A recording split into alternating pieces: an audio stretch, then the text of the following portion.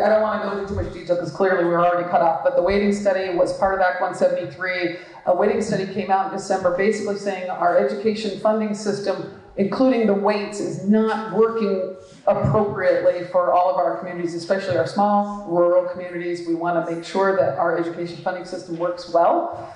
Right now, very briefly, and anybody wants to talk to me about it, I'm happy to talk to you at length about it, but right now that work is starting in the Senate. The Senate's holding a hearing on March 11th from 4 to 6. I don't know whether you're going up or whether anyone's going up for testimony on that. We're trying to figure out how to move it forward.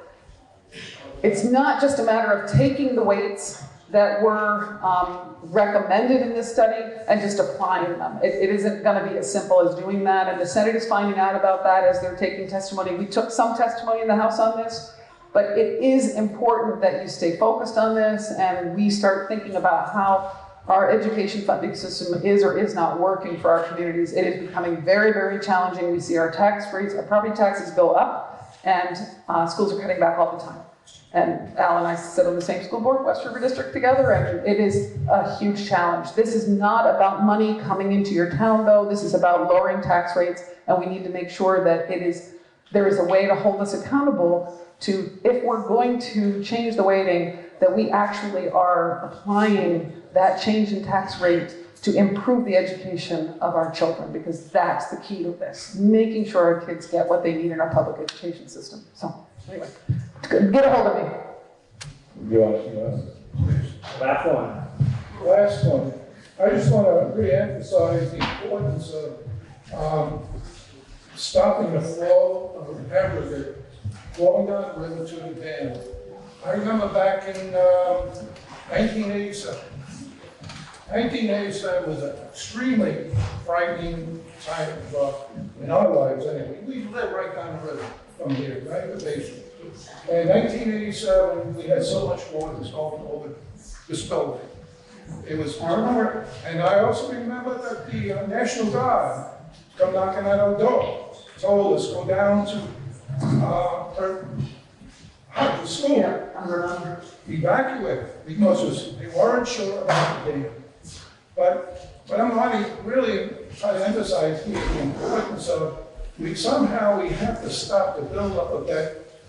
The fill that's coming down that river, because it's going to continue building up. As it builds up, it means that much less water will be able to hold back. Yep, so there will be a point where it'll be very critical, and we'll get a big storm. We will not be able to hold the water back, and not only me living right down the river, but so many other people over the borough of us is going to suffer, as well as the people down in Connecticut and Massachusetts. That's exactly the focus of the Army Corps of Engineers, and if there's any challenge around that, that's where we'll get their attention, so right to our congressman. Alrighty, thank you so much. I really appreciate your time. And go ahead When you say Al, when you say weighting study, weighting, W-A-I-T, weighting. It's weighting, so okay, sorry. Sorry, we were just doing that for the minutes. Thank you. Thank you for coming, thank you for your time, thank you for your questions. Contact your elected officials and tell them what you want. Not only vote, contact them. And that was very interesting. I never saw town meeting from down there. A cup of coffee and everything.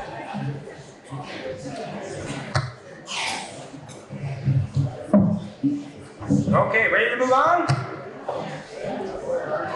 Where are we? We're on Article 8. No, 7. Sorry, glasses. And Roman numerals. Article 7. To see if the town will vote to appropriate $552,047 to pay for the running expenses and liabilities of the town, of which $325,741 is to be raised by taxes. I'll entertain a motion. So moved. Second. Okay, it's been moved and seconded to appropriate $552,047 to pay for the running expenses and liabilities of the town, of which $325,741 will be raised in taxes. Page 12-ish, 13 to 17 generally. I saw those numbers on page 12, I think, and then the budget is 13 to 17. Discussion. Herb, wait, yes. Yeah. Yeah, on page 22 on the reserve funds. Page 22 reserve fund. Yes, sir. They've taken, there's money gone out of the reserve fund like the fog line, the reappraisal, and the distance education, but it doesn't show anywhere in this book where it went to.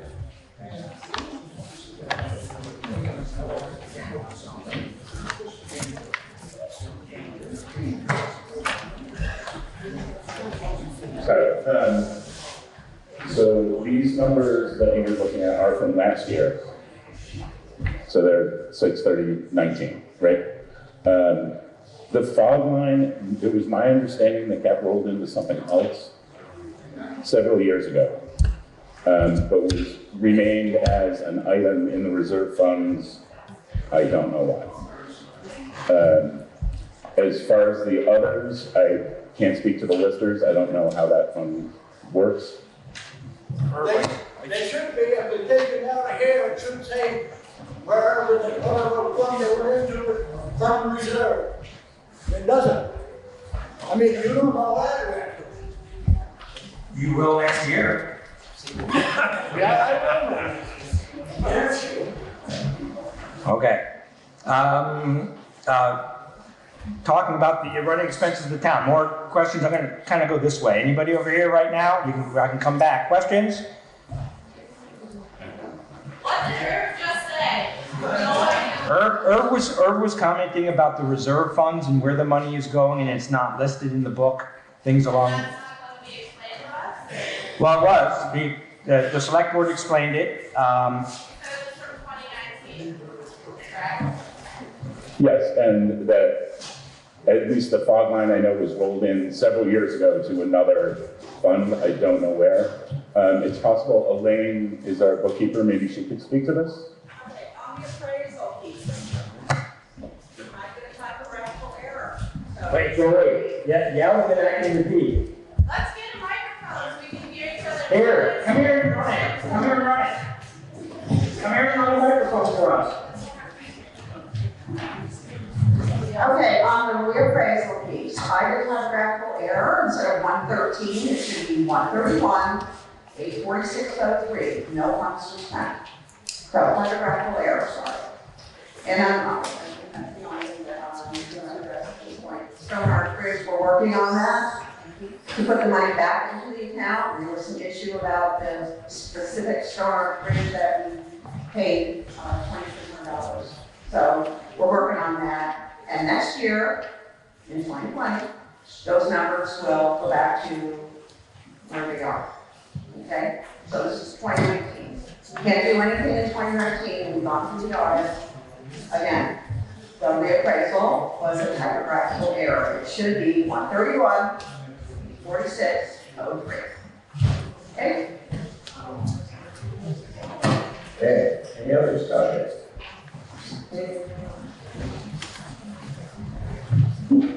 Seeing no other discussion?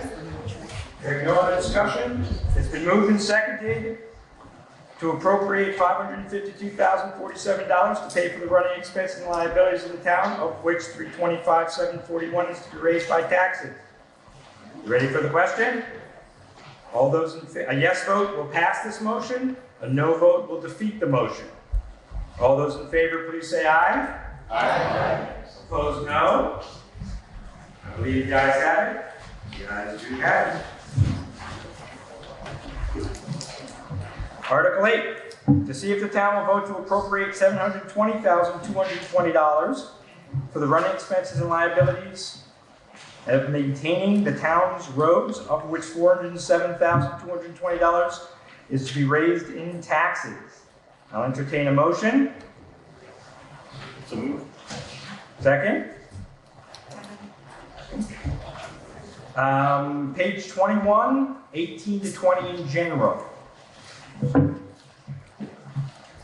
Questions, discussion, motion on the floor. Yes, sir. Thank you for running. Appreciate it. Yes, I want to ask on the page 18, on the retreatment, we've gone from 25,000 to 100,000. Do you have a specific project in mind? Yes, for I do. retreatment? Yes, I do. Last year was library parking lot. This year will be a section of Route 35. Okay. And then under all special projects, there's an additional 34,000. Can you enlighten us as to what that special project is? $11,000 is our grant match for Bridge 43. $5,000 was our grant match for our Better Roads program. $5,000 was our grant match for our grant from Wyndham Regional. $6,000 is for the purchase of culverts. And $7,000 is for the purchase of ditch stone.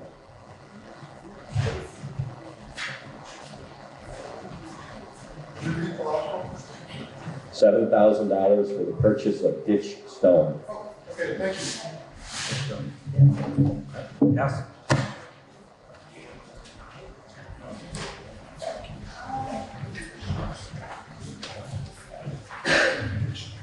Hi, L.S. Townsend. I have a question. I obviously see that we had a surplus of $200,000. And was just curious, I understand we like to reduce our taxes every year. But in a year that we gotta try to tight budgets, would it be wise to take some more of that and put it in reserve fund or use it in special projects? But I understand that we gotta do the better roads and we gotta meet a target date. And obviously, Steve, you know where all those listed projects are. And if it would be wiser as a community to take some of that money and do some of those projects this year, in that budget year, or do the engineerings for projects. Obviously, when I was on the board 5 or 6 years ago, there's still some projects out there that have not even been touched or looked at that were going to be costing us hundreds of thousands, like the Deer Ridge Road culvert that I see every day. I drive over it. That's going to need to be replaced hopefully soon, but I know it's probably not on this year's project. Just asking if it would be wiser to put a few dollars towards a reserve fund.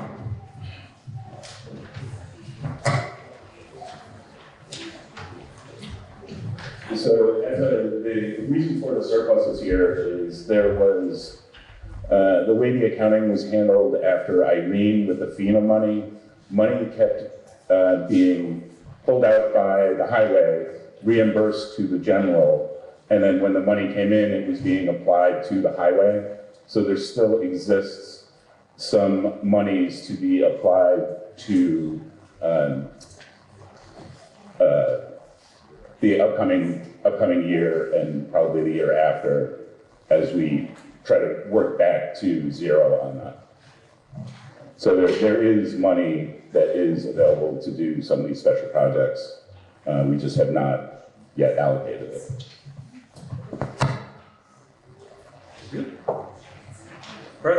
Further discussion? Seeing, yep, at the end, yeah. Just a quick question. Under the tractor Kubota, you have $5,000. Is that brand new? Under the tractor Kubota, you have $5,000. Is that new? Is that what you said? A new tractor? Okay, that was the question. So we purchased a new Kubota tractor a year or so ago to do the sidewalks with the snow blower. It did not come with a cab. So this money, there's $4,500 in the Kubota budget for a cab. It's an aftermarket cab. It's from Curtis. They were not available last year because it was a new model tractor and the Kubota cab was too expensive. So this is a cab that comes with a windshield wiper or the froster, and it'll take Jeremy out of the elements when he's operating the snowmobile.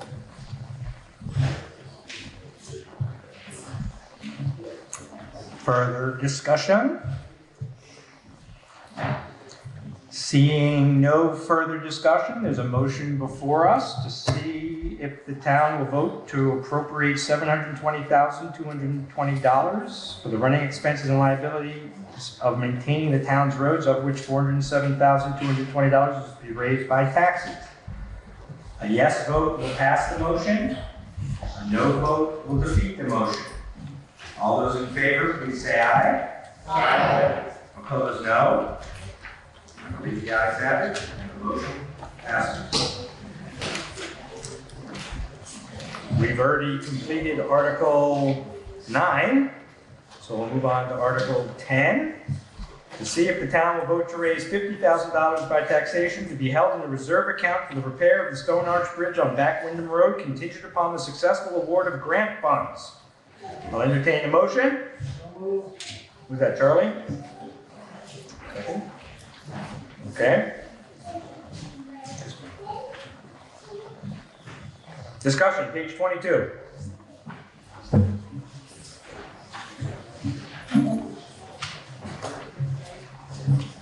Page 22, discussion.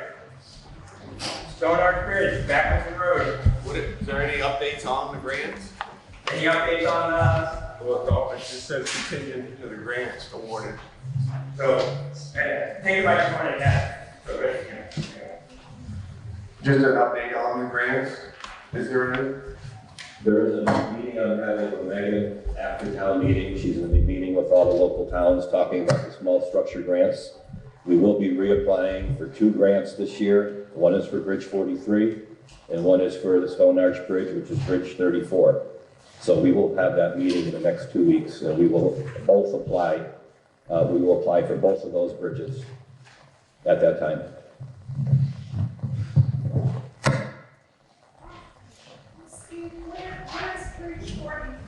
Where is Bridge 43 is the question. It is on West Hill.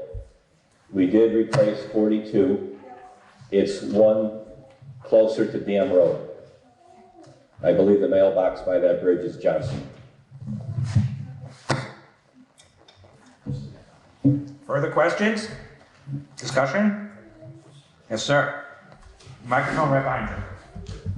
I just want to clarify that we actually have 88,000 still sitting in the reserve fund for the Stone Arch Bridge. I mean, tell me show here, because this is as of 2019, and that was something we voted last year. We did raise the 88,000 last year for that bridge. Charlie's request was that we bring to the meeting today an article to raise 167 to get us up to the full amount. We thought we would go with the 50,000, waiting for this potential grant approval, and we wouldn't have to raise 167,000 today to get the full funds to rebuild that bridge. Further discussion? Seeing no other discussion, there's a motion before us to see if the town will vote to raise $50,000 by taxation to be held in a reserve account for the repair of the Stone Arch Bridge on Back Wyndham Road, contingent upon successful award of grant funds. A yes vote passes the motion, a no vote defeats the motion. All those in favor, please say aye. Aye. Opposed, no. I believe the ayes have it. The ayes do have it. Motion passes. Article 11, to see if the town will vote to raise $54,050 by taxation for the running expenses and liabilities of the library. I'll entertain motion. I'll entertain, motion. So moved. Christine, discussion. Read your books. Seeing no discussion, there's a motion before us to see if the town will raise $54,050 by taxation for running expenses and liabilities of the library. A yes vote will pass the motion, a no vote will defeat the motion. All those in favor, please say aye. Aye. Opposed, no. Excellent. Reading is fundamental. Article 12. To see if the town will vote to raise $10,000 by taxation to be placed in the capital expenditure fund fire department reserve toward the future pumper. Say that 10 times fast. Irv. Second. Discussion? Seeing no discussion, it's been moved and seconded to see if the town will raise $10,000 by taxation to be placed in the capital expenditure fund fire department reserve toward the future pumper. A yes vote will pass the motion. A no vote will defeat the motion. All those in favor, please say aye. Aye. Opposed, no. See if the ayes have it. The ayes do have it. Article 13. To see if the town will vote to raise $1,750 by taxation for the old cemetery fund. Charlie? Steve? It's been moved and seconded to see if the town will vote to raise $1,750 for taxation for old cemetery fund. Discussion. I mean, the obvious joke. People are dying to get, yes. I'd just like to take the time. Wait, Charlie, behind you. I'd like to take the time to recognize Rick Snow for his service as cemetery commissioner for the past, I don't know, at least 5 years, maybe 10. I'm not sure. I didn't look in the town report. Thank you.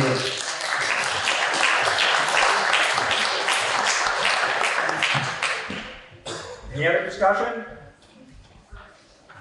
Seeing, hearing no discussion, it's been moved and seconded to raise $1,750 for the old cemetery fund.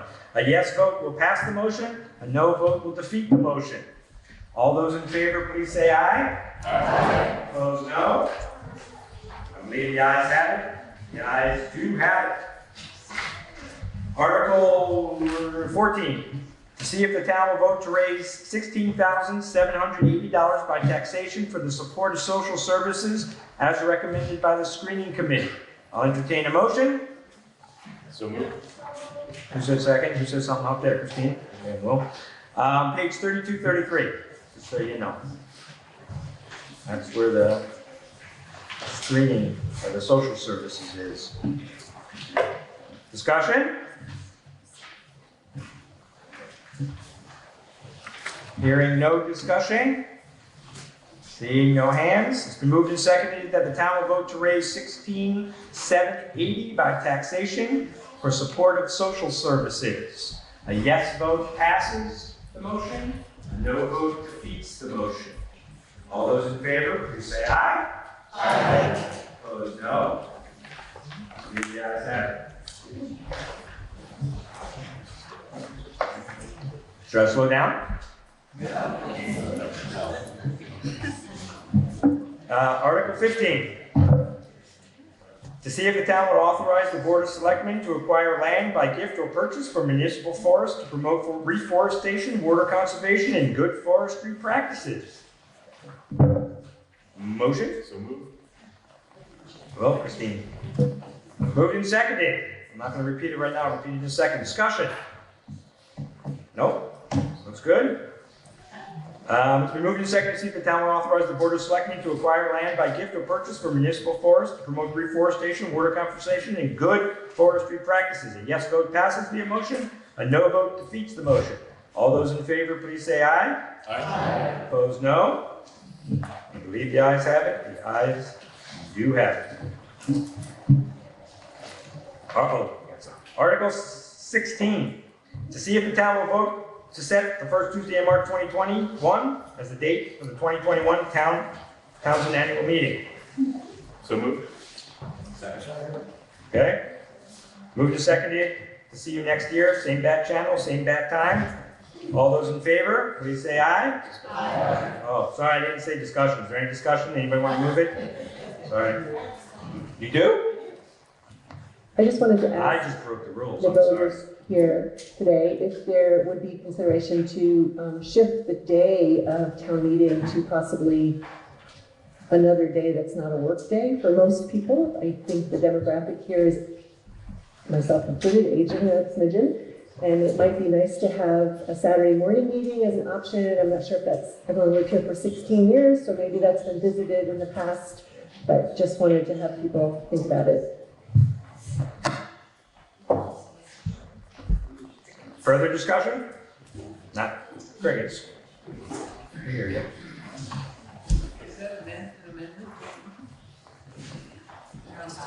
Can we, I'm not the lawyer here. Where's our town? Are we allowed? Yes. Elected offices. Elected offices have to be on town meeting day. The elected, okay, so election of officers have to be on town meeting day. So we would have to have an election, not necessarily from here, we would have to do a story about, it would change everything. That's the conundrum with moving town meeting day. But it's not like it's undoable. Something you can try to warn for next year. I mean, some people try to warn for next year, that would be smarter and you can look into it, but I something, do know that, I think it's Vernon or Guilford. Sorry. There is a town, I was just talking to someone the other day, they do 2 evenings. So they do the Monday evening to do articles in business, and then they hold elections on the Tuesday, which is town meeting day, in the evening. So they break it up. So that's something we could look at, and like Warren said, to warn for next year. But just something for everyone to think about. there's not been an amendment, we've actually voted it in, but there hasn't been an amendment. But other business, when we get to other business, I mean, if you wanted to pipe up and just give an opinion of what you thought about moving to town meeting might be a good idea, just so the select board has a feeling of what the people in town that show up want to do. Okay? Any other discussion about the meeting date? Okay, well, we'll take a second vote, even though the first vote already happened. There's a motion on the floor to see if the town will vote to set the first Tuesday in March 2021 as the date of the 2021 Town of Townsend annual meeting. A yes vote sets it for March 2nd, 2021. A no vote, we never hold town meeting again. All those in favor, please say aye. Aye. Opposed, no. I believe the ayes have it. The ayes do have it. Okay, well, we'll get to that in a second. This is a record breaker. I've been doing it for, I think, 13 years or so. What, other business? No, there's other business. Oh, wait, actually that takes precedent. Is that an official request? But we're not done with the, warning. Yeah, you have to at least announce the non-binding. I don't know if we can do that. A move to adjournment, though, is a privileged motion, so you would have to take that into account right now. Can we do it? I know, we still have the last article. That's why I'm in a conundrum right now. Do people want to adjourn? No. Okay, thank you. Wait, who wants to adjourn? Herb, who wants to adjourn? Anybody? Just one? Okay, well, whatever. Okay, that's okay. That's okay. Okay, so at least we know and everybody feels good about me not. Okay. So, is this non-binding? Okay, hang on. Let's go to Article 17, to transact any other non-binding business to properly become before the meeting. I have some issues here. I'll start over here and go around the room for any non-binding business. When something's brought up, if you want to discuss it, that's fine too. Yes, we'll start right there. Wait. It's not. Sorry, right here. I'm Marilyn Bratt, I'm the board of Townsend Public Library. And this year, we lost 3 wonderful long-term trustees, 3 incredible women who've given more than 30 years in service to our library. I'd like you to please join me in recognizing Maggie Bills, Mars Holt, and Ann Albee for all of their Thank you.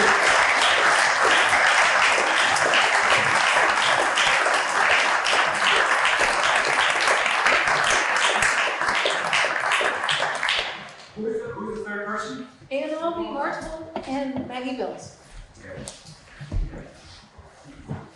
Okay. Keep going. Going around. Non-binding business. Come around. If you remember something later, it's okay. Any other non-binding business? Yes, ma'am. Non-binding business. Simple question. There are 2 papers on the back table asking for a survey, or you fill out a form or something. Broadband? Broadband and 211. When we fill them out, where do we put them? That's a good question. I thought about that. We don't have a box up here, but. David. What? Oh, there's a box in back when you go. Kurt's on top of it. Thank you. Yes, thank you. I'll keep it short. That's okay. No. So I just want to thank the select board. I know you have a really tough, thankless job. And I really, appreciate Irv for stepping up, even though you're already retired. And I just wanted to bring up that, that this is going to happen more and more, where we have openings and fewer people that are willing to step up. And I mean, I can't talk because I can never do it. It's too much, too many numbers for me. But it would be really wonderful if some of the young people in the community would be willing to maybe sacrifice some of their time and step up to help out with the running of the town. And I think everyone here would appreciate it, and it's kind of needed to be done. That's it. Agreed. And you don't have to be a select board member. You can be you can be a town grand juror, or whatever it is. So you can be a town agent. There's other things you can do. Yes, sir. Other than that, you can. Oh wait, you got the microphone in the back, Charlie. You have to hang on. Okay. I just want to support Laura's idea and also the idea of having town meeting at a different time. I think there's a lot of young families in Townsend that are not able to attend these meetings because it is during work hours, and those are exactly the people who are asking to step up right now, but those people aren't in this room because they can't be here right now. So I really think that's a great idea, and I'd love to help support making that happen in some way. Yeah. Agreed. But also, as you noticed, we noticed, the fact that there's no more school portion, look at how many people are here. The school portion really brought the younger people in, even though they were at work, and they brought kids in to run the microphone too. Now they're gone. So, but yes, that's something to be considered. Charlie. Since it was already brought up when Emily spoke about the dam and in particular the pilot program, I would like to ask the select board to look into that. The pilot allotment that the town's received has not increased in X number of years. And when I explored it once before, I was told that Vermont always gets voted down because the members of the commission that decide the amount of money also are from the other states. And we get outvoted. I don't know if that's true or not, but the thing that always intrigued me about how to proceed with these sorts of things is we're not the only town affected by a Corps of Engineers project in New England. And our neighbors in Springfield must have similar issues. Surrey over in New Hampshire. The West River is not the only river in New England that silts up. And I think if perhaps there was some outreach to our brothers and sisters that are going through the same problem, that might have a greater impact than just Townsend trying to do it alone. I went to one of the meetings up at the dam that Emily was at, and all the officials were there from Massachusetts, and it's federal property, and they're going to tell you what they think you want to hear, and then hope you go away. But I think if we were a little bit more proactive, and perhaps even using the media to promote. If you show, I think Ken pointed out, if you take one of the brochures that was published in the 1960s and 70s, you can't do any of those things that brochure advertised, and yet that's what was promoted as a benefit to the project. And the payment in lieu of taxes also affects the state park issue as well. So we do have influence with the state legislature there. We should be getting more money to help offset the loss of property tax revenue. We're not getting more money. Thank you. I have two things written down on my paper. I don't want to muck up this thing, but fire department feasibility update study. Anybody? Yep. Wait, Glenn, down over here with the microphone. Sorry, that was. And then I also have a little bit of discussion. The select board wants to talk about the mailing, the town report mailing. So we'll do this first, and that, and others as well. Okay. About the fire department. So, let me, on behalf of the town fire department and the feasibility study for a new station built in Pat Meadow. We've been meeting for at least a year now, Also members of the public have joined the committee. And we believe we have a conceptual design for it. And we're still working out final details with the engineering firm. Once that's complete and we have a cost estimation of the project, then we'll approach the select board with the findings. Thank you. Maybe we can save money on buying fire trucks after that, because you won't hit the roof. Okay. Thank you. Do you guys want to speak about the mailing? So over. There we go. Over the years, we have mailed out a town report to every household. It is expensive. It is laborious. So we were thinking about making the town report available at town hall, maybe another place or two where you could pick one up rather than spending the money on postage and labeling and moving them all around. And we were just curious if there was a strong feeling by the voters one way or the other. Okay, so let's just take a straw poll to begin with. Okay, what the select board is saying to save money, not to mail the town report, but leave them laying around outside and you can pick them up. What's everybody's feeling? In favor of continuing mailing? Hands continuing mailing?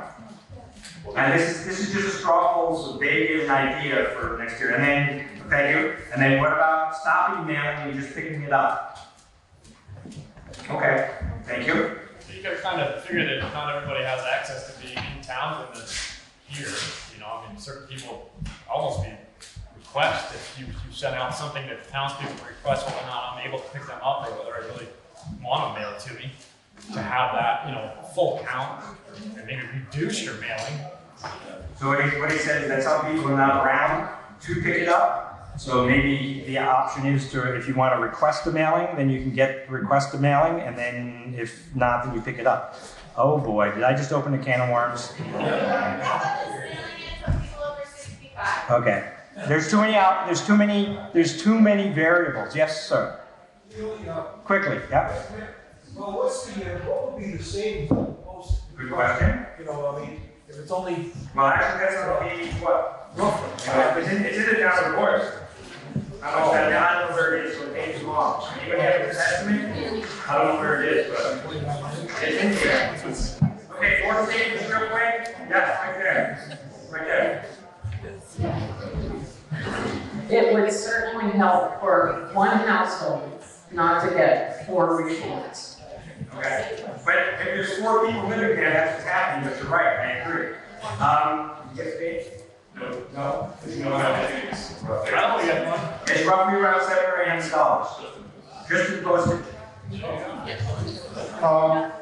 There are other options to mailing. In the past, we've done mailing, I believe, to the grand list, just the mailing, which is or was it the voter checklist? I don't remember which the mailing was done to. We also have the option of mailing it to local postal customers, which means that all of the 600 postal customers get whatever is sent, and there's no need for labeling that way. It also makes sure that there are no duplicates per household. And it's also, I think, a penny cheaper for mailing. Great. Loud. So we want the microphone? I like the microphone. Okay. Here you go. This is good. This is good. Just keep spouting ideas because they're listening and then they'll come up with stuff. So that was a good one. That was a good one. That was a good one. Yeah. Can I talk now? Please. Okay. In terms of households getting 4 copies, this works from the voter checklist. We who perform the duty of getting it ready to mail have to go through these labels by hand. So if you got 4 copies, it's because we didn't catch it. And believe me, it's not easy to catch. When you got a whole list of all the people on the voter checklist, it's not easy to catch it. We tried to send out only 1 copy per household.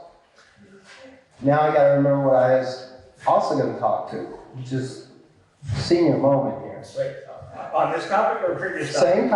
Same topic, it's, well, it was basically had to do with the town report. Oh, yeah, in terms of mailing them to people in general, part of the issue is how many come back to us.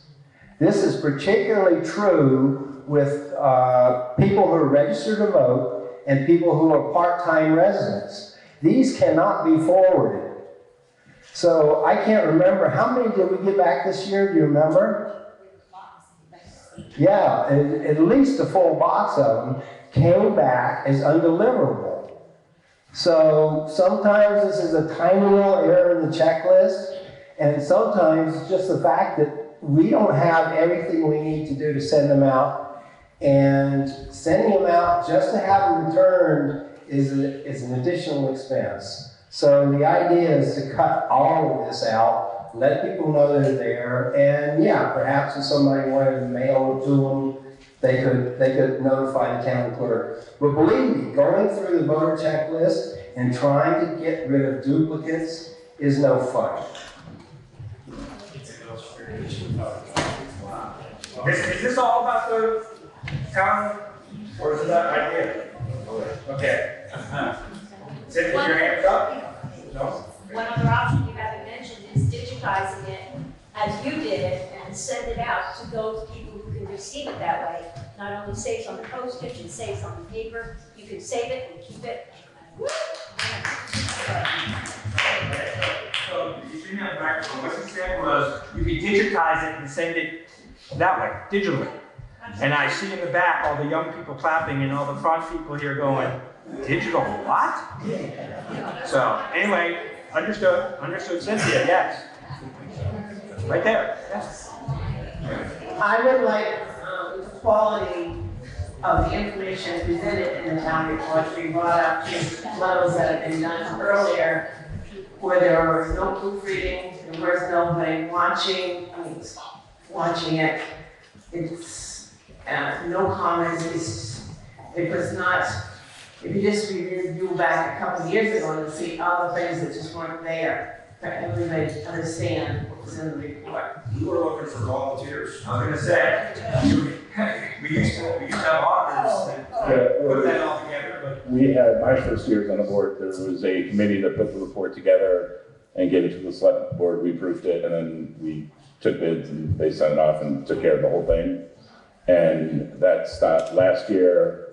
I did it by myself. This year, Kathy and Carla did it because we no longer have a committee to do it. So if anyone wants to reform that committee, we'd be happy to accept that. Yeah, the problem with that is it's a thankless job. You'll spend hours and hours putting that book together, and I see about 100 people out here that'll tear it apart no matter how hard you work on it. So it's a thankless job. That's all. Stop. It's tough. I got two right here. You can battle it out. Rick goes first. Who gets the first? Ladies first. Long ago, when I was an auditor, one of the other auditors suggested that we send out a postcard to everybody we could think of. And if you want the town report mailed to you, you mail the postcard back. If you want it emailed, send your email back. It would cut down on a lot of stuff. And I have done the town report a number of times, and there is a way for you to get a message to me very easily. And I would be willing to be on the town report committee. Committee of one. Thank you. Right behind you. Cindy, you up for it with me? Oh, challenge accepted? It's not moving. My turn. The town report is indeed online. It was online a full week before the printed version was available. Town reports dating back at least, I think, 10 years are available online. The only thing is, the online site is not an official Townsend website. Therefore, I can't tell you where to go look for it.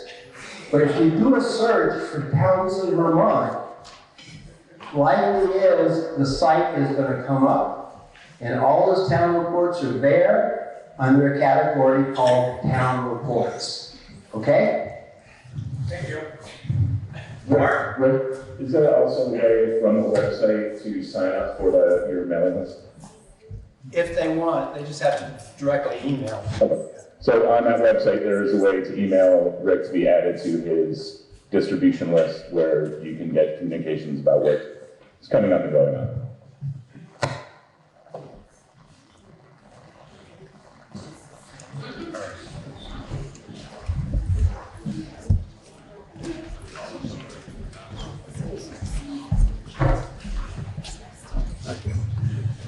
Yeah, but also this town report has to be in the voters' hands so many days before town meeting. It has to be available.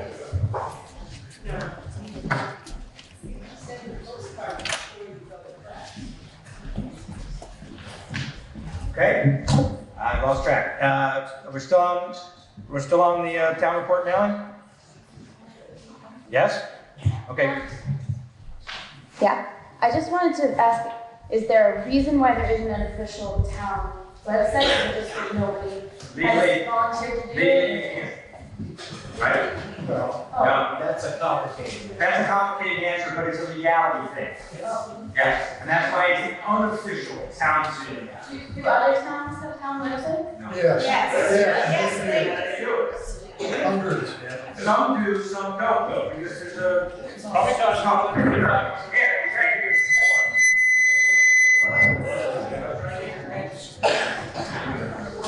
Okay.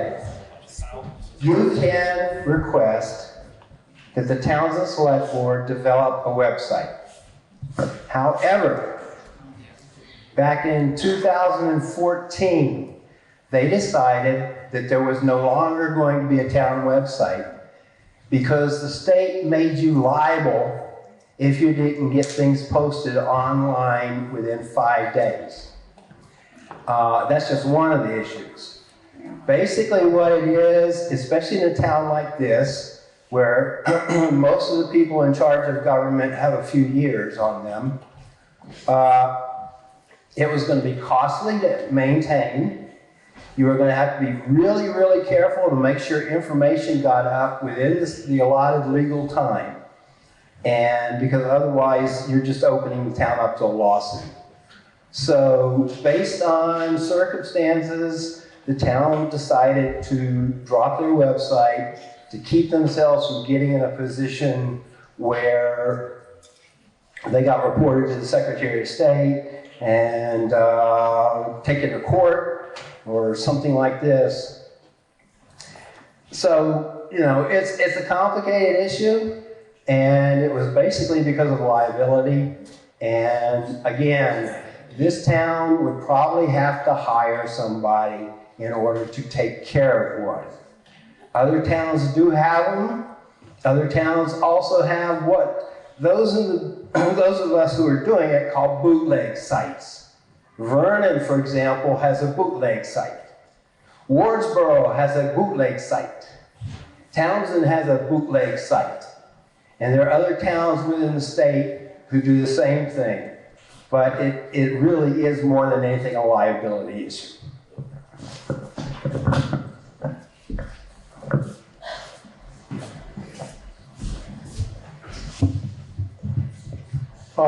Speaking to the liability issue, the open meeting laws apply whether you have a website or not. You are required to post agendas and minutes of any select board or town committee. So the liability is there whether it's posted online or not. It is more visible and easier to check whether it was online posting versus posted at 3 spots in town, being the town clerk's office and 2 other locations. So it's all how you want to do it.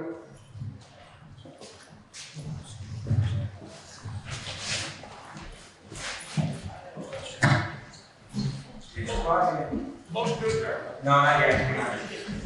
I'll let you do it in a second. I got just two quick things I want to say. You good? Anybody else? No? No? Okay, so just real quick, lunch downstairs we're paying for it.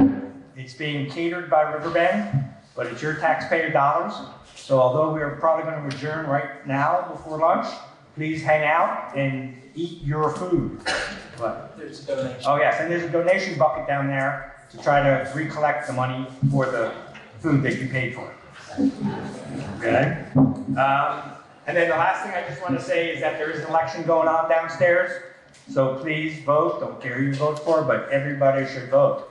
So please stop by downstairs and vote. Any other business to come before the meeting? Oh, you took away his thunder, man. Motion to adjourn? All in favor, please say aye. Aye. See you next year. Thank you very much. Great job, everybody.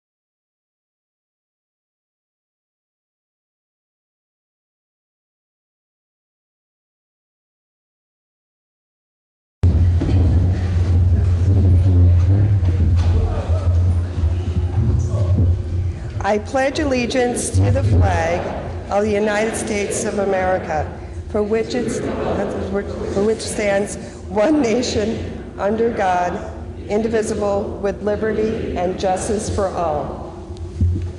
Thank you, Shelley.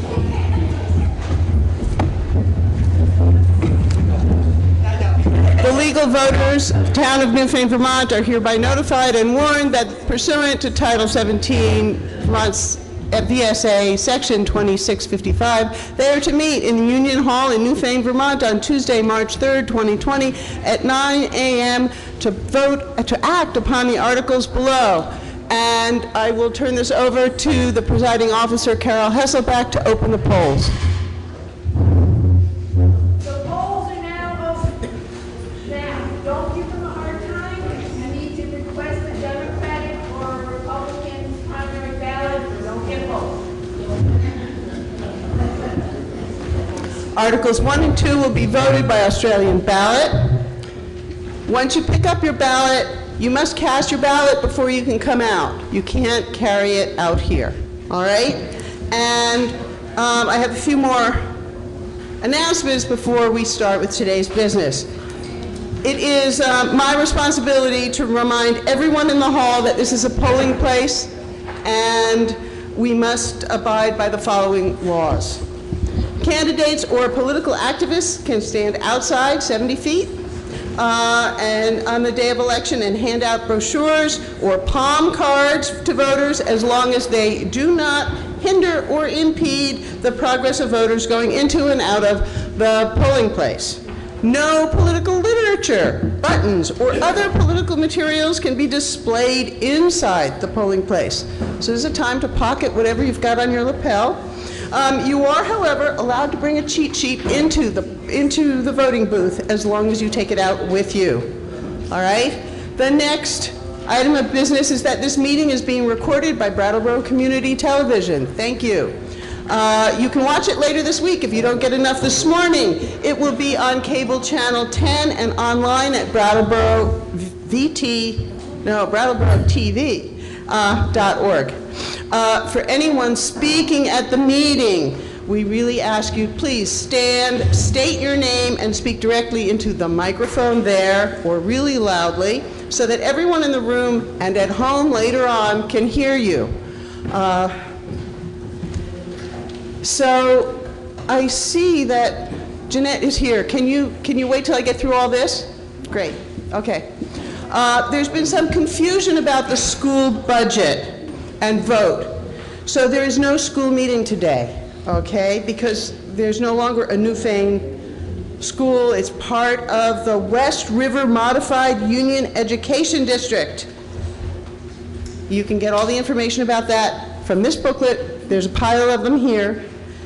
There's an annual meeting of the West River Modified Union Education District, which will be held on Tuesday, March 24th at Leland and Gray High School from 7 to 8 p.m.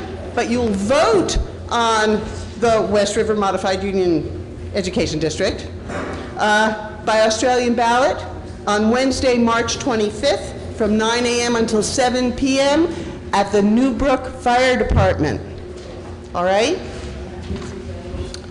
Today, there is childcare, thanks both to our librarian, Erica Walsh, and Phoebe Connolly, a counselor at Leland and Gray, has got kids providing childcare at the Morphy Library as we speak. If you have kids you want to drop off there, please do. Food. You can't get through town meeting without nourishment, and the Newbrook PTO is providing us with that today to support their enrichment programs for the school. Please donate generously and eat heartily. At this time, I ask for all non-legal voters who are present to please stand and identify themselves. Jeanette White, you want to? I'm a non-legal voter. You're a non-legal voter in the town of Newfane. Our Senator White is here, and we'll get to her in a minute. Kate, you want to? Louder? Okay, Kate Geary is a part-time resident. Anyone else? We have BCTV. Are you a voter in the town of Newfane? No? Anyone else? I just have to remind you that if you're not a voter in the town, if you're not a registered voter in the town of Newfane, you can't vote here. Simple as that. But we welcome you. We're glad you're here to watch our proceedings. Are there any first-time new voters in the town of Newfane present today? Please stand up.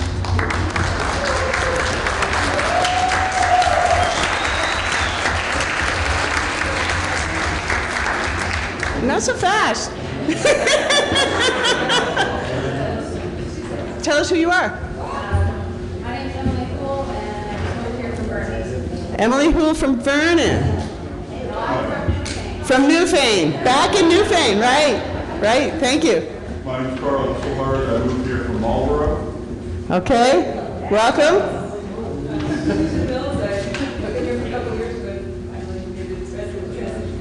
Resident now, right, great. And? Great.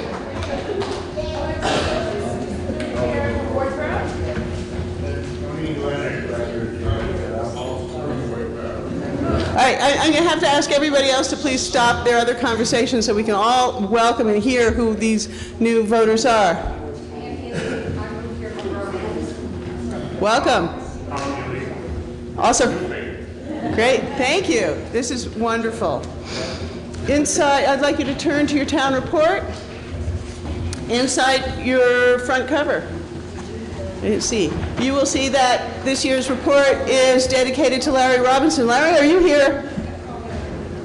He's probably deliberately late.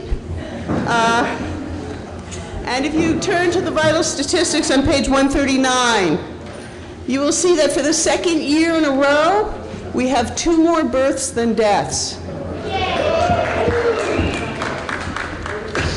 Okay? So maybe the tide of depopulation in Vermont is turning, at least in Newfane. We are able to convene today and practice this democratic process because of the people who have come before us, and it is our responsibility. What we decide today will affect those who were just born. There are lots of ways to serve the town, in addition to coming to town meeting. And if you look at, the pages, what page?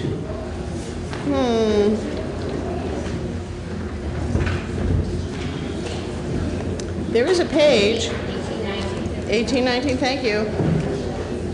Juanetta Howling is our, this keeps us all going. This page, town officers. If your name is on this page, would you please stand? Page, would you please stand?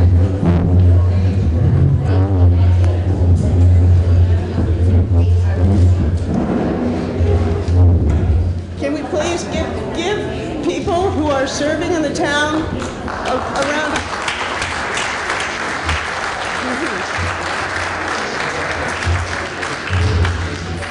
The town works mostly on volunteer effort. And we have a few vacancies. You'll see my green highlights. The town is in need of a town agent, a deputy health officer, a second regional commission, Wyndham Regional Commission advocate, a town energy coordinator, an animal control officer. The Vermont Green Up vacancy has been filled by Gloria Cristelli. Thank you, Gloria. Anyone interested in serving in any of these capacities could show up and could show up on Thursday at 6 o'clock at the town hall when the new select board convenes and organizes, and you can be appointed. And if you don't want to do it on Thursday, you could do it another day, but don't delay. Somebody else might get the job before you. Yeah. Yes?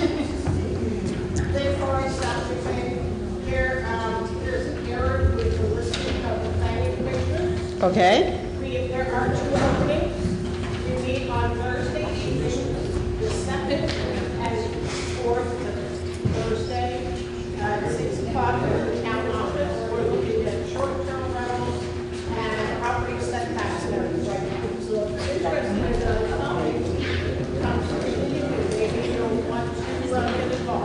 So the Planning Commission is looking for 2 more members, and if you have questions, please see Lynn Forrest, who serves on that committee.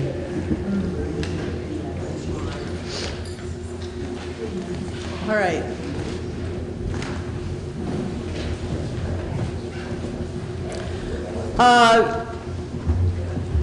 We have,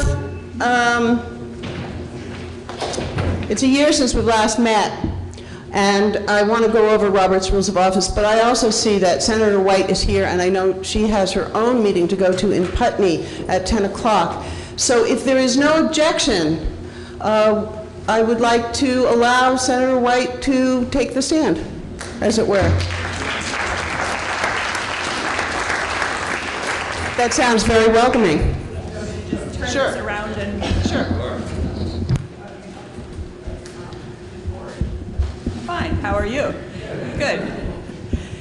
So thanks for letting me join you this morning. And I am going to my own town meeting, but I'm also going to go, I believe, to Dummerston and Dover. So I'm zipping around today. So I'm Jeanette White. I live in Putney and I serve Windham County as one of your 2 senators. And I apologize if I got the timing wrong here. I thought we were supposed to be here first thing this morning, but I see Becca and Emily aren't here, so they'll be here later. Huh? I think it's on. Okay, try it again. Okay, does that work better? Oh, okay, so I won't repeat what I just said.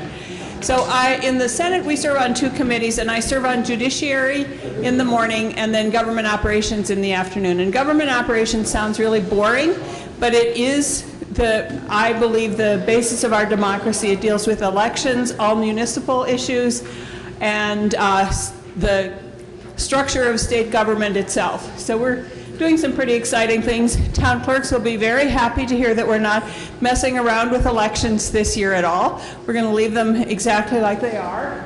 Thank you. So one of the things that we have done in government operations that we're hoping the House will take up when we get back is called a limited municipal self-governance pilot.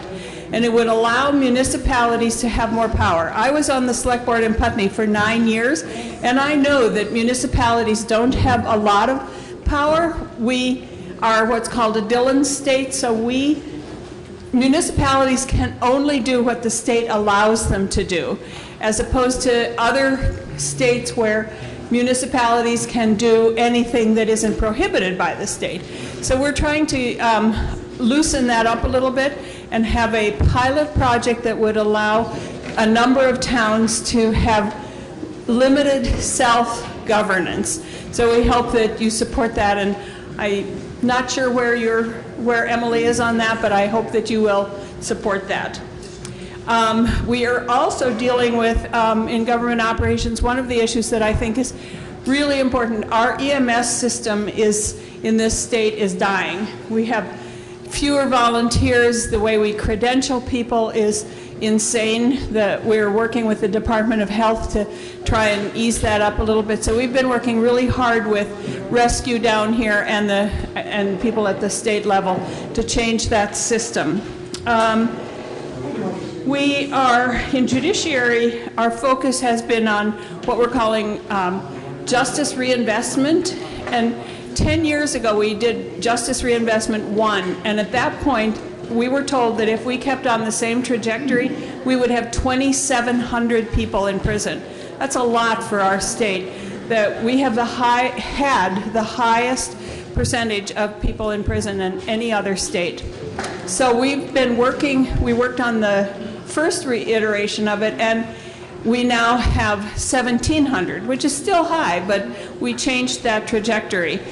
We are working now on Justice Reinvestment 2, and our focus is on less crimes. Let's redefine what we mean by a crime, and let's have better options for people who do go afoul of the law instead of always just popping them in prison. So that's what we're doing, and I'm happy to take any questions from you later on, or call. My phone is my number's in the phone book, and it's also on the legislative website. I just want to say one thing about our budget. Budgets are always tight, and that's not any different this year. But I believe that we have the best chair of an appropriations committee that you could possibly have in Senator Kitchell, who is from St. Johnsbury. She really understands state government and human needs, and she used to be the secretary of the Agency of Human Services, and she really understands the budgeting process. And so while it is very, very difficult to make everybody happy, our appropriations committee tries really hard to balance things and make it the best possible place that we can for Vermonters. So with that, I'll say thank you, and I'll, do you want to? Yeah, go ahead. Just speak really loud. Morning, Christina, you we talked about the budgeting, and I'm with the Southeastern Vermont Watershed Alliance, and we've gotten some trickle down that's really going to affect the water quality monitoring program. Something money's that are available for those grants have been really curtailed, and as a consequence, as even the board was set up, I don't know what's going on, and it's like $76,000 for the whole state, and Sedgwick uses at least $8,000 a year to do our monitoring, and that's when. Is that a federal, is that, the La Rosa money, is that federal? It's state. Okay, I don't know that funding. I'm not on appropriations, and I'm not on natural resources, but my guess is that they're taking some testimony on it in the Natural Resources Committee, and that they'll be making a recommendation to the Appropriations Committee. I can get back to you. If you send me an email to then I'll have your email, and I can get back to you and let you know what's going on. Okay? Yeah. We do. Thank you. Thank you.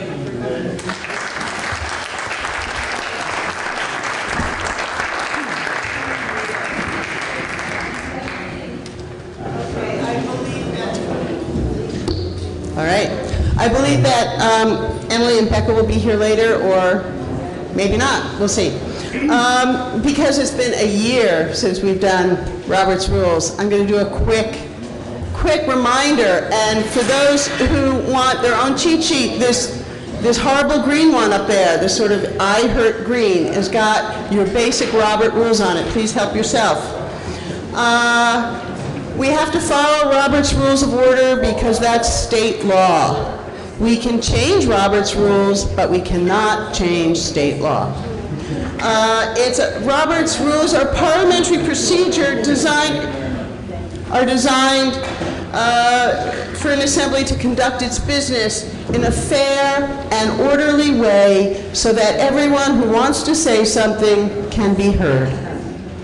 And here are the basics. You must be recognized by the moderator to speak. Please stand up, speak up, state your name. Address your comments to the moderator. That would be me. There's a reason for this. It keeps things calmer. A motion must be made, seconded, and repeated by the moderator before the discussion of an article begins.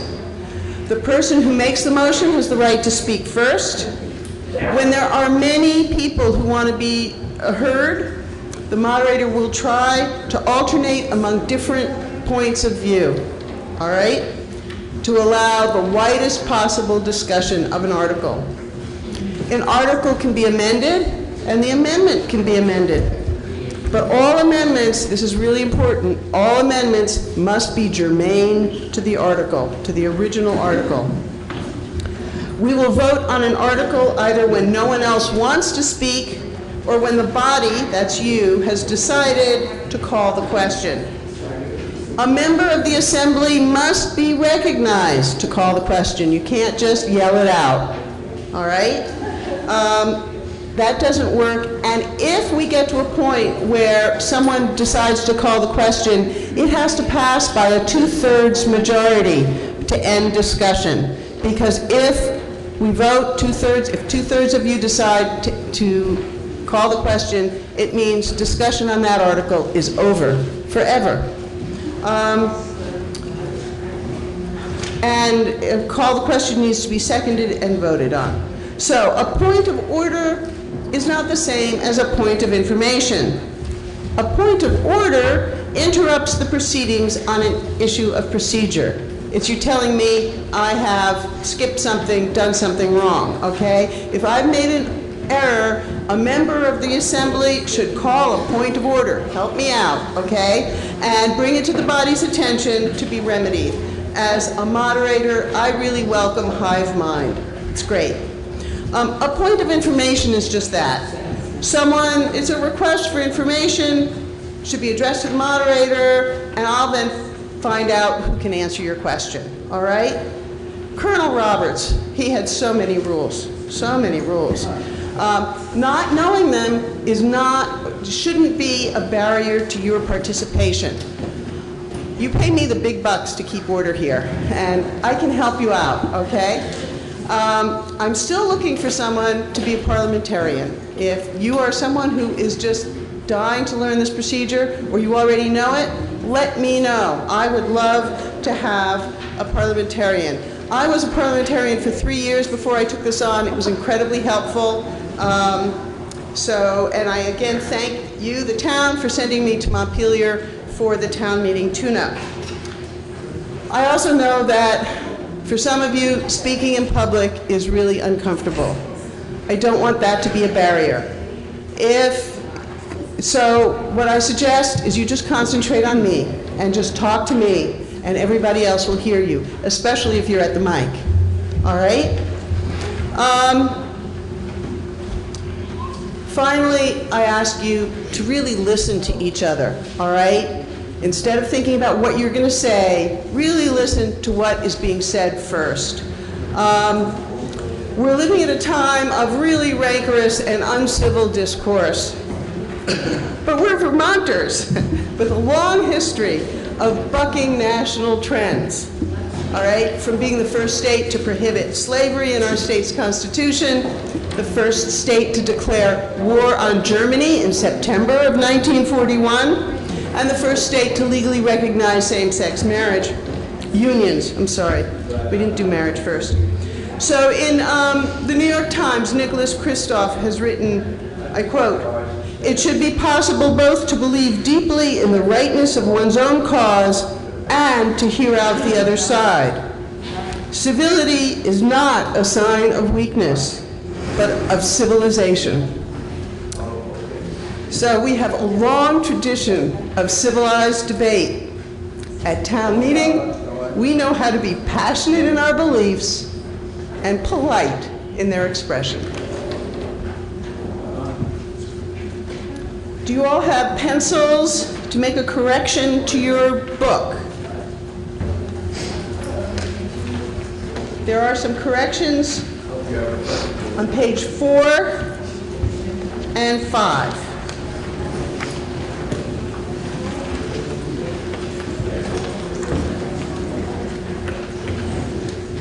On page 4, in the top right cell, property taxes, proposed budget fiscal year 2021, the correct number should be $1,605,659.73. Again, that number is 1,605,659.73. That, of course, changes the bottom number on that line, which should also read total town and highway. And that number should be 1,913,306.73. Again, that number in the bottom right cell on page 4 should be 1,913,306.73. Page 5, the bottom number on the right under total revenue should read $2,318,855.73. Again, this is page 5, the bottom number on the right-hand column, 2,318,855.73. Okay, you've all got that. So let's get started. We are on Article 3. Shall the voters of the town of Newfane pay taxes for the ensuing year on a quarterly basis due on the 15th of August, October, January, and April, the late charge for interest being at the maximum legal rate of 0.5% per month for the current fiscal year and 0.75% per month for each year thereafter until it is paid. Do I hear a motion? I move to amend Article 3 by... Just, no, you've got to, we have to move Article 3 as written. Just... as I just read it, it has to be, so the articles have to be put into motion on the floor as written before they can be amended. Is that what you want to do? You could say, I move Article 3. And then I need a second. And that would be, so Melissa Brown has moved it and Myra Fassler has seconded it. So this is part of the routine. I now have to repeat it before it goes into motion. Okay? So Article 3. Shall the voters of the town of Newfane pay taxes for the ensuing year on a quarterly basis, due on the 15th of August, October, January, and April, the late charge for interest being at the maximum legal rate of 0.5% per month for the current fiscal year and 0.75% per month for each month thereafter until paid. The motion is now open for discussion, and the person who makes the motion has the right to speak first. So Melissa, would you like to speak? Yeah, you should tell everybody who you are and use the microphone. I am Melissa Brown, treasurer, and I move to amend the article, the late charge for interest being at the maximum legal rate of 1% per month for the current fiscal year and 1.5% per month for each month thereafter until paid. Okay, so there's an amendment on the floor to change Article 3. Yep, by deleting the second paragraph. So the entire article would be read as, shall the voters of the town of Newfane pay taxes for the ensuing year on the quarterly basis due on 15th of August, October, January, and April, the late charge for interest being at a maximum legal rate of 1% per month for the current fiscal year and 1.5% per month for each month thereafter until paid. Is there a second? I second. Lynette Pauling has seconded the amendment. So this is the amendment, and this is what we're going to discuss now. Shall the voters of the town of Newfane pay taxes for the ensuing year on a quarterly basis due on the 15th of August, October, January, and April, the late charge for interest being at the maximum legal rate of 1% per month for the current fiscal year and 1.5% per month for each month thereafter until paid? Is there discussion? And as the maker of the motion, you can discuss, you can make the first. Okay.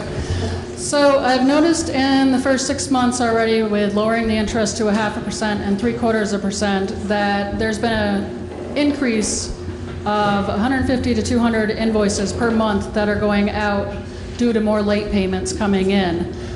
This is also going to affect the revenue that comes in towards the end of the year by about $12,000 to $13,000 less than what we would currently earn. There's also a listserv that Carol Hesselback and I belong to for just treasurers and clerks. And there was one of these questions that was brought up about other towns and lowering their interest rates. And they did state that by lowering them, they did end up getting into trouble and having to take out bonds and loans to pay for things because there was no incentive to people to pay on time by keeping lowering it or everything for interest. Thank you. Is there any further discussion? Neil Dolson, question.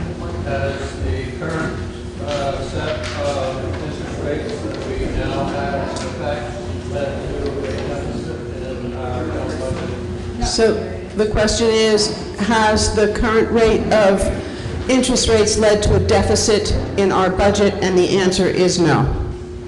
Any other questions or comments? Yes. Eric Walsh, New Face.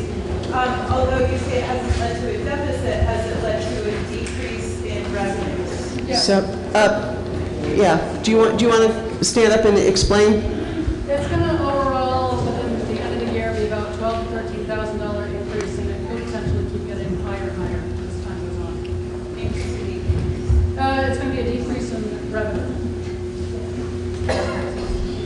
which is going to increase the expenses on the other end because it's going to take down the tax rate.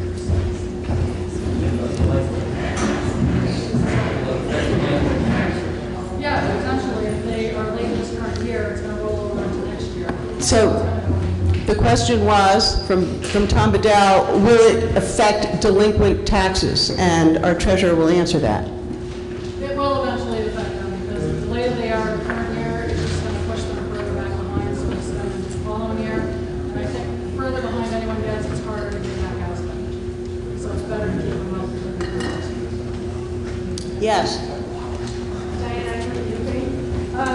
is there any data about who is delinquent on the taxes they're not paying currently? For example, are they full-time residents versus second homeowners? So I don't have like a breakdown, but there is a lot on the list that are only village. I couldn't hear you. Yeah. Can you use it? Constantly coming at us. That's the heat. I don't have a breakdown on who's residential and non-residential. It is a mixed bag of both, but there is a huge number of Cannoli Village campground owners that are on that list as well. Yes, the campers. Did everybody hear that? Is there any further discussion of the amendment? Dan DeWalt, South New Fame. At a 0.5% per month, that's 6% per year. So 1% a month, that's 12% per year. So that's still significantly more than like if you go to a bank and you borrow money, aren't you paying? It seems like this is a comparable rate. And it seems like we're looking at this as, we're looking at our town as a money collector. You know, these property taxes get paid eventually, and if people are late, they pay a fee. And no one, if you look on the rules, even when we've never had a thing where somebody eventually didn't pay their taxes, and when they do, they eventually pay the fees. So we're making better interest rate on both of these things than you can get in any savings account or any money market for that matter. So I don't understand why we have to be so. We are not a business, we are a town. And I think that when people have trouble paying their bills, I can't speak to obviously all these people, each one individually. But it seems like last year the town thought, yeah, this is a hardship on people, let's try to be humane. I'm a little bummed out that all of a sudden this year we're back, oh my God, it's cost us a little bit of money. It's the money. The money should not be the most important thing in our lives as a town. And I think that we should care about our citizens, and I think that this is okay the way it is, and it's an okay amount of interest to make, and I don't think we need to ask for more.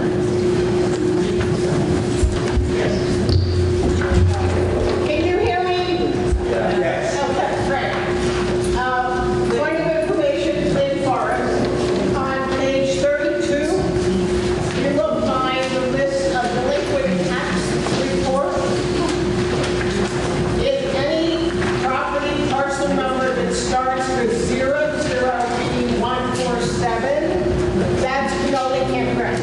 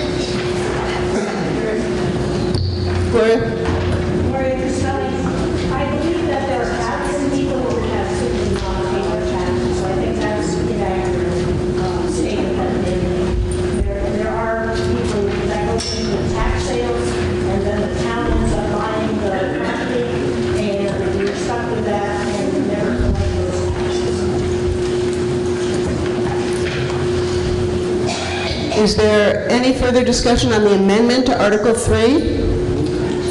Yes. Ingrid Longo, Newfane. I'm just curious, you mentioned that they will become incrementally larger as more and more people default. Do we have any figures for how many defaulters change their send from, say, previous years for August and October and January in terms of collections? I'm not sure what you're... Are there more people who are in default than there were last year, which you... At this point, yes, there is more behind, which could potentially put them in the tax sale if it keeps going. That I understand. I just wondered if there was a significant change in the quarters that we've had since this change was voted in. Yes. Again, on its face, I'm opposed to the amendment. It's my sense that people pay their taxes more with respect to their ability and their willingness to pay, and not in response to the interest rate. Are there any other? Second time out? This is... Yeah, well, and also, I mean, there's a correlation, but we don't know if it's causation or correlation. So this is often the case, and it might very well be cause. I think even if it's causation, we should just like live with it for another year and see if it shakes out. But it could also be correlation. So the fact that we have more people this year could be because of this, or could be, we don't really know why that is. And I would just like to put that out there. Is there any further discussion on the amendment? Are you ready to vote? Hearing no objection, we will vote on the amendment. So you understand, we're not voting on Article 3, we're voting on the amendment to Article 3, which reads, so first of all, a yes means you're in favor of the amendment and changing the legal rate of the interest charge from 0.5% to 1%, and for the current amount due, and 1.5% for every month thereafter. So that's a yes vote, you're in favor of raising it. A no vote means you're not. And then once we have the outcome of that, we'll move on. This is what we're voting on. Shall the voters of the town of Newfane pay taxes for the ensuing year on a quarterly basis due on the 15th of August, October, January, and April, the late charge for interest being at the maximum legal rate of 1% per month for the current fiscal year and 1.5% per month for each month thereafter until paid. All those in favor, please indicate so by saying aye. Aye. And those opposed by saying no. No. Whoa. I am going to call for a show of hands, and I need the Board of Civil Authority. So it would be easier if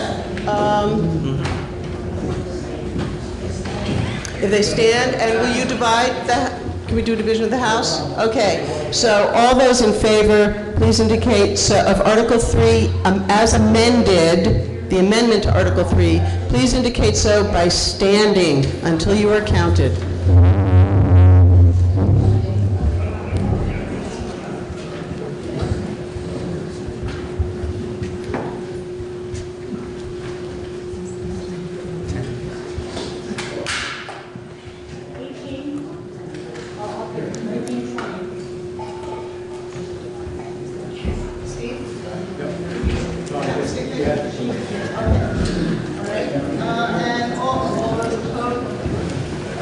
All those opposed, please indicate so by saying no.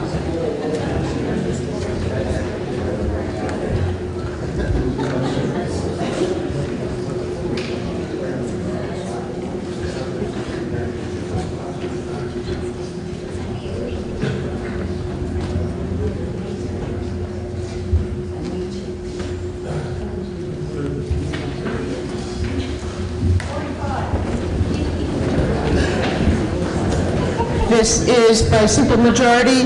There were 20 in favor of the amendment, 45 opposed to the amendment. The amendment fails. So we go back to Article 3 as written. Is there any further discussion? Yes. Michael Granger, could I ask if the delinquent tax collector can tell us if there's a policy for, in effect, putting the property on the market for the back taxes, if we all agree, or a lot of us agree, that we're not doing them any favors by letting them slide? Some towns have an automatic every year, put up the ones that don't pay, and you're in effect forcing people to figure out how to pay less of a rate by going to a bank or a relative or whatever if they're in trouble.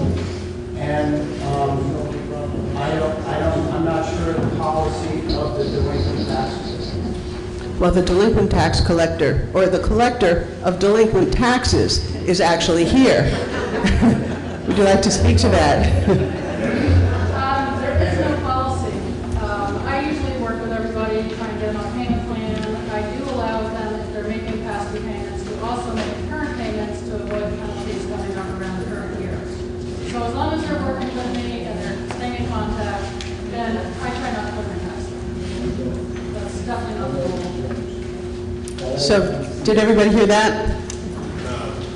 Okay, can you do it at the mic? So if somebody is behind and they're willing to work with me and make payments, I will let them make payments on the past due balance and also on the current balances to avoid future penalties and interest also for the current year. As long as they're willing to work with me, then I don't throw them into tax sale. It's the ones that are kind of repeat offenders that usually go into tax sale every year. They won't call you, they won't pay for some reason until you put them into tax sale. And I just want to make a clarification here that the Article 3 is about late payments and not about delinquent taxes. They are, is that correct? Yeah. That delinquent taxes is another species of animal. Is there any more discussion on Article 3 as written? And are you ready for a vote? All right. So a vote yes is in favor of Article 3 as written, and a vote no opposes it. I do legally have to read it again. Article 3. Shall the voters of the town of Newfane pay taxes for the ensuing year on a quarterly basis due on the 15th of August, October, January, and April, the late charge for interest being at the maximum legal rate of 0.5% per month for the current fiscal year and 0.75% per month for each month thereafter until paid. All those in favor of Article 3, please indicate so by saying aye. Aye. And those opposed by saying no. The ayes appear to have it. The ayes have it, and Article 3 passes. Before we move on to Article 3 and Article 4, and if there is no objection, our representative Emily Long is here, and she is a Newfane resident, so doesn't need permission to speak, but we need her. We need the Assembly's indulgence to allow her to step in now. So, hearing no objections.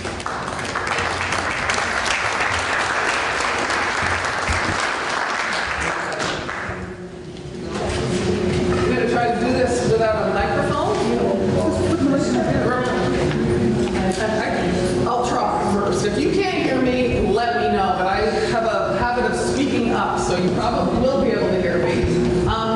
Thank you, first of all. It's really nice to be home, because this is home. And I do have to get a different kind of permission in my other town meetings to speak, so thank you for allowing me to stop in this morning. I'm heading off to two other town meetings, the towns I represent, Townsend and Marlborough. It's been amazingly busy, especially the last few weeks. In fact, so busy that you usually see me walk in with a stack of my town meeting reports. I have not finished my town meeting report this year because I haven't had time to finish it, so I'll post it on Front Porch Forum when it's done to give you sort of a summary of the work we've been doing. But very quickly, I'll just touch base, especially on the last 2 weeks of legislation that we have passed. Last week, the week before this past one, 2 weeks ago, we passed a Global Warming Solutions Act in the House. That is for Vermont to be able to hold our state accountable for climate change that's happening.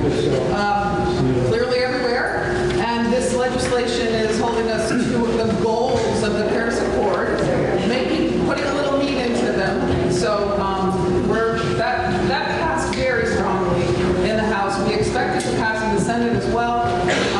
It was 105 votes in favor in the House, which is really a really good thing. People are very serious about this issue, and we continue to try to find a path forward if we need to. And this is not going to be enough, but this is a great start. And I'm encouraged that the Senate will take it up. Senate has some of their own. I don't know if anybody came here this morning from the Senate. They're working on some legislation as well, but we're hoping that they're going to take that up. The Senate actually sent us a tax and regulate bill for cannabis. We just passed that this past week. I think that we are headed in the right direction on this. I don't think it'll be just total. The changes we made to the bill are probably not going to be fully accepted by the Senate, so I think it'll go to a committee of conference, working out the details, trying to make sure. One of the challenges was we had changed their bill to take out the local options tax for towns to be able to charge a local options tax if they want a retail market in their town. And we removed that in the House. There was a lot of back and forth about that. Instead of that, we put in a licensing fee. There are 5 licenses that you can get. I can't remember all of them, but one of them is retail. There's, the folks who are growing. There's testing. There's different licenses. So towns are eligible right now to be able to charge a fee that will be decided. The dollar amount will be decided later, but the fee for each of those licenses each year. People are able to hold one license of each category. So if you want to open a retail market, you only need the retail. If you want to grow and retail, you need 2 licenses, but no one's allowed to hold more than 1 license. That's our way of trying to keep up corporate takeover, which has happened in other states. I think it will work, I'm hoping. I think we'll see a change in that one a little bit. I think, the Senate's going to want to see the local options tax go back. We'll see how it works out, pans out. But anyway, there's that one. We overrode a veto this past on Tuesday. A pretty significant ability for us to be able to do that. For the last time it happened was in 2009, and this is only the 11th veto override that has happened in the state of Vermont. This one was on minimum wage.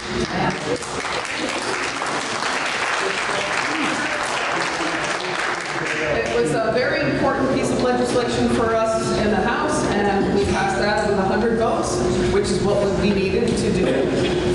It wasn't easy. It was a lot of work to get there. Folks had to feel comfortable, but this is not what I talked about last year. Last year, the legislation was moving to $15 minimum wage. This year, it was a 2-year bump up. So in 2 years, starting in 2022, the minimum wage will increase to $12.55. And so this is a big help for Vermonters who are really in need of them. And so we're feeling pretty confident that this will be noticed by our fellow Vermonters and will reflect back in our communities as well. So we're really pretty happy about that, and it's significant happening in the State House. We also passed something that's pretty significant for a lot of you, a few more than others. I connect this company. Act 250 reform. We passed that in the House this week. It was a real lift, I will tell you.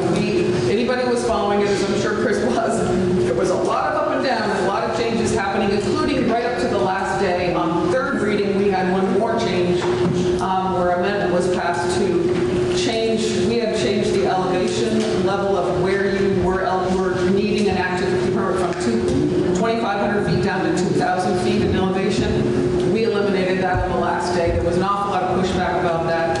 This is a really big undertaking, changing Act 250. People know it's been in place for 50 years. Probably needs reform. We really do believe it needs reform. Things have changed a lot in those years. I will say that there's been a lot of support for change, but once you come down to the nitty-gritty and the details, there's a lot of challenge around it. The Senate has told us they will take up the bill. They don't have a huge amount of time to do a lot to it, so we'll see whether they pull out pieces or whether they'll really dig down into it and say it's see how that happens, but I think it's the right thing to do. This legislation was based on a long process of community input through a commission that we had set up a year before. So there were meetings held all around the state. Many folks in the state gave us feedback. The general feedback was we want to ease the challenge of development in our downtowns. So this legislation does exempt downtowns from Act 250. We added an amendment for village centers as well. We want to encourage growth in our downtowns. We also feel very strongly that protecting our environment, protecting Vermont's culture and who we are as a state, why Act 250 was put in place in the first 50 years ago in the first place, that's still really important to us. So I think it's a pretty good balance, is how we feel about it. We'll see. Again, I don't expect it to slide through without changes. I think it will happen, whether we see a lot of changes this year or not, or whether we even see it pass in the Senate this year or not, is still remaining to be seen. It was a big lift for us. So anyway, those are the basics of what we've been pulling off. There's a lot of other legislation. If anyone has any questions, before I don't know whether you want questions or not, but I want to say one thing. I look at Erica in the back, well, from the More Free Library. The More Free Library has been wonderful, allowing me to sit in there for an hour and a half on the third Saturday from 11 to 12:30 every month. Please come see me. The feedback I get at those times in those constituent hours, we call them, or office hours or whatever, is really, really important. I do this in Newfane, I do this in Marlborough. I'm headed to Townsend to make a plea for someone to allow me a space. Some legislators actually just go sit at a store or a market, but you really have to have permission to do that kind of thing. So I often wait, and Erica was wonderful to allow me that time on a Saturday. It's really great. More Free Library is a wonderful place for that. So please come see me, third Saturday, 11 to 12:30, every month of the year. So thank you.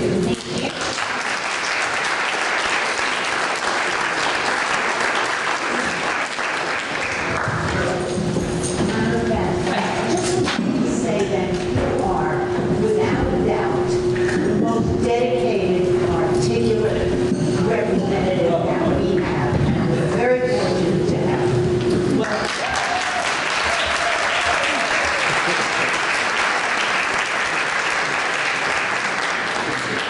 Thank you. For those who don't know, I do serve in leadership. I'm the whip in the House, which makes it really challenging for me to be able to dig deep into legislation unless I'm counting. When I'm counting it, I'm going around the town, the people think counting, being the whip and counting votes is about arm twisting. And I promise you it is not about arm twisting. It is about informing. It's about making sure every one of our folks in the House understand the legislation that's coming forward. But I can actually tell you, I don't get to be in committee as often. I'm in General Housing and Military Affairs Committee now, and I love policy work. I love being in the committee, but I do get in there as often as possible, but it's a really busy time up there. I had legislator after legislator tell me this is the most challenging year they've ever had. People have been here forever. We're just incredibly busy. And just, if I could just say one more thing before there's other questions. The coronavirus. Not that everybody doesn't know about it, but we had outreach from the governor's office this week saying, please make sure if you feel the opportunity at town meeting to speak about it, there is a task force in place. Let us know, let the administration know, the health department, if you have any questions or comments. I know you're inundated with information about it right now, but if we are trying to be very mindful and prepared. It changes every single day, but it is part of our job. So let me know if there's any questions or comments about it. Thank you.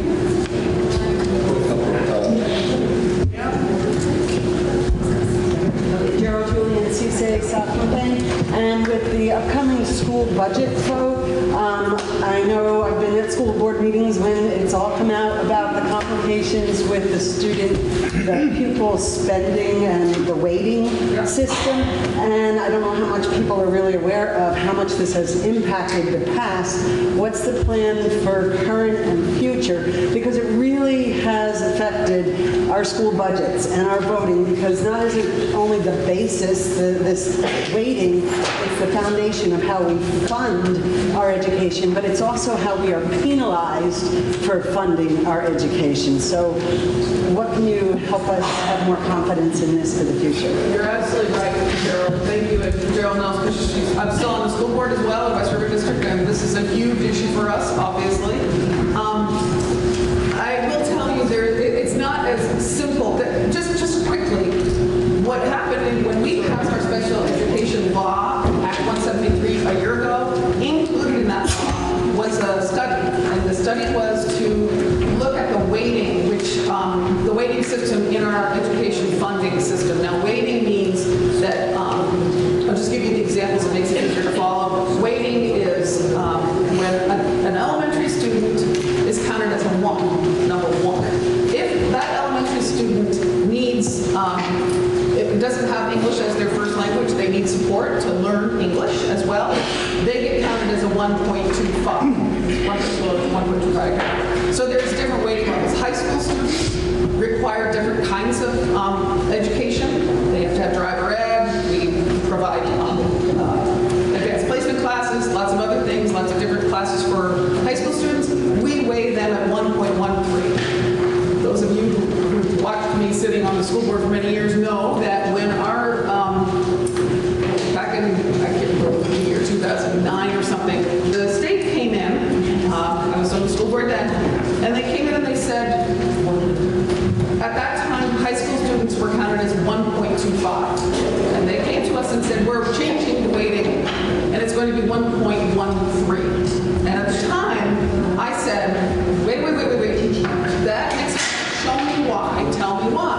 And I could never get any straight answers about why it went from 1.25 to 1.13. This study that took place, it was done by UVM, and I think Rutgers might have been looking at it. Anyway, this study said they could find no evidence, empirical evidence of the weightings that were set in place back over the years. They first started 30 years ago.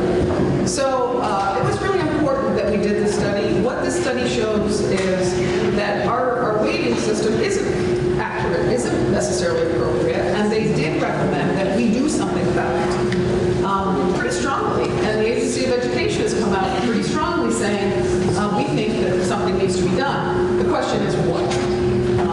Because it's not as simple as just applying new weighting and not looking at all the other factors. Because frankly, our education funding system has been in place for almost 25 years now.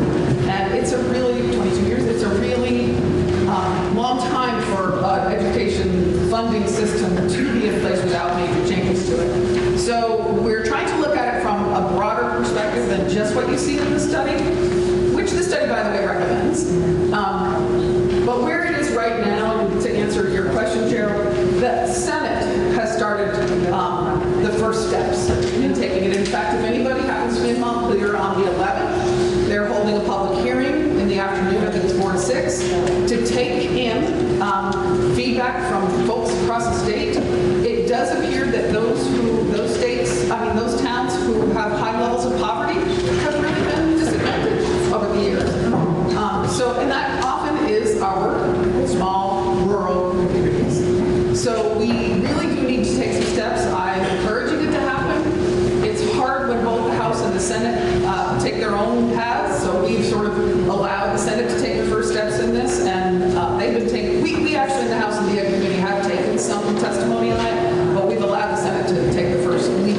So we'll see where it goes. I think it's really important, and the sooner the better. Frankly, from my perspective, we need to do something about this. It's just not okay. One last thing about the weighting. It's not dollars. It's not dollars that the state sends to you. It alters your tax rate. So what it does is if you have many students who are weighted, you have a lower tax rate, which gives you more ability to make the appropriate decisions to spend where it is needed in your schools. So there's no requirement with weighting for us to actually put spending in those areas. We could actually just say, oh, we'll just lower our tax rate. So that's another piece that we need to look at. Is there some form of accountability that we can include in it? So anyway, that's where it is. So on a related topic, the way that we fund our schools through the property tax has been seen as not working for a long time. Act 40, the way we fund our school system right now with our property taxes is widely acknowledged, even in the legislature, is not working. Yet, Tim Ash, Mitzi Johnson, they all say, yeah, that's a big problem, it's really big, it's really hard, and they seem, maybe they're not relaxed. You say we should figure this out soon. They seem very calm. Tim Ash said, not in this legislature, probably not the next time, maybe a couple of legislation sessions down the road. So I'm just wondering, could you explain to us why the legislature, at least in the headlines and in their public relations, don't seem to understand? We have a school in Jamaica, which is about the tank, thanks to Act 46 and this way the funding works and the way that things have changed. We have towns who are at risk of losing their schools, and yet we have a legislature which doesn't seem to quite grasp that as an important thing. And could you just explain sort of why it has taken the legislature so long to really take this thing by the horns and try to figure out a funding mechanism that works?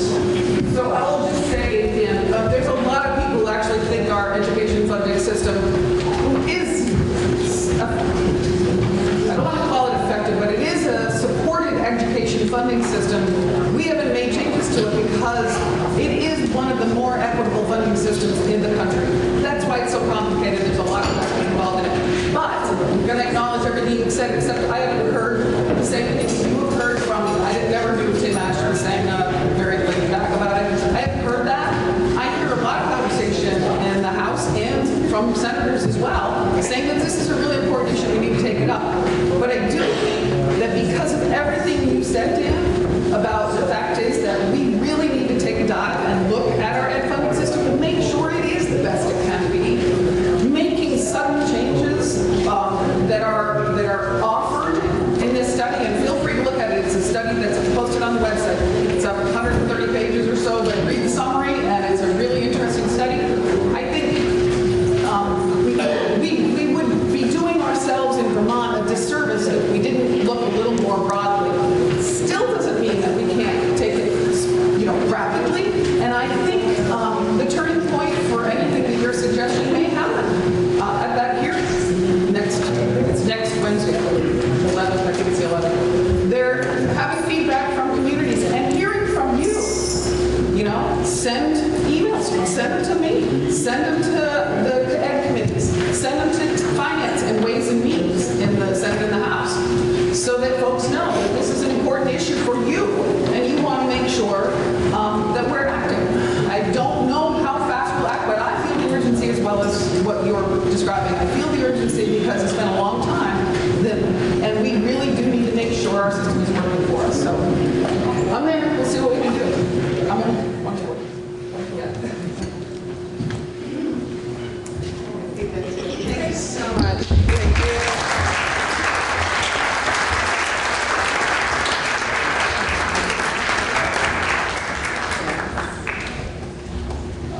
Just about now, you might be hungry, and the Newbrook Elementary School has food for you.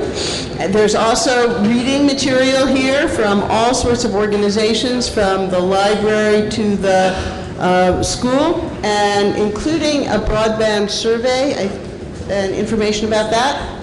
So make sure you come and help yourself to that. And we are now on Article 4. Shall the voters of the town of Newfane authorize the treasurer to collect current taxes pursuant to 32 VSA subsection 4791? Do I hear a motion? Lynn Forrest moves, and is there a second? Tom Bedell seconds. So, Article 4, shall the voters of the town of Newfane authorize the treasurer to collect current taxes pursuant to 32 VSA subset 4791. Lynn, as the maker of the motion, would you like to start the discussion?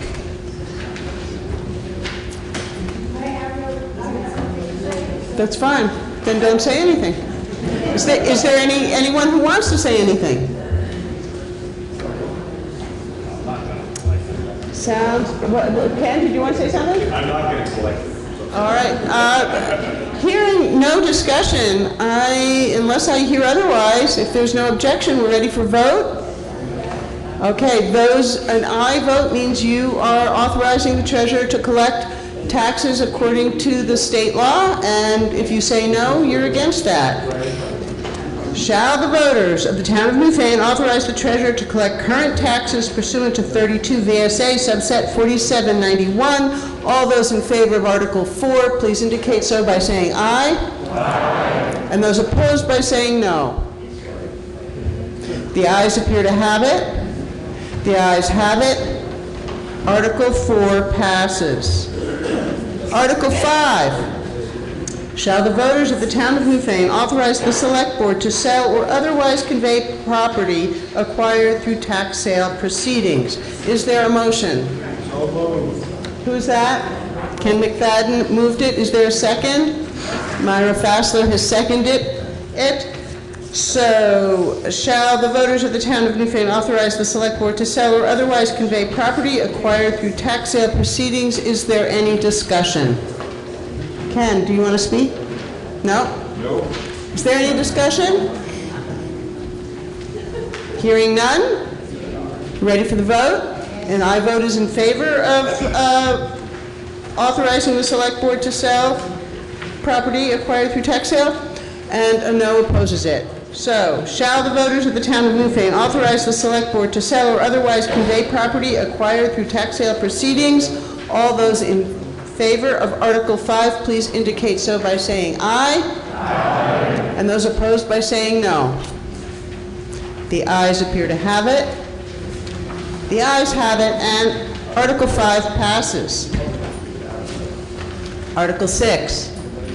Shall the voters of the town of Newfane authorize general fund expenditures for town and highway operating expenses of $1,523,911.73, of which $216,264.73 shall be raised by taxes, and $307,647,000 by non-tax revenues.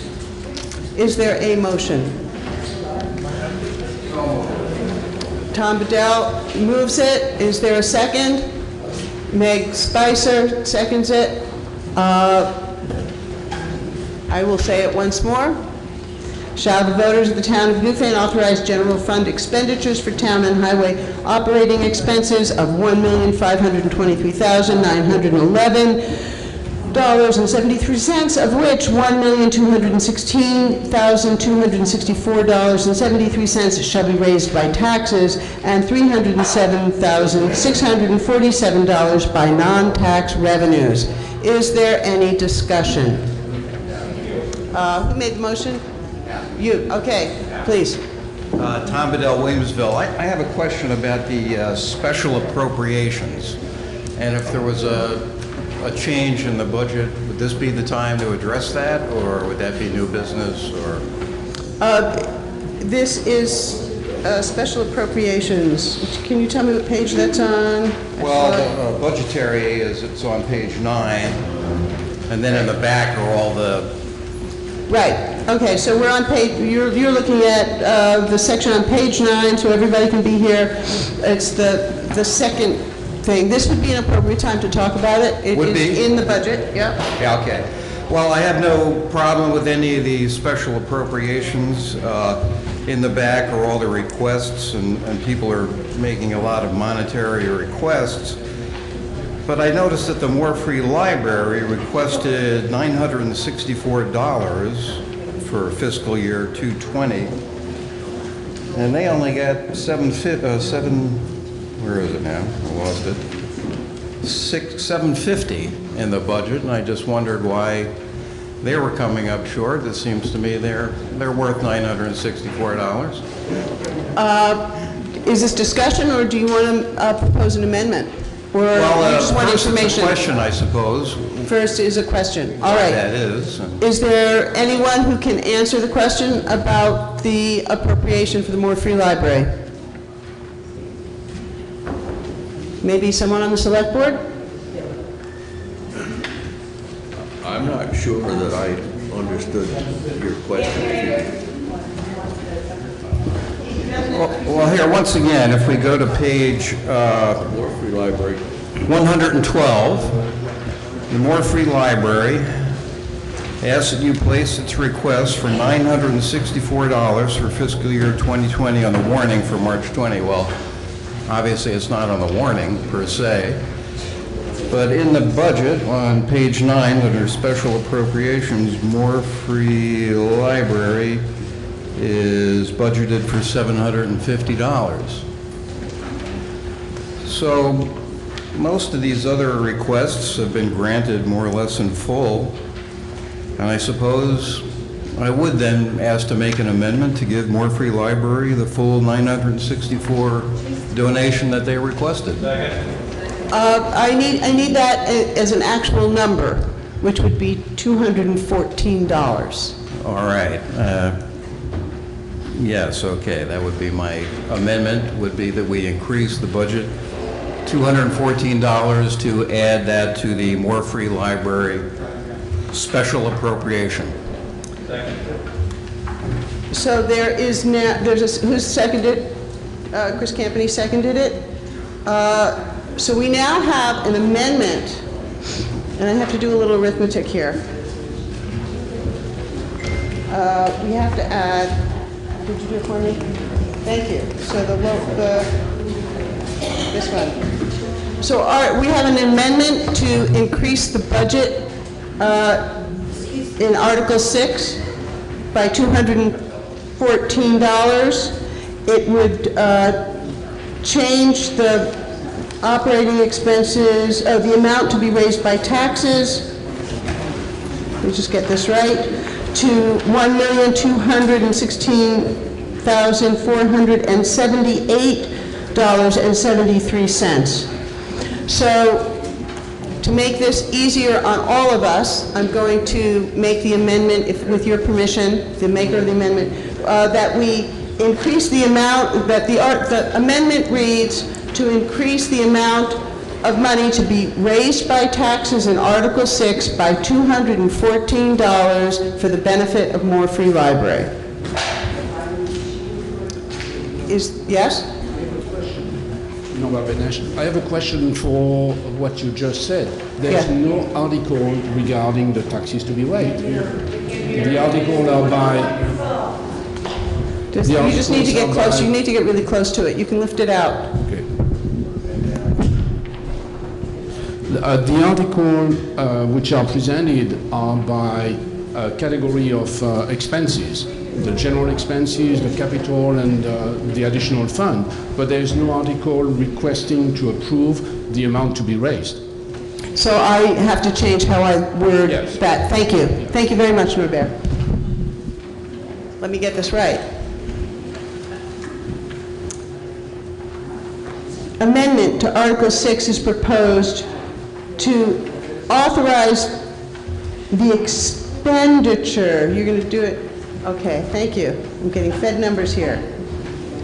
Shall the voters of the town of Newfane authorize general fund expenditures for the town and highway operating expenses of $1,524,125.73. This is the amendment. I need a motion and a second. You've made it. You've made the motion. A second? Myra Fassler seconds it. So the amendment is to authorize the general fund expenditures for town and highway operating expenses to $1,524,125.73, specifically to add $214 to the More Free Library appropriation. Is there any discussion? Yes. There's a question. It was my understanding that when we amend the general budget, we can amend the amount, but actually can't specify where that amount goes to. Is that true or is that not true? I mean, that's very true for schools, but not for municipalities. Is there any other discussion?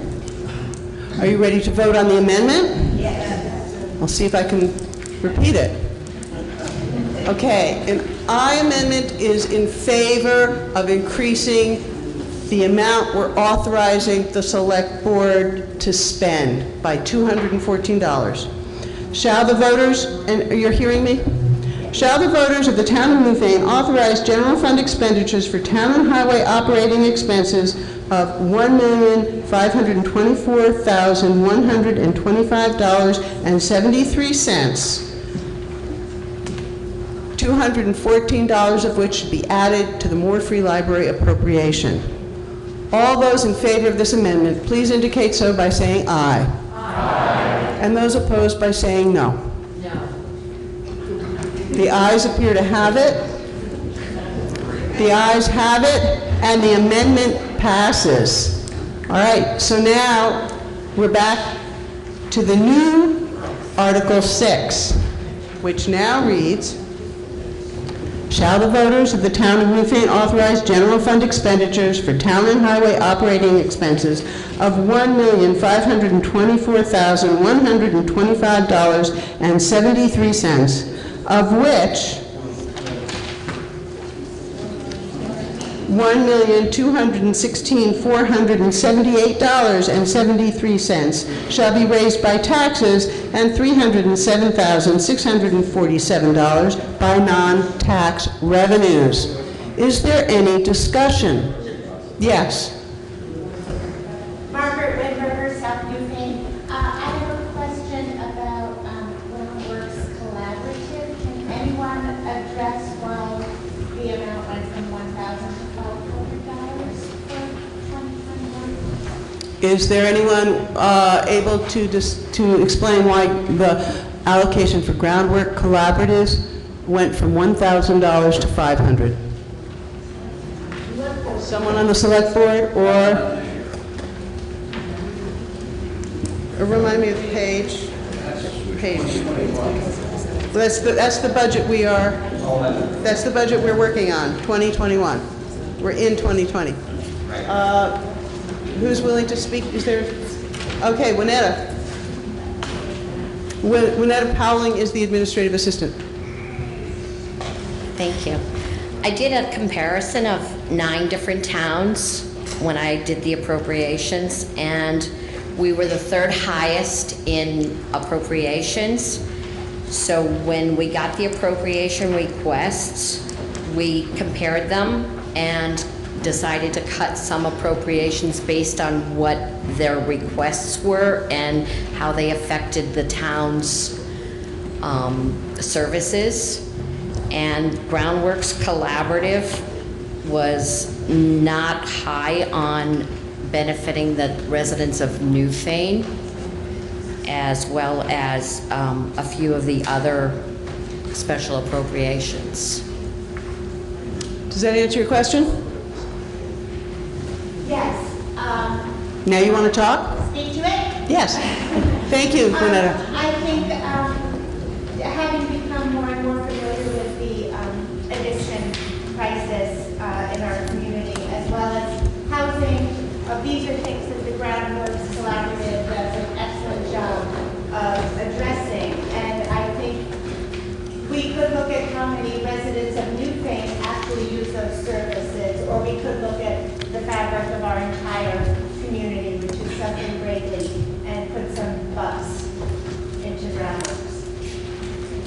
Thank you. Yes. Brenda Siegel, Newfane.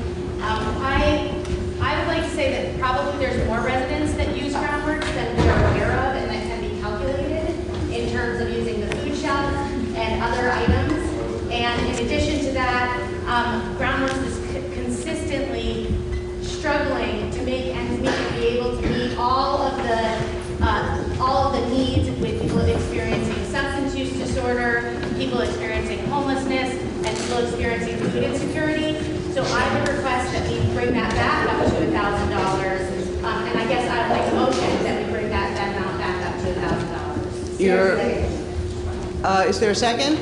I second. Lori Merrigan seconded it. So So there is a motion, this is an amendment to our amended Article 6 to increase the current amount by 500, which, give me a minute, I'll do the math, or I can return this to my... Yes. Yeah. Before we, Fiona Chevalier from Louisville, before we do that, I also noticed that the Early Education Services requested $1,900 and we gave them $950. And in addition to Groundworks Collaborative, Early Education Services, I know why I'm saying this now is because I'm going to ask for us to raise the amount of Early Education Services, and I think it'd be helpful to make these two amendments into one amendment, so we don't have to keep making each amount. You have to consult with the maker of the original amendment to see if that is okay with her. Brenda, would you like to include,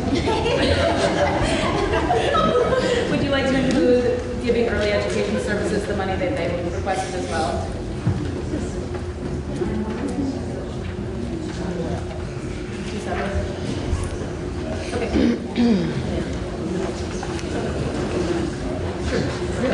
We're going to do it separately.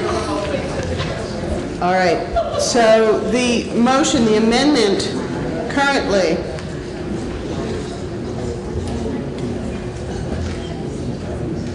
is to add $500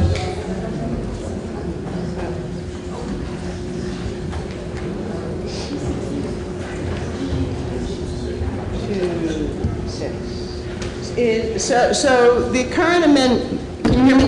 The current amendment is, shall the voters of the town of Newfane authorize general fund expenditures for the town and highway operating expenses of $1,524,625.73, 500 of which is to go to Groundwork Collaboratives. Is that correct? Yes. Okay, so that is the amendment. Is there any discussion? Well, it's 500 additional. Yes. Is there any discussion? Yes. Well, I mean, this is just... Please stand, state your name, and speak up. Thanks, Spicer from South Newfane. I'm just wondering why, like, there's a lot of organizations that aren't getting what they asked for. And we went from, in 2019, 44,199 to, for this current one we're looking at, 30,211. So, like there's if you go down the line, there's a lot of cuts, and I'm just wondering, is that because comparing it to other towns or not? I mean, and I don't want to take away from those reports. I just see that holy cats, there's a lot of, and that's a big budget difference. A big cut of, $14,000. Yes. Is there anyone who wants to speak to article, to the amendment, or which could include discussion of special appropriations? Yes, Dan? If it includes discussions of appropriations, I'd like to point out the AIDS Project of Southern Vermont, Early Education Services, Towns and Community Food Shelf, Groundworks Collaborative, Leland Gray Education Foundation, Restorative Community Justice of Southern Vermont, SEVCA, Vermont Adult Learning, BCTV, and Gerda's Equine Rescue have all been... Youth Services. And youth services have all been drastically reduced or eliminated. I'm the head of Restorative Community Justice of Southern Vermont, and we were negligent, we had a change in staff, and we missed sending our report, so I would like our funding to be restored, but we didn't send in a report, which we should have done. However, I think this is an indication, every one of these things which have been cut have been something which is, for the most part, to the people who are the neediest among us. And I find it actually an outrage. I find it a disgrace. As a town, we have always actually thought about who we gave money to, and we've been very, I don't think we've been especially generous, but we've cared enough to care about our neighbors and to give money to organizations that are doing good work. What I see here, BCTV is here today. BCTV does every one of these meetings. Okay. You don't want to give So, okay, just a minute. I have to stop you because this is actually not about the amendment on the floor. You said about appropriations. And I think it's fair now to let people answer some of the issues that you have raised. Okay? Thank you. So, there's a point of information here. So, we've got it. Pete Van Loan. Use the mic. Never had to before, but I guess it's my cold. We're getting older. For the lucky among you who don't know me, Pete Van Loan, Chair of the Select Board for another few minutes. Mic's not on. You gotta hold it closer, Pete. Now? I'll go back. For those of you that don't know me, I'm the Chair of the Select Board for another few minutes. Pete Van Loan. Point of information on BCTV. If you look closely, BCTV has been moved from an appropriation to a contract. They're still there. They're not gone. It's BCTV. Generally speaking, the changes in the budget, many of them certainly goaded, if you will, or pushed by the desire stated by many people to get the budget down. The appropriations were all discussed at a budget meeting. We, I'm sorry to say, did not have any member of the public at any of our public budget meetings. I think that next year it will be incumbent on individuals with interests to get to those budget meetings and speak up. The changes in the appropriations were brought up by members of the board. I can't speak to any of them because I had none of them in my personal bailiwick or interest. I'd certainly be willing to answer any other questions that people might have at this point. So, does any other member of the board want to cover it? Did you hear what Pete said? All right. So, we're going back to discussing, this could be turn into a very long meeting, and we're going to just stay very methodical and talk about the current amendment, which is to increase the amount of that we're authorizing the general fund expenditures by $500 for the benefit of groundwork collaboratives. Yes? Bratt, we are working right now on amending the amendment. In light of the fact that services that are very important to not only our community members, but the broader community have been cut, we're working on looking at both a comparison between what was requested and what was funded last year, and to see what that amendment of the amendment might be. So I don't know if we want to continue discussion while we're doing that, but I just want to let people know that that's going on back there. Well, there's a hand up, so let's hear what Patty has to say. Patty Johnson, New St. Vermont. Continuing this discussion, reading in the back, a lot of these don't have a numerical figure, and they're not written pertaining exactly to things. So it's very hard as a voter and resident of New St. to read through this.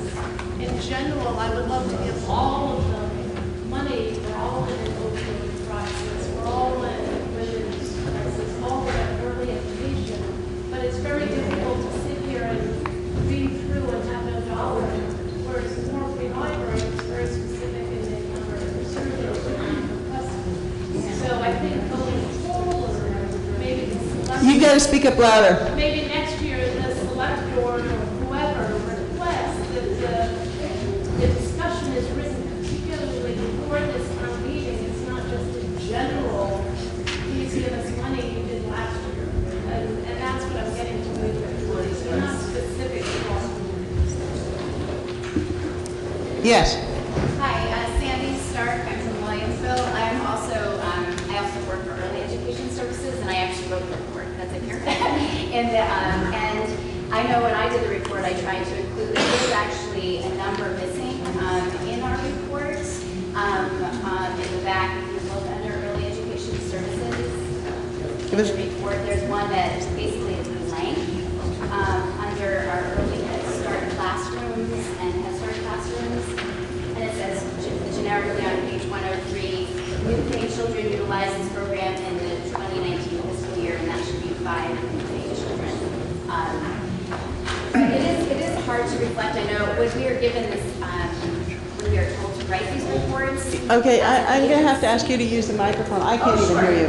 So, and can you start over so that we can all hear you?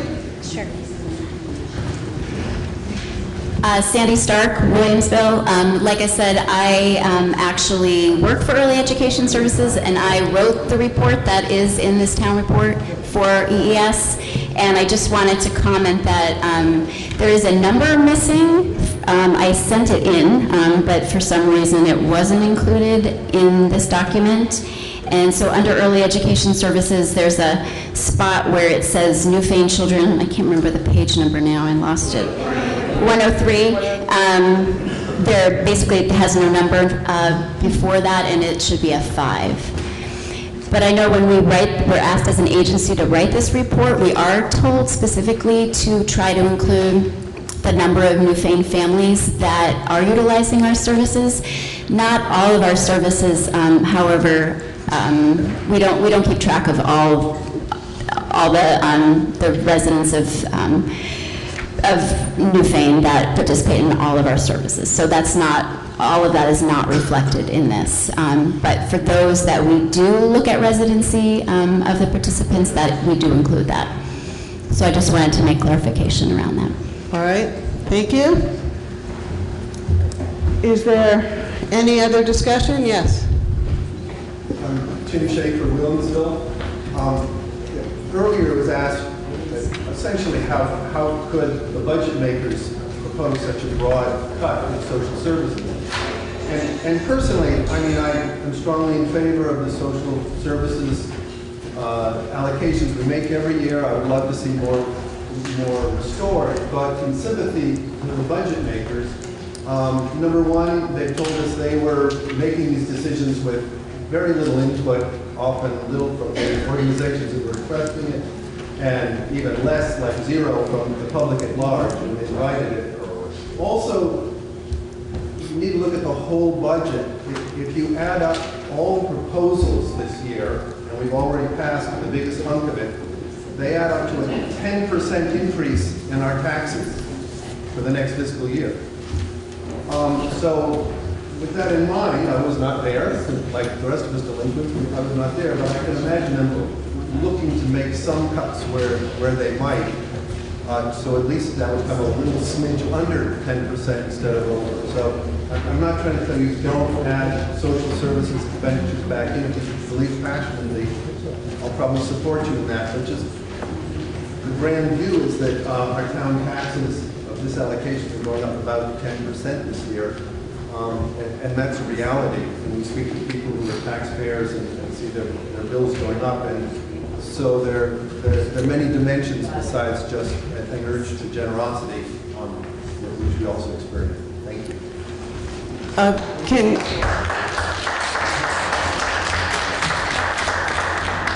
I just wanted a clarification. Is that 10% increase in taxes as the budget was written, or 10% after the addition, if we added in? Excuse me. Well, as I recall from the informational meeting the other day, I think the original budget was like 9.6 or 7, some such. And, you know, we're adding smidgy increments to that. I don't think we'll push it all the way, but just in general arm waving terms, we're talking 9.5 to 10%. I just wanted that to be with clear. variables, we don't know exactly what the grand list is going to be, and you know, it all sugars out. But in arm waving terms, we're looking at 9 to 10%. Yes. Thank you for that clarification. Yes. Eric Walsh, New Haven.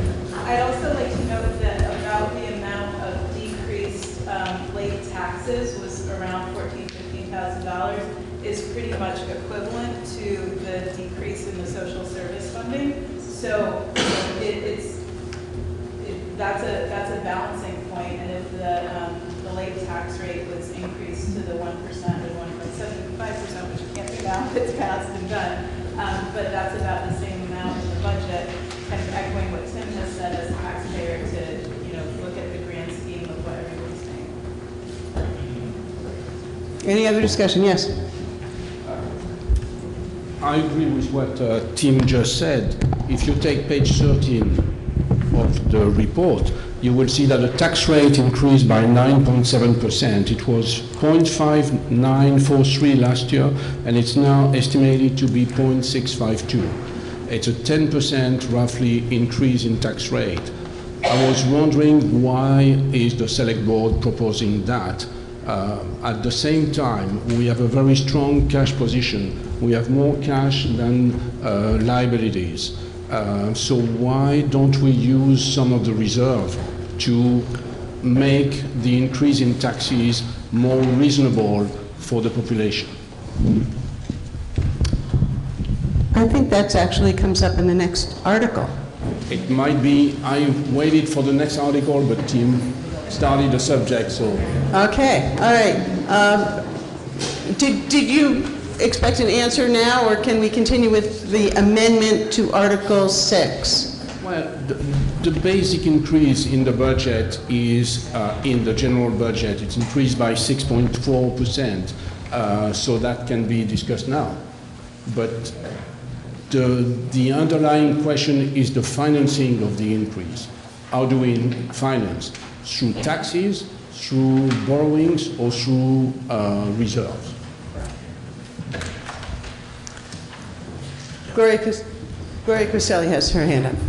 Gloria Cristelli, Newfane. I used to be on the select board, and I appreciate your concern as a select board that none of us for our organizations come and speak at that meeting.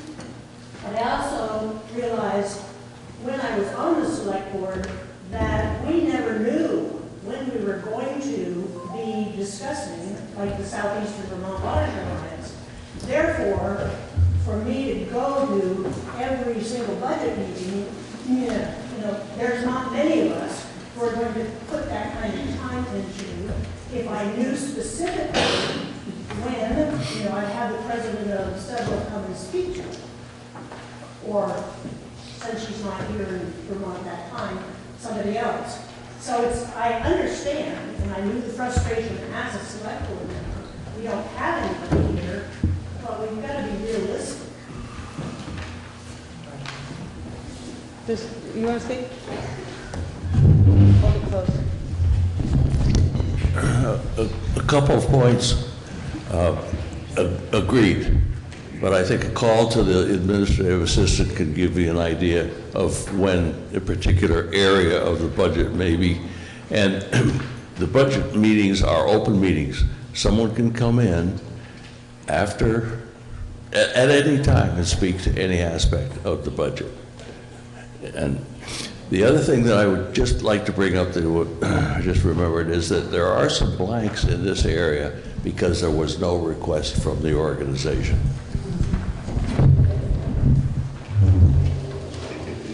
All right, are you ready to make your amendment to the amendment? Well, we're not ready yet, but I do want to just speak to a couple of things that were said.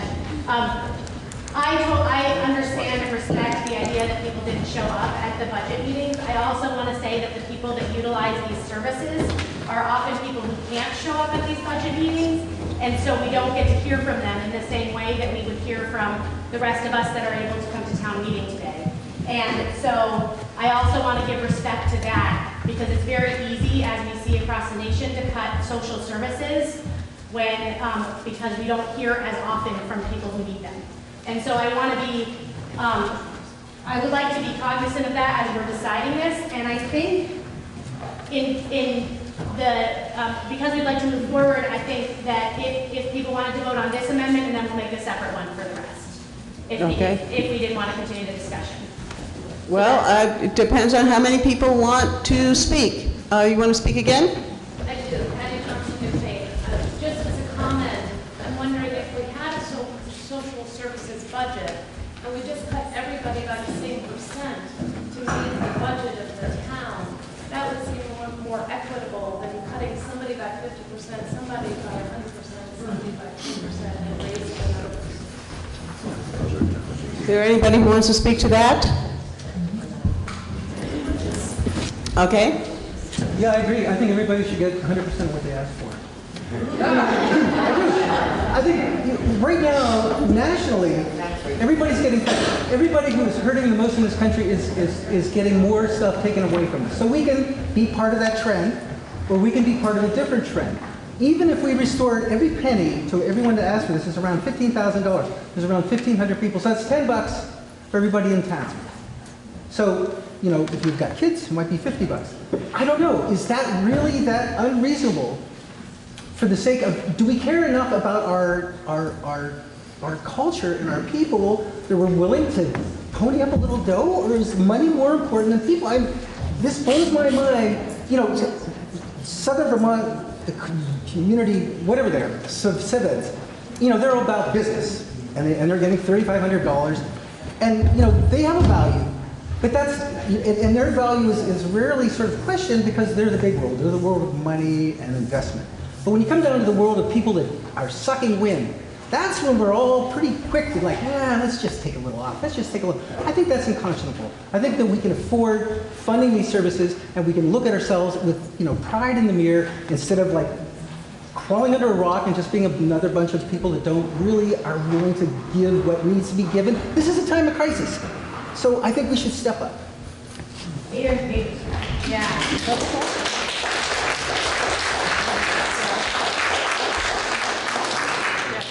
Yes. So, I'm Shelley Huber. I'm on the select board. In one aspect, we do have to run this town as a business. We have to make payroll. We have to pay for equipment. There's a lot of cost associated with it. We also have to keep the budget low enough so that it's affordable in taxes for everyone. Otherwise, we won't have a town because people will be fleeing here. So we as a board made a decision on the special appropriations based on several different criteria. And we went over it and went over it and went over it. So we did our best to bring the values that we all have and to represent you all. Not just a few of you, but in general. We have to look at the entire town. How are we going to survive? The average age in Newfane is 55 years old. Average age. How many people are ready to retire? How many are already retired? How many people are living on investments or their Social Security? Well, those are all things that we took into consideration. First of all, we have to start with our own town. We have to take care of our own town. If we have extra money, then we can go and we can give to others. That's how I think a lot of us were raised. We want to be generous. We can be generous from our own pockets, if that's the point, that you feel so compelled. But as a town, we have to make fiscal decisions. The bottom line is the town has to exist and have good roads, good services, good employees. So those were why we made decisions the way we made them.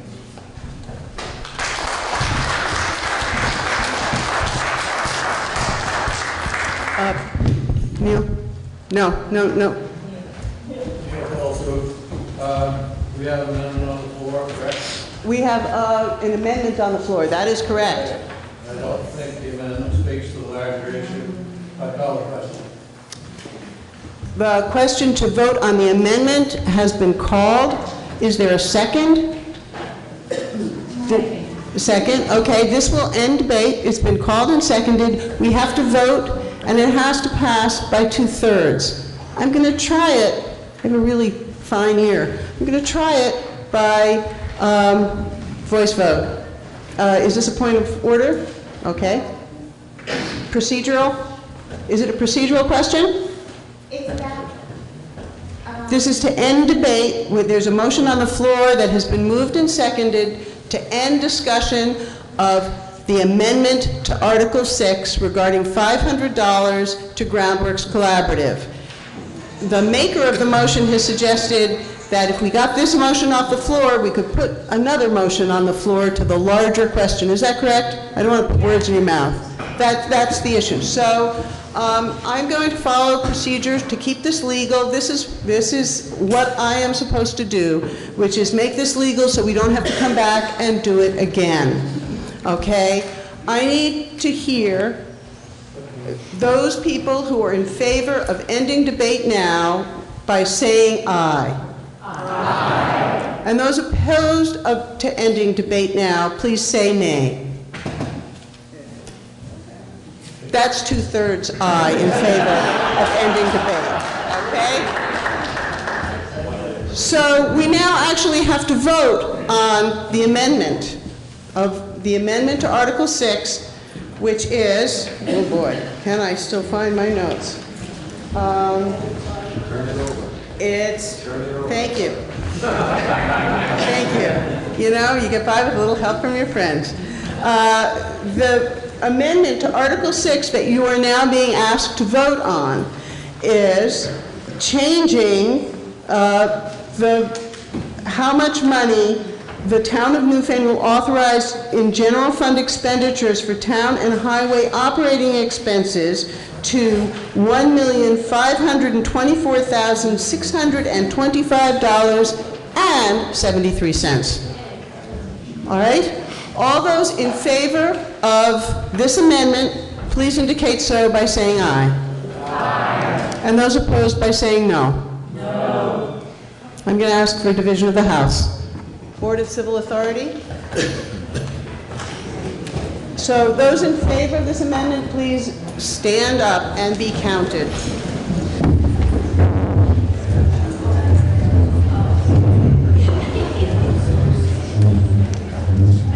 Yes.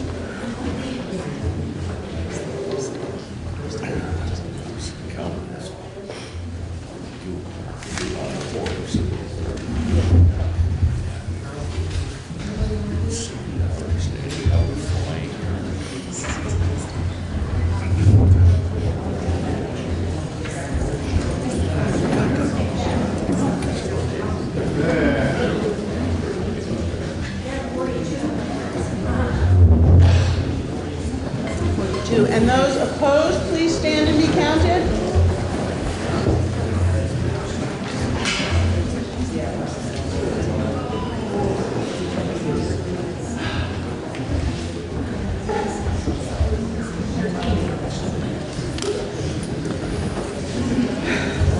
The amendment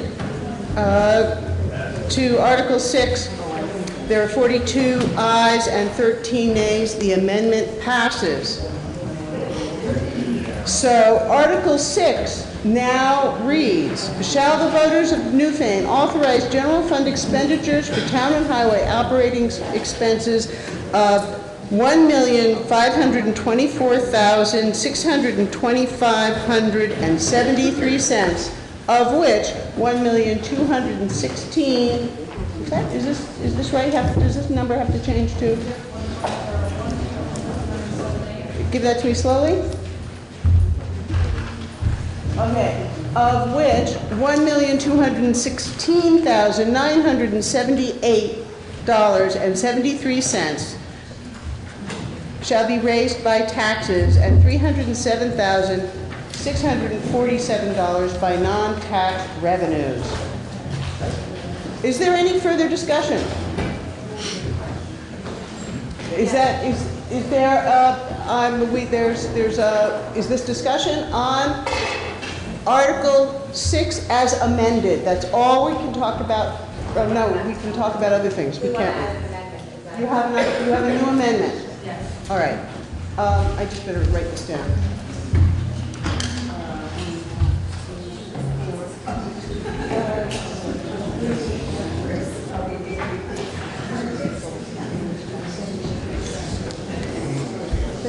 Thank you so much. Thank you so much for doing that. Yes, please identify yourself. Fiona Chevalier from Williamsville. I would like to amend the special appropriations for, all right, let me make sure I get this correct. So for every, I would like to have equalize to each the appropriations for this year, for fiscal year 21, to equal those of 20, except for, because we've already talked about, except for Leland and Gray, which no longer exists, except for BCTV, which is part of a different part of the budget, and Groundworks Collaborative and the library, which have already been amended. I need you, it makes sense, but I need you to give me a number. I have a number. Yeah. And that is $10,658. $10,658,000, any cents? $10,658, 0 cents. And I Okay. would like that money, in light of the fact that people sometimes have a hard time paying their taxes, I would like that to come out of our fund balance, which is our, can I do that? or You no? can't do that. All right, never mind. Okay, Then I don't do that. but you can direct this $10,658,000 to social services. To what? To special appropriations, I think it's called. Yes. Is that the purpose? Yeah. Yes, to add that to special appropriations. To special appropriations. To equalize, yeah.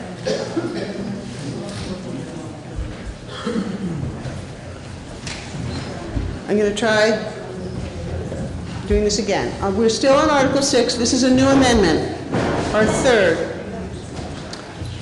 And after today, you will all be experts at amending articles and maybe even remember for next year, okay?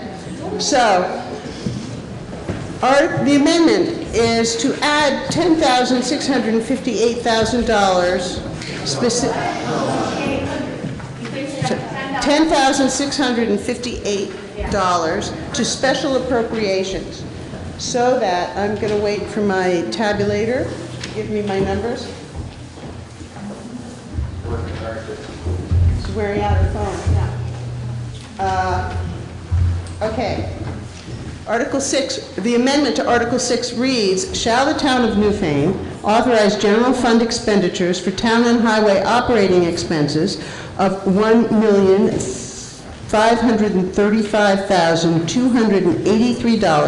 $1,535,283.73, of which $1,227,636.73 shall be raised by taxes and $307,647 by non-tax revenues. Is there any discussion on this amendment? And I'm going to limit everybody to speaking only twice. And so that's it. There you go. You want to speak? Go ahead. Lynn Forrest, I would like to have a list of each one of the changes that are being proposed, which each, so, and it fits everyone putting it back to the prior. I know that Newfane and New had gotten $2,000 previously, and they have not been doing these summer concerts, and they haven't been as active as they were. They've lost another member. That's one. Two, the very last article is the request from Vermont Disaster Animal Response Team, which would be a special appropriation. And how this is actually added, and you go to the very end, and we've done all this work on special appropriations, and then there's one at the end. That's the way it is written now. I'd like to point out to you that there is a list on page 9 of the list that you asked for is on page 9. And I believe this budget that has been, this amendment that has been proposed is the same as, did you do budgeted fiscal 2019 or actual fiscal 2019 in your calculations? Budget fiscal year 20. So if you look at the first column, budget fiscal year 2019, and you look at that with the adjustments that we have already made, to Groundworks Collaborative and More Free Library. That's the list that you wanted. With respect, the one thing I did not add to that was the Leland and Gray Ed Foundation. Because Okay. that was for the Leland and Gray district, which no longer exists. Okay, so it's less than $1,000 Yes. for the Leland and Gray Ed Foundation. And, just a minute, I would like to tell you procedurally, you can amend the amendment. You would like to change the amendment by $2,000 so that it's $8,658,000. And that would make these numbers, I think I can even do this. It would now read,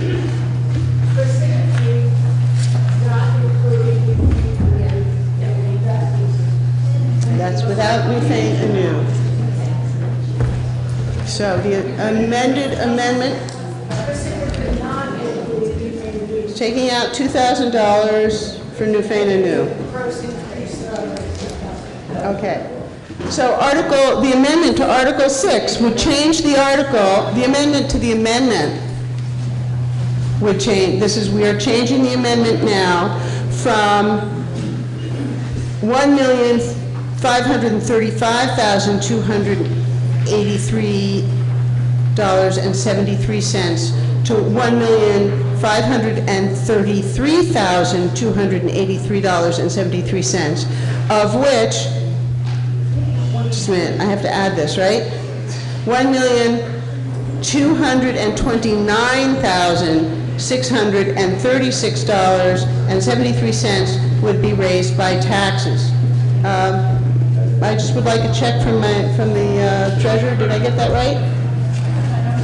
Oh, yeah. So taking $2,000 out, take it out of one and add it to the other. Excuse me? Oh, I'm sorry, I'm ahead of us. There is a motion to amend the amendment, and it does need to be seconded before, are you seconding it? No, we can't even talk about it. Chris Campany has seconded it. Thank you very much for that, and again, I depend on you when things get complicated. Yeah, so we're not going to talk until we have the actual numbers, okay? And I'm wondering if there's someone here who could fill my water bottle for me.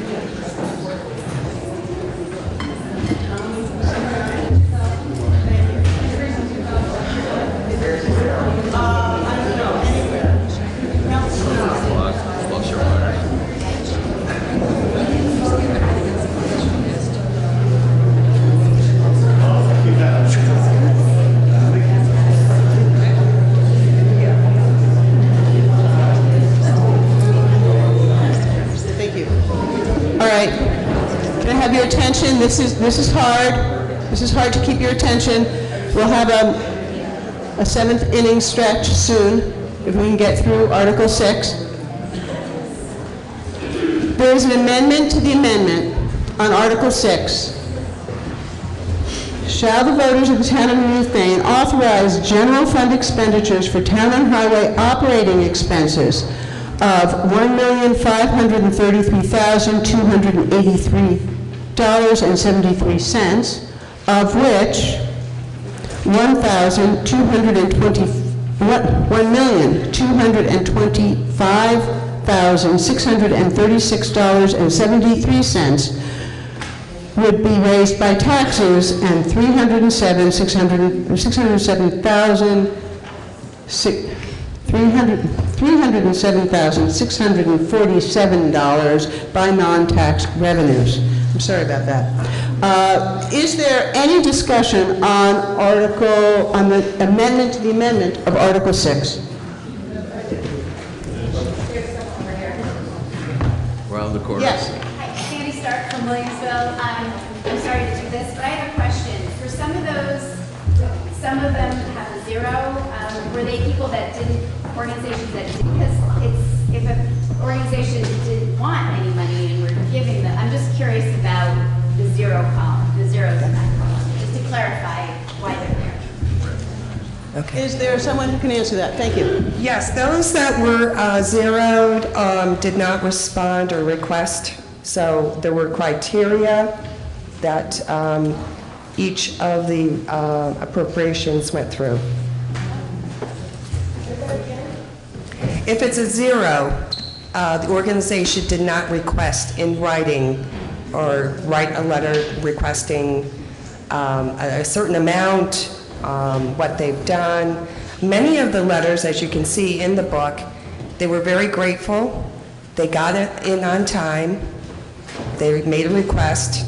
Some of them we couldn't fill all the way, but those that did show up in writing or in person, but we didn't have any of those, were acknowledged.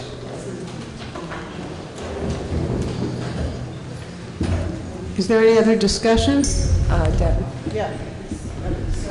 So my question is whether or not the prior items that were voted on in a dollar amount, is that in addition or inclusive of the new number? Okay. So currently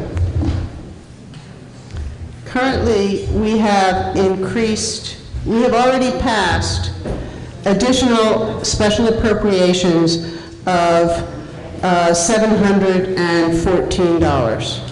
That is already done.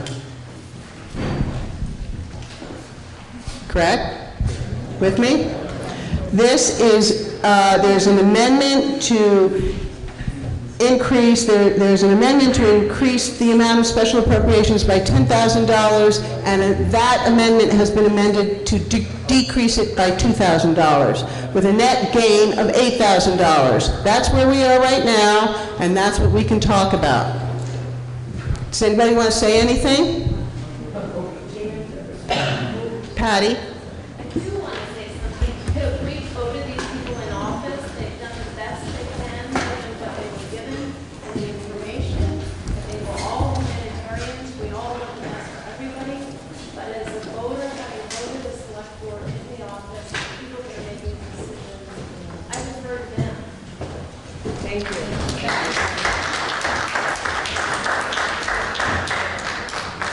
Dan? Dan DeWalt. I was on the select board, and it's true, we have these budget meetings and people don't come. But in Vermont, the actual legislative body is this.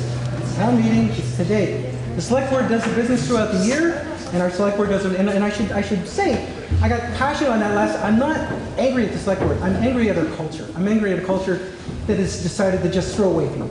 So I don't want the board to feel like that I'm singling them out. I'm singling us all out. I think that we should honor this amendment and do it. Restorative Community Justice of Southern Vermont, which is my organization, by a snafu, we neglected to send in our things. So if you want to take $1,000 off and punish us, do it. Because we didn't follow the rules, and I'm not going to make a stink if we didn't follow the rules. I would love to have that money. So this is not just about my organization. In fact, if we gave everybody their money except us, then we would be chastised for not following the rules. But I think that we really should be able to pony up the $10,000 and continue to be a town that shows that we actually care about each other and care about something more than, we understand that our culture and our civilization and our community does not end as soon as we cross that border into Dummerson and into Brown. What? There was somebody, no, you're done? Okay. Yeah, Shelley, and is this your second time talking to this particular one? I'm going to start counting. But go ahead. You can talk twice to each amendment. But I haven't been keeping track. I think it's time I do. Well, I'm not going to shame you guys into making a decision. I think that it's true that we are trying to be fiscally responsible with your money and your tax dollars. So, again, we can all be generous, and I think we are being generous at $30,000. So, unfortunately, not everyone can be given a check. And you do, and life is life. You got to follow the rules. and some people didn't, and unfortunately, we had to do some deep decision-making on who was getting what with what we had available to make this budget not be more than 10% increase. Is there any further discussion on the amendment to the amendment? Yes. Okay, Brenda Siegel, Newfane, and My question is, would people rather go would we just go line by line and people vote up and down rather than like going back and forth? Right now, we can't, right now, we are maxed out. You can't amend an amendment to an amendment. It's just two. So we have to decide on the Second Amendment. so I just want to say that I was here at town meeting 2 years ago. I'm here at town meeting every year. But I was here at town meeting 2 years ago when we upped the fire department's budget by quite a lot, and I was largely in favor of that. As a community, we decided that. And I think as a community, we can decide that social services are important to us, and we're going to put $8,000 back in the budget. What I would love to know, if anybody is able to, is what does that, how does that change our tax rate so that people do have some understanding of that? But I imagine that the amount is very small in the end for each of us and might make a huge difference for many. Is Doris here? She's our usual calculator. Gunther, please. Stand up. I finally have to talk. This is Mickey Mouse ridiculous. We have a select board who has all the information needed to make a budget. We have a certain amount of the public who think that the budget is no good. Fortunately, I seem to be part of the group where taxes don't matter. But every time a dollar gets increased, I get increased more than my share because I don't have an exemption. I have to pay we make too much money. So every time there's an increase, I get more than my share.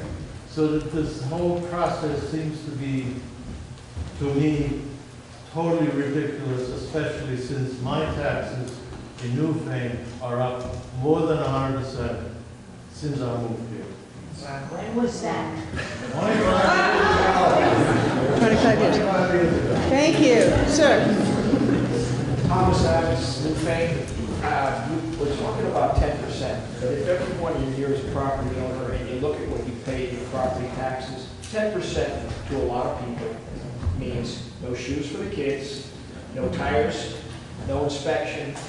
It boils down to dollars and cents. The board met many nights over a couple of months to go over all the information. Some of these appropriations neglected to renew their requests. If you don't renew your request, you're out of luck. If you don't meet the criteria, you're out of luck. That's the bottom line. 10% is quite a bit. But when you look at our roads, our buildings, basic services, the fire department, we did vote 2 years ago to increase their. But we're also talking about a service that comes to us in the middle of the night, rain or shine, and they save lives. Every day they save lives on Route 30 and the side roads with Rescue Inc. and everything else. 10%. We put a lot of money out in our income taxes, our real estate taxes, our sales taxes. Brattleboro added 1% to our 6% sales tax to cover whatever they're doing down there. It's something to think about. 10%. Everyone here knows what 10% of their dollar buys. Go ahead. Is there any further discussion? Tom? Move the amendment.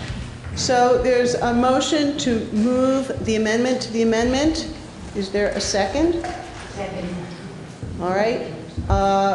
this will end discussion on the amendment to the amendment to add $8,000 to Article 6. All right, we're not near finished talking about it, but I do need a 2/3 majority vote to end discussion.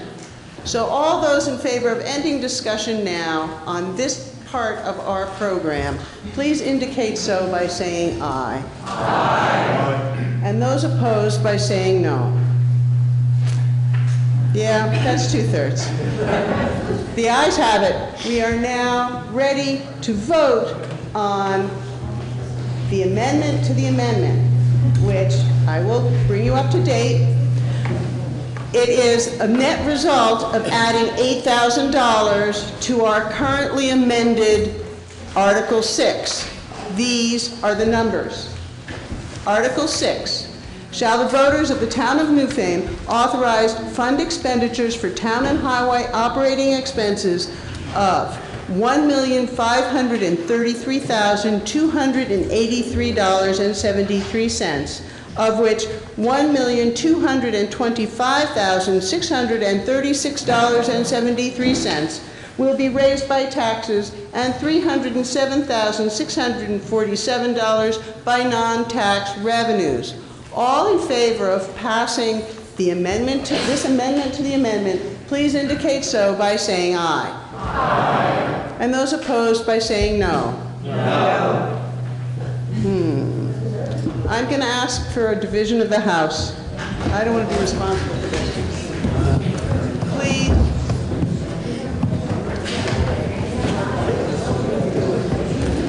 All those in favor of the amendment to the amendment, please indicate so by standing.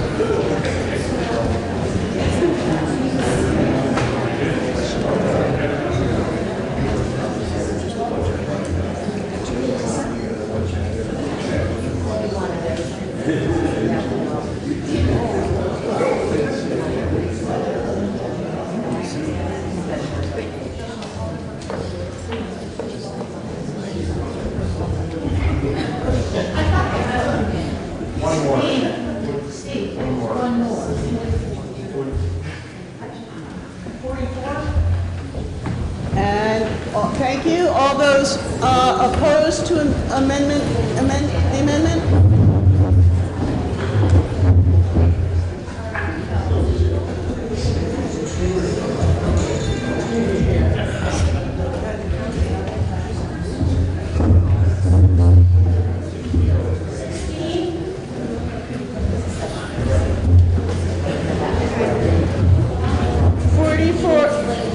44 votes in favor of the amendment to the amendment and 16 opposed. The amendment passes. But we're not done. We now have to vote on this amendment again. General Roberts, blame him, not me. All right? Is there, so now we have to vote on this amendment again.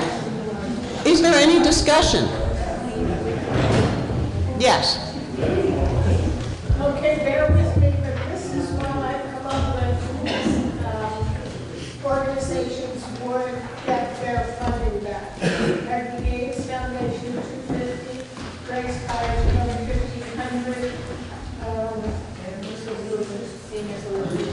I need a total amount.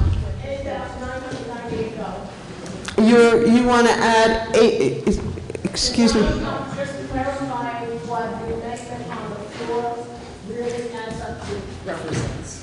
The amendment on the floor is to add $8,000 to the $714 that we have already passed. Right? Yeah. Mm-hmm. Excuse me, it came to, unless I missed something, I don't know, it came to $8,998, not Are you suggesting, are you proposing an amendment to the current amendment on the floor? No, I just want clarification where the $8,000 came from. Oh. It was $8,658. The amendment was for $8,000, was it not? 658. Is that, are our numbers right? Our numbers are right. I am sorry, tell me that number again. $8,658. I'm sorry, I got lost. So, thank you for the correction. The amendment that is now on the floor is to change the current amount of $1,524,625.73 to be raised for operating expenses to, do I have the number? To, is it 1,533? Okay, $1,533,283.73. Point of order? That is the current amendment. I'm going to read it. I'm going to read it all. I've got my numbers here. It's kind of, scratched. Okay, Article 6. Point of clarification. Yeah. You said operations, does that mean that it's specifically related to special appropriations? I'm reading the article as it is amended, which I am legally bound to do, okay? All right. Article 6, currently amended to read, well, this is the amendment. Shall the voters of the town of Newfane authorize general fund expenditures for the town and highway operating expenses of $1,533,283.73, of which $1,225,636.73 shall be raised by taxes and $307,647 by non-tax revenues. Point of order? Yes. So right now, we're voting on the amended article, not the amendment, correct? We're voting on the amendment. We voted on the second amendment, we are voting on the first amendment. Okay, thank you, so that everybody knows where we are. We're not done voting on Article 6 yet. All right? And the current amendment can still be amended. Just letting you know. If you're not tired yet, we can go on. All right? Does everybody understand? We are voting on the amendment to change, to add $8,658 to our currently amended Article 6.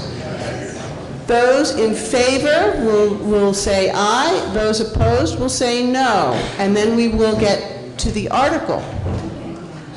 Got it? Any questions? All right. I'm going to read it once more. Pay attention and think about how you want to vote, because I'm going to ask you. Article 6. Shall the voters of the town of Newfane authorize general fund expenditures for the town and highway operating expenses of $1,533,283.73, of which $1,225,636.73 shall be raised by taxes and $307,647 by non-tax revenues. All those in favor, please indicate so by saying aye. Aye. And those opposed by saying no. No. I think the ayes have it. The ayes appear to have it. The ayes have it. The amendment passes. So now we have to vote on Article 6. Do you want to say something, Annie? You've got your hand up. Discussion exists, right? There could be discussion. Please, discuss. Annie Landenberger, Williamsville. If we could go to page 10, please, under road maintenance. As many of you know, Williamsville, South Newfane, and Brookside have revitalized the quarter-century-old effort to calm traffic in our villages and to protect our villagers from speeding vehicles. I'm going to have to stop you. I have to stop you. This is not germane to the article that is on the floor. Well, no, the article, I'm sorry, you'll be out of order. The article, the only thing we can talk about is money. I got it. Well, let's get to it. Say my first rodeo.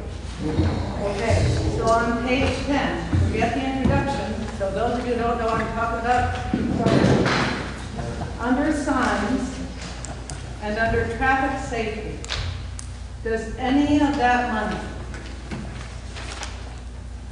is any of that money, which would be $14,000, intended to go toward the signage that has been recommended by both the state and by your village liaisons and toward other traffic safety measures? Is any of that money earmarked for, oh yeah, that list of recommendations? Yes. Okay. That's good to know. Is there any further discussion of Article 6? Yes? All right, Christine, thank you. I'm just curious why, without the special appropriations just added, what area brought this up 10%? I don't see major increases in everything. So is it, why are we getting this 10% increase in our taxes?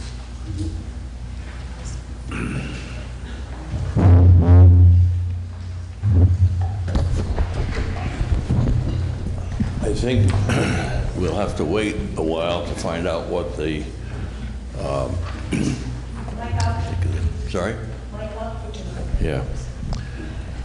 Until we know what the tax rate is, it will be set probably, I believe in August. So talk right now about an increase of such and such a percent in our taxes is not correct. Oh, good, thank you. Is there any other discussion? Yes?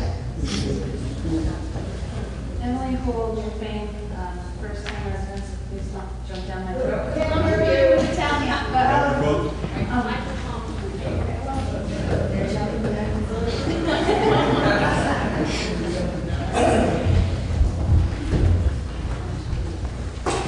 Sure.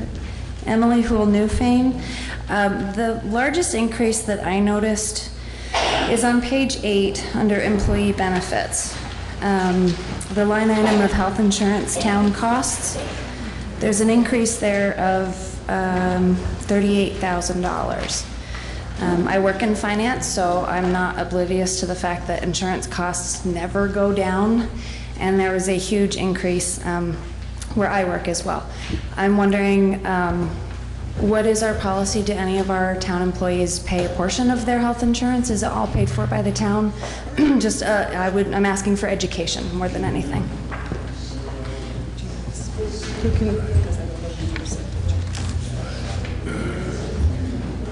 Chris, are you going to answer? You're looking like you're getting ready. No? Okay. Is there anyone who can answer that? Yeah.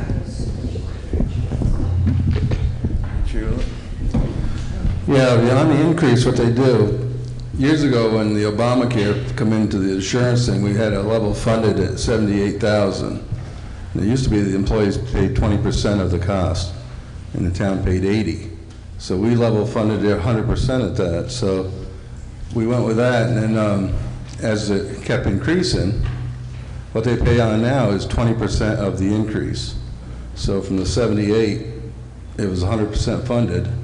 And then all the increases just keep going up, and now the employees pay 20% of every time it goes up. So they're all, I mean, I don't know exactly the numbers, what it is, what they're paying, but you know, it's a good deal for everybody.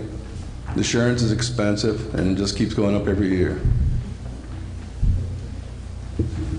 I can't see that from here. Does that answer your question? Yeah, yeah. Tim Schaefer, just answering Gloria's question in a general way of the 10% rise.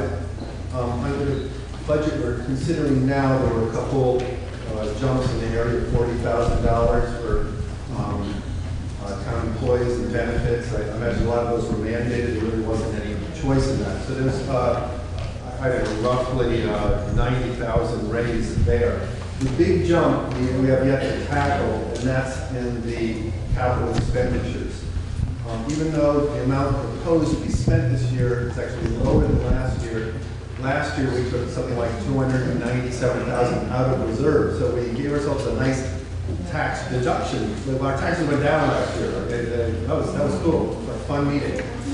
This year we got a bunch to pay for, and they're not proposing taking anything out of those capital reserves.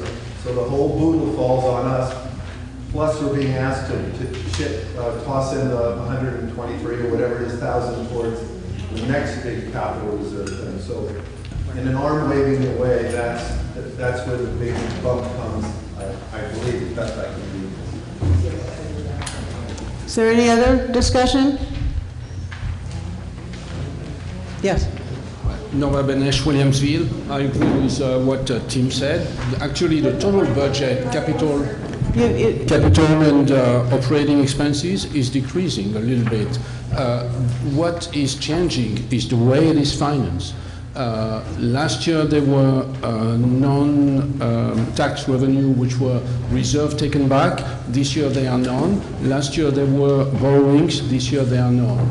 Although last year in the budget, the pluriannual capital budget, for this year it was expected that we would reverse 265,000 of capital reserve and borrow 50. This is not happening in the budget. I would like to understand why the Select Board is taking that position. So, yeah. I'm not sure what he said. Okay. I think some of us are enchanted by your accent and have trouble understanding. So if you could speak a little more slowly. Yes. And into the mic. That would be I will great. try to speak more in the microphone. I said that overall the budget did not increase compared to last year. If you add the operating expenses and the capital, operating expenses increase, capital needs decrease. Overall there's not a big increase, or it's even a small decrease. What makes the tax rate increase is that last year we reversed capital reserves, and this year we don't. Last year we borrowed, this year we don't. And why is the board taking that position, which conducts to a 10% increase, and even more now that we've increased other expenses? I don't understand why. And I will move an amendment later to change that. Okay, but the discussion is now about the overall budget, which is what we're voting on. So, is there someone on the board who can answer the question? Did you all hear it? Did everybody hear this? Okay. I think basically the stuff that we have in the surplus, if you want to call it, I guess, is money that is planned for large equipment purchases in the future. So we were not able to take from that fund without having your taxes, go up more in the future. We're trying to balance it. So. But we have a very strong reserve position. All right. You can't get in an argument, okay? Sorry.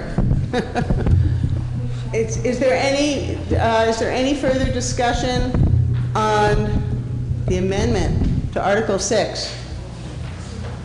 Hearing none? We ready to vote? Seems like we are. All right. If nobody calls a question, we can just vote. So we're still voting on the amendment, correct? Have we moved? Have we already moved? I'm glad somebody is paying attention. This matters. This vote, I mean, all the votes matters, but this vote will put Article 6 to bed one way or another. If you vote in favor of it, it will put it to bed as follows.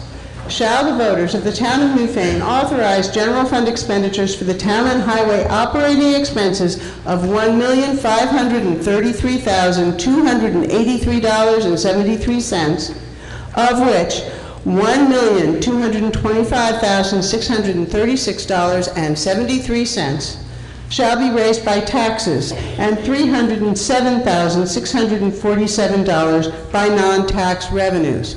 All those in favor of Article 6, as I just read it, please indicate so by saying aye. Aye. And those opposed by saying no.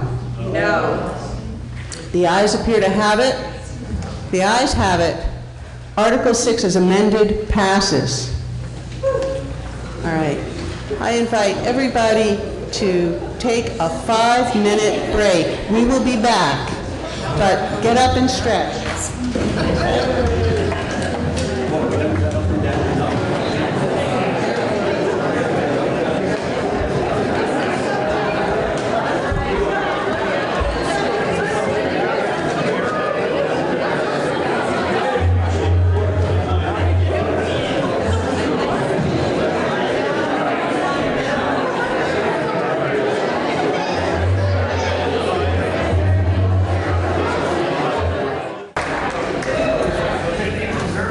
Announcements for you while you're finding your seats and getting your food. On Sunday, March 29th, the 6th annual West River Railroad Soup Fest and Silent Auction will take place. It helps raise funds for the Historical Society's 1880 Newfane Railroad Station and West River Museum. Doors open at 4 with a suggested donation of $5 to $10. Bidding on the 50-50 raffle from 4 to 5:30, soup and bread served at 5:30 with desserts to follow, and go to the Historical Society of Windham County's website for more information. So that is Sunday, March 29th. Looking ahead to May 2nd, which is a Saturday, or the days preceding that, Saturday and Sunday, join a group of Green Up Day trash picker-uppers. You can get your Green Up bags at the town clerk's office or the Newfane Market during the last week of April. You are encouraged to clean as a family, a group of friends, or by yourself. Last year, we collected 200 bags of trash from the roadsides, and then the road crew will pick up the postcards then. There is lots of information up here, and I've been asked to tell you that on March 5th at 7 o'clock at the library, Paul Searles will read and discuss his book, Repeopling Vermont, The Paradox of Development in the 20th Century. That's at Moore Free Library. This tells you everything else that's going on. And now we are ready to go to Article 7. Article 7. Shall the voters of the town of Newfane authorize capital fund expenditures of $268,895, of which $265,895 shall be raised by taxes and $3,000 by non-tax revenues. Is there a motion? Myra Fassler has moved it. Is there a second? Tom Bedell has seconded it. Article 7. Shall the voters of the town of Newfane authorize capital fund expenditures of $268,895,000, of which $265,895 shall be raised by taxes and $3,000 by non-tax revenues. Is there discussion? Norbert. I would like to move a motion to decrease the amount financed by tax of 100,000 and increase the amount financed by non-tax by 100,000. The reason for that is to decrease to make the increase in taxes more tolerable to the people. I'm lucky enough to be able to pay 10% more in taxes, but I don't think everybody in the community can afford paying 10% more taxes. So I understand the amendment to decrease the amount raised by taxes by 100,000, and just have a question which I need guidance on. Can we write into this that we will find $100,000 from somewhere else? From reserves. Oh, from reserve. Okay, I'm sorry, I didn't understand that. I'm sorry. Now I understand. So that is decrease taxes and increase the amount of reserves. That is an amendment to Article 7. So the amendment would change the wording to read, shall the voters of the town of Newfane authorize capital expenditures of $895,000, of which $165,895 shall be raised by taxes and $100,000 from capital reserves. And $3,000 by non-tax revenue. Right. So is that correct?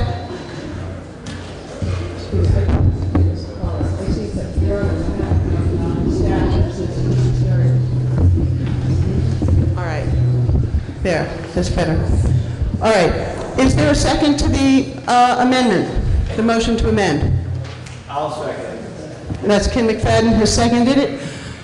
And so this motion has been moved and seconded. We can now discuss, shall the voters of the town of Newfane authorize capital fund expenditures of $268,895,000, of which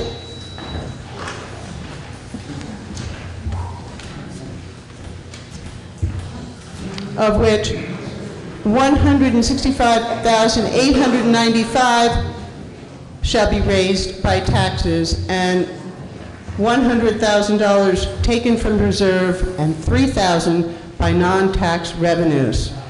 Norbert, this is your motion. You can speak first. Well, as I said before, I believe that the 10% increase in taxes is too high for most of the population of Newfane. Is there other, yeah? Eric, well, Newfane, I understand that the reason why the capital reserve is being built up is so that we can make anticipated expenses, particularly for the road department. And that if we take money out of the capital reserve now, that means that we have to borrow later. So that although it's a short-term decrease in taxes for the individual taxpayer, I think it's going to result in a longer-term increase, and also having us pay interest on loans that we're servicing rather than using our own money that we put into capital reserve. So I think it's a wise long-term solution to pay taxes for that rather than taking money out of the capital reserve.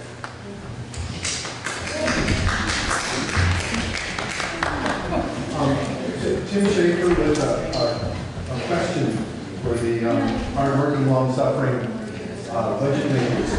On page 14, it says that as of 6/30/2019, the capital reserve fund was at $568,000 and change. And looking at the proposed budgets this year and next two, this year and 2022 and 2023, there's no capital reserves anticipated being used. So I just wonder, out there beyond 2024 or something, what are we anticipating that we're saving up this big boodle of money for? I'm going to have Jay Wilson speak to that. Jay? Yeah, please. And so the whole purpose of a capital fund is to make the taxes more even. So if you put money into it every year and don't touch it, when we need to pay for the Arch Bridge, the money's there. We don't have to go borrow. That's a big expense that's coming next year. And our portion is between $175,000 and $275,000. When we go to buy a piece of equipment, when we buy a new piece of equipment, if we start putting aside a small amount of money for the 10 years when a truck gets replaced, when that truck is due to be replaced, the money's there, you pay for it, there's no loan. The way it's been going, the money just kept coming out. So it was like taking money out of your savings account and then the next year sticking it back in. We don't gain anything. So we have the sand salt shed, which is a mandate that's coming down on us salt, our sand undercover because of the salt that's in it. And we have wetlands so close to the garage. We had to set money aside for that. That's an expense that's going to be coming up. And right now, there's money to pay for 80% of it from grants. So that's why we're doing that. So we're not creating a fee in the county's money to fund our future purchases, so the taxes can stay more level. And the way it's been being done previously, pulling that money out was never getting that. We've been putting money aside for a grader. There's no money there because every year it's pulled back out. So by actually funding it and leaving the money there, we'll eventually be able to make purchases and all our loans will be gone. We won't have loans every year. So that's the purpose behind the capital fund. And the town adopted it years ago, but it's never been fully implemented correctly. And Jay Wilson is the head of our road crew, correct? Yeah, just so you know.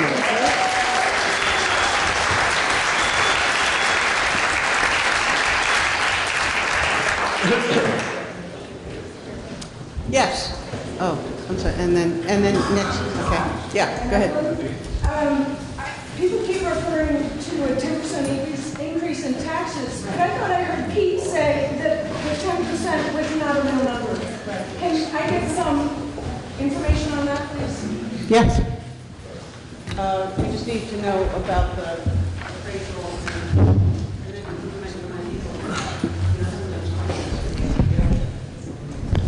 Far from being an expert on this, the equalized grand list which is set has an effect on the taxes as they are set later in the year. So until the grand list is set and the taxes do come out, we won't really know what kind of an increase we'll have.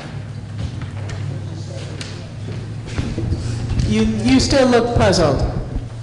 Did that answer your question? Okay, good. I would like to. A quick note. Don't forget, you got school taxes, and they're going up. So as you're figuring out your budget and our budget, consider that. I'd like to recognize Chris Campion. Just a note on reserves. In my day job, I'm the executive director of Wyndham Regional Commission. Federal funds available for towns are not going to be going up. State funds available for towns are not going to be going up. Matches, cash match for that municipalities are required to pay. The access grants are probably only going to be going up. And so I would look at this as not only just good planning for equipment that you've got to replace, but it also enables the town to make its own choices about what it wants to do, when it needs to do them. Because it's awful to be in a situation where everything that you want to do, you just go, is there a grant for that? Is there a grant for that? A lot of times there's not. And then the cost of actually getting that grant money and administering that grant money is pretty expensive. So I just think it's a good policy to maintain those reserves, do this capital planning, looking as far ahead in the future as we can possibly afford, because eventually we'll probably need to spend it. Thank you. Is there any other discussion?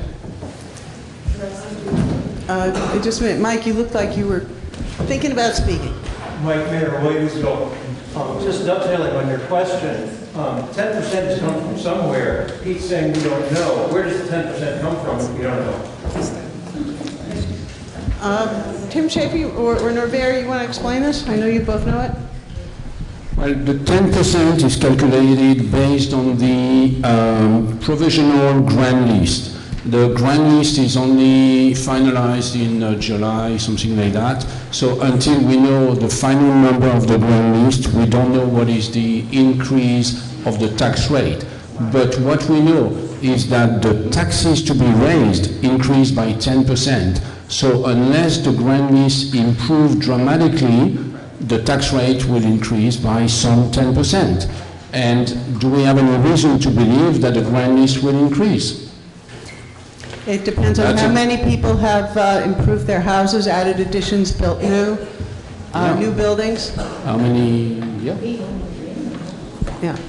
But but basically year on year it increases by 1%. So that the impact which was already figured out in the report and which gave rise to 10% increase in taxes.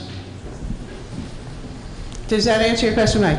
Okay, is everybody following that? All right, is there any further discussion on Article 7 as amended? Can I add something? Yeah, but this is going to be your last time. I just wanted to mention that we have more than $1 million in cash in bank. We have 1,148,000 based on the June 30th financial statements audited. That's page 63 in the audit report. So we have a very strong position. We have 1 million in bank, 1,100,000 in bank, and we have $700,000 in debt. Did you say page 63? In the audit? Yeah. Does anybody have any further comment? This was June 30th. I'm wondering if there have been big bills paid since then?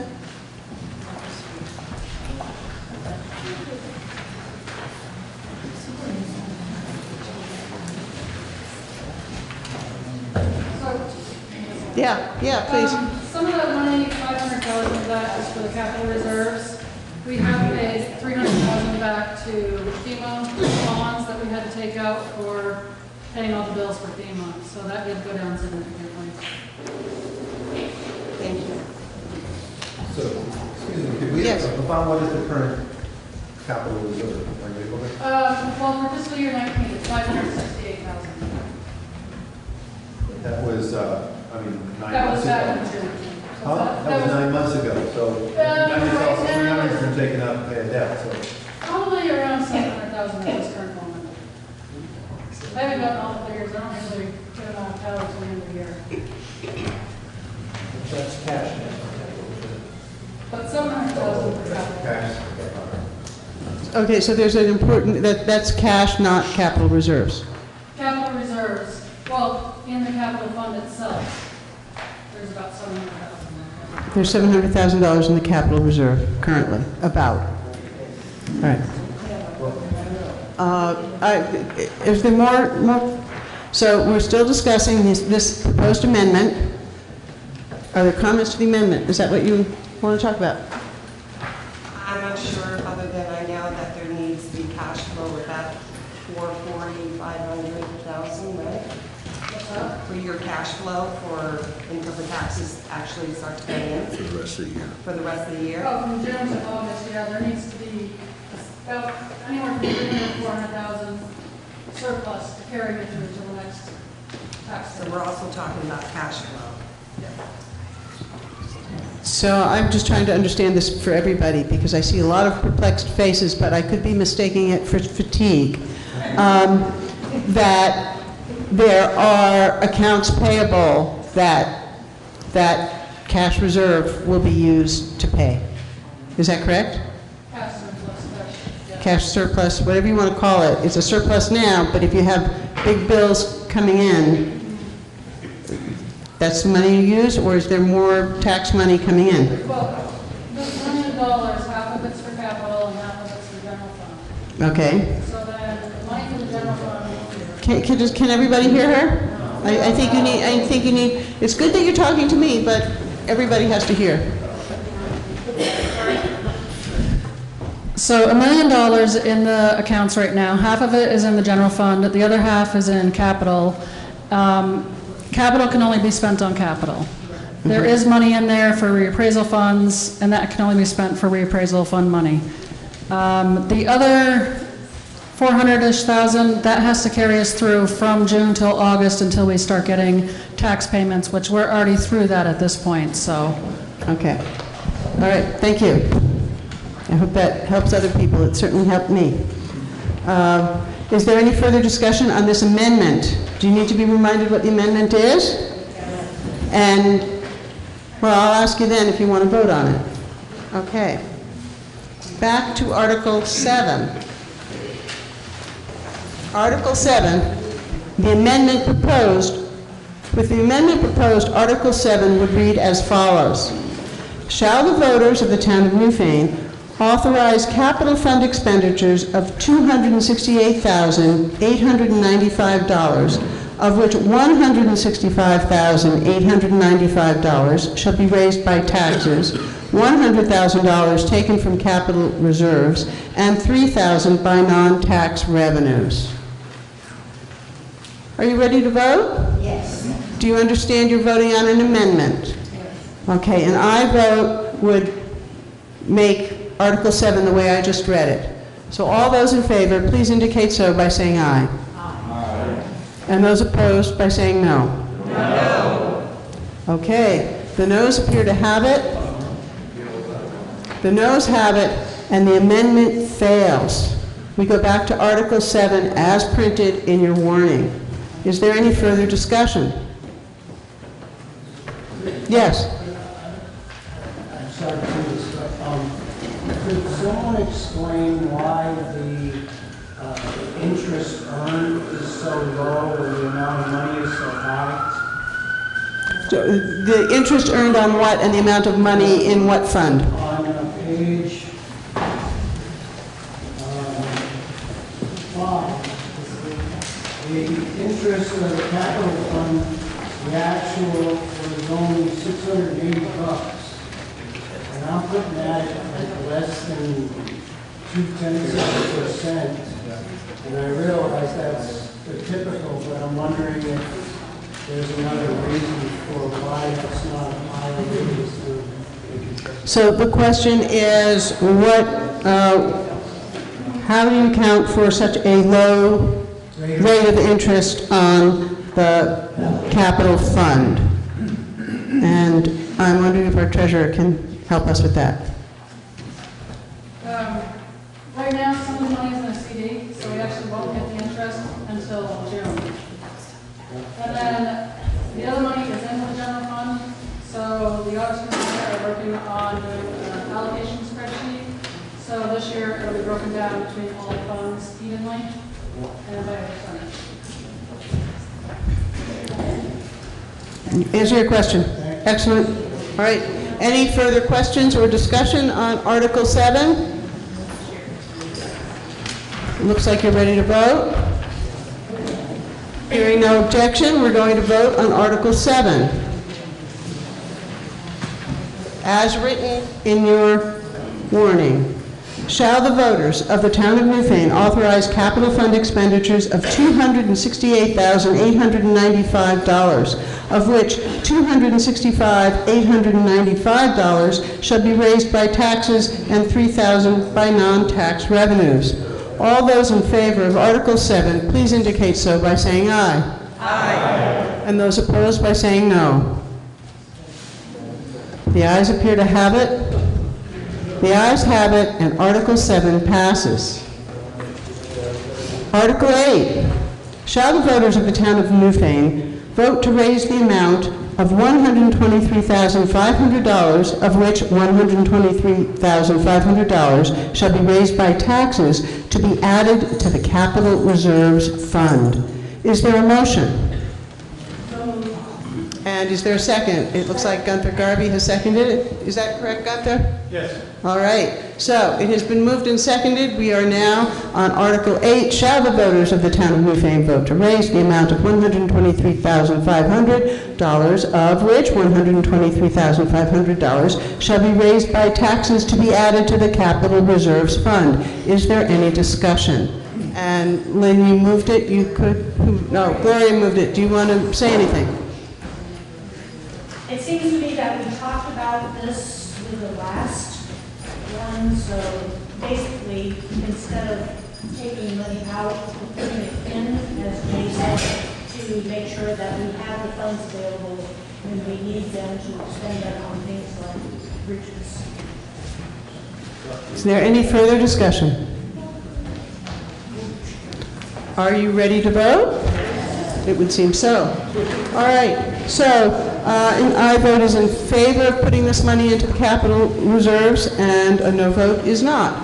Shall the voters of the town of Newfane vote to raise the amount of $123,500, of which $123,500 shall be raised by taxes to be added to the capital reserves fund?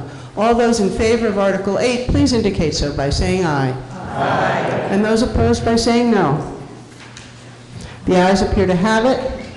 The ayes have it. Article 8 passes. Article 9. Shall the voters of the town of Newfane raise and appropriate the sum of $250 for the Wyndham Disaster Animal Response Team, WINDART? Is there a motion? Lynn Forrest has moved it. Is there a second? Ken McFadden has seconded. Is there any discussion? Yes. How many of you have animals, pets or other animals? Is that it for children? So we have pets and we have animals, and we want to be prepared for disasters that can happen. And what happens to our animals? And this organization trains teams to be able to react and respond when there is a natural disaster or other, to make sure our pets and our animals, our livestock is taken care of. We go through trainings period, and it's open to anybody who wants to go learn how to do this. We've learned how to set up shelters. We've learned how to deal with dogs. We've learned how to tell what a cat means when its tail's going this or when its ears go back. It's a great organization. I personally got involved because I have a big barn. And I thought if anything happens again like Irene and people have animals, and I don't have any big animals, but if people needed somewhere for their animals to go, I can set up a whole shelter safely for those animals. So that was my personal buy-in to this. So I think it's a great organization. They have a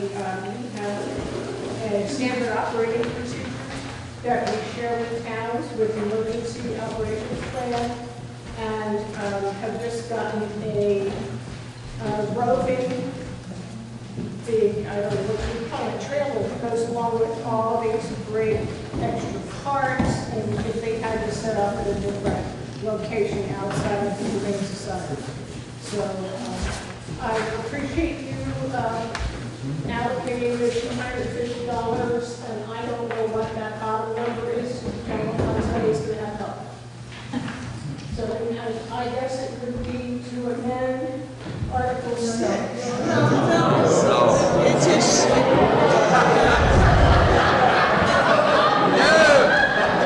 Look at all the experts. This is great.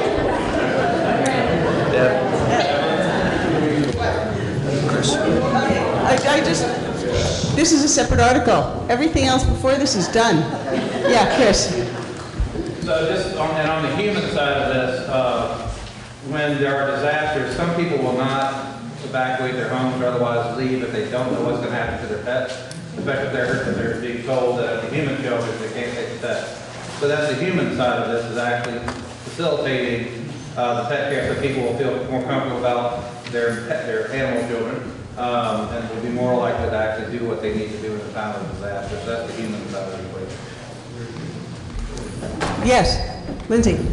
Lindsay Berger, saying, I just wanted a little clarification on specifically what the money gets spent on. Is it like training or facilities or whatever? And then also, how many people do you currently have involved in this? And if people want to get involved, who do they contact? So many questions. I know funds have been used for training. I know they're used for cages. And I don't know how many, because when I've gone, there have been different people that have responded. Ballpark? Maybe 30, 40, something like that. Do you know? We have an automatic response.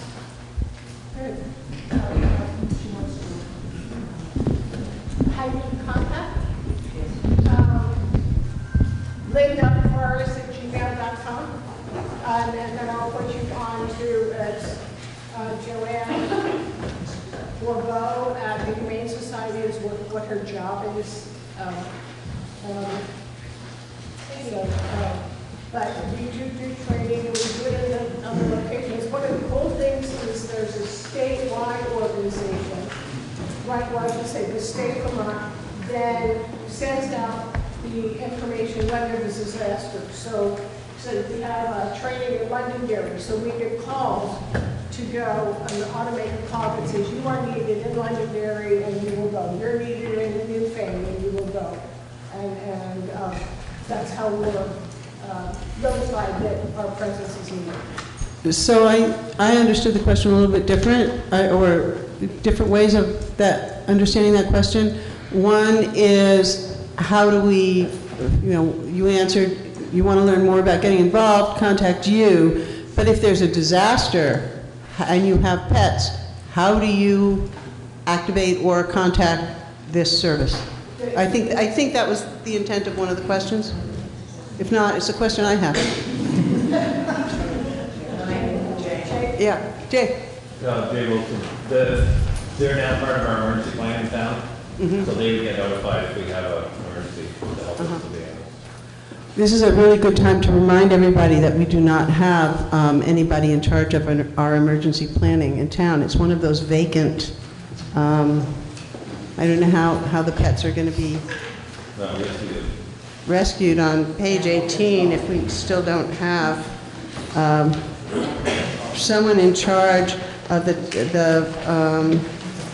I thought it was, no, I mistook that for the energy coordinator. And when we don't have an animal control officer either.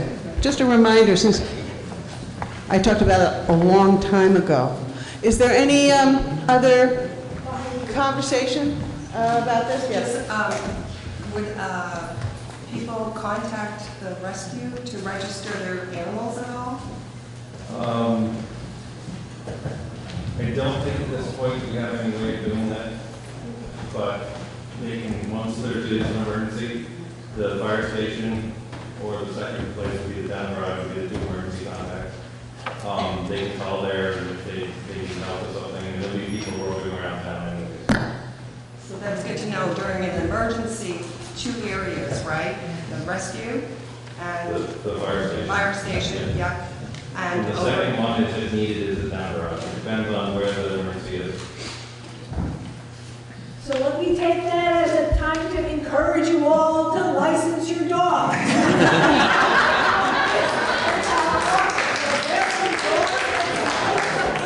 You'll know you have a dog that needs rescuing if you've licensed your dog. Good idea. And you only have 27 days before the price goes up. So, yeah. Just a point of information, the communication that came requesting these funds has been filed under kitty letter.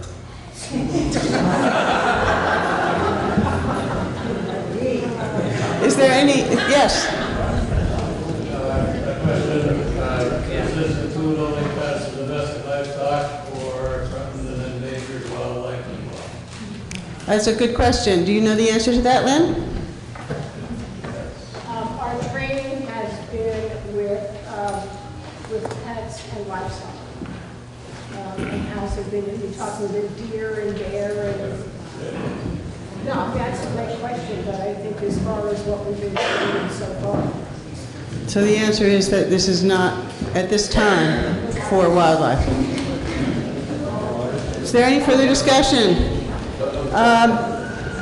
I'm not going to recognize that because there's somebody else who wants to speak, and, yeah. I just have a question.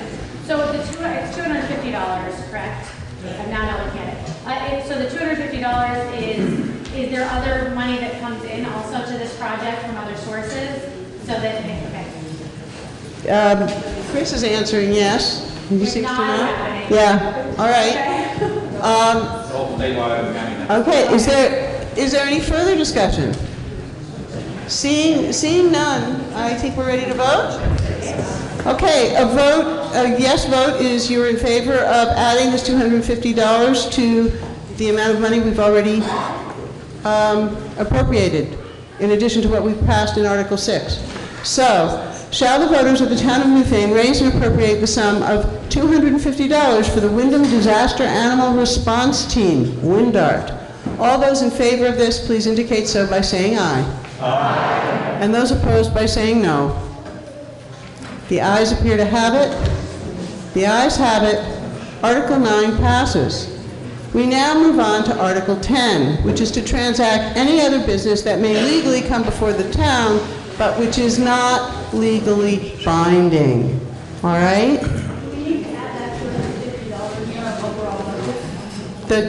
No, we don't. I made a mistake. Okay. Chris? I just have something. Please tell everybody who you are. Christopher Grappy from Williamsville.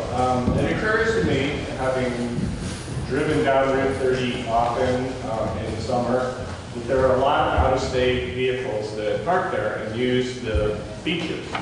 And it was occurring to me that we might be able to get some non-tax revenue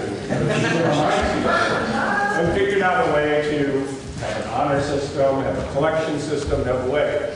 You know, just real quick math.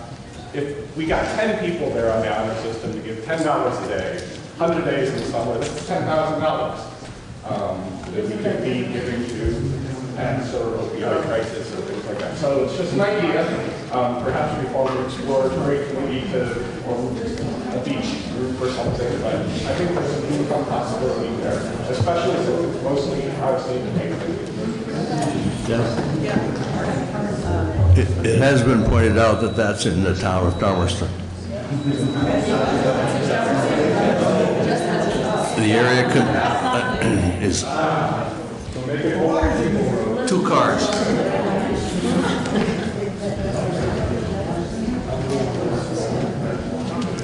All right. Is this about Chris's, the other Chris's? Okay, so Annie. Annie Lamberger, Newfane. I have 2 community announcements. So put your tap shoes on because April 11th, Saturday, is the annual Williamsville Newfane Talent Show. And this year we're delighted to have it co-sponsored not only by the hall and the hall, but the Tinsing Hill Preschool will be co-sponsoring and therefore benefiting as well. The last thing is that Rock River players could certainly use your talents, your input, whether it be wielding a brush to sing a couple monologues. We have our open meeting Friday, March 27th. I'll put this info up there. And on that night too, just give me 30 more seconds, we're going to have an open reading of a brilliant dramatization of the proceedings of the House Un-American Activities Committee. It seems like a pretty timely thing. The name of the script is called Are You Now or Have You Ever Been? If you would like to just come and read it with us and we'll chat about it afterwards, let's do it and look at the world. Thank you. So an announcement, and I'm going to be asking for your assistance and help. The Wyndham Region Broadband Project. That is a project going on. Wyndham Regional Commission got a grant to start working on this. And the goal is to have a survey of people in all the towns in Wyndham and the associated areas to find out what service they have for broadband and what they want. There's no cost to the towns. There will never be a cost to the town. There would be a communication district that would stand on its own. And if it went belly up, the assets of that would disappear. But there is, I understand that there's been some erroneous information being fielded, and I just know it's wrong. There is, I put on half of the chairs, there's a written survey. You can skip the first page and just do the survey. You can go online, and information about where to go online is up at the front. There's some little stickers that are like business cards. That's the easy way to go. It's wyndhamdigital.org/broadband. I don't know if anybody better internet service. So and the deadline for the information getting in is March 17th. So time is of the essence, as they say, and I appreciate your help. If anybody's interested in working on that, I am the town point person. Whether, yeah, I am. And but it would be nice, Margaret, is helping me. If anybody else is interested in working on that project, it's going to be pretty much sending out mailing and correlating some of the results.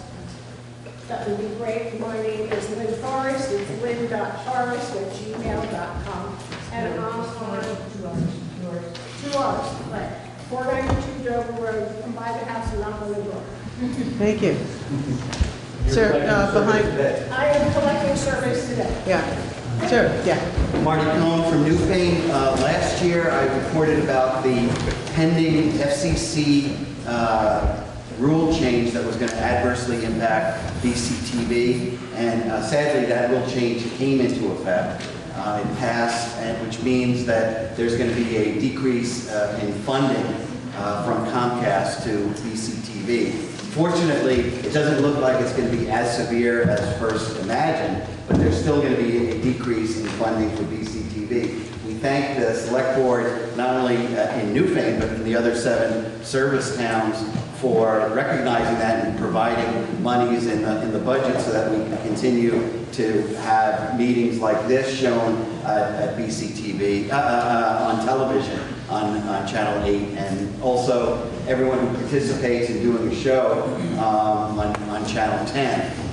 What we're doing now is that we're trying to find other ways to fund BCTV, and for the first time, we're looking to the public for donations.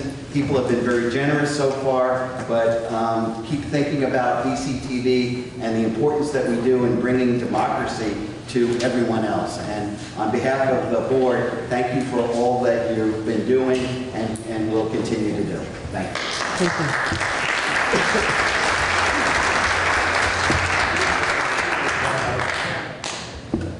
Well, I see, but I've got Chris first. Go ahead.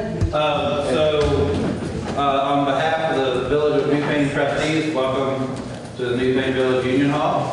I'm the chair of the Village trustees, so unfortunately I'm not a very good one. I just don't have the time to give it that it needs. But I just want to remind folks, this Union Hall is supported not by the town, but only by the 60 taxpayers of the village. We receive no town funds whatsoever. So the upkeep is left to the folk in the village. We frankly don't use this very much. And so there may need to be some conversations had there. One project we're going to look at that I've just gotten behind on is improving the hideous acoustics in here. They've been awful since the 1830s. But we actually did a sound check in here. I don't think it worked. It might. I'm going to just be real quiet for a second. Let me see. And count after I clap. Well, if you listen real careful, and if you especially if you're just like a couple of people here, sound bounces back and forth for like 5.5 seconds. And so that's one of the reasons why anytime anybody in here is rustling paper while someone else is talking, while the fan's on or something else, you can't hear. But obviously trying to improve the acoustics in here also then changes the historic character of the space. And so it's not a real easy decision for the village people to take on, and there may be some costs, but we may need to come to the town and just say, hey, this is the help we need to make this a better space. And one other thing, I brought this up last year, and I'll bring it up again. When I first moved here, I really appreciated the tradition of having these meetings, the town meeting in the Union Hall or the Williamsville Hall. But I'm really concerned that these spaces, this hall, we literally have to kind of break back into it again, so we shut it down for winter. And so you have to chip ice out and everything else, just keeping up the doors open again. And we have to bring up the plumbing back up and heat and all that. But even just getting into the building, the parking and parks affected in Winsville, I don't know exactly what it would take to, maybe this is already a done deal, to look at maybe having this at the school.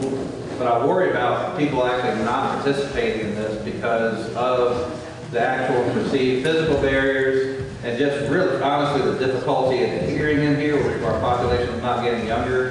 One of the reasons why this hall is frequently not used for weddings and other things is because of the hideous acoustics. Because we've heard how difficult it has been for people to hear in here all day.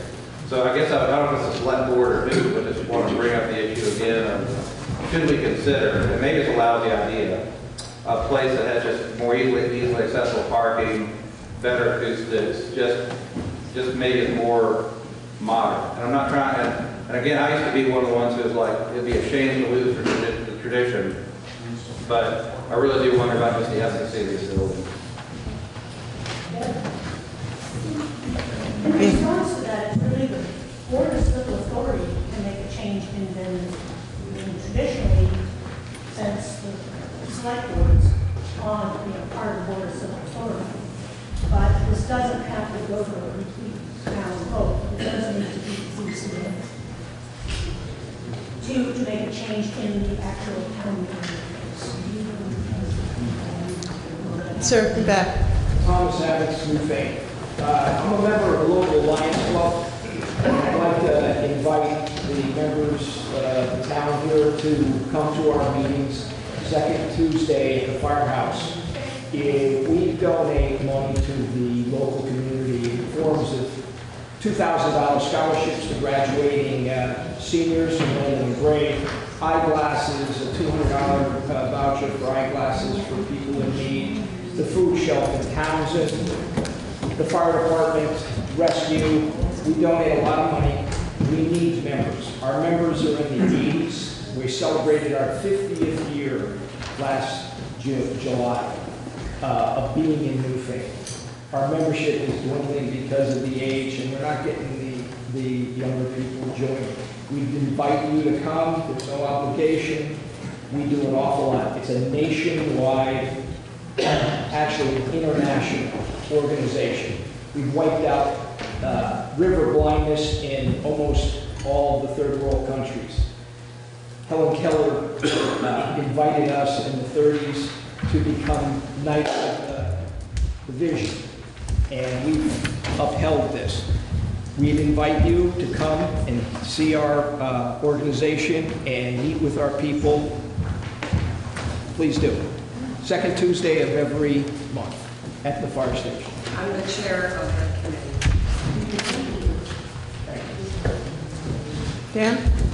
I'm Dan DeWalt, a Restorative Community Justice of Southern Vermont, which is an organization that teaches people how to do restorative practices and offers free conflict resolution to anyone, is actively searching for more board members. As you can see, we could have used another board member this year when we didn't get a report filed in time for the select board. So if anyone has any interest in restorative justice, restorative practices, please contact me or Restorative Community Justice, rcjsv.org. And we'd be happy to talk to you. It's about being on the board or just about learning. We do monthly trainings for free in this town and other places. So if you have any interest in an organization and would like to be part of it in any way, please contact me. Becky? Yeah. Also, if my wife Carly were able to be here today, she would ask you to recognize and express your appreciation for all the volunteers in the New Britain Fire Department and for our Newfane Town Highway crew.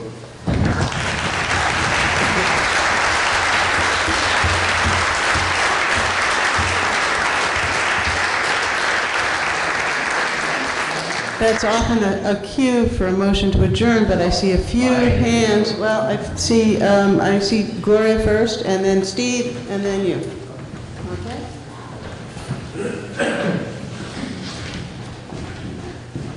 I have two things. I did take on chairing the Green-Up Committee, and so I have a postcard here, and I have a list here of previous Green-Up people.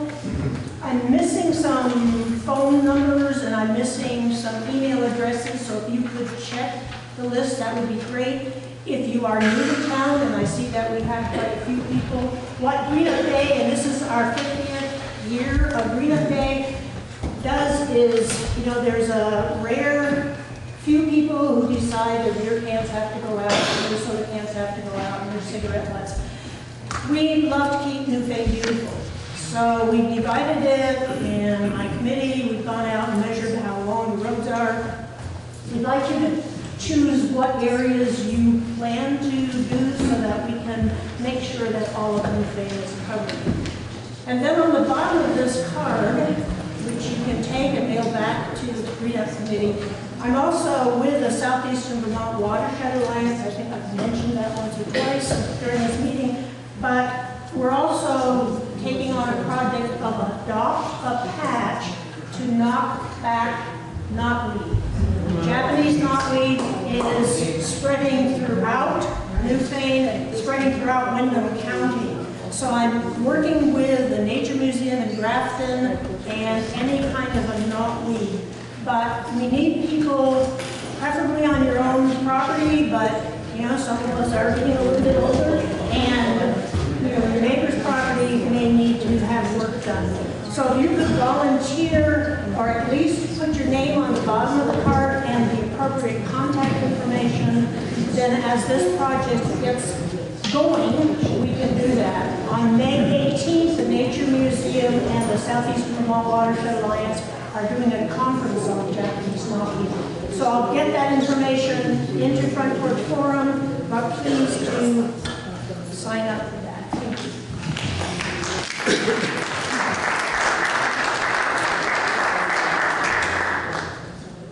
Hello, Steve Levine from Williamsville. I always like to say it's part of the town of Newfane. And I'm on the hall committee, and I want to thank everyone. You probably won't read our report on page 92, but in that I say thanks to everyone in the town for supporting capital expenses and ongoing expenses. We really appreciate it. And in return, we've been attempting, and I think succeeding, in having many more events at the hall. We just had a wonderful recital by Dan. It was piano accompaniment to an amazing silent movie. On March 21st will be our second annual dog show, and that's for real.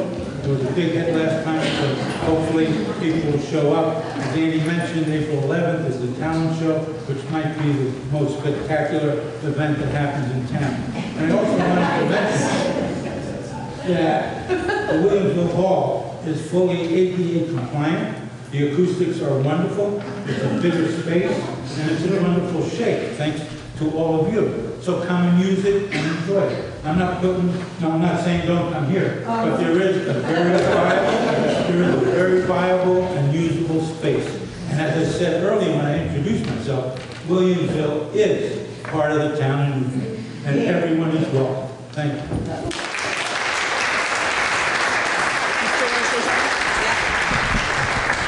So I just wanted to bring it to the town that I am in the process of getting signatures for Gun Rights Sanctuary Township Resolution. It's a resolution for the defense of the right to keep and bear arms. And it's going throughout the state of Vermont. So if you're interested, please see me. I'm looking for signatures. Thank you. Lindsay.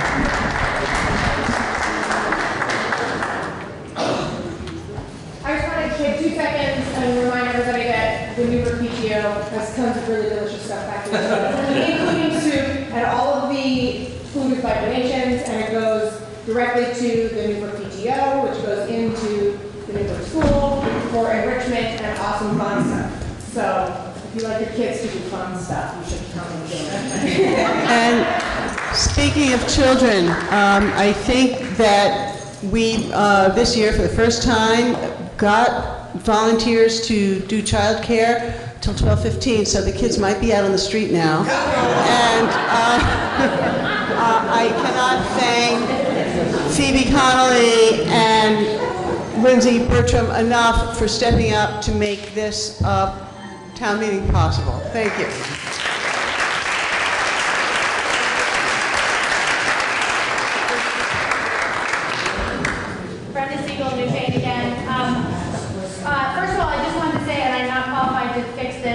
But I'm always trying to find information on the website of what's happening in town, and I have a hard time finding it because I'm often using my phone to do it, and it doesn't go mobile as easily. And so I'm happy to come in and help brainstorm. I'm not qualified to actually fix it, but I wanted to just bring that up. And then the other thing is that, and I think, if I'm not allowed to do this, let me know, on... No political campaigning, don't try it. It's not for me. It's not, doesn't matter, doesn't matter, absolutely no electioneering. It's just a meeting that's happening in town, is that? I'm gonna just say no. Okay, okay. Okay. Hi, sorry. It's okay, it's not a campaign. Doesn't matter. Go ahead. I'm Elizabeth Erickson, and I am the Four Winds Coordinator at Newburgh School. And this is a natural science program that is run by volunteers. People volunteer to teach in the school, the kindergarten to 5th grade. And we really need more volunteers. You know, each is a small commitment, and for each class that you teach, you're trained to do that class. Everything is laid out, all the activities, the games, and the puzzles and stuff we play with the kids is all pre-planned. And it's a really wonderful group of people and a really fun organization. If you'd like to work with the kids outside, this is a perfect thing for you. And so if you'd like to contact me, you can always call the school and they will have my information, but I'm Elizabeth Erickson. Thank you very much.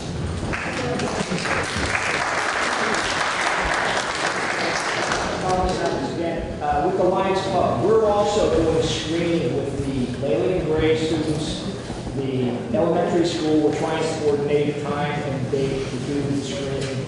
We have been trained on vision testing, equipment for your children.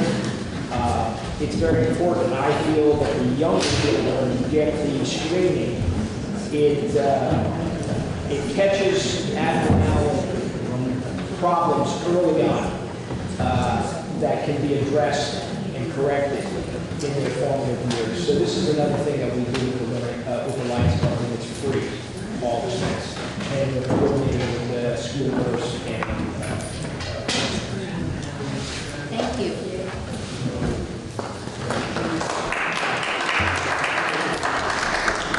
Will we thank the select board for their service and then adjourn? There has been a motion to adjourn. It's been seconded. It is not debatable, it's not amendable, and it passes by a simple majority. All those in favor, please indicate so by saying aye. Thank you very much. The meeting is over.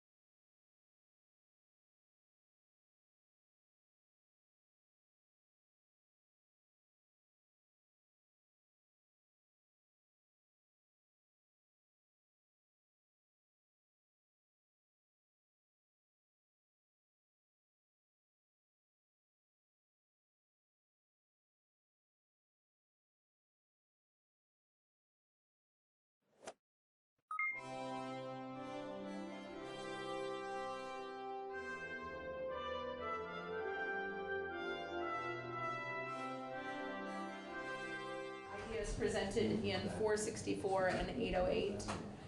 And it is coming to the point where I think we need to try to decide as a committee what direction we want to go on these issues.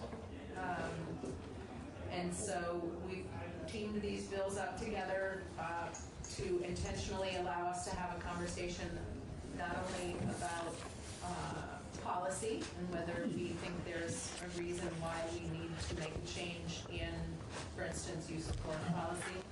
But also issues around training, training in cultural awareness, training in de-escalation, and of course issues around data collection so that we have the information at hand in order to understand what the experience of Vermonters in their interactions with law enforcement is about. What's the bill? 464 or 808? Is that what you're asking? Yeah, I'm sorry. Thanks. Are you being our legislative counsel now? He's trying, but I don't think it's so good. Doesn't have the plug yourself. How do you do those? Do the one with the split screen? I'll work on it. Yeah, can you do a split screen, bring them both up side by side? Do you do side by side? It's been a while. Do you really, are you just being a wise guy? I think he's being a wise guy. I don't think we need to look at the bill language right now. I think we need to have a discussion about what we've heard, what we think makes sense, and what we want to begin to move forward with in terms of getting language on the page. So this is just an opportunity to have some open discussion. Jim. So we've had obviously a lot of testimony and a lot of different viewpoints, but the first part on the data collection, was it my understanding that we have this information, but it just doesn't go to this group? The E. That's already collected but not necessarily shared. Is that? Maybe I can call a friend in the room. Lifeline. You got a friend in the room? Would like a lifeline?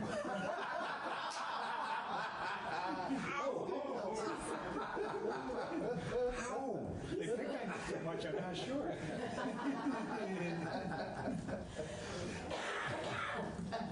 Who would you like to call? I would like to Nobody in this room. my friend from the state police. Sure. Tell me your question again. Okay, so I thought my understanding was that the E, the underlined part, was already noted somewhere on different reports, but not necessarily given to this group that's looking at all the data. Okay. So that is not one of the mandatory bits of information that's captured at traffic stops in the traffic stop data currently, right? There are, I think, 5 or 6 required: age, gender, reason for stop. So all those things, whether a search was conducted, but use of force at a traffic stop is collected by our department in a separate way. It's not part of the data collection effort tracking racial demographics of traffic stops. We are collecting uses of force at all levels, whether it's a traffic stop or somewhere else. I cannot speak for other departments about their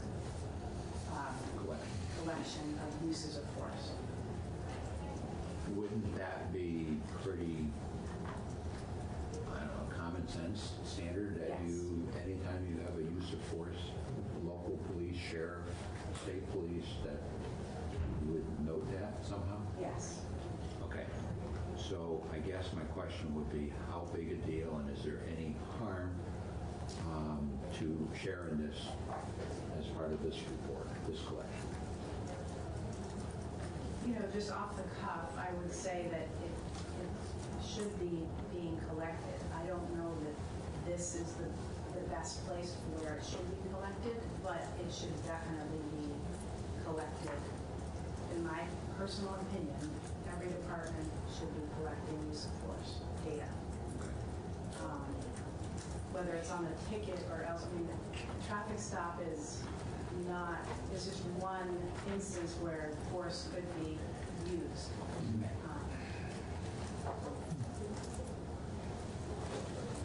Al, do you have any thoughts on data? Since we're on data right now. Yes, I did meet with Representative Donahue, and we came up up with some additional language in E that we were just looking at. We were concerned about the means by which the stop was achieved and whether a chase might have been involved for achieving the stop, and some other language around use of force, whether it resulted in bodily injury or deadly force. So there's some additional language we thought might be added to that section. And this pertains to just roadside stop data, but I think we are understanding in the broader context of putting both of these bills on the table that some of the issues are not around a roadside stop, but around other interactions with law enforcement that we may want to collect data on. I think we would want to broaden the data collection to be other interactions and the use of force on that. May I shoot a lifeline question also? Sure, yeah. If you're on foot or in a car or anywhere, if you do an attempt to evade, it comes out as a separate charge, right? If you're on foot or in a car and you attempt to elude or you don't respond to lawful orders, is that a charge? Yeah, sort of is that. It's kind of a backdoor way of asking if that data is already kind of available in a lot of situations.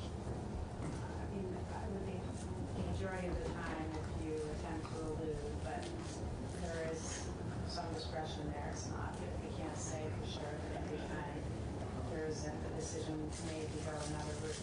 Like if you're attempting to elude and you're caught and you're DWI, maybe you're only charged with DWI. There is some discretion.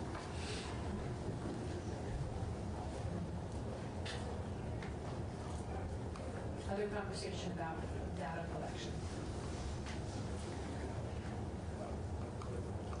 We also spoke to including language around collecting data for a person acting in a manner that created reason to believe a mental health crisis was occurring. And that's specific language from other statutes around mental health, from the Mental Health Council. But that kind of data needs to be specifically named.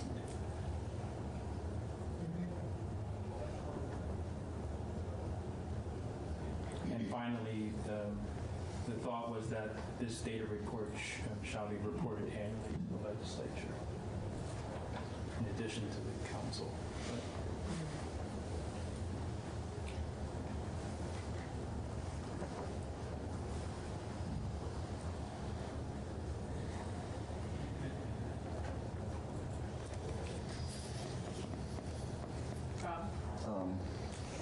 I guess I have some concerns about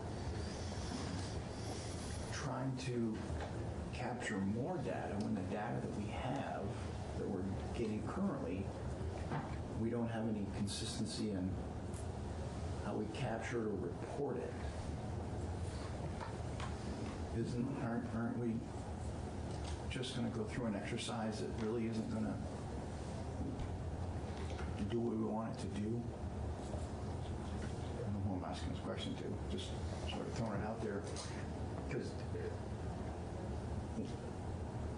even a local, because this isn't, we're talking local and everybody, and we don't really have a good, robust process in place even now for the data we're supposed to be capturing. I think we heard that it's an evolving process, that the first year they tried to collect, they had some things written, handwritten on the back of the envelope sort of thing. Right. So this is definitely an evolving process. And shining some light on it and also putting into statute exactly what we want to be collecting is the opportunity that we have before us right here.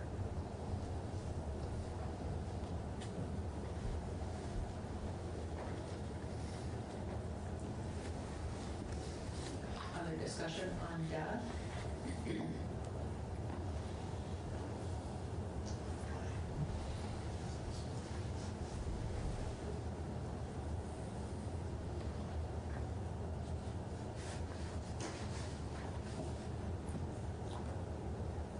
Okay, well, I'm hearing a proposal that we work in some way to incorporate some of the issues around people who are in apparent mental health crisis. And so I think probably what we should do is actually get with Ledge Council and see if we can get some bill language on in front of the committee. Take a look at this. I would have to see the language, but I'm inclined not to support that. I think that's way too broad, personally.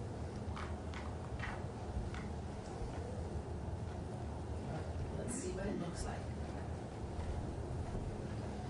Anything else on data? All right, so we have training in de-escalation and cross-cultural awareness as two concepts that were put forward in the bill. Any committee discussion on that? Any thoughts that you have based on what we've heard for testimony thus far? Just to clarify, what do we have for policy in this area today? Anything? Well, I wish I had that off the top of my head. Well, there's a lot. Or use of force, obviously. I think we had some testimony that there is some training, and I forget how many hours of training off the top of my head. I think they said 4 hours. Yeah.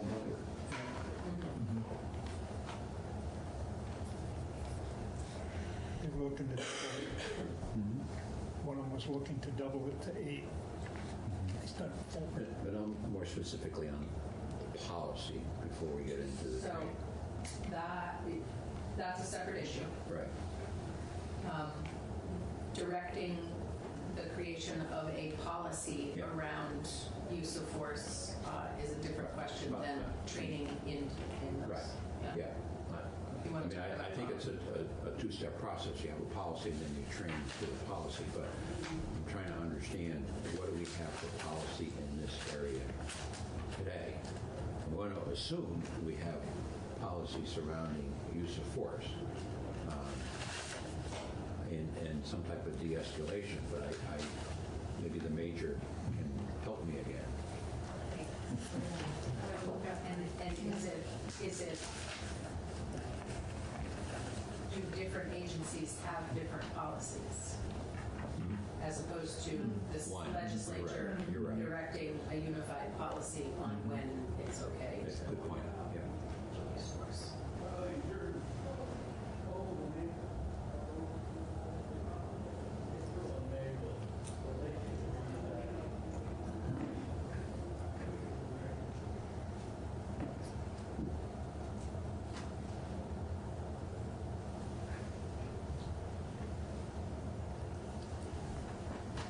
Sorry, what I'm looking for is the breakdown in the training that's provided at the different phases of the academy.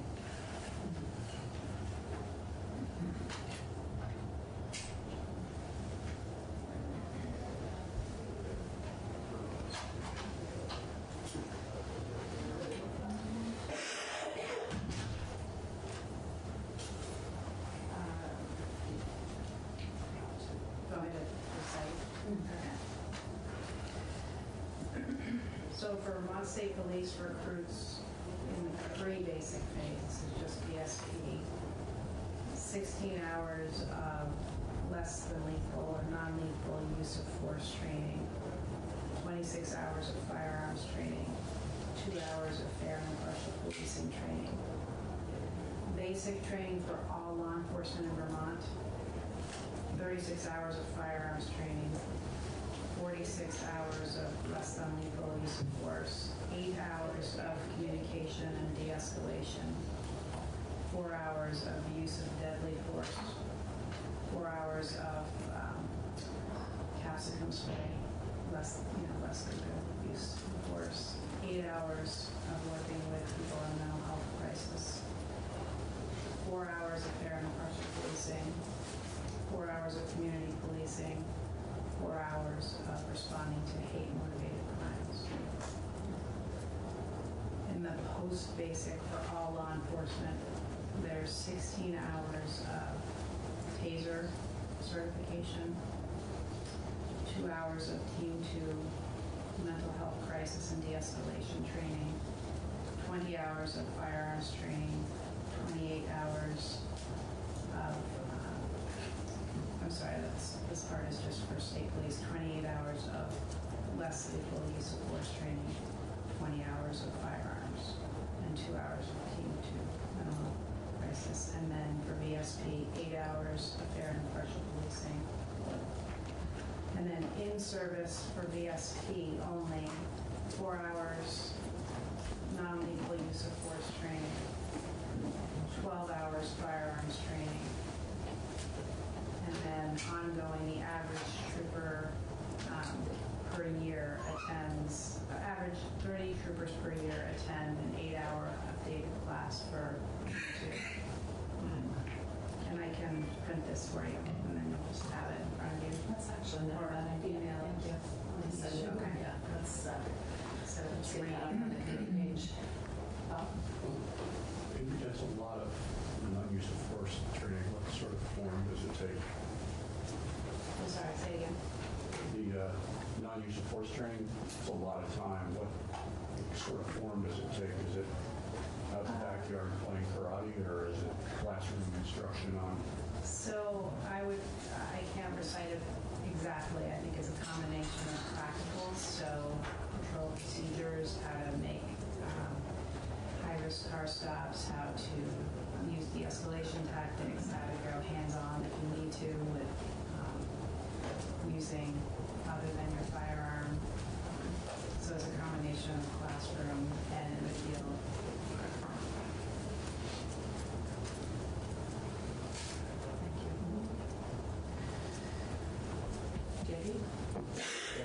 Madam Chair, if I may just add something to that. That's part of what the move on now is to increase the basic training another 4 weeks.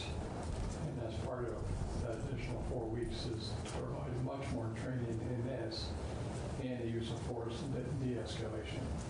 And use of force, de-escalation are actual hands-on practical exercises where the police officer is actually thrown into a scenario where the major can correct me if I'm wrong in this, but thrown into a scenario and the officer is, or trooper in the case of state police, is required to evaluate the situation, take the appropriate actions, and they're graded on that at the academy. And just for the record, the municipalities, most municipalities, unless you're very large, and I can only assume that happens to be very large, like maybe a BPD or something, don't receive as much training as the state police do in this, because they have a pre-basic, and I believe your post-basic is a little more intense, and they receive a little additional, they receive more training. So this additional, I get off a little subject here, but we're getting this additional 4 weeks, so this is the municipal department is greatly and requiring more time. I just wanted to emphasize that. So while we're talking about training, is there anything that you, committee, have heard during testimony that makes you feel inclined to specify something with respect to training? Well, just to pick up on what JP just shared, I remember there was some reference to train-the-trainer approaches, and it didn't seem like there were many of them. So how might you increase that in a way to allow some of the smaller agencies to have more exposure to training? Is that all? I mean, I think the challenge that I've seen just in all of the discussion that we've had around all of these issues is that,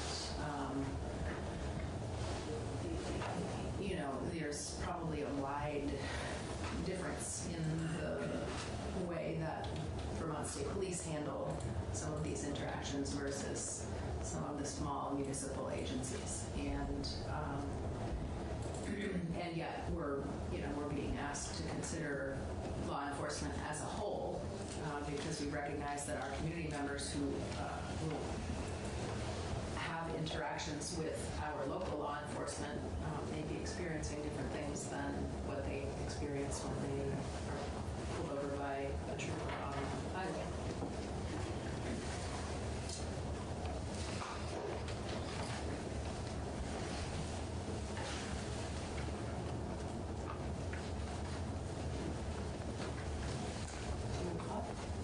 Well, I mean, with respect to the training, I mean, I understand the policy part, and I'm fine with what's in the bill, but then the training component is supposed to be based on a policy that we don't know what it is now because they're going to have to draft it based on this bill. And I guess my question is there might be a cost to that,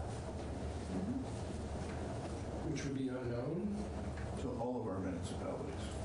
Right. I mean, should it be more that, you know, the training council should come back to the General Assembly with a recommendation on training? I'm just, because, I mean, it's a difficult situation as they have to, they come up with this policy, a model policy, and then they're supposed to take training on that. But we don't know what the model policy is at this point.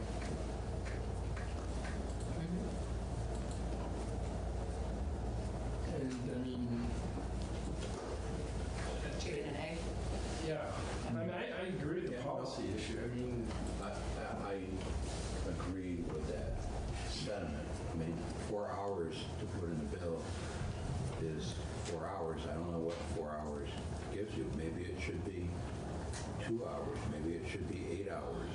And I think until we get a recommendation from, you know, having a policy and then the recommendation of the folks that do the training of what's required to implement that policy, I think might be premature.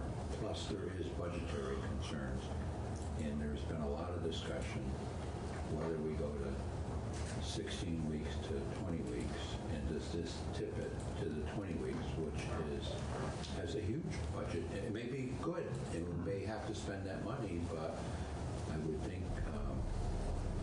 we ought to know that.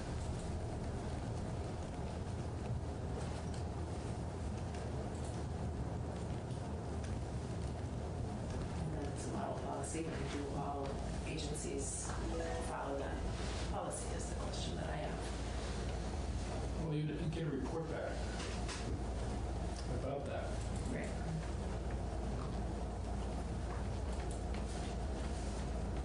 So we have some idea of who's following it and who's not.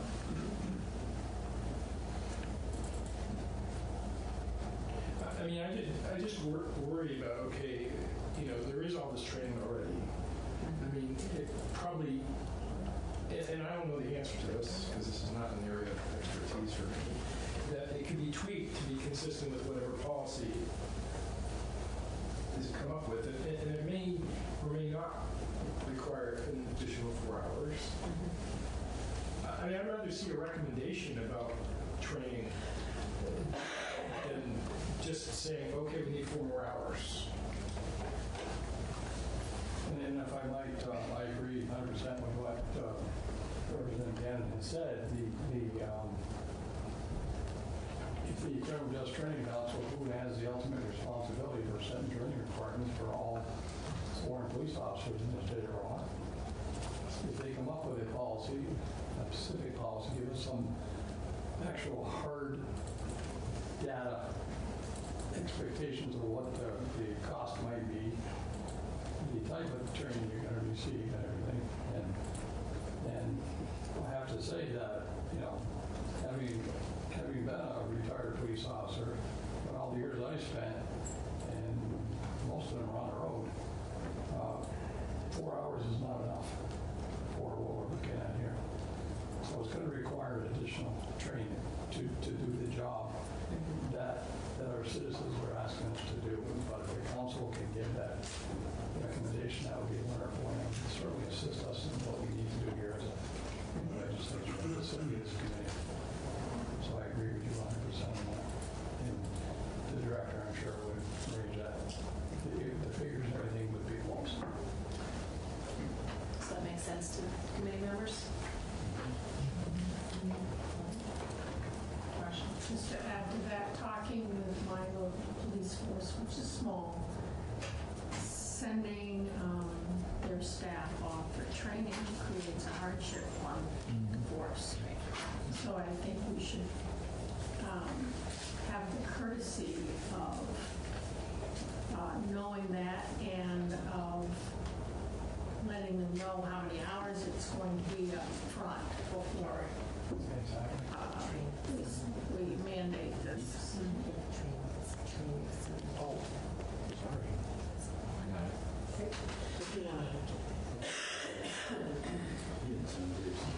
So this is an amendment to 464. Who drafted that? Was that- Just trying to be transparent. Can you work with the drafter to make that change? Yes. All right. So, other thoughts, questions, suggestions, concerns about these issues?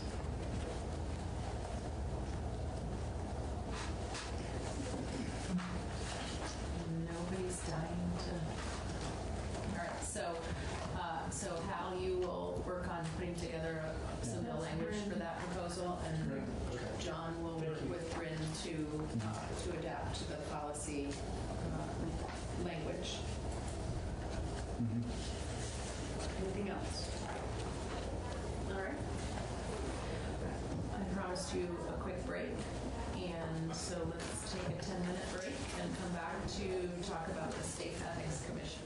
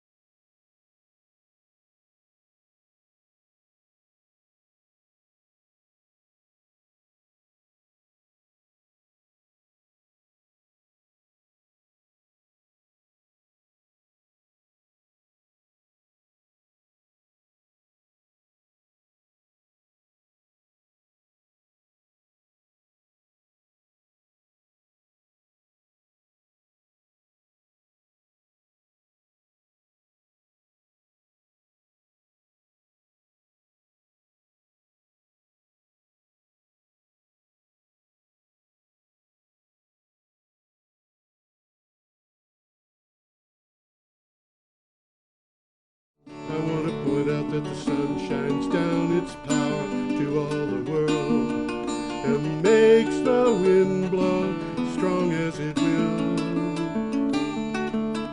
I want to hope gentle rains can fall upon the land so lovely earth can stay lovely still.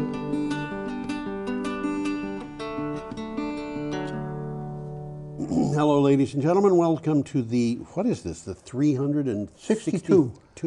The 362nd edition of Energy Week, which comes from my blog, geoharvey.com, which you can go to, or you can click on we're listing the entire show online now, so at BCTV and other places, people can click on the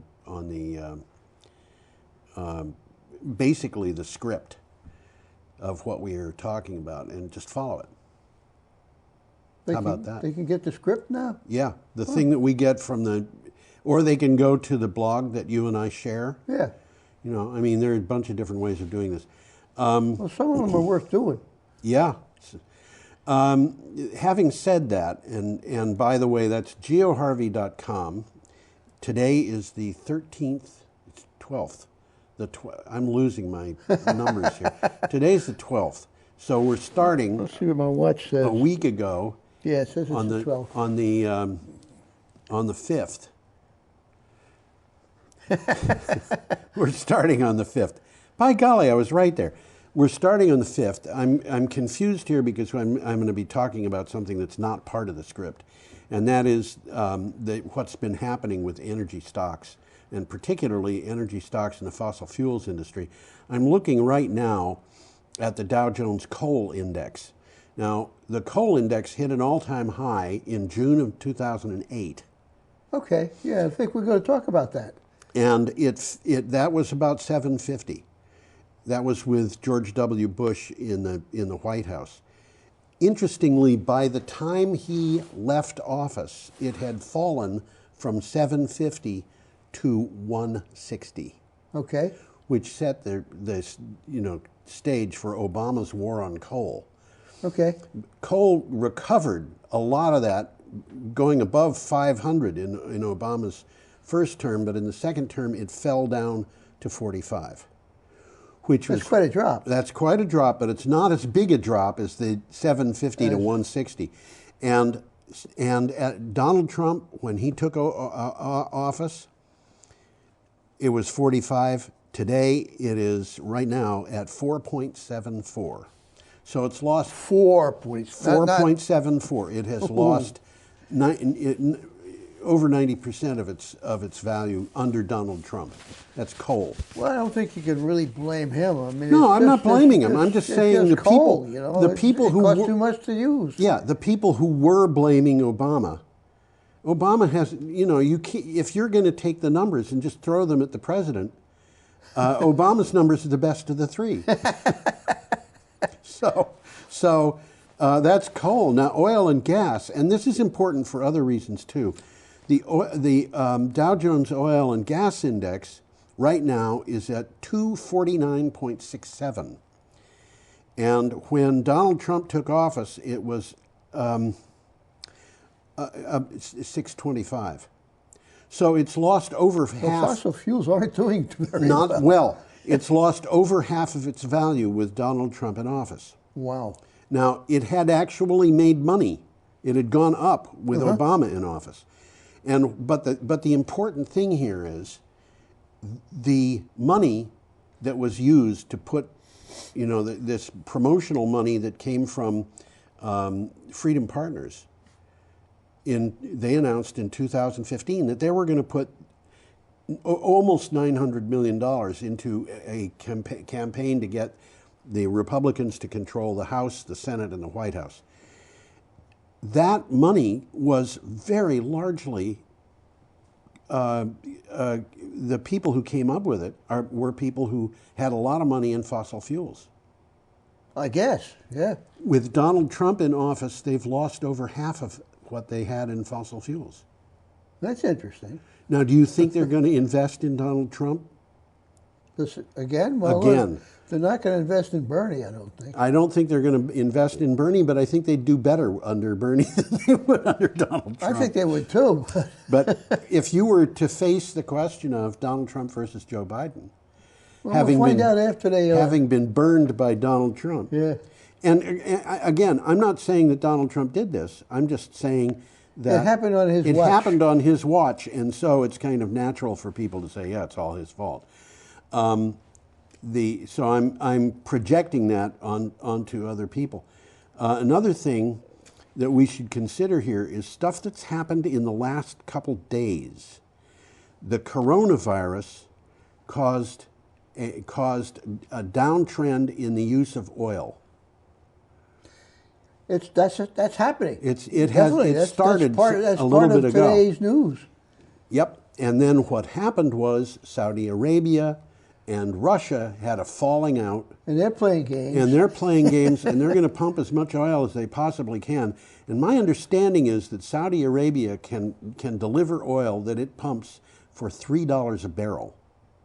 So they have I would say 10, but for 3? That's what I read. And it cost them $3 a barrel to get the oil. To pull it out of the ground. And they've already got the wells in place. Well, in Saudi, the oil bubbles to the surface. Yeah. Now, here's the thing. Vladimir Putin also apparently can go a long ways delivering oil cheap.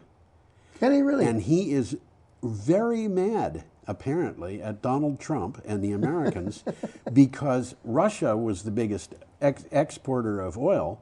Yeah. And all of a sudden, under Donald Trump's watch, It's the United USA. States. And why? Because of shale oil and fracking. Yeah. Well, I got news for you. Shale oil and fracking both depend upon a high price for oil. I'm talking about upwards of $50 a barrel. Yeah, I was just going to say $60, but yeah. And so if they're delivering oil at $30 a barrel, those fracking companies go out of business. They're going to go out of business. Well, we will be talking about that That's right. show. So that's where I wanted to start the show. And I should close all this stuff down and go to, here we are, Energy Week, number 362. Today is the 12th of March, 2020. And you can go to the places that I've already indicated, geoharvey.com, and also the link that is on the show posted. We're starting on the 5th of March, which is a Thursday. And also, because of the coronavirus, Italy is in lockdown. Yeah. Whole country. And Donald Trump is not permitting travel from Europe to the United States for the next 30 days, except by Americans and residents of the United States. That's going to have some economic effect. It's going to have an economic effect, but the coronavirus is already here. It's already in Vermont. Yeah.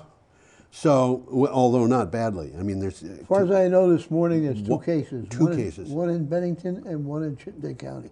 Oh, okay.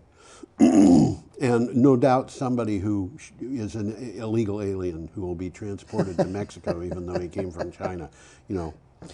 And by the way, Donald Trump is not the only guy who's done that.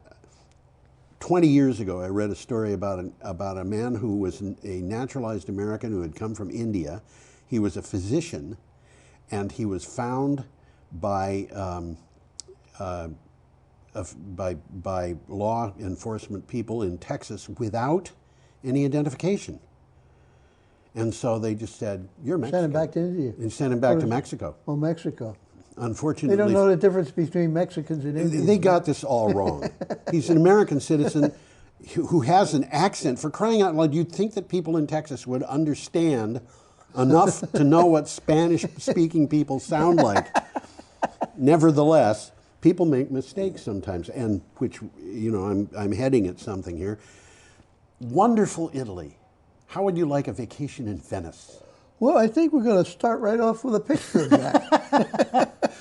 Here is a picture of... Let's get that picture. Here's a picture of an outdoor cafe in Venice. How about that? Now, I think that was not staged, and... well, they are drinking wine. I thought they were drinking coffee. Well, some of them are probably drinking coffee, but if I were sitting that with... first one there, that's they're definitely drinking wine. If I were sitting with my feet in a flood, I might be drinking wine instead of coffee, too. Tom thinks this was staged. Not the water, just the people. You know, go out and get a bunch of people and have them sit at the tables and give them free wine or something. Something like that, yeah. Well, let's say I think it might very well be. Okay, this is so from... that is a picture of people flooding in Venice. Yep. And they look happy enough. I don't know. I don't know. That guy with a funny hat looks miserable to He me. doesn't look too happy. This is from Clean Technica. The caption on the photo is interesting. Climate adaptation is about accepting reality. That's not the caption I put up, so that just says outdoor cafe. No, that came their caption from the was, article. yeah, I'm glad you said that. This is from Clean Technica. Well, what it says here is extreme heat is killing people now. Yeah. Coastal residents are losing value on their homes now. Species are going extinct now. The climate crisis is here now. Yeah. We can't keep doing things the way we've always done them. Absolutely. And the title on this that I was fishing for in those murky waters was, "What Does Climate Adaptation Look Like?" I'm supposed to say that. I thought you were reading everything else. Climate adaptation encompasses a wide array of actions that help people and nature cope with present-day harms of climate disruption and minimize future harms. Ideally, adaptation allows us to move beyond just surviving the climate crisis to thriving in a fundamentally new world.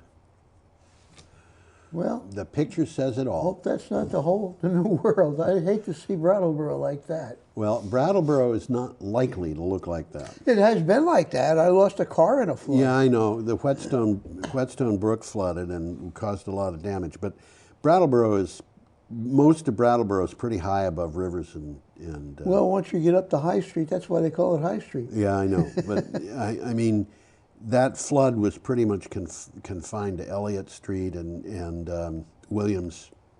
It was down on the bottom. I was parked in a municipal parking lot. Oh, man. Right down on Elliott Street. Yeah. Okay. Aha! Utility investors risk billions in a rush to natural gas.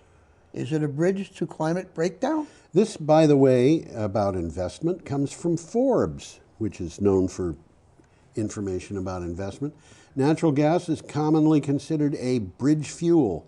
Now, electric utilities must face the mathematical reality that fast-falling clean energy costs mean the bridge only leads to climate breakdown and destruction of shareholder value. Which is interesting. Now, this is Forbes saying this. So yes. They know what they're talking about. Well, we hope. Usually. Yeah. Well, natural gas infrastructure is incompatible with a low emissions future. Yes. And we've talked about that. And faces intense economic competition from clean energy. Yes. Which is happening as we speak. Yes. Okay? Clean energy right now is a more affordable, less risky alternative. And the price keeps going down. That's interesting. Well, you don't have to pay for fuel. Because of Wright's Law, the price is going to continue going down. Well, the U.S. is on track to spend roughly $1 trillion on new gas-fired power plants by 2030. Yes. That's in the pipeline already. Despite utility-scale wind and solar now being the cheapest sources of new electricity. But the natural gas that's in the pipeline is not necessarily going to be built. And that pipeline gets smaller every month. That seems to be the trend. Yeah. And we got a picture here of something looks like, to me, like horses. That's, I think, what it is. I think that's what it is. And the title says it's a bushfire, and I'm not sure where that picture was taken. I think that picture was taken in Australia, but I could be wrong. Well, the article's about Australia, so let's read about it. Okay. The climate crisis made Australia's wildfires at least 30% more likely. This is from CNN. The wildfires that burned across Australia recently were made far more likely and intense by the climate crisis, an analysis shows. Scientists found that the chances of the kind of extreme weather that triggered the blazes had increased by more than 30% since 1900. Well, more on the same, slightly different math, but it says conditions like this are at least 4 times more likely than they were at the start of the 20th century. Yeah. Human-caused climate change has loaded the dice, and more fire seasons like this one that you're looking at in the picture are likely in the future. Right. Okay, should we go on? Yeah, we got Friday, March 6th coming up. Yep, and we have an article from Renewable Energy Magazine. Solar Solar energy storage breakthrough unveiled in a drive to deliver affordable round-the-clock renewable energy to millions. This is a very clever idea. I hadn't heard of this one before. I hadn't heard of it either, and it is very interesting. Energy storage startup Azelio integrated a unique energy storage system at the world's largest solar power plant, the Noor Solar Power Station in Morocco.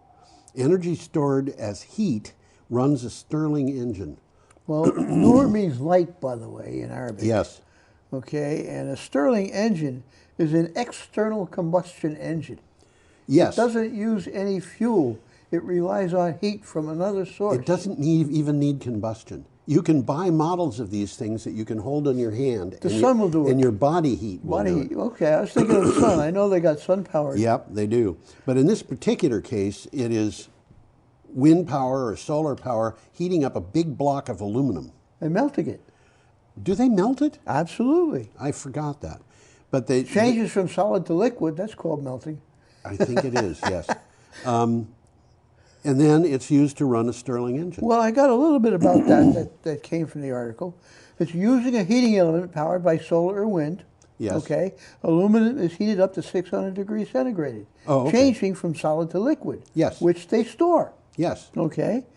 Using a heat transfer fluid, thermal energy is transferred to a Stirling engine. Yes. Which doesn't care where the heat comes from. Okay. And runs solely on heat. And the Stirling engine in turn runs a generator to produce electricity with zero emissions and at low cost. This is pretty clever. This is really a good scheme. If it is as efficient as a battery, a thing like this could last a good deal longer than a battery. I would think. And it's basically physics and mechanics driving this thing. Okay. Somebody had their thinking cap on for that one. Yes, I think so. Well, the Stirling engine, if you look at it, look it up in Wikipedia. They've been around for a long time. They've been around for a long time, but look it up in Wikipedia and you discover something really interesting. Yeah? It's just how it runs. It's one of those things that you look at this and say, Kid. how do you do that? like lifting itself by its own bootstraps, huh? That's what it looks like. It's got a piston which doesn't have a piston ring, I can tell you that. The air just flows around the edges.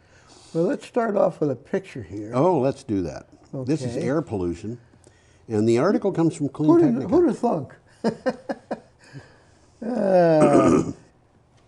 The article says there that air pollution pandemic, and they use that word, is worse than wars, parasitic diseases, HIV, AIDS, and smoking.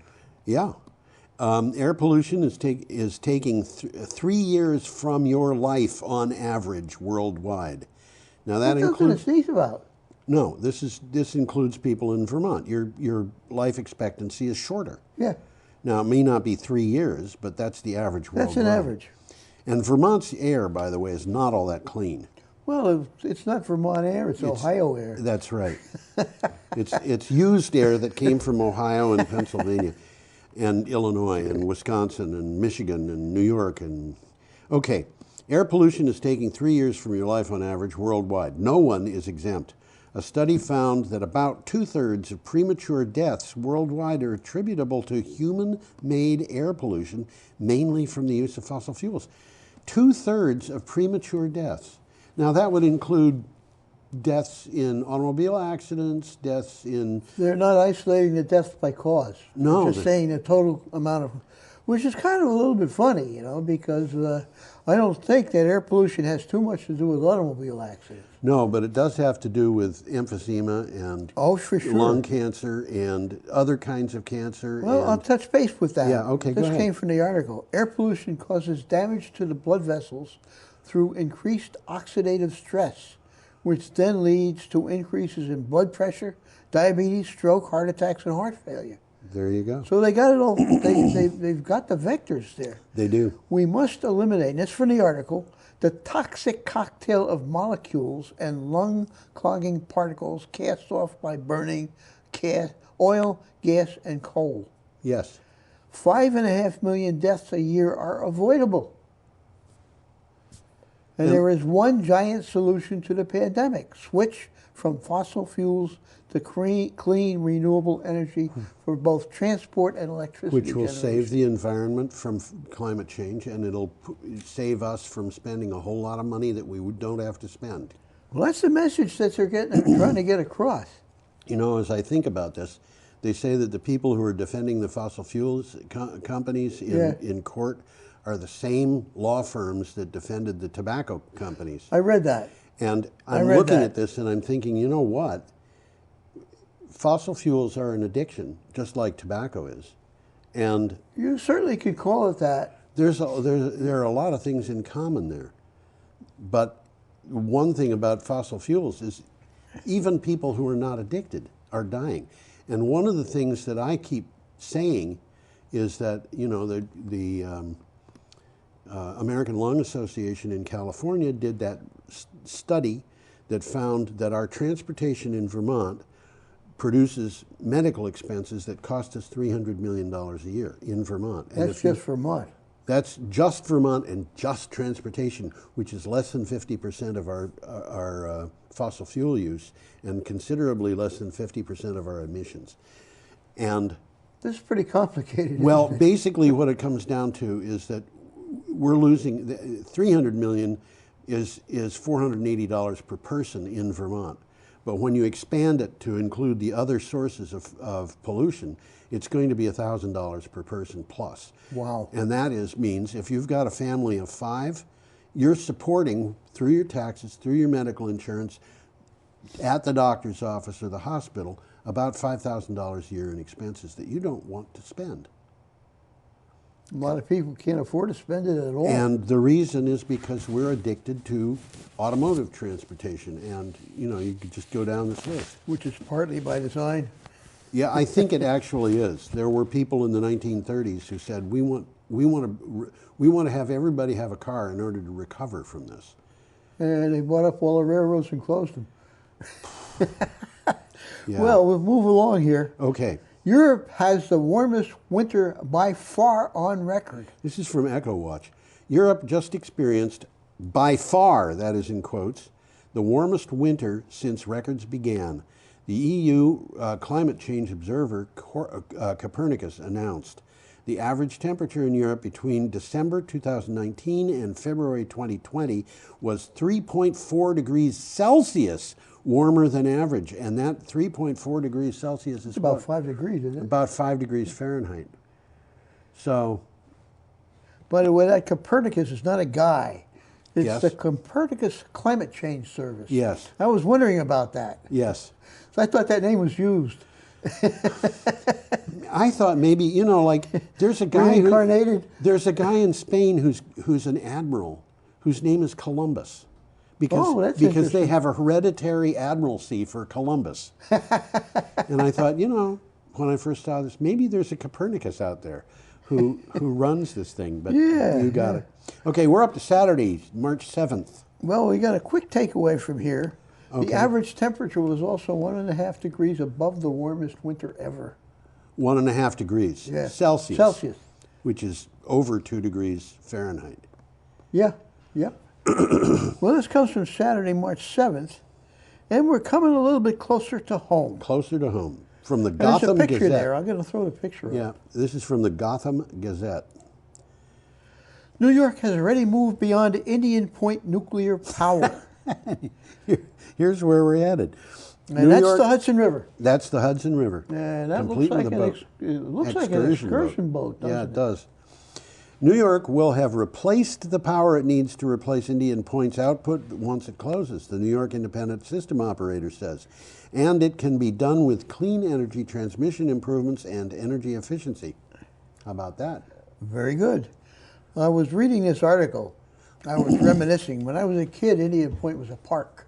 Yes. And it had this huge swimming pool. I do remember that. That's called the spent fuel pool now.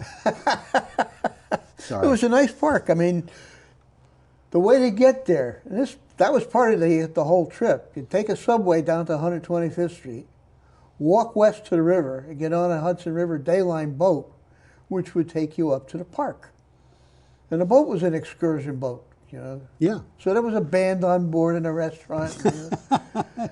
And you could go either to Indian Point or you go to Bear Mountain.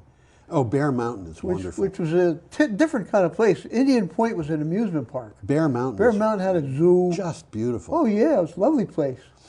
Okay, we are up to. Well, let's see. We got something here. Got something? New York has already moved beyond Indian Point nuclear power. Did I say that? I think one of us did.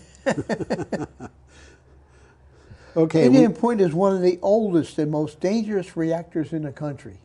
Well, it's closing, but It's it closing. is. It's still. It It's is surrounded by a large population. Yes. So it's very dangerous. And we simply cannot take further risks and must close these reactors, which are in the process of closing as we speak. yeah, when Fukushima had the meltdowns, American citizens were advised not to go within 50 miles of it. How much of New York City is more than 50 miles from Indian Point? Indian Point is very far from New York City. There's a couple of blocks in Staten Island that are 50 miles away. Is that it? That's it. The rest of the city The rest is all of within the city, 50. Yeah. not just New York City, but also a bunch of other cities, including Newark, and all those cities Oh, yeah, on the New yeah. Jersey side of the Hudson. It's really Indian Point. Well, but nuclear plants were built at a time when there was greater transmission losses than there are now, and they had to build them all on rivers. And of course, Yeah, they needed that water for cooling. our cities are all built on rivers. And Sure. so the result of that was most of those nuclear power plants were built about 35 miles from some big city because they didn't want it too close in case it had an accident, but they wanted it close enough that most of the power wasn't lost in transmission. When this was a building, my cousin, who was about 10 years older than me and who as a kid I idolized, Yeah, was working in General Electric for yeah. public relations, Oh, okay. you know, advertising. Yeah, And I remember him giving me this medallion yes. that had a little hole in it, a little chain on it, and a little cobalt magnet. And the Oh, medallion no. said it was magnetized by current from the Indian Point generating station. And I still have that. Isn't that Yeah. funny? Yeah, okay. Now we have an item from the Environmental Working Group. Senate bill would end tax credits for renewables and EVs, but boost coal, gas, and nukes. Huh? Huh?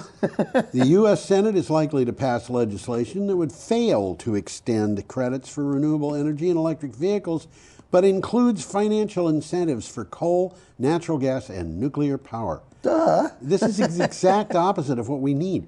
You know, there was an article today about the fact that somebody in the Trump administration has let it out that the administration is planning on subsidizing oil and gas in the United States because it's taking such a pounding. And interestingly enough... What happened to the free market? Yeah, interestingly enough, the head of the American Oil Whatever Institute went on record saying, we don't want a bailout. That's interesting. Isn't it? That is interesting. Yeah. Well, let's move along. We got a picture coming We up do, again. and I've got that picture up, and you can put it up. And there it is. This is from Clean Technica. That's another wildfire. Yeah, it's another wildfire. I don't know where it is particularly, but I wouldn't want to be there. I would not. That's U.S. Forest Service. I would bet that's from California. Senate bill. Nope. No, I read that. You read that. Yeah. Duh. Duh. Spreading like wildfire. In An case- interest in making electric power public. This is an interesting It article. is an interesting article, and for the viewers, in case you take a look at Tom and see that he looks like a deer with it in the headlights, it's not because there's anything wrong with him mentally. It's because he's trying to multitask while I'm doing the simple stuff. He's doing the controlling of all the pictures. Okay. Investigators show that mismanagement of PG&E, which of course is California Pacific Gas and Electric, made wildfires more likely and led to the utility's bankruptcy. California legislators and community members are calling for a public takeover of the electric utility. Similar calls are happening in many parts of the United States.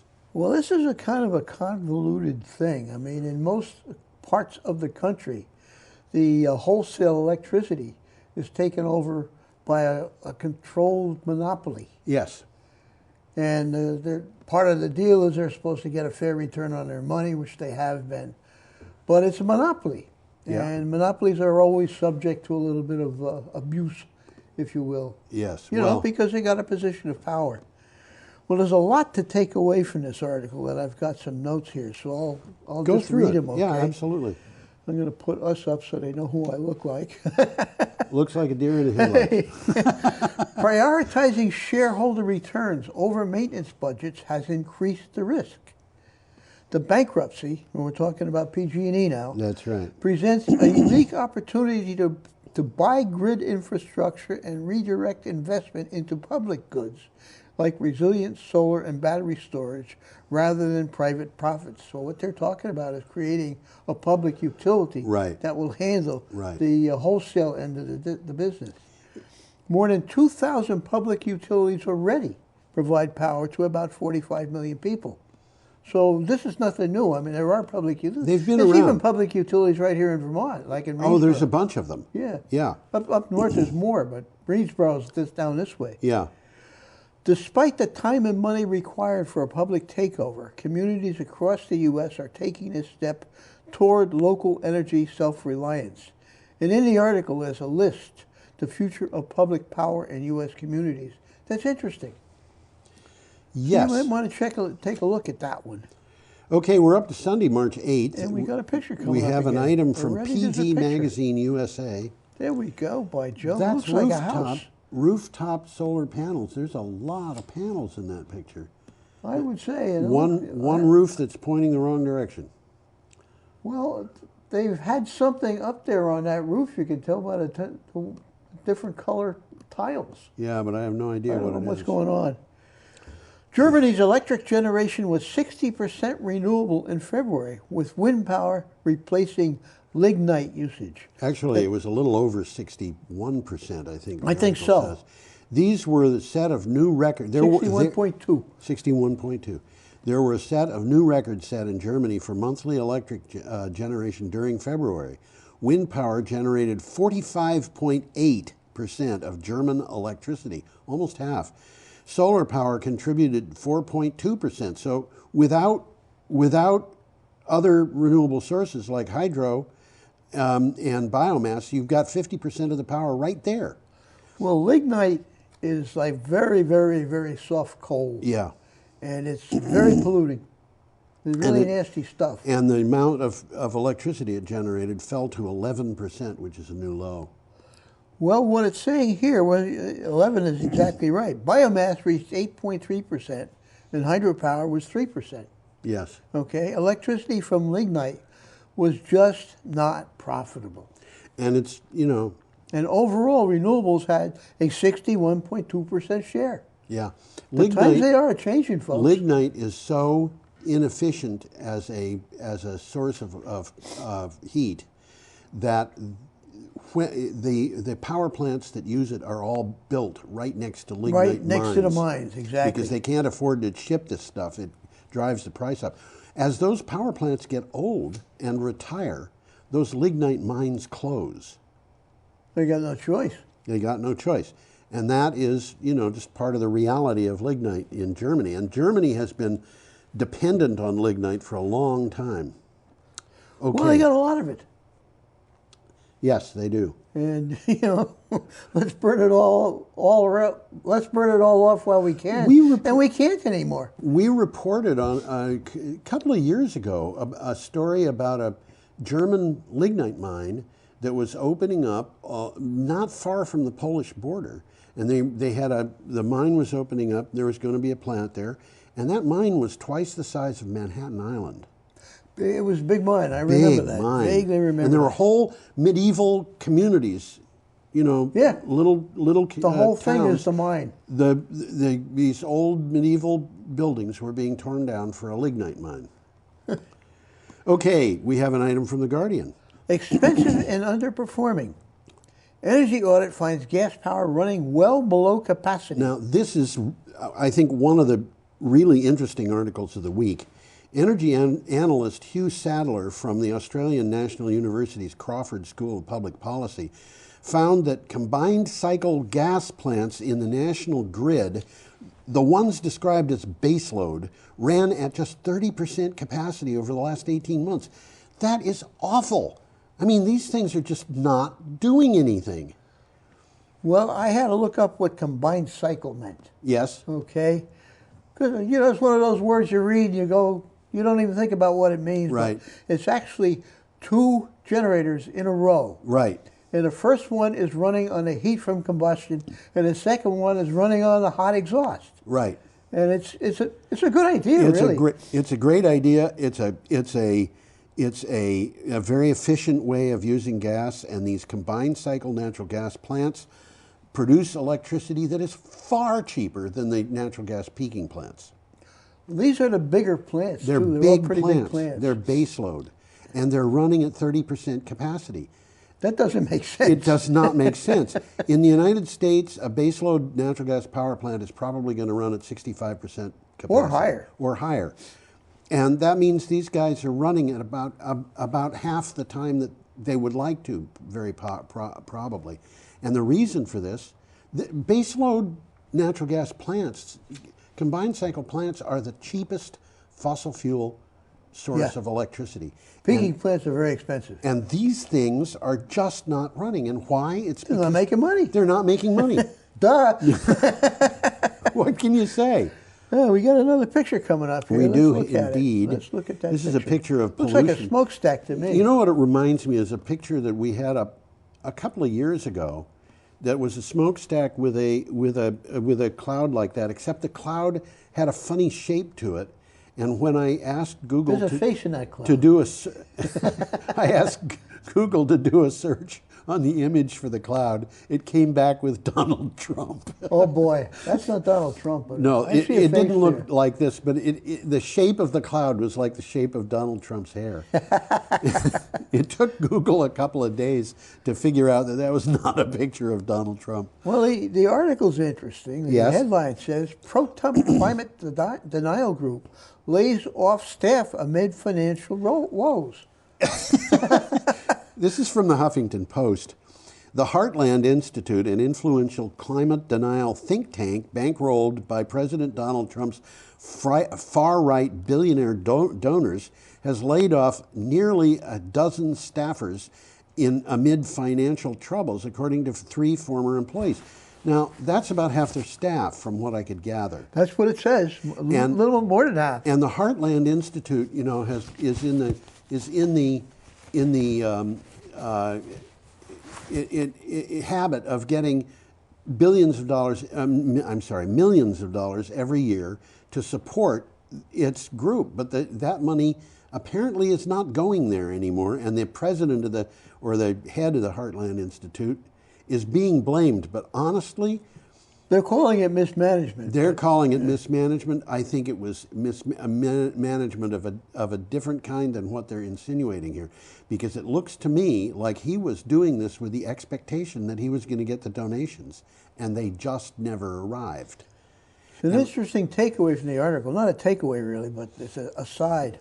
Heartland is the think tank paying for the far-right German woman anti-Greta. Yes, that's right. Anti-Greta. We talked about that. It shows that Greta is effective if they have to come up with an anti-Greta. They've got this anti-Greta who's I think I read that her mother was was involved in some, not a neo-Nazi organization, but almost. No, I think you're right. I think Was I think a neo-Nazi? they mentioned that her family has neo-Nazi ties. But getting back to this story, as I was saying earlier, the stock market, with the stock market, these people who are invested in fossil fuels have lost half their money. Are they really going to, you know, they're facing a dilemma here. Are we going to put a lot of money into trying to deal with, to stop climate denial? And honestly, it's kind of like trying to stop people coming into the U.S. from Europe. You know, the cows are out of the barn, and so now we're going to lock the barn doors. Good idea. Good idea. And here, you know, the money's been lost. Are we going to put more money into something that is not making us money? Interesting world. Interesting world. Well, we got an interesting article this time. Renewables generated more electricity than coal in the U.S. last month. This is Monday, March 9th, and it comes from Sour Energy. In the dead of winter, renewable energy sources, solar, wind, hydropower, generated more electricity than coal plants in the United States. According to data from the U.S. Energy Information Administration, the EIA warns that the data is not final. But dead of winter is when coal has its greatest use. Yeah. Yeah. Well, the numbers here are renewables generated 57 terawatt hours during February, while coal produced 55. And a terawatt hour is bigger than a gig. 1,000 gigawatt hours. 1,000 gigawatts. There's much more to come. There's 90 gigawatts of new, no fuel cost capacity in the pipeline. There's a lot of renewable energy in the pipeline, and as I said earlier, I've been watching these pipelines month by month by month, and every month the amount of natural gas in the pipeline declines. And it has declined by over half in the last 2 years. Well, unfortunately for the gas, it's not living up to expectations. No. They're running out much faster than they thought they would. They fracked gas. Yeah. Yeah. And in order to produce fracked, you know what, Tom?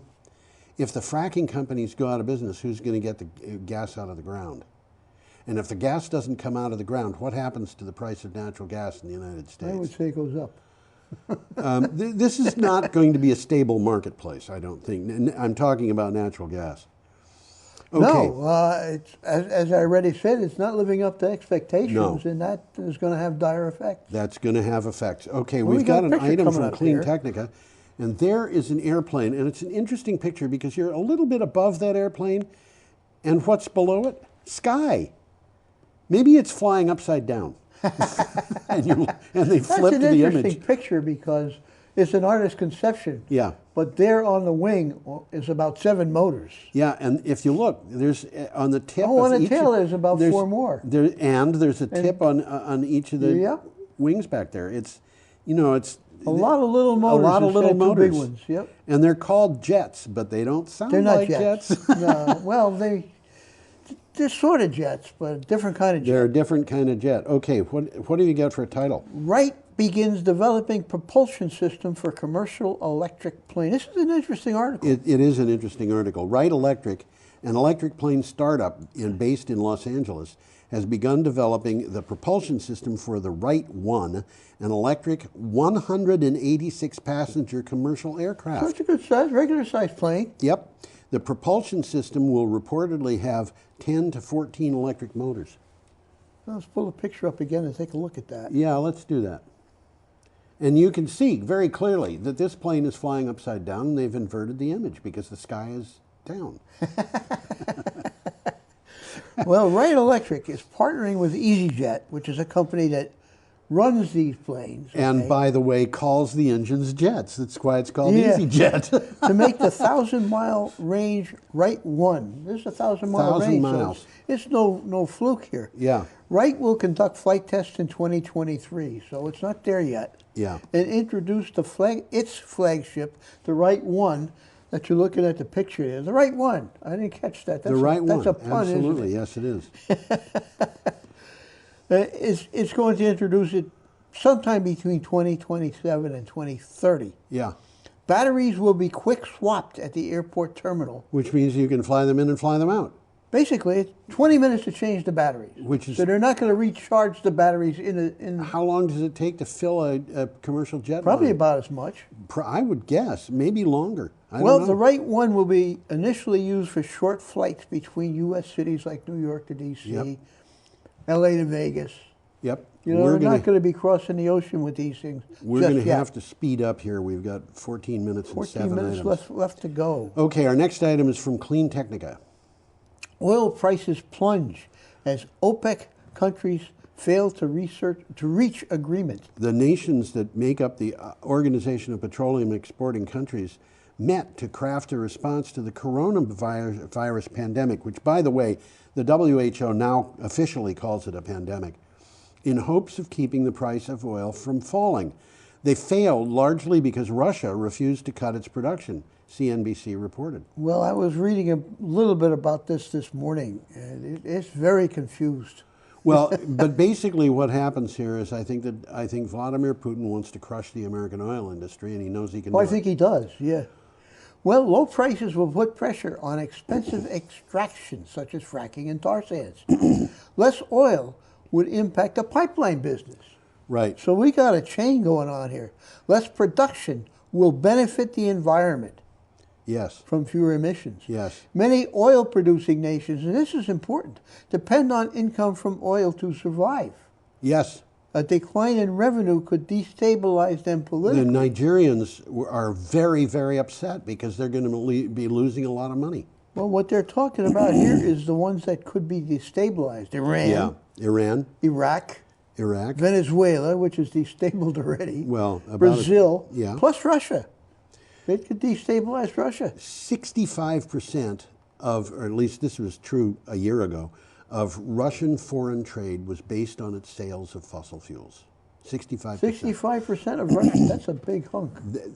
When Donald Trump was saying the United States is the biggest exporter, the Russians were not happy to hear that because he was talking about succeeding in competition against them. Yeah. Now it's their turn to succeed in competition against us. And well, they got it a lot easier because they only have to bring that oil from Russia to Germany or something. Absolutely. Like that, I mean, they don't need boats.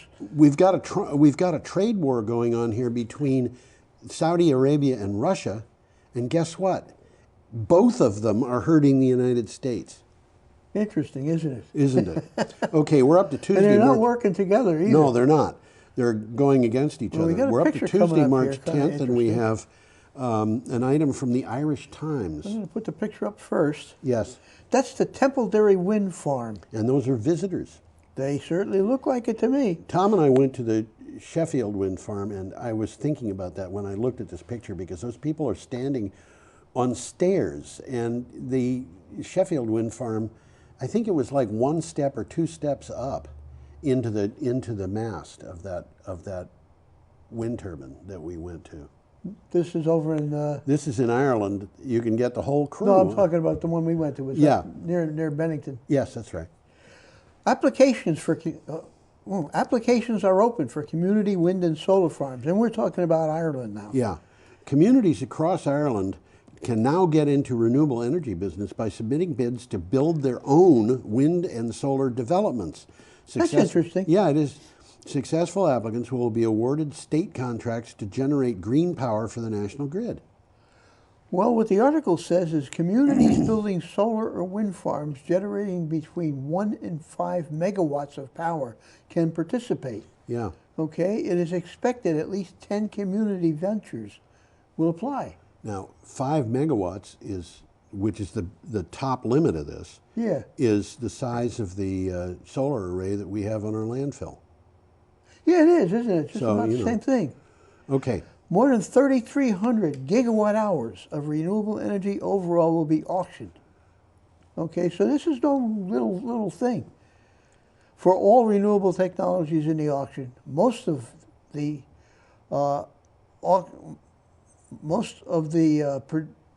opportunity to buy auction, that's what they're selling, opportunity to buy, will be granted to big providers.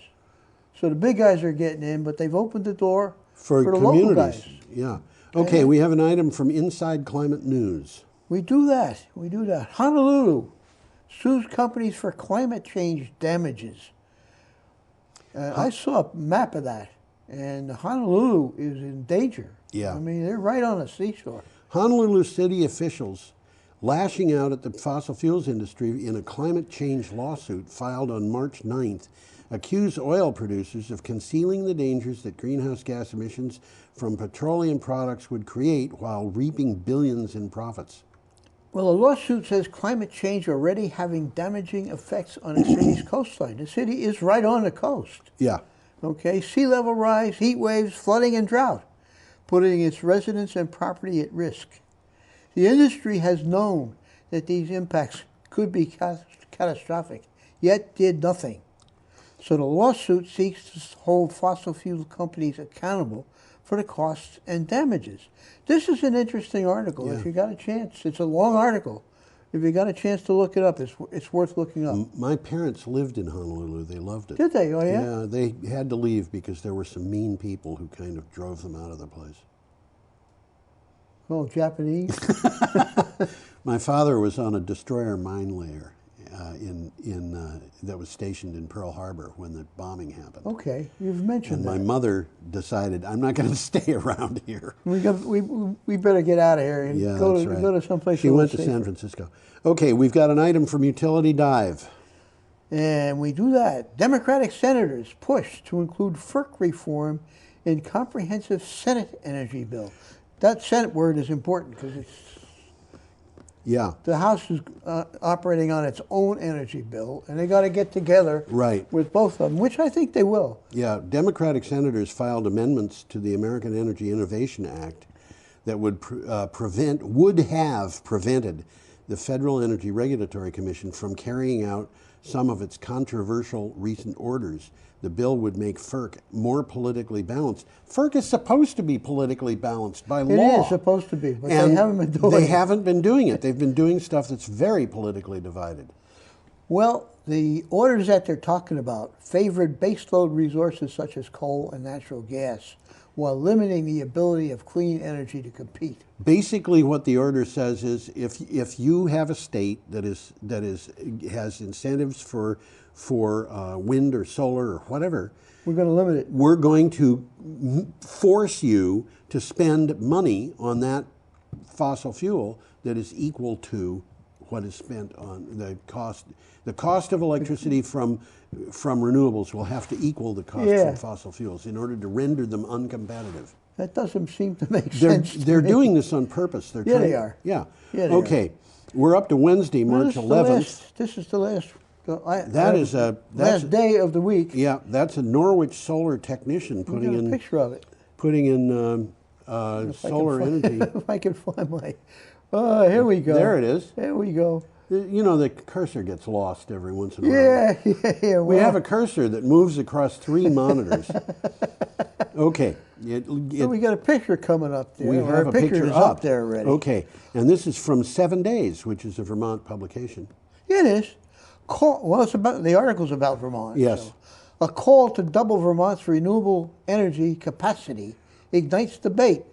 A bill requiring utilities to get 100% of their electricity from green sources by 2030, up from the existing 75% by 2032, is viewed by many lawmakers as one of the session's most consequential pieces of environmental legislation. But the bill has opposition from some important groups. Well, as you just said, regulations have reduced profits for solar power. Okay? And the issues around boosting in-state renewables are complex. Yes. The costs to ratepayers are uncertain. Storage might be needed. Well, storage would be needed. Storage is going to be needed, but Okay. storage is also a lot cheaper than natural gas peaking plants, which is the Yeah, way. it is, right. I mean, we talk about wind and solar needing backup. Baseload power needs backup. It cannot function without backup. And the backup tends to be expensive. It's expensive. Storage is probably one of the cheapest forms of backup. That's right. Okay, we've got an item here from CNN. Well, I had an article You about had, here. you had things to say. I just did a quick one here. Oh, okay. There's an opinion here. Yeah. The industry's estimates of huge costs to boost in-state renewables seem like the latest in a long line of efforts to convince people they can't afford to address climate change. It's politics, Betty. Yeah, that's what it is, and we can't afford not to address climate change. Okay, But it's a hoax. Yeah, right. And so was the coronavirus until Donald Trump told people they couldn't come here from Europe. Okay. Well, why Russia and Vladimir Putin are waging an oil war with America? Just touch base on this. This is where I started off. Vladimir Putin knows America's fragile oil industry is built on a mountain of debt. Well, yeah. Moscow's refusal to join OPEC to mitigate oversupply is aimed in part at drowning U.S. shale oil companies that compete with Russian oil but rely on higher prices in a sea of cheap crude. Well, yeah. What they're saying is if the prices go too low, we're not going to be able to come up with shale oil. The shale oil companies are all mostly pretty close to broke already. Some of them are going bankrupt already. If the price of oil is $30 a barrel and it costs them enough to produce it that they have to sell it at $50, it ain't gonna work. It's not going to work. It just isn't. And historically, what they've done is they've produced and sold at a lower price in order to keep cash flow going. But they were doing that 2 years ago. They got to pay off the loans. They have to pay off the loans, and nobody's giving them loans. Did we mention that last week? I think we did. I think we did. Yeah. Well, there's a quick takeaway here. Yeah. Putin's goal is to cripple the U.S. shale industry because it's competing with his exports. There you go. Okay. And he wants to wrest market share back from American frackers. Right. So that's what Putin's up to. Now, Saudi Arabia, I don't know where they're coming from. They contributed to this by launching a price war. Well, actually, from their point of view, Russia launched the price war because they were saying we've got to stop producing so much, and the Russians said no, we're not. So the Russians all of a sudden are saying we're going to keep producing oil, and if the price drops, that's fine with us. Well, the Saudis have the cheapest oil to produce in the world. Yeah. I mean, it comes out of the ground sometimes without even a well. Yeah. Yeah. Okay, we're up to our last item. We have a very interesting picture here. Let's see if I can't find the picture. What you need to find is the cursor. There we go. I need to find my mouse. Those things that are growing on what looks like a green rock. Yeah, they're purple sea urchins. They're purple sea urchins. And those things in the background are seals. Or are they sea lions? I don't know. I don't know the difference, to tell you the truth. I don't know the difference either, but they're pretty enough looking things. Yeah. This is from the BBC. Purple food changing California. Since 2014, parts of the California coast have lost more than 90% of their bulk kelp forest due to problems related to climate change. Losing the kelp forests could mean an ecosystem cascade that would devastate many species and local economies. The solution to this may involve our eating purple sea urchins, those purple things. Where they're coming from there is the purple sea urchin feeds on kelp. Yeah. Okay, and it can form ravenous feeding fronts or urchin barrens. The creamy gold roe from sea urchin is highly prized in Japanese restaurants. Right. Okay, so environmental groups are reaching out to chefs to convince more people to give it a try. And this is a quote here. Just like you'd go into an oyster bar and get live oysters, you could order a live sea urchin and eat the roe straight from it. That doesn't sound like fun. Well, it's, it reminds me of descriptions I've read of or heard of people eating live animals, which all just turned me off very badly. Well, we eat live oysters, we eat live clams. Oysters don't, most of these things... They don't have eyes. They don't have eyes. They don't have brains. There's no brain in an oyster. I had a office mate once who was an ocean biologist, and he told me, scallops have eyes, lots of them. Do they? Yeah, but they don't have brains. And if you put a starfish in a tank full of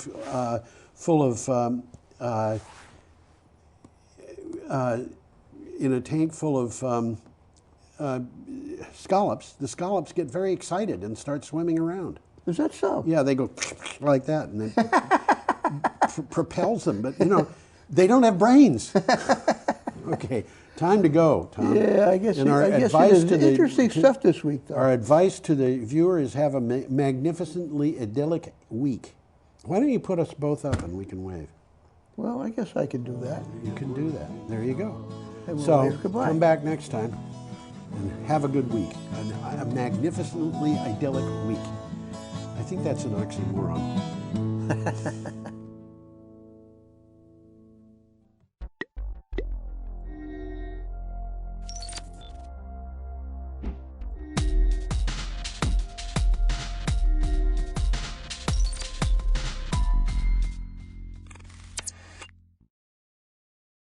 All right, we're going to begin. Meeting will come to order. The first order of business is please introduce yourselves, starting with you, please, Heather. Hello, Heather Boucher, Deputy Secretary for the Agency of Education, acting in Secretary French's stead. Thank you. He's out of town. Thank you for being here. Peter? Peter Peltz, Woodbury. Jenna O'Farrell, St. Johnsbury. Bill Mathis, Goshen. Savina Freshu, Williston. Kathy Lavoie, Swanton. Kim Gleason, Essex. And on the telephone, we have? Oliver Olson, Londonderry. That's good. Oliver, we can hear you loud and clear. It's great. And I'm John Carroll from Norwich. And we're expecting, I presume we're expecting Kyle, and I believe we're expecting, there's Kyle now. Welcome, Kyle. And we're expecting John O'Keefe shortly. I want to thank you all for being here. It was not an easy drive for many of you. Pretty slippery out there. So we will do our best to end the day at 4:30, mainly so our young colleague Sabina can get to her hockey game, which I think is pretty much a priority in life. And so Kyle can get back to his studies. Welcome, Kyle. I want to introduce the videographer who is at least taking care of us now.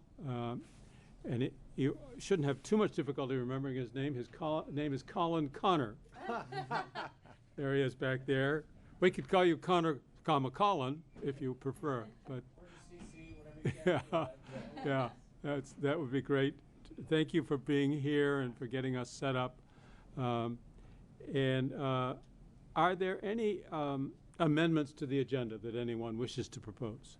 Well, there's a change on consent. Yes, we'll deal with that when we get to that, if you will. And so I think we are at the consent agenda. By the way, I would encourage you to, yes, all of you. Yeah, sorry, if we could add an agenda item, I'd like to just talk briefly about the status of the merger of the two supervisor unions in the southwest corner of the state, the Bat Kill Valley Supervisory Union and the Southwest Vermont Supervisory Union. And Heather may or may not be up to speed on that, but I'd at least like to have some brief discussion. Yeah, Oliver, is that Reedsboro, Halifax, or something else? No, that's Bennington, Arlington, Sandgate, et cetera, that region. Okay. Let's see where we can shoehorn that conversation in. Does that need 10 minutes?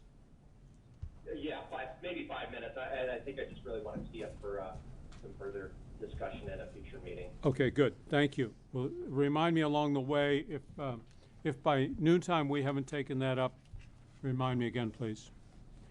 And so let us do the consent agenda. You have in front of you the consent agenda, and I would encourage you to use these motions if you can, or at least borrow from them. It's no straitjacket, but it's just a suggestion about the way these motions are usefully made. Is there a motion with regard to the consent agenda? I would move approval except for holding out Mater Christi for later discussion. Mater Christi? Yes. Okay.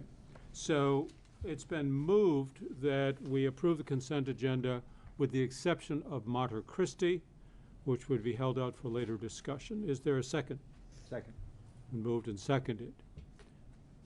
Is there discussion? Questions? So we understand then that you are approving the other, I think it's 5, approval requests, but for Marta Christie. Are you ready to vote?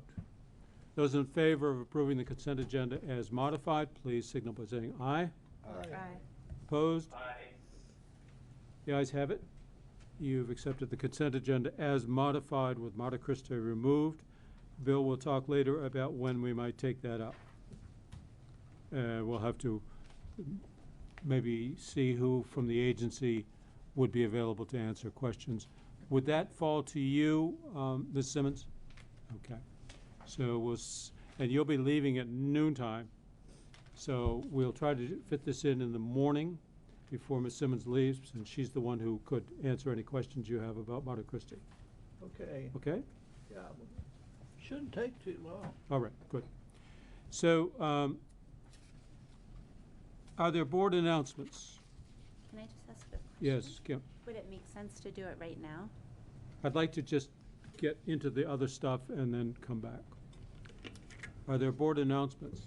I'd just like a shout out for our former Connor and his work on the compressed video that he did for us. Yeah. I labored over this, and I had all these little, tiny excerpts, 5-second excerpts. He compiled it, I thought, in a masterful way that really did capture the spread of testimony. So he's no longer here, but certainly his work remains. Oh, maybe you had time to scan through that. It was quite a nice précis of the day, reducing 3 hours to 50 minutes. Yeah, yeah. And thank you. Any other comments or announcements? One comment. The president's budget has been put forth, and he's asking for massive cuts in Title I. And for anybody who's looked at the weighting study, which says we should spend 3 times as much for children living in poverty, that hurts in the worst kind of place. Of course, the legislative process in Washington takes some long time, and where it'll come out is unknown. But it poses a real threat. Thank you. Students, do you have a report? Kyle? Sabina? No, not much.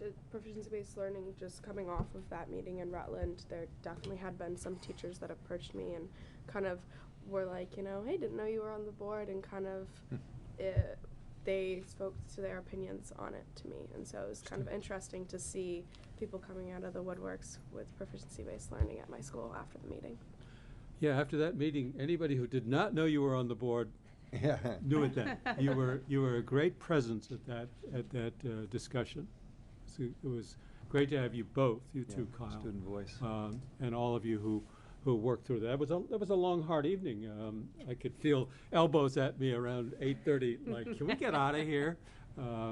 So you all did a great job, and Kim will talk with us in item J, I believe, this afternoon about, and Peter too can join in and where we go next with all that. I would just mention briefly in the chair's report that school construction aid is coming back up. There's so many schools that are need to expand or renovate or reconfigure. So the whole question of state aid for school construction is returning. I think it was, 2007 or thereabouts that construction aid was wound down. But it is worth noting that the foundation aid formula provides significant assistance in the debt service, since that's rolled into the cost of educating children in each district. So in any case, the House Education and House institutions had a joint meeting yesterday afternoon on this topic. The Secretary and I have been asked to come testify to House institutions on construction aid. Construction aid is, the rules for construction aid are set forth in our Rule 6000 series. And there are a couple key parts of that. One is a sort of a construction guidance document, and another is a financial capacity analysis form. And we're being asked whether those forms could be updated. And surely they can. My first take on it is that they could be updated without going into rulemaking. As we've witnessed in the last year, rulemaking can be a time-consuming and process. And if it can be avoided, and we can make these improvements in the documents without opening up the Rule 6000 series, that would be perhaps convenient. I think we just have to understand better what the specifics are, and then I think we have to seek some legal opinion about that as well. Peter? On that subject, because of the moratorium, the question comes up, at least I posed it to Alice Emmons, in terms of what is our rulemaking process, since there is no longer any state, as such, state aid for school construction. And she's more than willing to talk to me. She said, and it's complicated. Mm-hmm. And, sure. How many years has it been frozen? It's right around there. 2003 or 7? Yeah, or 4. You know, it's in that time frame. Yeah. I went in '06, and it might have been already set. It was right around there or earlier. A lot of deferred maintenance is. And that's the big issue, might I say, in terms of there was VSA had a study group, and there was some talk about. Do we have a licensing, or do we have an inspection system to look at these schools to see if they really warrant a lot of money to upgrade them? If there are other options, I mean, because there's been deferred maintenance. I know in our local regional high school, and it was built in the late '60s, early '70s. It hasn't. Most of their primary systems have never been upgraded, and it's and then you're talking. Lots and lots of money, but then again, you would be if you built another building. So it's. Well, and it's further complicated by the fact that the Rule 6000, says very, very clearly that construction aid is not available to correct deferred maintenance. Yeah. It's for authentic new needs, or as opposed to deferred maintenance. So it is complicated. Mm-hmm. But those rules don't apply to the assistance with debt service that operates through the foundation aid formula. That's right. So there's kind of two separate tracks there. One is the 30% construction aid. Mm-hmm. The other is debt service assistance through the foundation aid formula. So we'll be seeing a lot more of that over the next 6 months, certainly while the legislature's in session, and then beyond. Is there anybody in the public who wishes to be heard at this time? We thank you for coming in any case. Then let us start a little bit early on item E. And why don't we welcome to the table the folks from the agency, and Megan, who is the chair, Megan Roy, who's chair of the advisory group. Would like to have you at the table as well.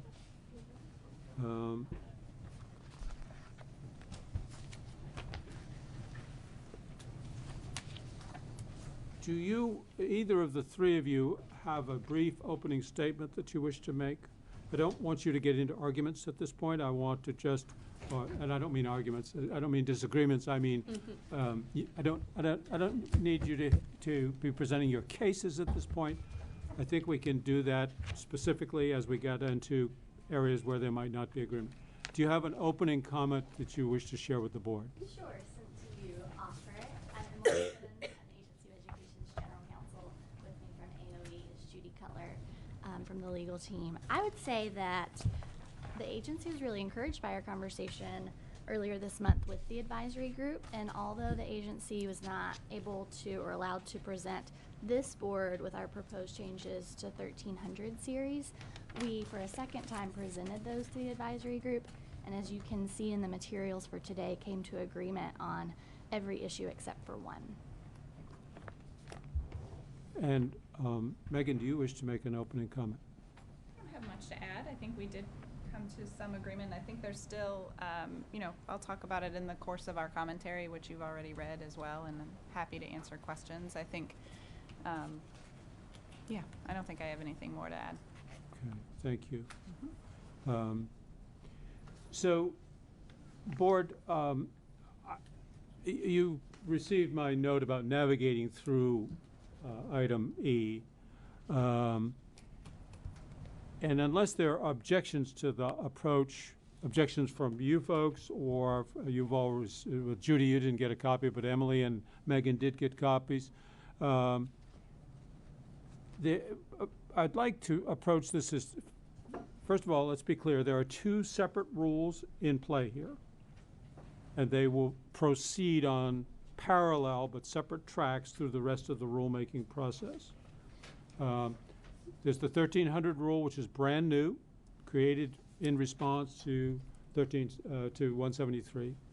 And then there's the 2360 rule, which is ancient and hoary and has been around for a long time. It stretches to 169 pages at the moment, more or less, and is being amended in concert with the amendments being implemented through Rule 13. Again, all for the purposes, and purely for the purposes, of implementing Act 173. Other people may have issues about the special education rules, but our work is only concerned with the special ed rules insofar as they implement 173. So that other stuff is kind of off the table at this time. The way I would suggest we proceed is to take document number E1300.2 -2. That's the spreadsheet. Lay that out in front of you, please. And you can have nearby, if it's helpful to you, it's E1300.1, which is the sort of contextual document. It's the actual text of the new E1300 rule with the changes that we're working on shown. Most of them are shown in blue. There are some that don't happen to be shown up. They're there, but they're not marked out. In any case, I'm just to move things along, I'm just going to run through what's in the side-by-side and point out to you what appears to be so to me. And if you have questions about any one of them, please interrupt and correct. And that goes for you folks at the table as well as all of you board members, just by way of moving quickly through this. Because as Ms. Simmons just said, there appears to be agreement on all of the outstanding issues that are contained in this document, 1300, except for one area, okay, as I indicated to you. So starting on the first page, page 1 of 12, 1303, there's agreement. The agency's language would be used in the second column from the left. By the way, we're doing this because we're going to adopt this language as ours. So we need to get it real clear that the board has unanimity, or at least consensus, in support of each of these pieces of language, so that for the record it's clear to everybody that this is what the board is endorsing and making its proposal for the rule. 1303, the next one down, definitions, there's agreement on that.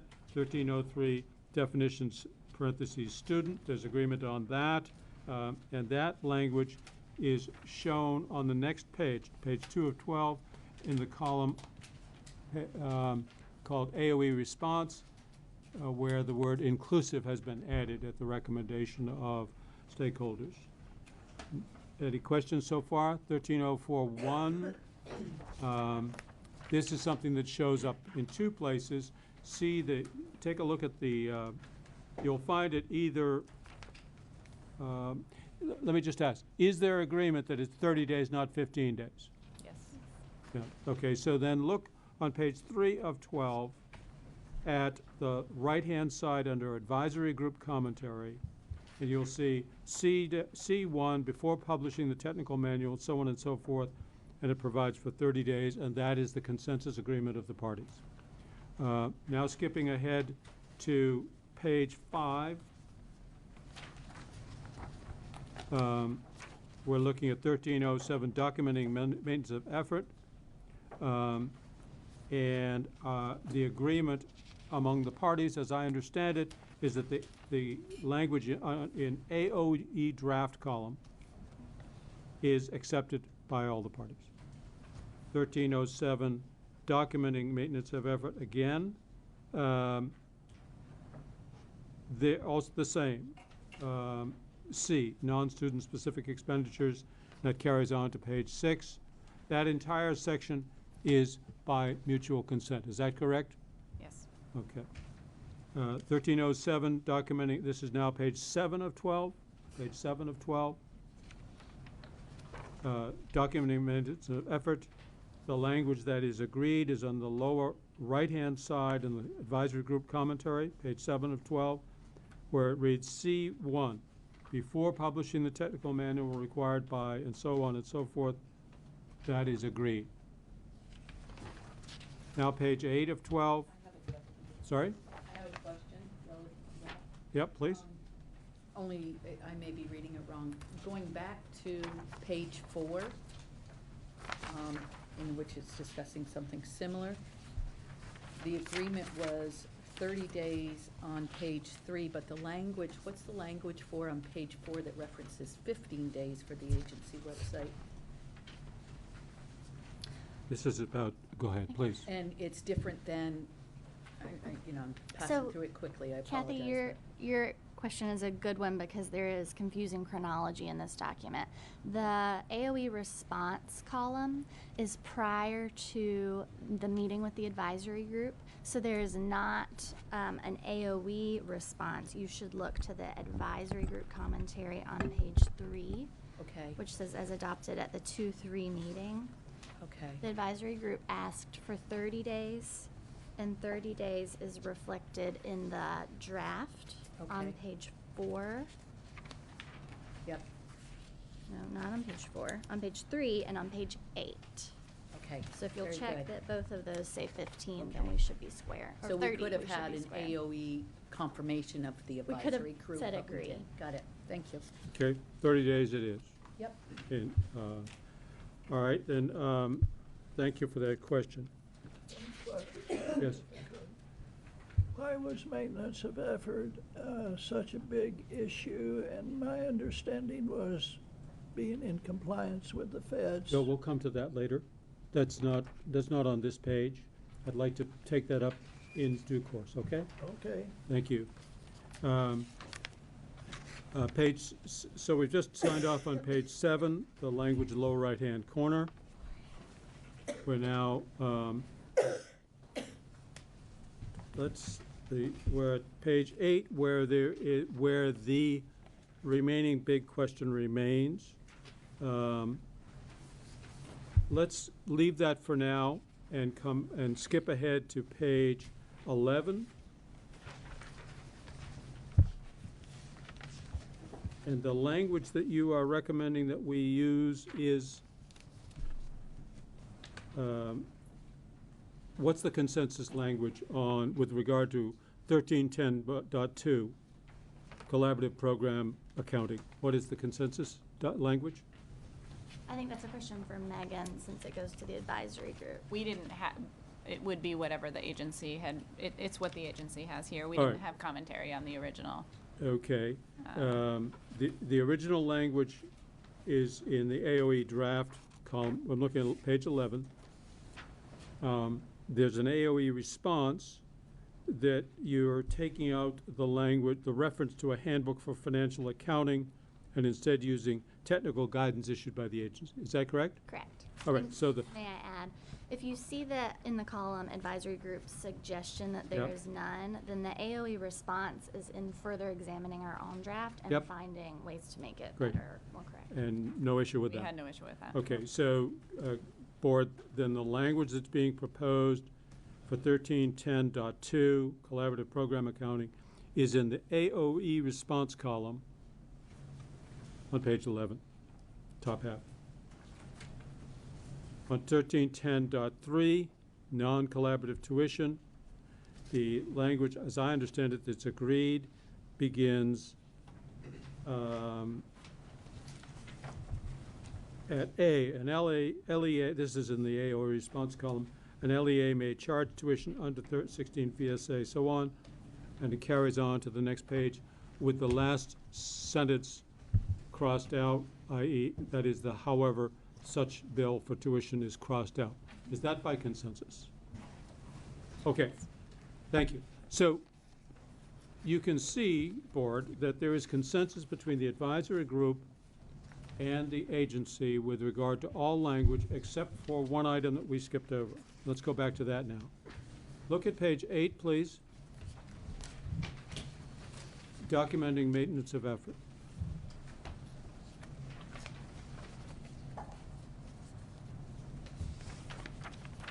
I think the question before us is, shall I'm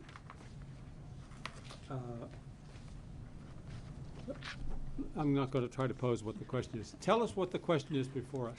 It's whether you agree that the language presented on page 7 of the actual rules themselves, and that is highlighted with a comment from me, whether that language is necessary or not. The next thing out of my mouth would start to explain to you why I think it is not necessary, so you might want to hear from Megan. Well, well, we can have the conversation however the board would like. Go right ahead. Tell us why you advocate for this. The agency's position is that no such language is needed, and they can explain why.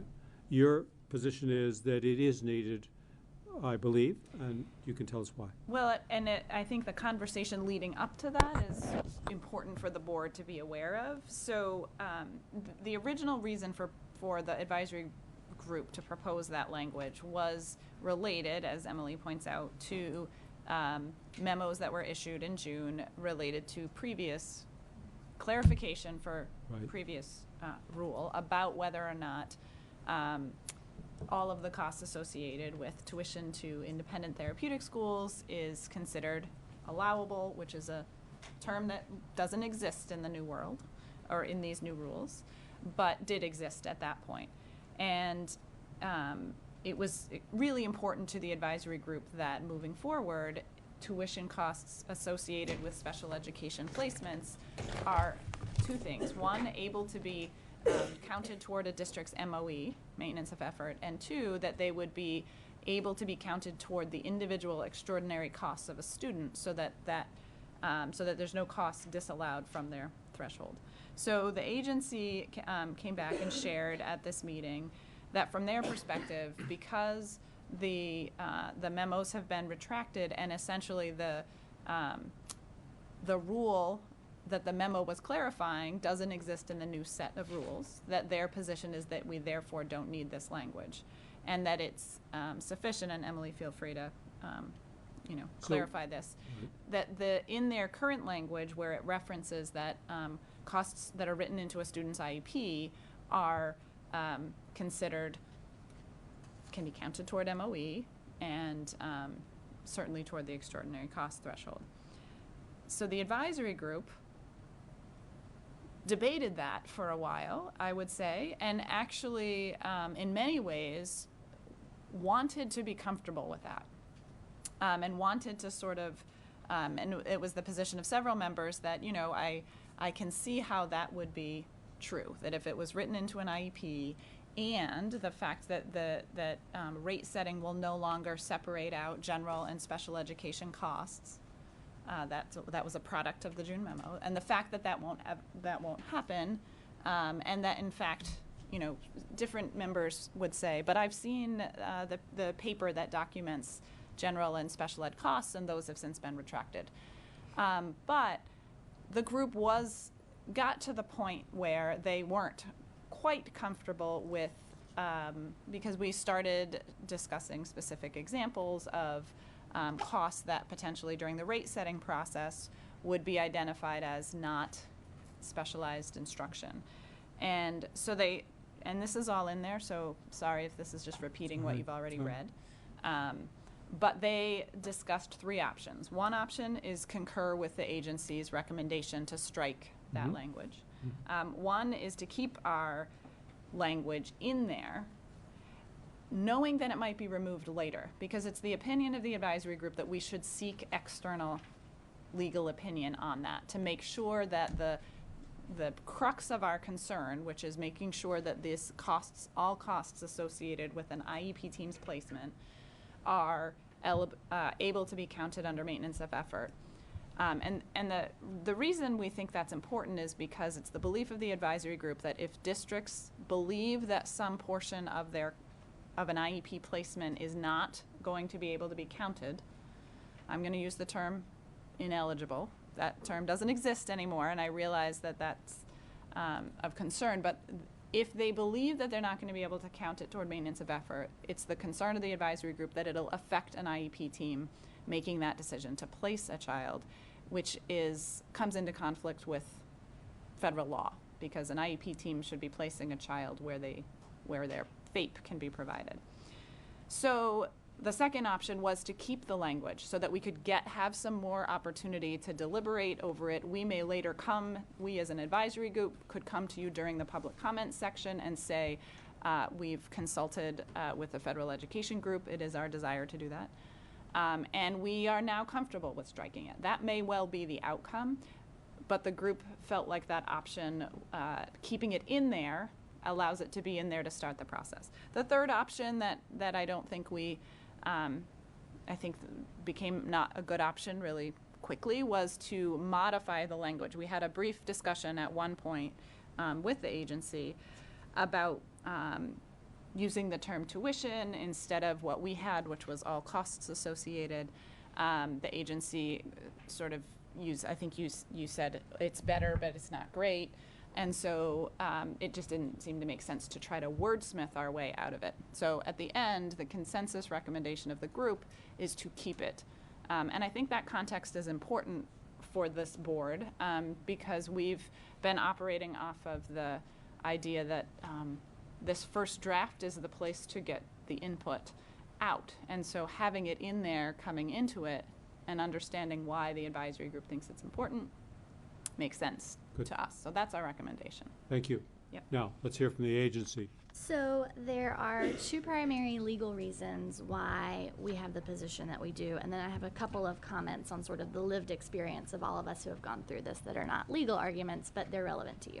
So the first and simplest is that the language in C is covered by A. So C is just surplus. Our view on surplus language is it is open to unintended consequences or different readings in the future when we're no longer focused on this hot button issue that we have been having in the last 6 months. And the new hot button issue is something different and has totally different implications for future readers of this language who don't have the memories that we all have. The second is that the language that the AOE is proposing for Rule 1307 is after examining the federal regulations, working with the federal education group on their recommendations for these sections, and the conversations in the fall about hewing very tightly to the federal recommendations and not going off of that track. So in that spirit, we oppose this sort of Vermont twist on what would otherwise be language in line with the federal rules. The other comments are that the advisory group's discussion was really robust and helpful for me to hear, sitting in that chair right there because it was in the same room. And one that struck me was that one of the members said, well, if C were covered by A, I would feel so much better. I would be at ease. And it wasn't my turn to speak at that point, but I would have said, I stated on the record and in this document 5 minutes ago that C is covered by A, so I don't know why we are still so entangled in the issue. But, if you opt to leave it in, the agency will be, like Megan said, happy to hear from the federal education group about their views. If you take it out and then the advisory group comes forward with an outside legal opinion, we'll also consider that as we have to get to this point in the draft. That's been our process. I do think that a reference in the next to last line of this highlighted section to tuition rather than all costs associated would be an improvement, because think of the use of the word all. that really captures things that are not listed. That is the intent of using that language. And it is capturing items, or those items that would be captured that are not known today, that makes me nervous. Thank you. Just a comment / question. In the document, dot one, and this is found on page 7 of the document, by the way, this paragraph is referred to as C. In the draft in front of us in the side-by-side, it's referred to as E. Am I right in thinking that it should be referred to as C? Yes, I think that you would agree if you looked at the way, can we just look at page 8 of the document? It's page 7. Well, no, it would appear on page 8. So if you go and imagine with me that the section is ordered this way, 2 umbrella paragraphs and then a list beginning with A and B, then it would be C, right. Non-student specific expenditures, then it would be C 1 and 2, and then an E. E doesn't really make as much sense. I think it's A, B, and C are the 3 listed affirmative ways right. that an item can be counted. D is then a catch-all that points you to guidance if you need more help understanding what would fall under D or not fall under D. I understand, but in the document you've given us, this phrase, this paragraph, an IEP team decision to place an eligible special, so on and so forth, is in document 2 is called item E. In document 1 on page 7, it's listed as item C. Am I? And they're referring to the same exact language. Precisely. So all I'm trying to get at is that we're really talking about what you intend what would have to be item C in the sequence of numbering. That's all. Just to be clear. Am I right in understanding that this language applies only to independent schools? And why is that?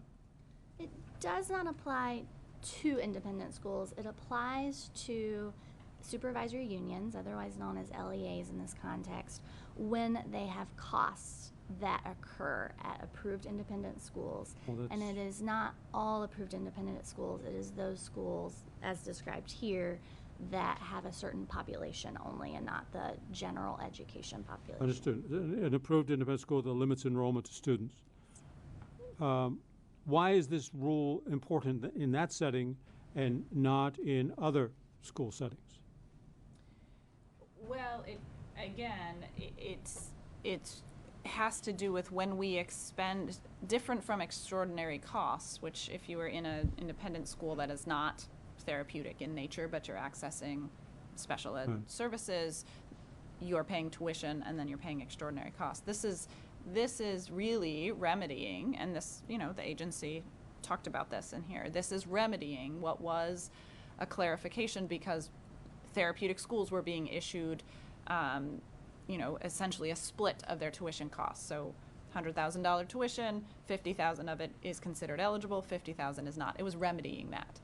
And I want to go back a little bit to the IEP, it's covered in A, because what the advisory group is, this is the agency's perspective, is that it is additional language and it's unnecessary because it's covered in A, which states that costs associated or costs documented in a child's IEP are, I'm going to use the word eligible. I know that's not popular, but and that is the place where we came close to agreement. But the concern is that when a district writes an IEP, first of all, they don't name a placement. They don't name a location. They describe a placement, and that's a legally advised thing. We would not say the Baird School. We would say a therapeutic small group with the following characteristics.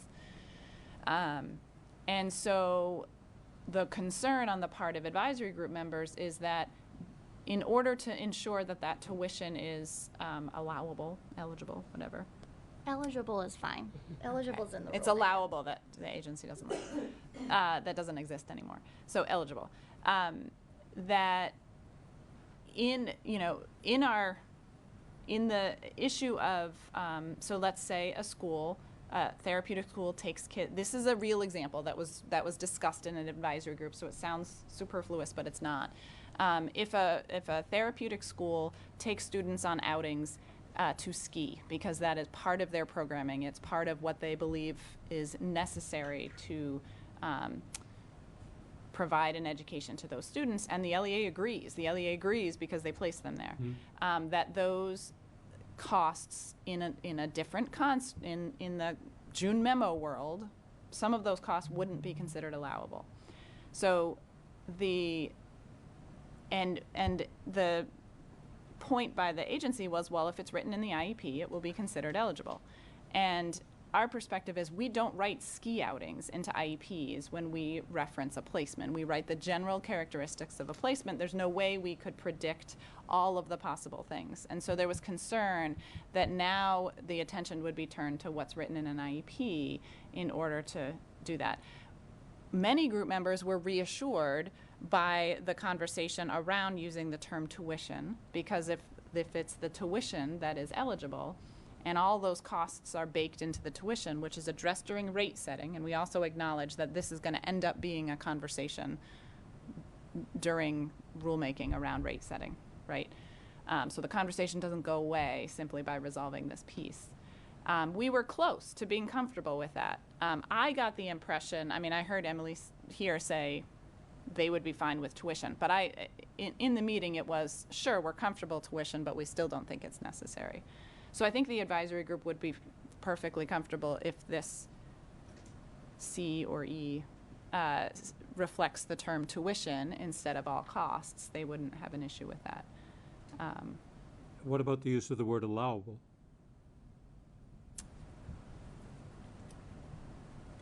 The language that was tossed around the advisory group at the meeting on the 3rd was never reduced to writing, so I don't remember, but I think that the end of the sentence was written in a different way, because we also discussed that, as Megan has mentioned many times, allowable is not a useful word in the new rules. It doesn't have a meaning.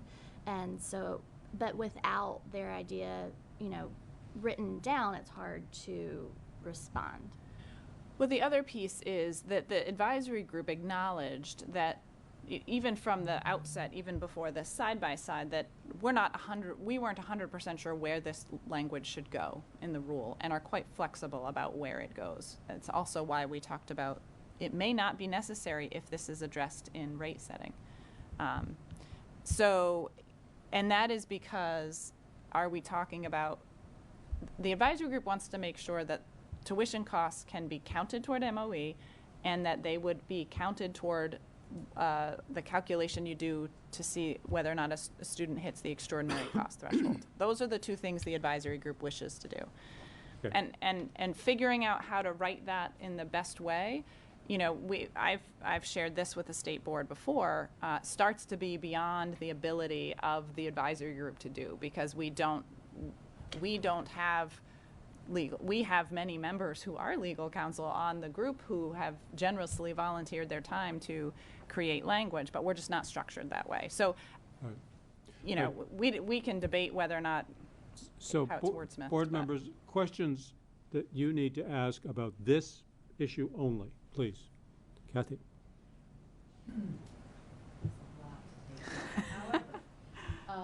The language in A and B that is agreeable is similar or the same that's suggested by federal law, right? So it was what the agency wrote after doing our own study of the state's federal obligations, and it, I believe, but I'll let Megan speak to it, has been reviewed by the Federal Education Group, but that's their contractor, so I'm not sure. So is that language so unique that there would be confusion around that being counted as tuition cost and possibly extraordinary cost, so that it's necessary for C to be there? And is it such a change in practice that it's necessary to be there? So The language being there, since it would be surplus, would not have any impact on practice from my view. It would be belts and suspenders sort of language. Now, you asked about whether it changes the allowability of a cost to be extraordinary, and it does not. The extraordinary cost rule is in statute, and there is a rule separate from this rule. It is on page 8, at the bottom of page 8, 1308.2, which only in these rules speaks to the documentation that a district sends in to receive reimbursement under the extraordinary cost threshold. So Megan has said that's one of the advisory group's concerns, and I hear that, but placing this language here doesn't actually relate to costs under the extraordinary cost reimbursement. And the language in statute is clear enough that these same costs in that context are not in question, that they would count. Thank you. Peter, you had a question? I do. I'm a little confused or concerned about the difference between the IEP formation and the administration of this, how it's being done. And we talk about the LEA, and of course the SPED director has a significant role in this. What's the impact on what your, whether it's a I don't know what you want to call right now, nuanced language and stuff, in terms of how's that actually affecting how this is administered or delivered? What's at stake here? I really not just kind of. What's at stake? So this section is about documenting an LEA's maintenance of effort. Maintenance of effort is a test that the federal government requires of the state as a condition of sending us IDEA federal special education money. So so that has to be incorporated or worked out in the IEP. That reflected? Yes. No. So documenting maintenance of effort is important only to assure to the federal government that the state met the requirement to spend the same or more money on special education students from state and local dollars as it did in the previous year. So that it means for an LEA that they look at what they spent and document what they spent and show it to the agency so we can show it to the federal government.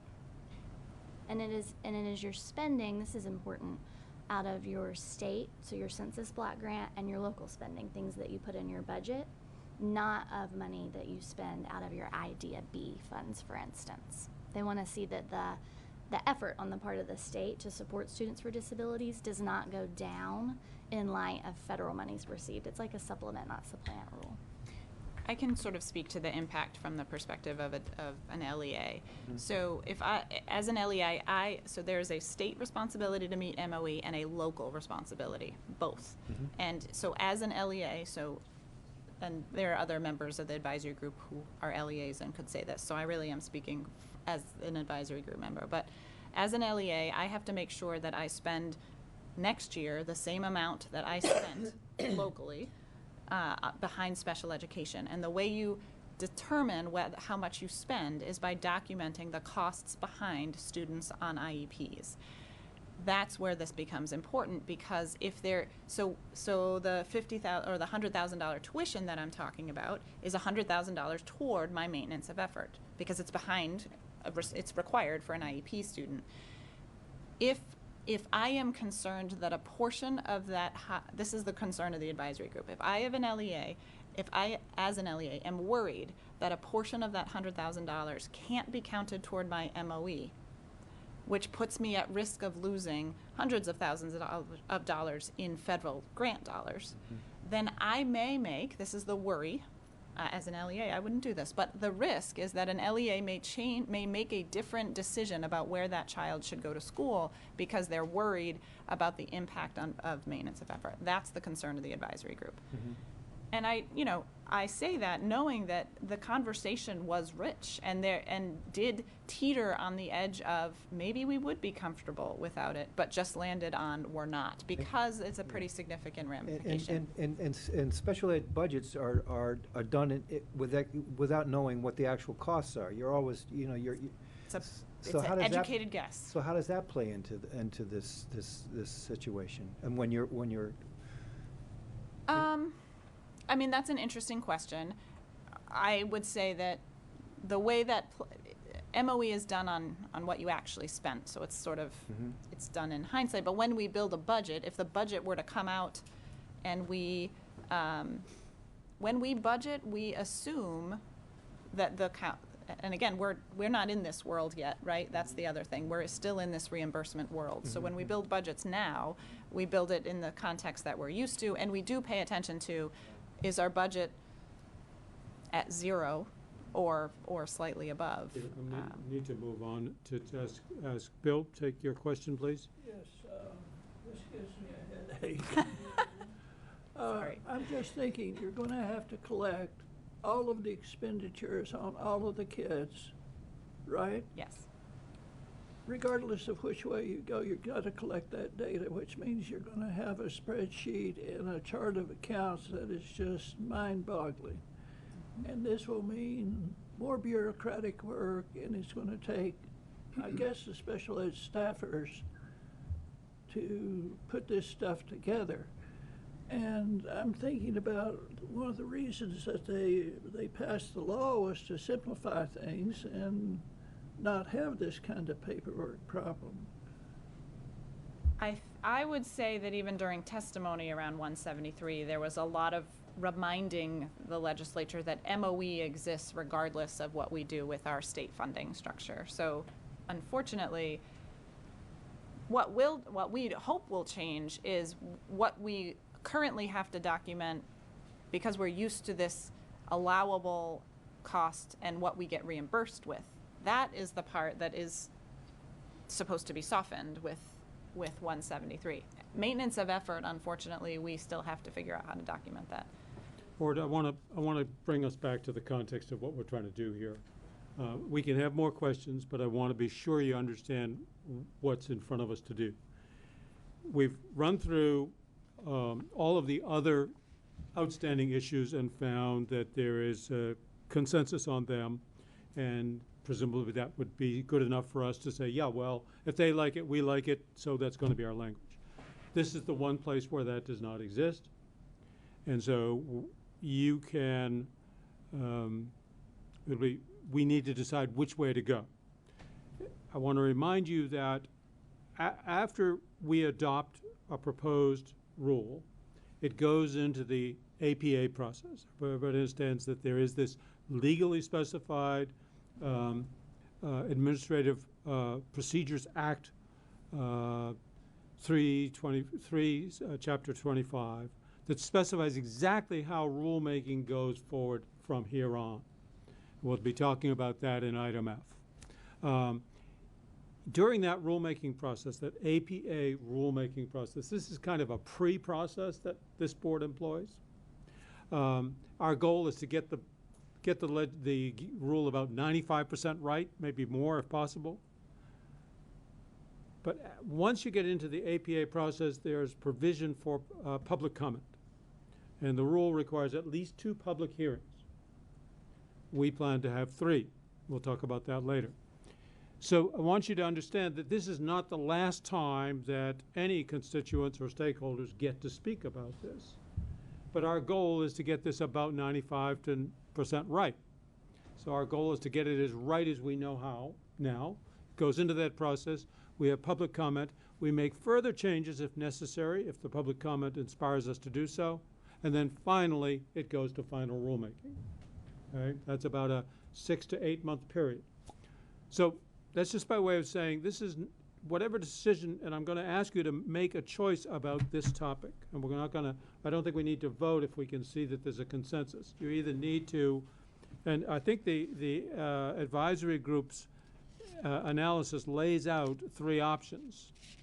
One is to essentially concur with the agency, which is to say this is unneeded and unnecessary. The other option is to concur with the advisory group that this is needed and prudent. I think it might be a term that could apply. And frankly, I'm not sure precisely what the third option would be, but so I guess I'm asking you, have you heard enough to know how you want to come down on this question? And just as by way of saying it's not forever. It could be changed later. Yes. Quick question. So what if this doesn't exist? Just kind of a what if scenario, so I can understand like where the stakes are. Yep. So if this doesn't exist, team decides, places student at school with incredible ski program. Although there is no goals in an IEP that is related to the ski program, student participates in ski program, school pays for ski program regardless, not an IEP, this doesn't exist, then what? The hard part, and I think why the advisory group ultimately said let's keep it in so we can talk about it, is that we don't really know the answer to that, because we've been living in a world where there is this split of costs. Okay, so hold on. Emily, is there an answer for that? Is the ski program part of the tuition at your imaginary school that is baked in and that the district pays as part of tuition? So if the tuition says tuition bill doesn't really break out. You're not going to ask it to break everything out. So it's like imaginary school. I've just made you the headmaster of an imaginary school, Jenna. There.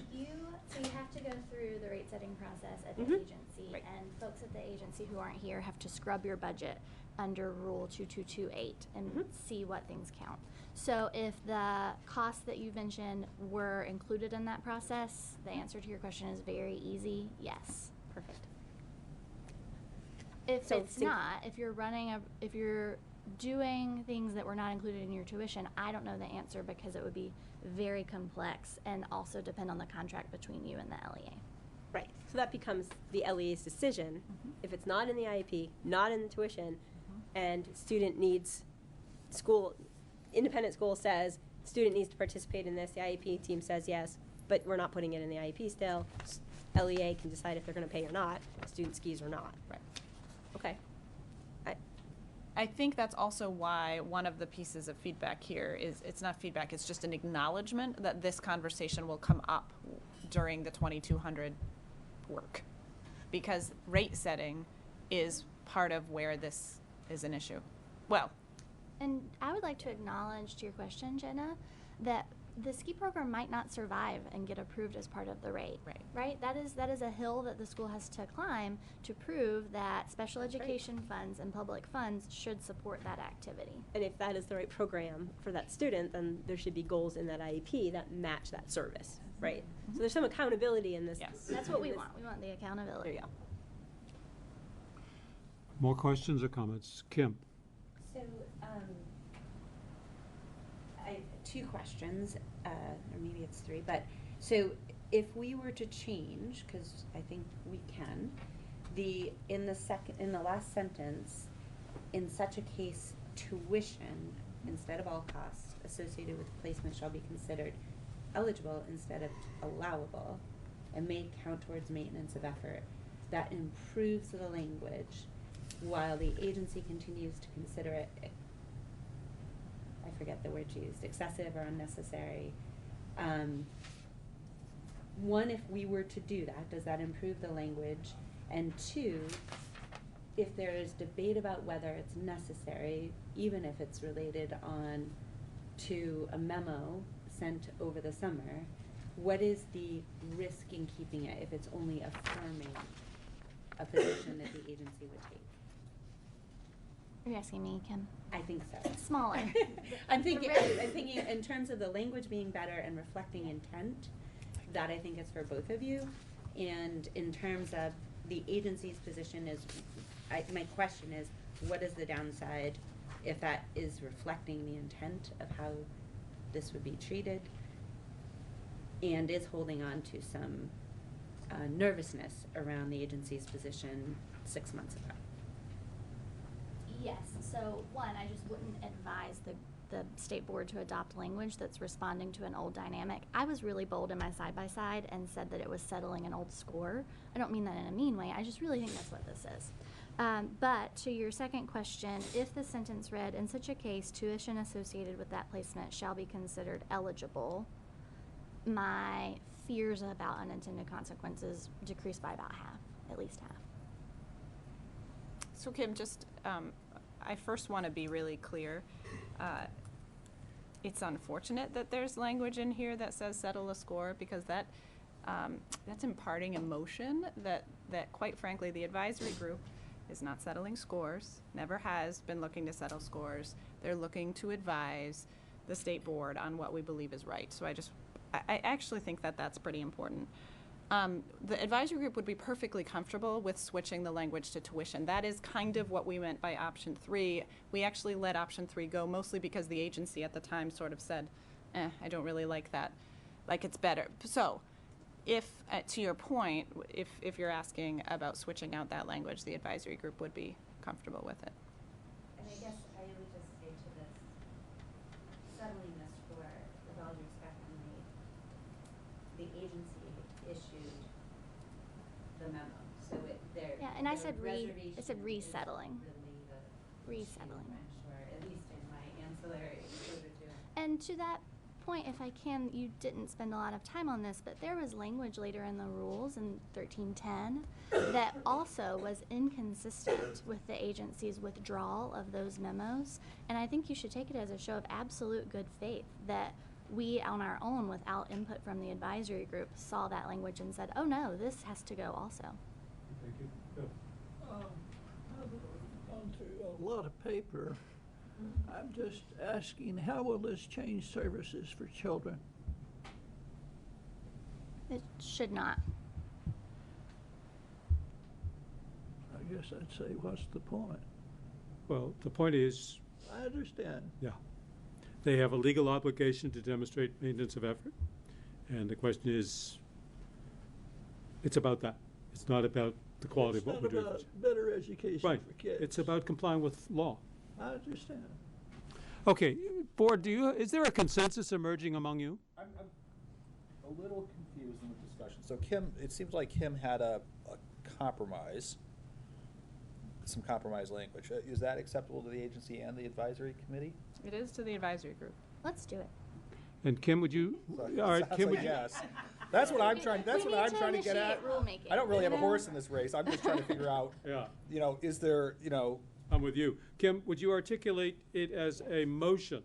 I would like to make a motion that the language as stated in 1307C on page 7 of 1300 read in the last sentence, in such a case, tuition, striking all costs associated with that placement shall be considered eligible, striking allowable, and may count towards maintenance of effort. And that change be made for purposes of these rules. Okay. So the question in front of you is, shall the board determine that the language that Kim has proposed be what the board would like to incorporate in its final draft? We're leaving aside all the other ones for the moment, and then we'll roll this language into the big motion for the whole deal. So just on this issue, it's been moved. Is there a second? Second. It's been moved and seconded that the board, correct me if don't have this the way you want it, Kim, that the board endorses the language proposed in C with two modifications, that the word all costs is replaced with tuition, and that the word allowable is replaced with the word eligible. And so you're essentially saying there should be language. The agency is saying there's no need for it. You're saying there should be language more or less as the advisory group recommends, modified in these ways. Are you ready for a vote on that question? Those in favor, please indicate by saying aye. Aye. Any opposed? Pardon? You don't hear anything? That was Oliver. Oh, I'm sorry, Oliver, thank you. Just to be clear, that was an aye. Yes, sir. It appears the ayes have it. So I think we've settled that question for now. The remaining question now is on your list of motions. So at item E,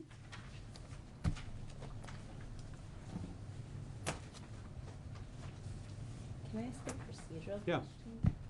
So it feels a little elephant in the room-ish, but the weighting study the advisory group had put aside as not able, or not really in a position to consider these rules in that context as new as the study results were, and without considering it in the full context of education funding, if I'm capturing that correctly, Megan, like I heard sitting in those seats back there. Well, what we came to the conclusion is that not that we were spending because of our efforts on rules, that we were not doing, actually, I would say, due diligence yet to unpacking the impact of the weighting study. And they were January when Correct. People were made aware of them. Yep. So I say elephant in the room because I don't know the rulemaking process well enough to know if there were something to happen with respect to imposing or action related to the new weights. How does that affect maintenance of effort? Rule 1300. What if something happens during the process? Does it stop? What do we do? The weighting study is a little bit like the specter of climate change. We know it's going to change the world, but no one has figured out how. The legislature has not taken it up or taken any action. When the legislature, Taking it up right now. but there's all right. Let's put it this way: until the legislature adopts legislation, we can't begin to speculate about what that looks like, nor what its impact on rules would be. Once the legislation exists and we understand what the impacts on rules are, then all applicable rules will need to be amended to reflect that. No, not necessarily, Mr. Chair. If I could point you to page 8 of the rules that you've just voted on. There is a rule about administration of the census block grant that only refers to the statute, which is 16 VSA 2961. Right. And so if 2961 is amended, you're fine because your rules merely reference it, they don't restate it. If they go and make the change in a different section or move 2961, we'll have to change that reference. Sure. Okay, so all I'm saying is yes, it's out there, kind of like climate change, but we need to make a decision on this now. Totally understand. Okay, all right. So is there further discussion on the motion? So the general motion then is indicated to you in item E, the first paragraph. Would someone, and you should say, I think, on the agreed language, and we understand that by agreed language what we mean is your decision just now plus the concurrent language that they've agreed to that you ran through already. So is there a motion? I move that the State Board of Ed adopt the agreed language as amended of Rule 1300 as the State Board of Ed's proposed Rule Series 1300 for APA rulemaking. Is there a second? Second. Is there further discussion? Hearing none. Those in favor of the motion as stated, please say aye. Aye. Oliver, do you have a vote? Okay, thank you. And those opposed? The motion carries. Thank you very much. We've just gotten through a good piece of business. Not easy, and we thank you in front of us for the work you've been doing together for the last year and sharing with us. We're grateful to you for that. We'll now move on to the second part of this adventure, which is the 2360 rules. And much as there's two ways to do this, the simplest way I suggest is take document 2360.3, page 1, 7 pages. It's a side-by-side. And you can, the virtue of this is simply that it is, it's a presentation of the agency's proposed language for amending Rule 2360. And you can verify for yourself in the right-hand column that the advisory group either has no issue or has no proposed changes. I think that's the language that's used. So that's another way to see all this is a document prepared by the agency referred to as 23E 2360.2. This is a summary of revisions. This looks a lot like what we saw in January, except it has finally some useful page numbers and some links. And this is a compilation of all the changes that the agency has proposed to 2360 since May, I guess. Is that fair to say, Judy, when you were carrying the water here? And the most recent ones since the May draft, May-June discussions, are highlighted in yellow, and they are the ones to which the agency, the advisory group has assessed and concurred in.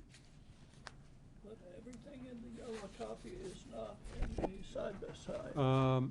Is that correct? Is the side-by-side and the yellow, and this, are they all the same? So I think I would say the yellow should be in the side-by-side because the yellow is what was changed since June. And so then it's inclusive of all changes. Right. This includes all changes since May, but the yellow are the recent ones, and they are in the side-by-side. No, that's not right. And just to clarify with you, speaking on behalf of the advisory group, Megan, does the advisory group have any remaining issues with the what's here but not here? No, so no, the one piece of context that I do think it's important for the board to hear, although I would reiterate, we don't have recommended changes to the technical corrections that are made in either document. The advisory group does not.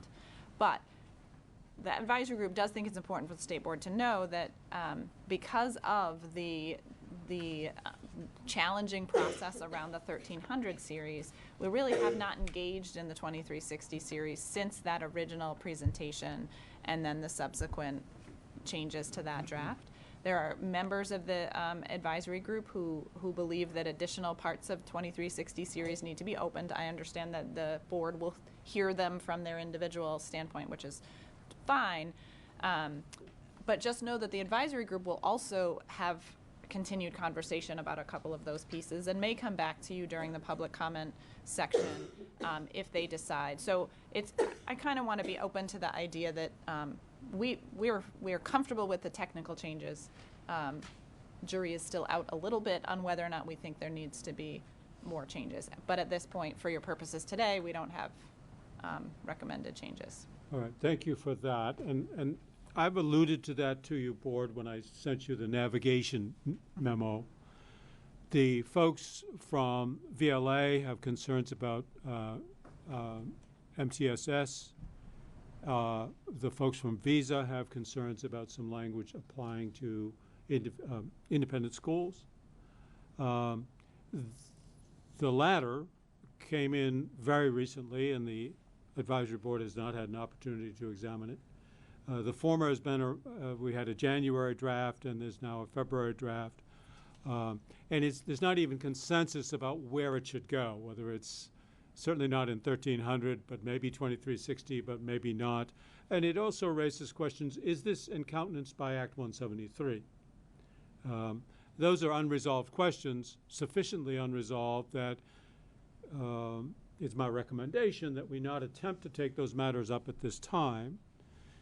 But we need to understand that the law project, the Visa folks, and the advisory group itself may well want to bring some of these questions to us in the public comment period, and we invite that. But for purposes of the 95% or getting on with it, what's in front of us as documented by the agency in this particular document is kind of essentially an undisputed proposal. I think that's fair to say. Yep, very fair.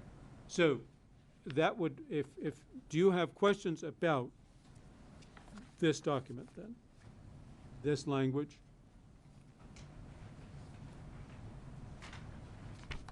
Or put it another way, what you see in 2360.3 and .2. And 2360.1, I think, is the whole big book online. Yes, Kathy? Regarding 2364.4 for page 5. Yep. Can, I guess, start with AOE, felt the need to change some language. And I think what the advisory board is saying is they're wondering whether or not it's consistent with Title 16, which is pretty substantial. Yes.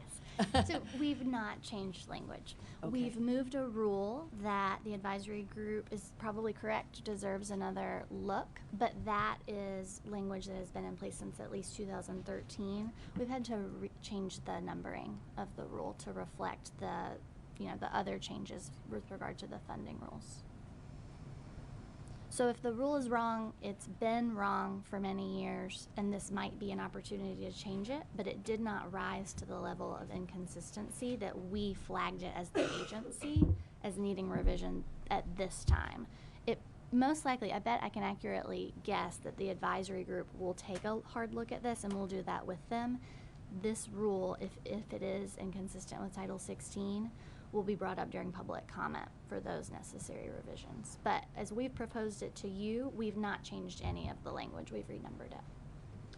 And that's why we didn't offer any suggestions, and I'm gonna ask Marilyn if she minds being put on the spot. I don't know if you want, or do you have any thoughts about that particular thing? Because I just want to make sure that. Marilyn, you're welcome to come to the table. Conversation will be limited to that one rule. Before Marilyn comes up, could I just kind of Yes, explain please. the mechanics of what happened?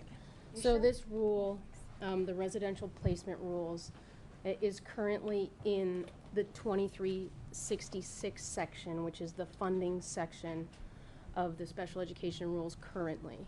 And so as part of the rulemaking process, our team went through the funding section of the rules, and we had to decide whether a rule stayed, whether a rule was struck, or whether a rule was revised and sort of carried over to the new 1300 rules. So this particular rule, because of the content of the rule, really is more around placements of students as opposed to funding. So we felt the most logical place, while it might not be a perfect fit, was in the placement section of the special education rules as opposed to the funding rules. So really we just kind of had to make a call on which body of rules to keep it in, and in that case, where to put it, as opposed to changing any language in the rule. Judy, thank you for that explanation, but it raises the question, are we doing something not required by Act 173? In other words, remember the admonition from the General Assembly is rules necessary to implement Act 173 and not anything else. Well, right, so sorry, Yes. Heather. I would just add, this really is a technical correction. This is actually a routine Sort of a housekeeping thing. housekeeping that's done even with our statute, with law, which actually supersedes rules in some sense. And so it's not uncommon. We did this with dual enrollment legislation, where we said, actually, all of these pieces that are federated around really need to be under flexible pathways. So I just wanted to give it as an example of what we try to do. It's really just to clean up housekeeping, as you said, John. It's really just meant to be logically, if you are someone who has not been part of this process whatsoever years from now, does this make sense? Okay, well, I thank you for that. We'll just have to think how purist we want to be about the statutory obligation to implement 173. And some housekeeping ought to be perhaps a reasonable opportunity, so long as it's purely housekeeping. Are there further questions about that residential placement language? Kathy, are you okay? Can I just clarify, not for change for now, but with that clarification and your concern, John, does that mean if somebody were to come back with a change in the open period, that we wouldn't consider it because you may consider that to be outside of the strict guardrails? Absolutely. So there's no point in them looking at it then? I guess is my question. No point in them. So if we move this, and this particular one is a technical correction just to put it in a right place, if, and these are the rules that are being put forth for consideration, is that an area where we would not consider changing the language? Question. I think, yeah, it's a tough question. Because if, for example, the advisory group concludes that the language is not consistent with Title 16, that becomes now a separate matter because we're concerned with 173. We're not trying to do housekeeping on Title 16. That's not the purpose of this undertaking. The agency can undertake rules to bring itself into housekeeping conformity with Title 16 anytime. Can we ask him? Yeah. I'm just seeing Emily shake her head. So remember, we've discussed many times that once the rules are open, they're open. And they are all subject to public comment. And the board has an obligation under the Administrative Rules Act to respond meaningfully to public comment. It doesn't mean that you change your stance, but you have to show that you considered it and had a reason to adopt your final rule. Sure. I think we should probably do some housekeeping, but maintain a high threshold. Yeah, the question that was raised was not simply that it's a matter of housekeeping, but that it's not in compliance with Title 16. I think, so my recommendation would be to incorporate the language as recommended by the agency, but invite others to, in the public comment period, come back and say, well, we've done some further analysis on this, and here's our thought. And we'll go from there. Marilyn, you're at the table to say something. What is it? Well, I can address the underlying concern that the rule as written, whether it's a technical correction of moving it from one place to another, conflicts with Title 16. And I think it also conflicts with federal law in that it gives the agency power to usurp the role of the IEP team when it comes to residential placements, which I think is a violation of federal law. So I can address that, or if you would prefer to deal with it in public comment because you're only dealing with technical corrections today, that's your choice. Yeah. My response would be, we'd love to hear your dossier on this in public comment, and the board will be perfectly free to act as it sees fit at that time, because as Emily just said, it's our obligation to hear comments and to respond to them as we see fit. Kathy? My concern is that if it's not an issue directly related to the Act 173, which is the process that we're doing all of this for, and there is a concern as critical as what possibly that you mentioned, that why take it up and why open ourselves to any other. I understand that when the rules are open, they're open, but that's not the reason behind our mission. And why take it on at this level when we're approving only issues related to Act 173. And there's housekeeping rules that are housekeeping bills that are done all of the time, correct? I mean, almost certainly. That's separate than rulemaking. Right. Right. Right, that's true. But are you saying that's the only issue that was found in all of that review, is that this one item? I've not said that, no. So why put the one item in here? I can't, if you were doing that complete process of whether you keep it, you remove it, or you change it, unless this was the only one, which would be difficult to believe, why include it on this review for the state board? So, board, you're hearing two choices. One is to remove this because, number one, there's a question as to whether or not it is in compliance, but that's an unanswered question with Title 16. And second, is this a place to be doing housekeeping? I think I hear Kathy saying this shouldn't be in here. Are there others who feel that way? Do we have a consensus one way or the other? I think I think the question of whether to include it is I want to hear that later during public comment, but I have come to the conclusion that the rulemaking process is very laborious at best. So I'd hate to open it up with, I think I'd be inclined to put in some housekeeping items if, in the effort to be efficient and not do it later, I guess is my thought. So, okay. As long as it doesn't become a real, as long as it doesn't become pages and pages of technical Understood. changes. Understood. So, just to clarify, Yep. this rule currently exists, Yep. and it has to go somewhere. Right. So the question is 1,300 or keep it in the sped rules, but put it somewhere else. Okay, I just want to make There sure. are three options. Keep it in sped rules where they are now.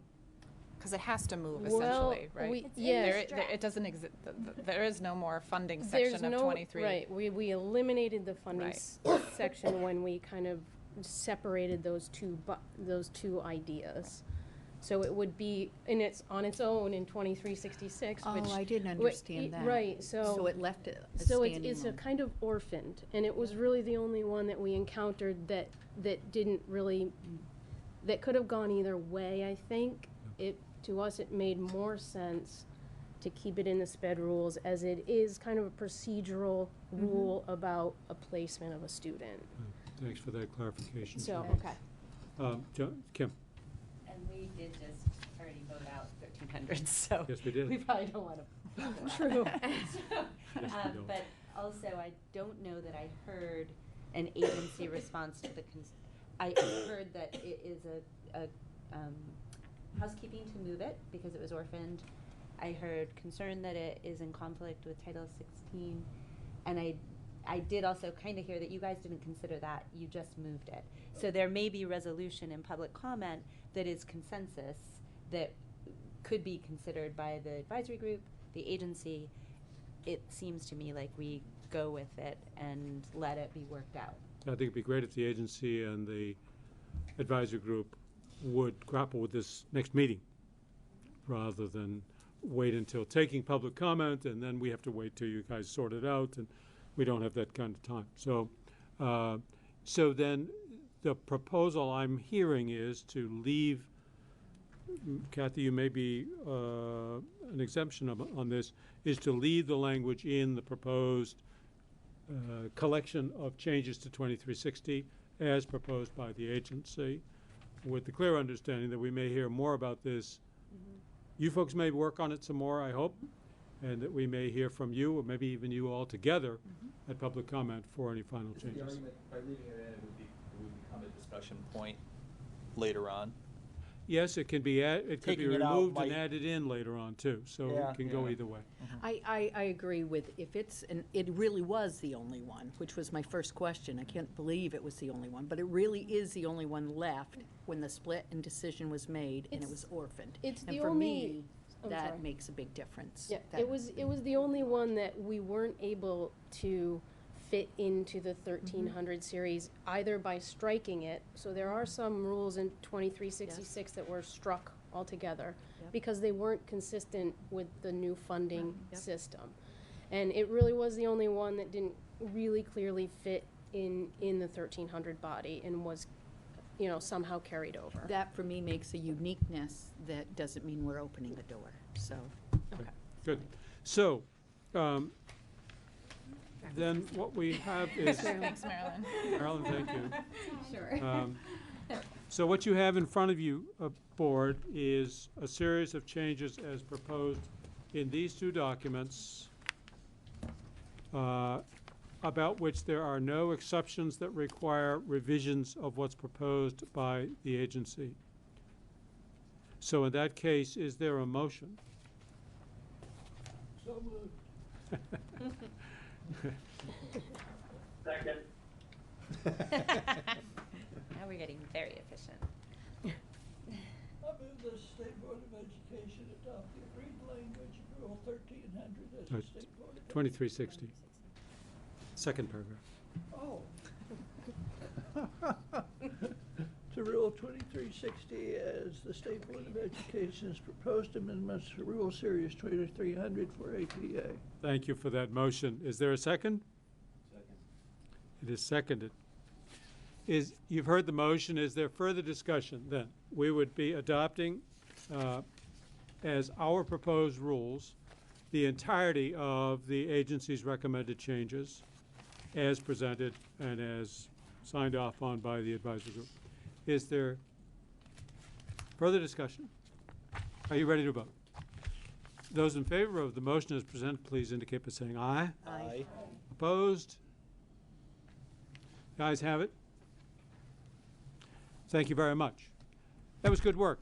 We got done in 75 minutes, what we planned to do in 60, but that's okay. We'll take a quick break, and let's try to get back here in 10 minutes, no longer, and then we'll take up the procedural business about kicking off the APA rulemaking process. Oh, I see. Oh, gosh. And, yeah, no, In I no had, good way. I probably had. Oliver, do we have you on board back I there? mean, it's wanted. Good, thanks, Oliver. There's no rope between Okay, us there. let's get back to it. We're on item F. And just to be clear, this is essentially procedural. As I indicated earlier, the item F is about the board formally entering into, or the term of art, I think, is initiating rulemaking.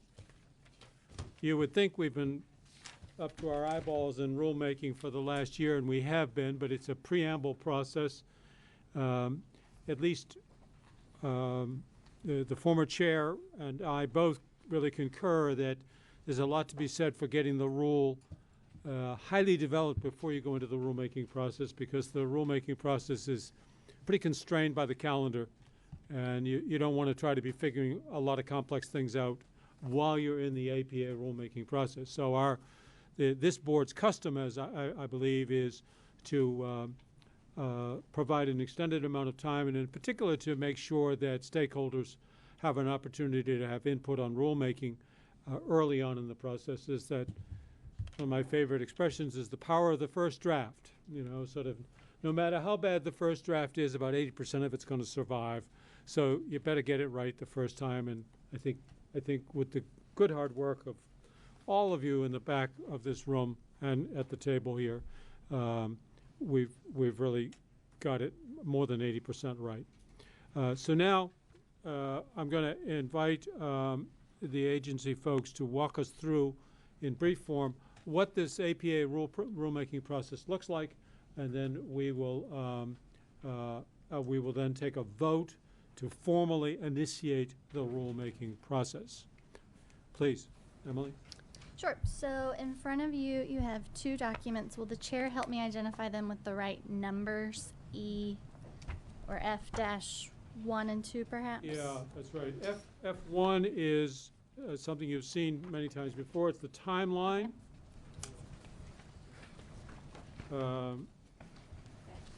F2 is a 2 or 3 year old agency summary of the rulemaking process. You've all committed that to memory, I'm sure.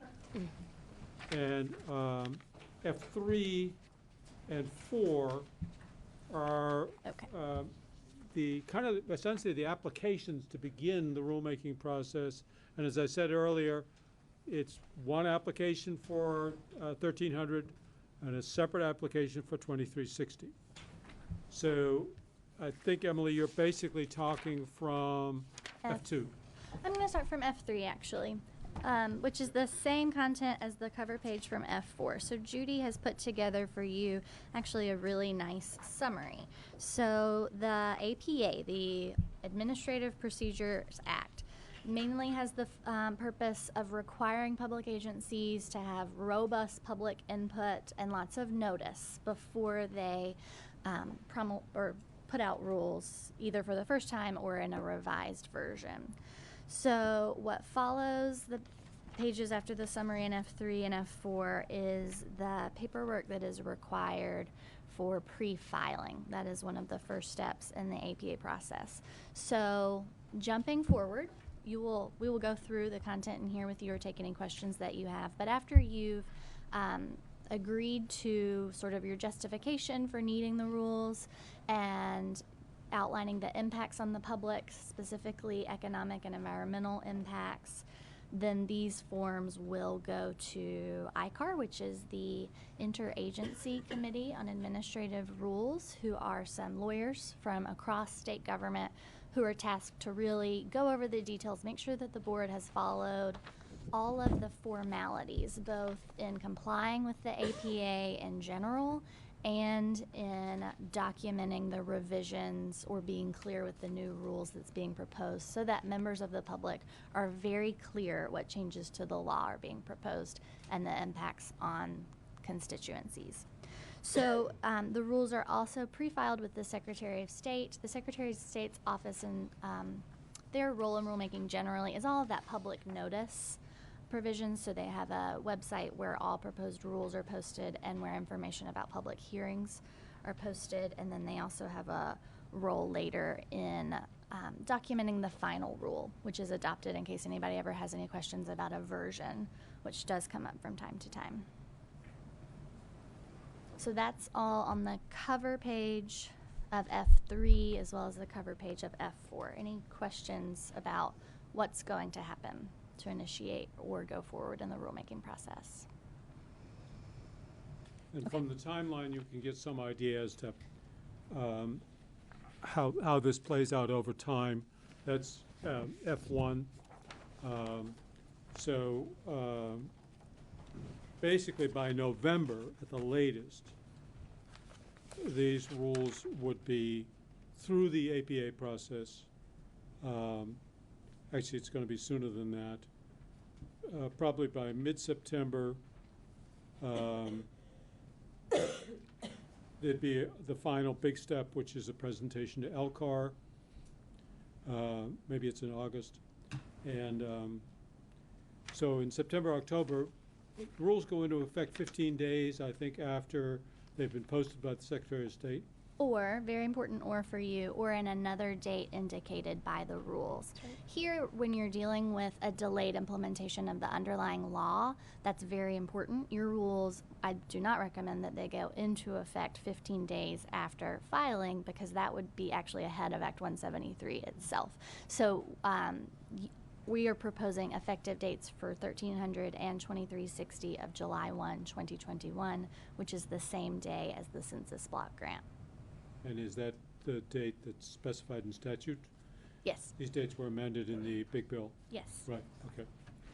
So, so we're kind of ahead of schedule. It's a good thing because we'll find in item G that we've got another set of rules to start working on. Lucky us.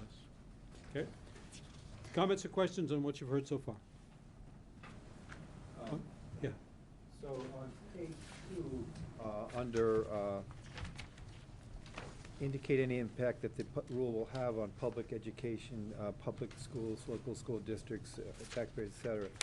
I mean, there's a lot in here that one would be concerned about, but because it's not being implemented right away, I imagine this will sort out over time, contain the costs, 3-year averages,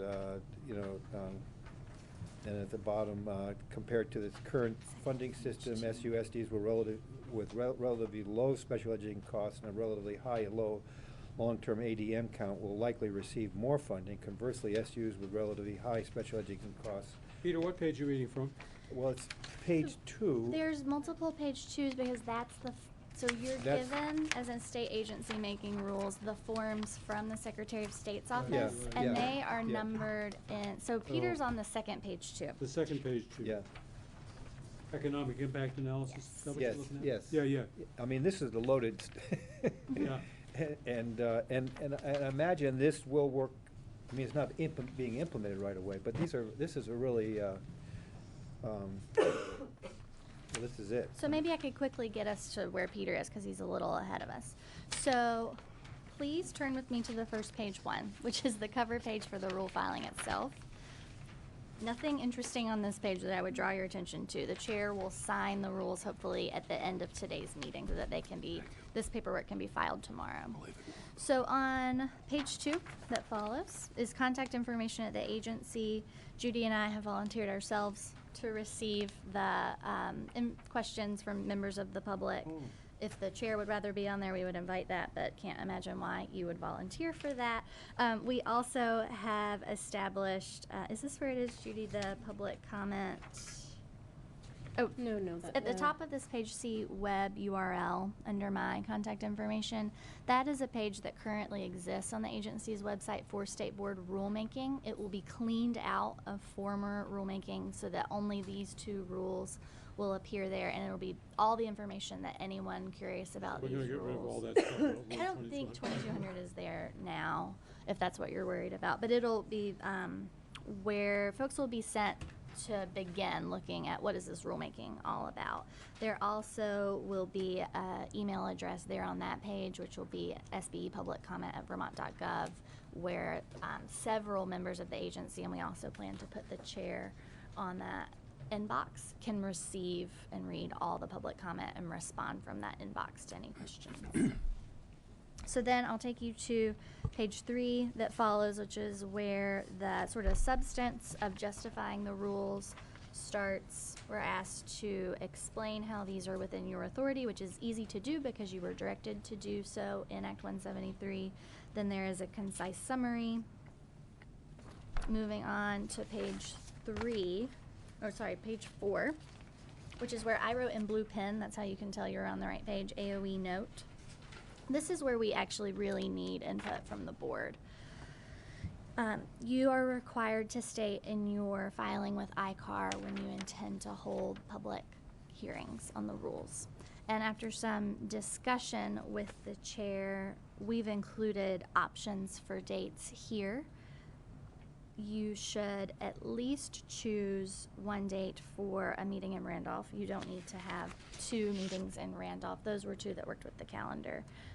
The St. Albans meeting corresponds to a regularly scheduled meeting of the board in St. Albans.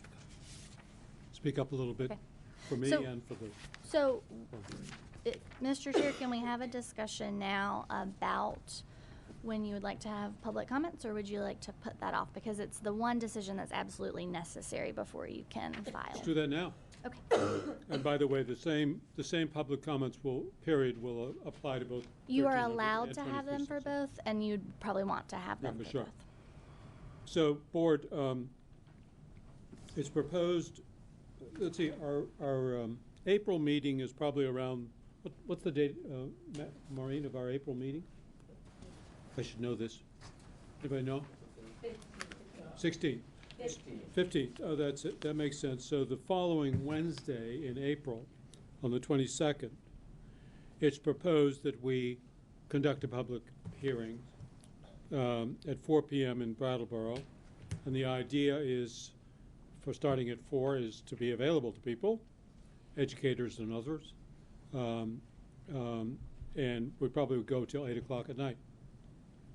And we had discussed that you might consider, because the board did in regards to PBL, actually moving the date of your regularly scheduled meeting, giving notice of that, and everyone would already, this board would already be located at the meeting in Brattleboro. Oh, okay. So instead of this, and you don't have to decide that today, but it's what I thought you might want to do. Well, let's talk about that. But remember, we had a very, very brief board agenda on the 21st of January. It was a 1-hour conversation, and then we went into the work of the hearing, of the inquiry. Now, what you're proposing here, if we started at noon or 1, we'd have 3 hours of board work time, and then we'd switch over to the hearing and go probably till 7 or 8, 9, what the hell. So we would try to get it done in 1 meeting. So yeah, we just scanned what other public agencies are doing. You all love public comment, and we're not gonna cramp your style. Other public agencies have about 2-hour public meetings, and they can go longer if there's a large deal of interest. Well, we are people of the people, and we want to be out there. So yes, comments. In that idea, if it were 2 hours, let's say, maybe we start that at 5 and go to 7. And if it works its way into 8, that gives us more time at the front end for the work. I'm imagining this relatively low impact education legislative session is turning into a much higher impact on education legislative session than I think anticipated. So I would imagine we may have board work in response to whatever's going on in the legislature. Oh, yeah. So, John, I guess Emily, do you ever post a closing time for the public comments? Not in this paperwork, no. And can you implement rules for public comment? Like, as far as how long? Reasonable rules of the chair. Yeah, Yes. yeah, okay, Like you so- did for, remember, you did the timing for Act 46. Oh, that I'm kind of thing. brutally reminiscent of that role I had. You missed that one.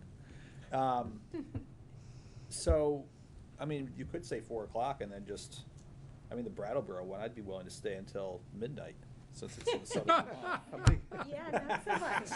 Steve and I We'll say just no. do what you want, sir. It's a southern Vermont joke, sorry.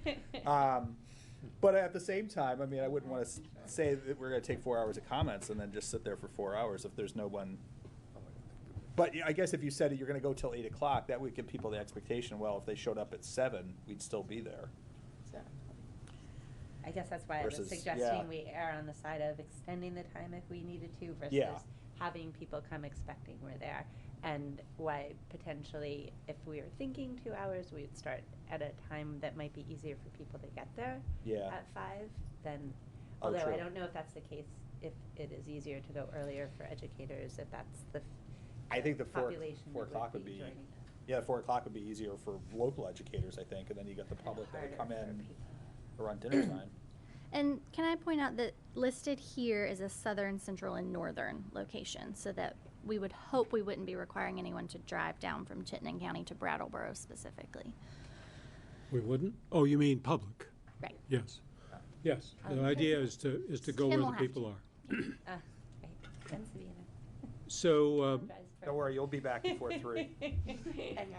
how about Yeah. maybe a meeting that starts at 1, has board business 1 to 4 or 5, depending on, and then goes until kind of close the door at 7 and hope that we can be done by 7:30 or 8. So long haul for some of you to get back up to the North Country, and it'll be vice versa. Is it a strictly sign up a procedure, or are we designating some people to speak in advance, or is it strictly just? No, it's public hearing. Just public. Just like we did with Act 46. No, we didn't. Didn't we have the people speak in advance that were pre-selected? Well, there were some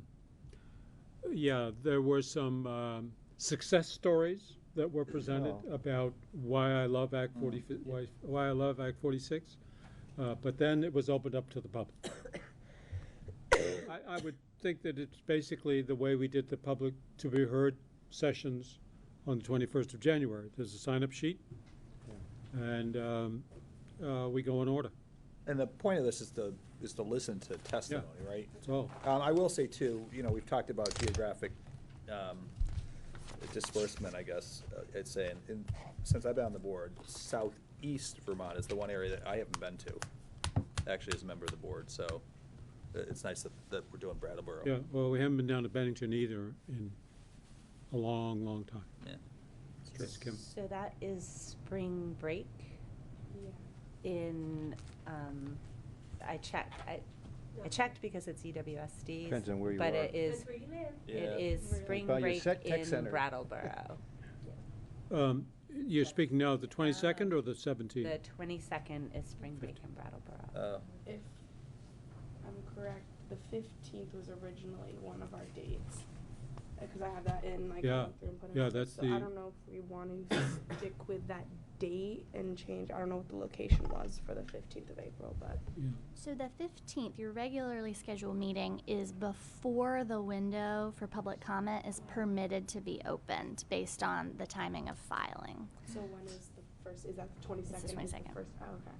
So we would skip the board meeting on the 15th and conduct it on the 22nd. During Brattleboro spring break, though. I don't think we should do But yeah, it they're in not gonna- Brattleboro then. Yeah. But what if we flipped Randolph and Brattleboro? When's Randolph's? Want me to look? Yes. Instant gratification. Why do we have that system? Another time. It's all around tech centers. Oh, I thought it was the ski Yeah, industry. It's, yeah. I think it's Well, yeah, I Dan- remember the No, tech centers when ski industry. I was there. I said that. Statute That's says what the Dan text French says. said. He said Yeah. that there was some calendar. Remember, Dan said there was some calendar committee he sat on, I mean, it's just and the like only so. people that showed up to the meeting were 2 guys from the ski industry I was there. that wanted to split Okay. calendar. Maybe we can solve this offline.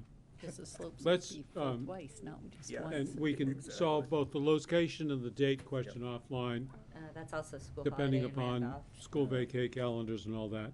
Yeah, I think that The- week is. What about St. Albans? I think an arbitrary decision will be required. So let's just get consensus on the plan for each of these meetings. And the notion is that we would have a meeting in mid to late April, a second one at another location in early May, and a third one in late May. And we want to coordinate that with vacation schedules. So Maureen, maybe if you wouldn't mind, you could work with Emily. And do we have to get those dates pinned down pretty soon, don't we? You have to have it in your filing before you can file it, and the dates are based on filing tomorrow. We're doing this as quickly as we can turn it around At my for request, you. thank you. Why don't we just, So I'm trying to find it. for So some I reason. checked around the AOE because there's a bunch of former educators who work What? there Do you know when the with the break is? concern Find out about the spring breaks break. month of. And the folks at the agency who used to work in schools told me, well, it's nice if you can go on vacation and be out of town, out of Vermont for spring break, but most folks are not. That's not in their budget, and most folks are around. You know, they're going to their extracurricular practices and their hockey games and things like that during spring break. what if we, just a suggestion, what if we just go to whatever the next issue is, and then during a break, we just Google all the I mean, I think it is, I think it is important that we're gonna have a hearing that's gonna impact local educators, that we have it on a time period in Totally that agreed. specific part of the state that's not on spring All right, break. All right, we need, but for, But get it done before lunch, so we Okay. can All right, fill in let's the do that. blanks here and do it. what else, okay, That's what it, else do right? we need to That's know? it. Okay, so the next page, page 5, we are required to list keywords. We would be open to your suggestions of other things that you think people will search when they want to find this rulemaking series. I think we got them all though. Then moving on, you can skip the adopting page. There's no input there, to the economic impact analysis, which is numbered page 1. If you're following along, the blue heading says economic impact analysis. So in question 3, these are the affected parties. Question 4 is impact on schools, which is where Peter had comments. Question 5 is alternatives. We have said that there are no alternatives to this rulemaking because it's being undertaken at the direction of the General Assembly. Number 6 is impact on small businesses, where we specifically allude to impacts on independent schools, although we conclude that it cannot entirely be known because impacts on independent schools will key off of responses by SUs to these rules, which the rules do not necessarily control. And then we have inserted a page detailing the dollar impact that is estimated on each SU. This is the agency's financial analysis as the census block grant stands now. If changes are made by the General Assembly, these numbers would shift.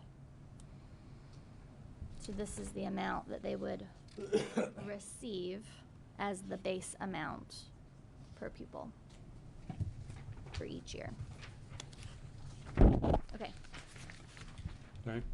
Then administrative procedures dash public input is the next page 1. This is where we have attempted to summarize the work that you have already done and the stakeholder groups that you have already consulted. That's it for this packet. Can I ask one more question about the calendar? Is the back end of it past our June meeting? No, the last of it is in May. The last of it's in May, so June is too late, so we need to get another one in there, because we can do the, anyway, okay. So, Emily, everything that's here, according to whomever put this together, was that you? Yeah, the two of you. This fairly represents what we did in the rule itself. Yes. I mean, there's no reason to believe that there's any misrepresentation in your words here that describes what the rules No. are proposing to promulgate. And if I could just draw your attention to that page 2 where Peter had a comment. So it's under economic impact analysis, page 2. What we've done here is essentially stress that it is the act itself, which has great financial impact on supervisory unions. These rules implement those impacts. So we haven't gone so far as to say these rules have no effect because it was all the act.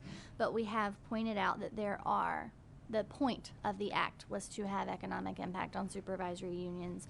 We have detailed the dynamics of that change here in the second paragraph, and sort of, we haven't stated that there are winners and losers, but this paragraph describes how you'd be impacted positively or negatively based on the trend in your ADM and your past spending. So if there are any changes that you would like to see that you think would be more clear and put people on notice, we'll definitely make those, but we've already made the effort on your behalf to do that. And the chair also had a chance to make comments, which we incorporated in this as well. So, leaving aside the question of dates of hearings, do you feel you know enough to take a formal action, which would be to approve these agreed documents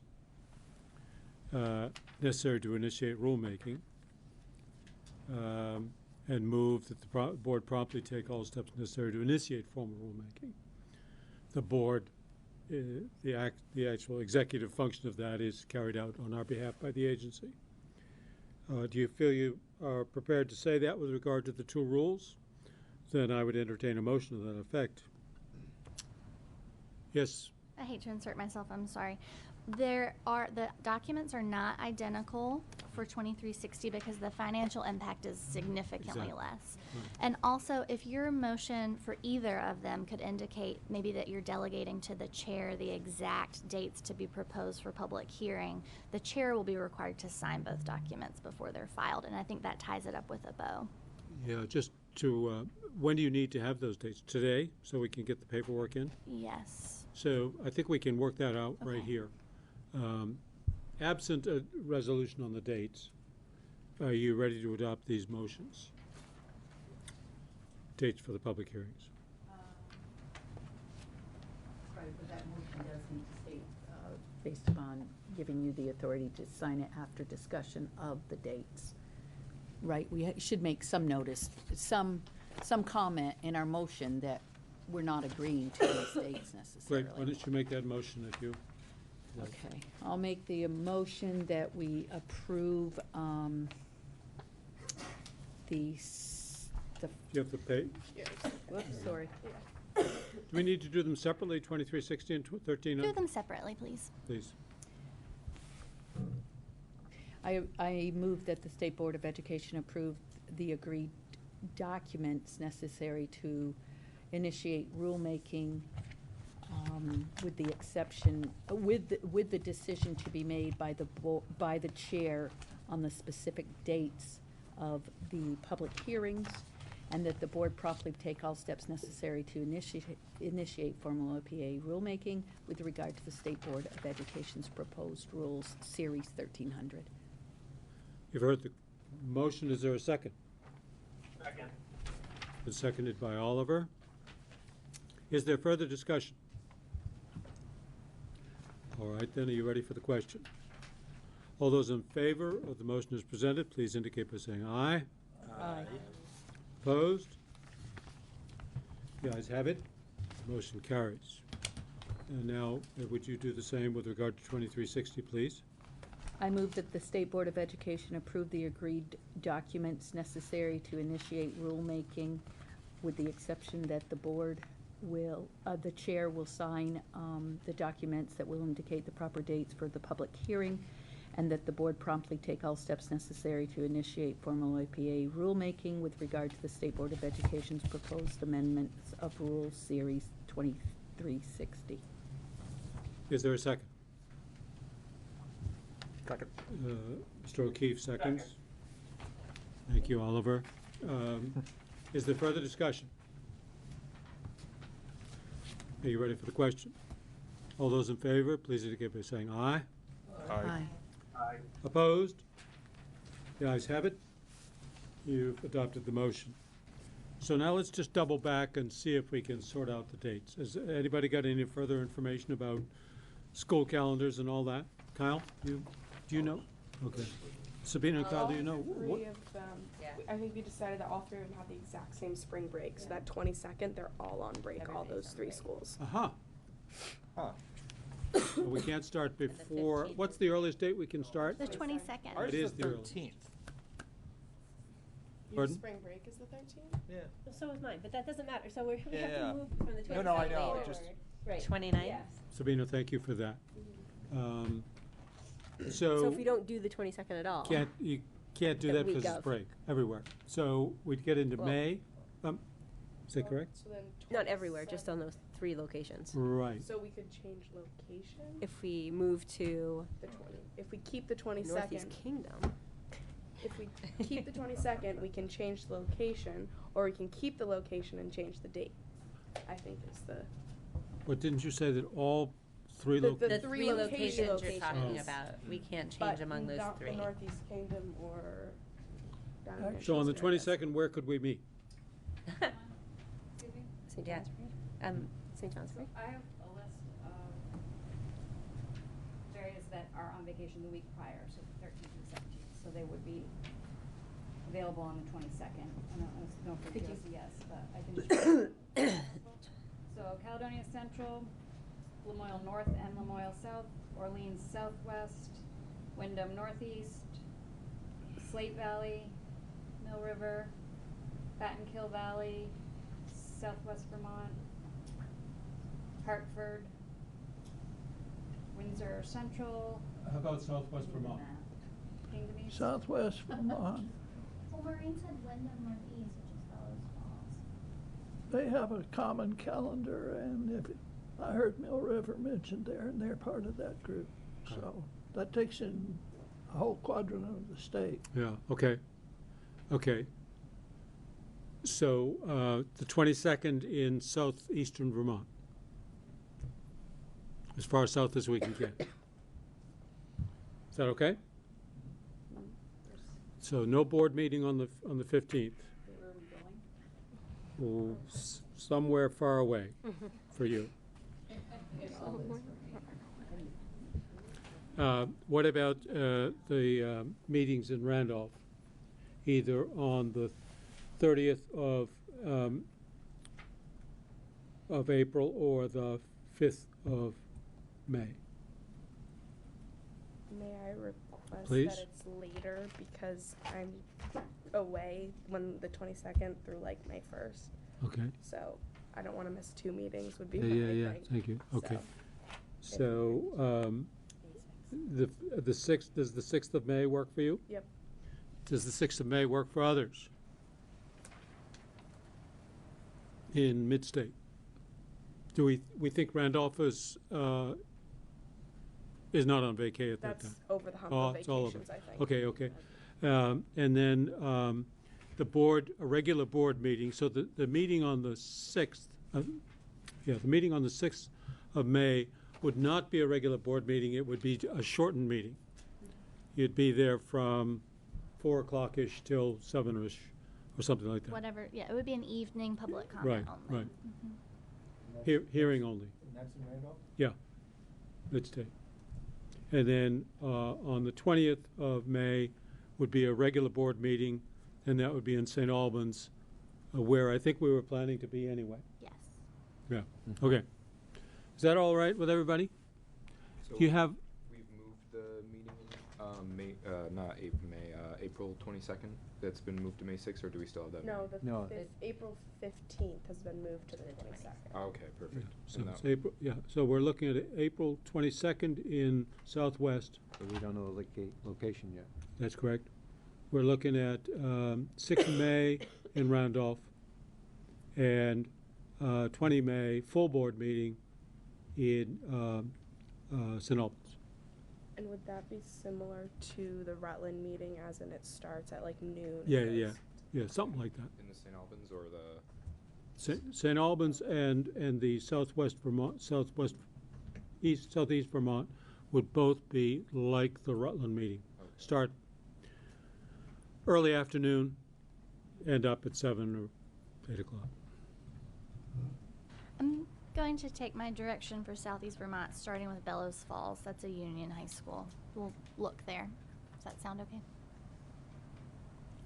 That's within the districts? so Yes, forth? it's Wyndham Northeast. Okay, then use that. Yep. And you've got locations for the Randolph I'm meeting? going to try to have these at the high school because it's free. Yeah, yeah, all right. And then St. Albans, we know where we are. That's all set. Okay.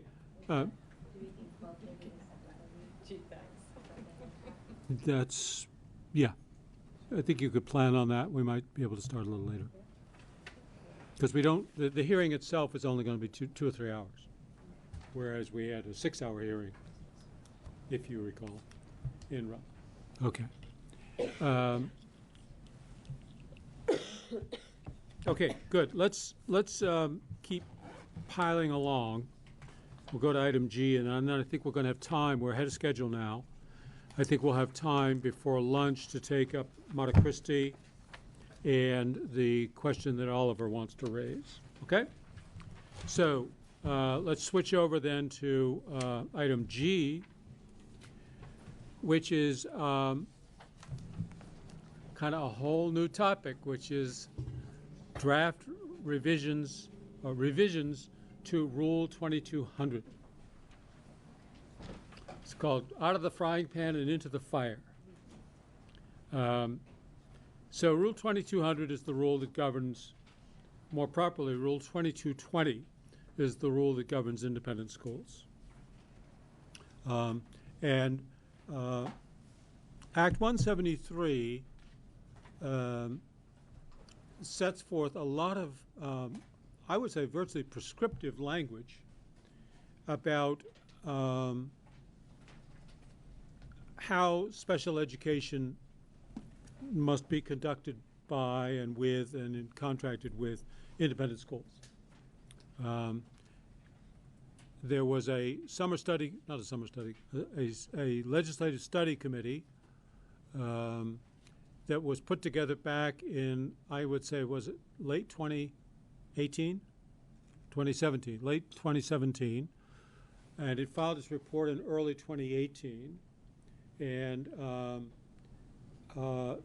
that sets forth a series of, well, actually not recommendations. That committee had a lot of sort of agreements on principle, but not specific recommendations. Then 173 comes along and spells out specifically, in a fair amount of specificity, how special ed needs to work at independent schools. Our job is to translate that into rules, or our job is to watch others translate that into rules and arbitrate on differences if we must. So a question that has come up is the statute. The statute specifies that by 1 November 2020, this year, right now, by 1 November of this year, we must initiate rulemaking. That's that term of art again that we just did. That is to say, we've gone through whatever preparatory process we feel we must go through in order to on the 1st of November and not later, adopt a proposed rule and kick it into the APA rulemaking process, just like we just did now. Keep in mind that Judy and Emily and Megan and Marilyn and all of you back there started working on the 1300 and 2360 rules about a year ago. So it's taken about a year to get to this point. So you could think that maybe we should have started work on the 2200 rules about 3 months ago. Because by 1 November, we need to be at a point of consensus, much like we got to here today on those rules. Because it's our goal always to go into the rulemaking process with a highly developed rule. Because as you will see, these hearings don't tend to tell you what to do. They tend to tell you what people don't like. And then it's a lot of work to go from what people don't like to what the rule ought to say. Well, we've done all that work. You folks have done all that work here. We want to do all that work in advance on the 2200 rules too. So the statute is not clear about when the rules have to go into effect. Do any of you back there have any advice for us about when the 2200 rules should go into effect or must go into effect? Because I believe the statute is silent on that point. Any of you want to come up to the table and advise us or tell us what you think? We're happy to hear from anybody about this. Let's say it in unison. Sure. July 1, 2022. That's when you think they should go into effect. Yes. Is that, and where do you get that date from? That's the effective date of the statute being changed from the current 166 to the then 166. Oh. You're right that it doesn't say when your rule should go into effect, but it's an easy inference to make that they should be the same. It's the same logic as we just talked about with the funding rules. Just to be clear, there are two 166As in statute. One applies until the 1st of July 2022. And then that's A, well that's A, but then there's a new A that kicks in with a different set of changes to statute on 1 July 2022. There are also several sections in the special education funding chapter. Right. So it makes a lot of changes. And what's being suggested here is that we coordinate the effective date with that. So we could start the rulemaking, or we could initiate on the 1st of November and then stipulate in the rule that they shall go into it. And, oh, by the way, backing up, typically rulemaking is 6 to 8 months max. And then typically, unless you specify otherwise, the rule goes into effect 15 days after the conclusion of rulemaking. So that would put this rule going into effect, unless you stipulate otherwise, sometime in late 2021. But what's being suggested here is to stipulate that it goes into effect on 1 July 2022. Is that your thought? It is. The only thing I would add to that is, and this is not an advisory group discussion, it's a VCSEA issue that has been raised. One of the things to acknowledge is that if the rule series, so the census-based grant goes into effect 2021, That's right. and there will be a year where some questions that might be related to special ed funding for independent schools will be unresolved, but yet the funding structure will have changed. And some members for districts who interact often with independent schools have expressed a little bit of alarm at that. That said, the advisory group conversations have been more around we want to give ample time to the discussions that are going to ensue regarding 2200 series. Yeah. So I just said two totally separate things, but I wanted to acknowledge the VCSEA piece of that, because that is a little bit of a hiccup that has implications for some districts. Right. And is created by the General Assembly. Correct, exactly. Not you. Say it again, please. The hiccup is created by the General Yes, of course. Assembly. Madam Secretary, do you have any thoughts about how the agency, will that disconnect, for 12 months anyway, place a lot of strain and ambiguity upon the agency? I mean, we haven't really talked about that particular issue. I do think we have some remedies at our disposal if that's the will of the group to request that dates be shored up in Yeah, statute. much like last year, you know, a little earlier than this, the advisory group began speaking about the advisability of delaying the first year of implementation of the block grant. They are also going to have, as I understand it, those conversations, not to any end, but evaluating whether the current dates for the block grant are still appropriate. I don't know if you guys have a feeling right now, but that's... Yeah. Haven't even really discussed whether or not we would be discussing, but I'm sure members will bring it up. So there's no move to go to the legislature and ask for Not at this point. The only thing we actually specified to the General Assembly was a general, you moved one date when you made the change and didn't really touch anything else, but we didn't make any recommendations. I don't mean to muddy the water with that. No, that's all right. I mean, you're raising a period of complexity. Yes. Well, I would also add, I think the board can make its own recommendations. This board can make recommendations to the General We Assembly certainly as can. well. So, betwixt the three of us, perhaps we can figure What do we it think out. that recommendation might be?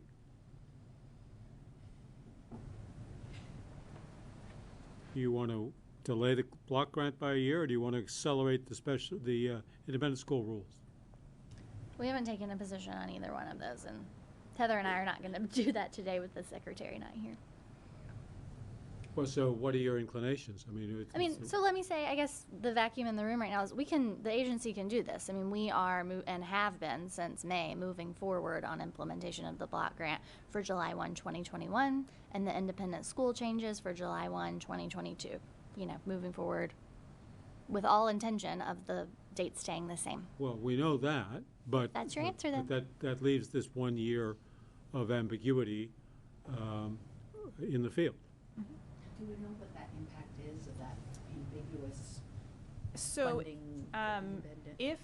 in the districts who have choice, so Yep. tuition often, in our current construct, the costs that they pay for that are billed to them by the independent schools, which is how that's the current way of doing that. And in a reimbursement model, the reimbursement ebbs and flows with that. Right.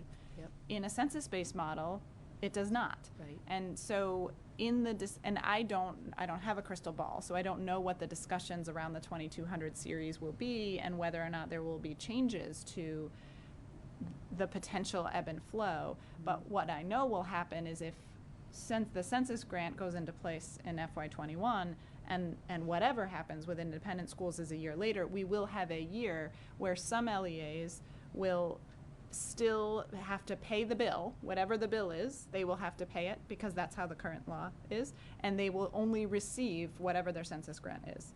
There is the potential, and VCSEA is aware of several districts who would be happy to come and address the board or write a letter because they have actual dollar amounts behind what that potential risk would be. I do not, but that would be the implication of the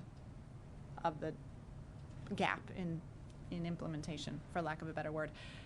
I also don't know what, and the advisory group has not talked about, we don't know what the right remedy is. You know, that's a big discussion about do we delay the grant again. That I wouldn't take that lightly. And we want to do justice to the process of discussing the 2200 series. So moving it up is not without ramifications. So I feel badly that I'm acknowledging an issue without a solution. It's okay. But Why don't we contemplate accelerating the implementation of 2200 to 1 July to be coincident with the block grant? With the block grant. That would mean, you know, if you allow for it to be a 6 to 8 month process, that would mean initiate no later than the 1st of November, which we're required by statute to do. And by the way, we're already required by statute to do that. Why could we not then make it coincident with the implementation of the block grant? It would be tight. So imagine with me that this is the November 2020 State Board meeting and you just initiated rulemaking on 2200. Right. you would be looking at roughly, is it 60 days? Sorry to put you on the spot. You pre-file with the Secretary of State and you can have a public hearing 60 days after? 30 days after. So in December, during the holiday period, you would be permitted to begin your required public hearings. You might choose to not do that and instead wait until people are back at work from the holidays. A public hearing in maybe 2 in January, 1 in February. Your consideration of the public comments would take place in March, and you'd be looking to get on the April or May LCAR agenda, just to sketch out the big pieces. That proves to me that it is possible. There is not a lot of room for a 1 month delay. Understood. And I also want to make sure that, and maybe the board understands this, but I want to make sure that you're hearing me from the right hat. The advisory group, so speaking as the chair of the advisory group, wants to prioritize having time to do this well. They recognize that we have not, the agency, I think the intention is still to convene some stakeholders outside of the group to start these conversations. And the advisory group is recognizing that work is important. And so tight timelines make that a challenge. So I want to be clear that that's the advisory group. Then that's what you saw in some of the documentation. I am simply acknowledging as the VCSEA representative that this gap is a very real issue for some districts, and I felt like I would be remiss not to mention that. I just want to be clear that, because those are two different things, or they have a different solution to them, I guess. Unless statute changes, and we could request that, we have to initiate the rulemaking on the 1st of November. We have to have completed the whole pre-rulemaking process that we've just completed. We have to complete all of that by the 1st of November anyway. And that seems to me where the tight sneakers are. Yep. It looks like if you initiate before November, you probably can just make the 1 July 2021 deadline for implementation. Just barely. As Emily says, there's no room for things to go wrong. But backing up from that, can the stakeholders, the advisory group, and of course the agency, marshal the resources to bring a draft together and sort out differences and kind of replicate what you've done here? I see somebody standing up in the background. Let's hear from you. I wonder if I could join the Please. group at the table. Yeah. Yes. My own general counsel. Hi. So, in other capacities, I have seen other groups, which the distinction might be rulemaking, where something has been required on a particular deadline, and they have simply written to the General Assembly and said, can we have an extension on this? For legislative reports.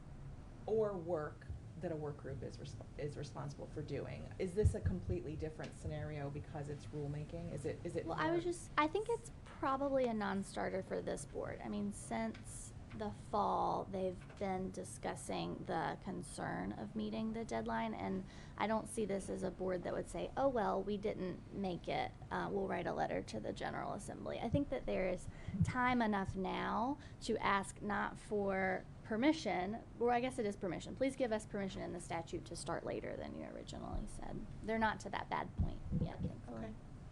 Okay. Yes. No. So, if we ask for pushing that out to March Of 2021. 2021, it puts us on a similar schedule that we are on for this one. Mm-hmm. If we make November, we make November. Right. If we don't, we have a window that keeps us in line with implementation for 2022 and budgets planning But it guarantees for that we won't have implementation until 2022. Because you don't start it up in the middle of the year, right? Understood. Well, the real issue here is that you actually don't have authority in current law to change the independent school rules effective any sooner than July 1, 2022. That's and Mill is dying to speak to this, but right now the legislature has said give at least until 2022 Yeah, you're right. for the independent school community, for starters, to respond to our direction to change. Right. So I need to understand that better. So you're saying the date of the 2021 isn't really, Without a legislative change, you as the board cannot go faster. This is where the legislature sort of didn't coordinate their deadlines. then the need to push up any date, even if we were to finish it and started it in November, right? It still is, Without legislative change, it without doesn't go into legislative change, it's irrelevant, right? That's true, but then that leaves us with the 1 year Oh, I understand. disconnect. Mill, let's hear from you. Yes, so I'm Mill Moore, Executive Director of the Vermont Independent Schools Association and a member of the Census-Based Funding Advisory Group. I'd like to back up for just a moment and address what Chairman Carroll said about what are the issues involved in 2200. It's more than just special ed. It is also State Board of Education oversight of all approved independent schools. And it is rate setting for special ed in independent schools, other than Are those special questions ed raised in services. 173? Yes. Okay. Yes, they're all there. We have heard nothing from the agency about their intentions of what they want to do in recommending rules. So I know nothing about the agency's directions that would like to go. I just have my own opinions, my association's opinions. I think an extension is important, essential, because there are some serious issues to be dealt with. And the issues are narrower than the 1300 series. 1300 was everybody doing special education in the state of Vermont, whereas 2200 is only the independent schools community. So there's this two-stage process that Megan referred to of maybe a subgroup of the Census-Based Funding Advisory Group will convene the key stakeholders involved with independent schools and the agency, and then that subgroup will then come to the larger advisory group with a set of ideas or discussion points to trigger the larger discussion. Well, that's sort of an internal matter for the AG. That I don't. But in any event, we need more time than just between now and 1 November. And why is that? Because it's complicated, and because the agency has not even spoken on the matter yet. So suppose the agency came forward with a draft today, it would really be at least 2 months before any substantive discussions within the advisory group could even begin to occur. And then after that, we're rolling forward. The summer is always difficult to get business done, so we get up to the start of summer, things slow dramatically, and then we can pick up the pace again in August or rather in September.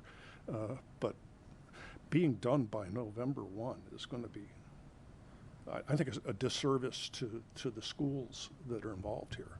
The statute seems, just from a casual, non-lawyerly reading, seems pretty prescriptive about it is indeed in some do. areas, but there are other areas, especially rate setting, that it is not prescriptive at all. And we have some very elaborate, or not elaborate, but far-reaching proposals to make for changing that.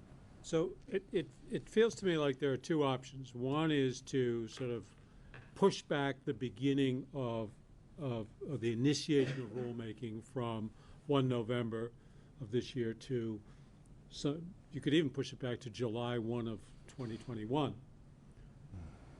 And that would guarantee you still that you'll have rules coming out the other end by July 1 of 2022.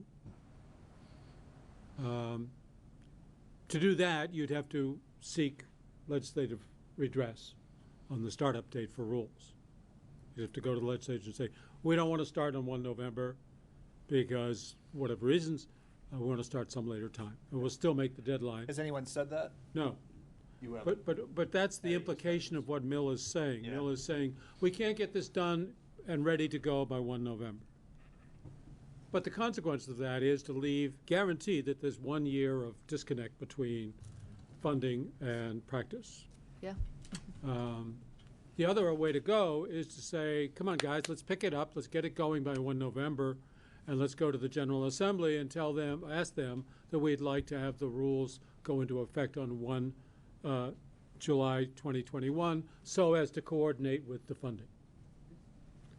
Those are the choices, I think. In either case, you got to go to the legislature, but the question is, the obvious advantage, apart from the work that it takes to get ready for the rulemaking, is that the latter approach eliminates that one-year disconnect, and that seems to be an important achievement.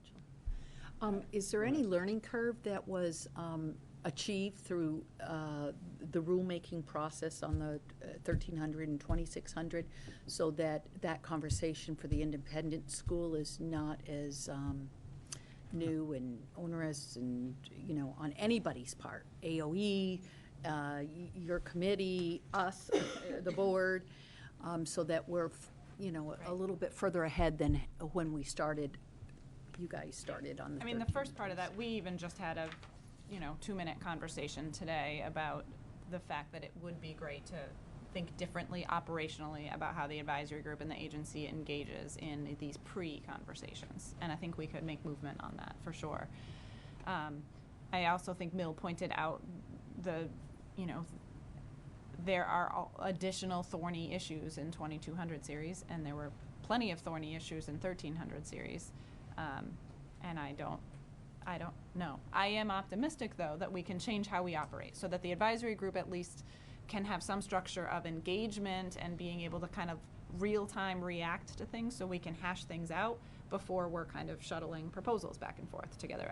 I feel good about that potential. And while it is true that the first draft of the rules that you just approved to initiate were presented in February of last year, the advisory group's discussions throughout the spring were on other issues. I mean, the bulk of their meeting, they were very concerned with whether the General Assembly would delay implementation. That took up a ton of time, which is different the next time around. And we really started getting down to the nitty-gritty more like in May or June. I don't remember if you had a June meeting. Definitely In May. July. Yeah. Because, and also, Mill, is that your name?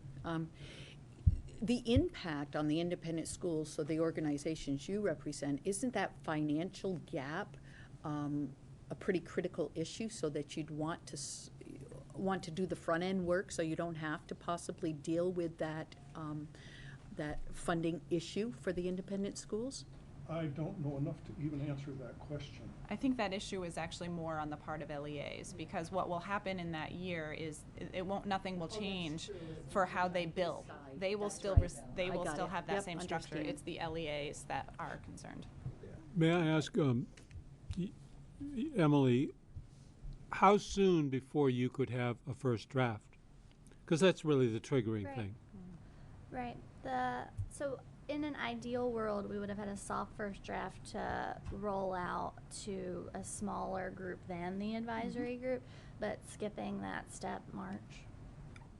When is your March meeting? Is probably the 6th. Well, we probably won't meet in March because it's a break for a lot of folks. We would if we knew that we had a draft to review, but that's basically. So April at the latest, a first draft in front of the AG.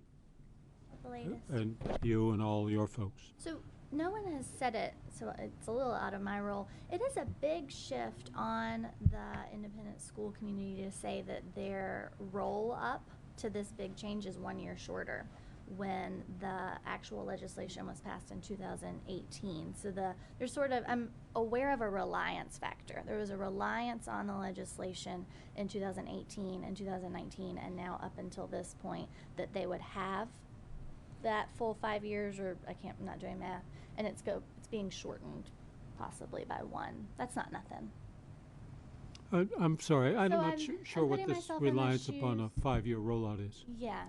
So What's that? putting myself in the shoes of someone who is the headmaster of an independent school, I've been relying on July 1, 2022 for a long time now, since the legislation passed in the spring of 2018. Okay. And would that make a practical difference for schools, Mill? Changing that 2022 deadline? Yeah, to moving it up a year. Moving it out further? No. back to 2021? I think that would be troublesome. And what would be the consequence? Well, what we're talking about here is starting special ed services in about 36 independent schools that have never provided special education services. They may not all be called upon to do special ed. It all depends on what students wish to move over to an independent school and which IEP teams then approve that move. So we really can't forecast exactly how many, or even approximately how many students are going to be moving over, but all the schools will have to be ready in some respect. And they've all been looking at that 2022 deadline for the last 2 years, thinking that that's where their planning needs to be. Well, that's an important point. Comments, questions? I can't get my head around the difference that the LEA will need to do. So I understand that. So there's that 1 year gap. How big of a lift is that for the LEA and for the whole process? It's a financial impact. It's a financial impact, and I actually wish Randy Coulis were here because she is a director, soon to be superintendent, who can speak to this based on her district. But and I don't have numbers, I don't have modeling to show you, but the example is that if, and I'm going to use stupid numbers, but if the bill that I receive from my various independent schools for the cost of special ed services is $100,000. It's not. It's way more than that. But if it was, then in my current model, if that goes up or down, it gets reimbursed. Right, I understand. Proportionately. But in FY21, I now receive a finite grant. I might be one of the districts who is now receiving less money. I might be one who's receiving more. I don't know. But that's why people model it out. But what I do know is that that's capped, except for extraordinary costs for individual kids, which is a little bit of a different thing. But this number is now capped, which means if that $100,000 bill comes into me and it's now a $150,000 bill, this is not going up. So for those districts, whatever that difference is, that is a financial impact. It's a purely financial one, and it is 1 year. I don't know if there's remedy for that. That would pertain only to their contracts with independent schools. Exactly. Now, I said a moment ago that the agency has said nothing so far about 2,200. That actually was not true. They have said one thing, and that is they have said that the reimbursement model is where they think they want to continue with independent schools. They don't think a census-based grant model works outside of the public system. What does what's the laws think? I think what you've said is that the independent schools can't be the recipient of a census grant. That's that does correct, not necessarily mean Do we that. know how many students are in independent schools with IEPs or under the SPED category? How many students are we talking about here? Well, we're talking about 11 schools that are all the largest independents that have all gained special ed approvals. I don't have the number in my head of how many exactly that is. That's 11 schools. It's a few hundred. Okay. And not every supervisory union would have necessarily this arrangement either. Is that true? True. But there are some supervisory unions that do not send students to independent schools. Yes. Any LEA who has school choice, who does not operate a school, essentially. Right. It's all identified special ed students in those schools. So this does not impact students who are sent to alternative schools. Correct, because that's an IEP placement. Okay. That's the other thing we just kind of hashed out. Yep. So board, if then I guess it's two choices.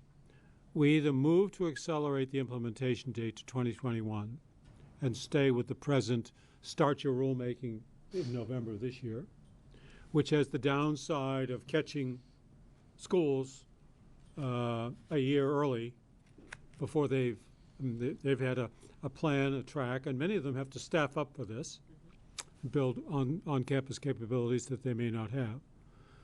There's that option. So we, in that case, somebody has to go to the General Assembly and ask for implementation on the 21st, in 2021.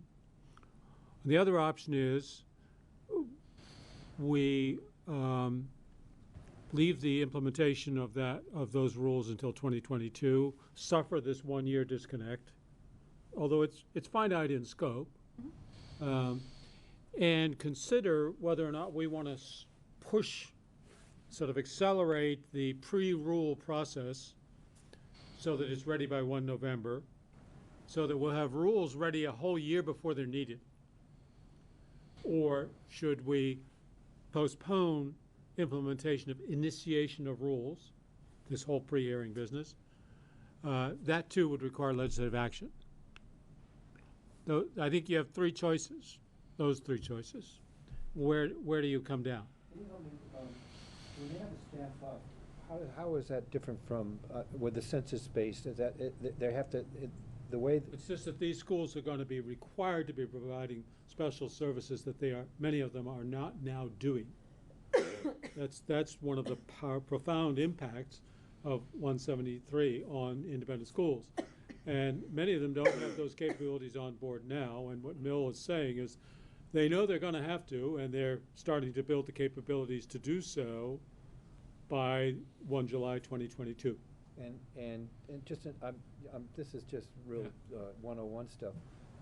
So where are those kids getting their special ed now?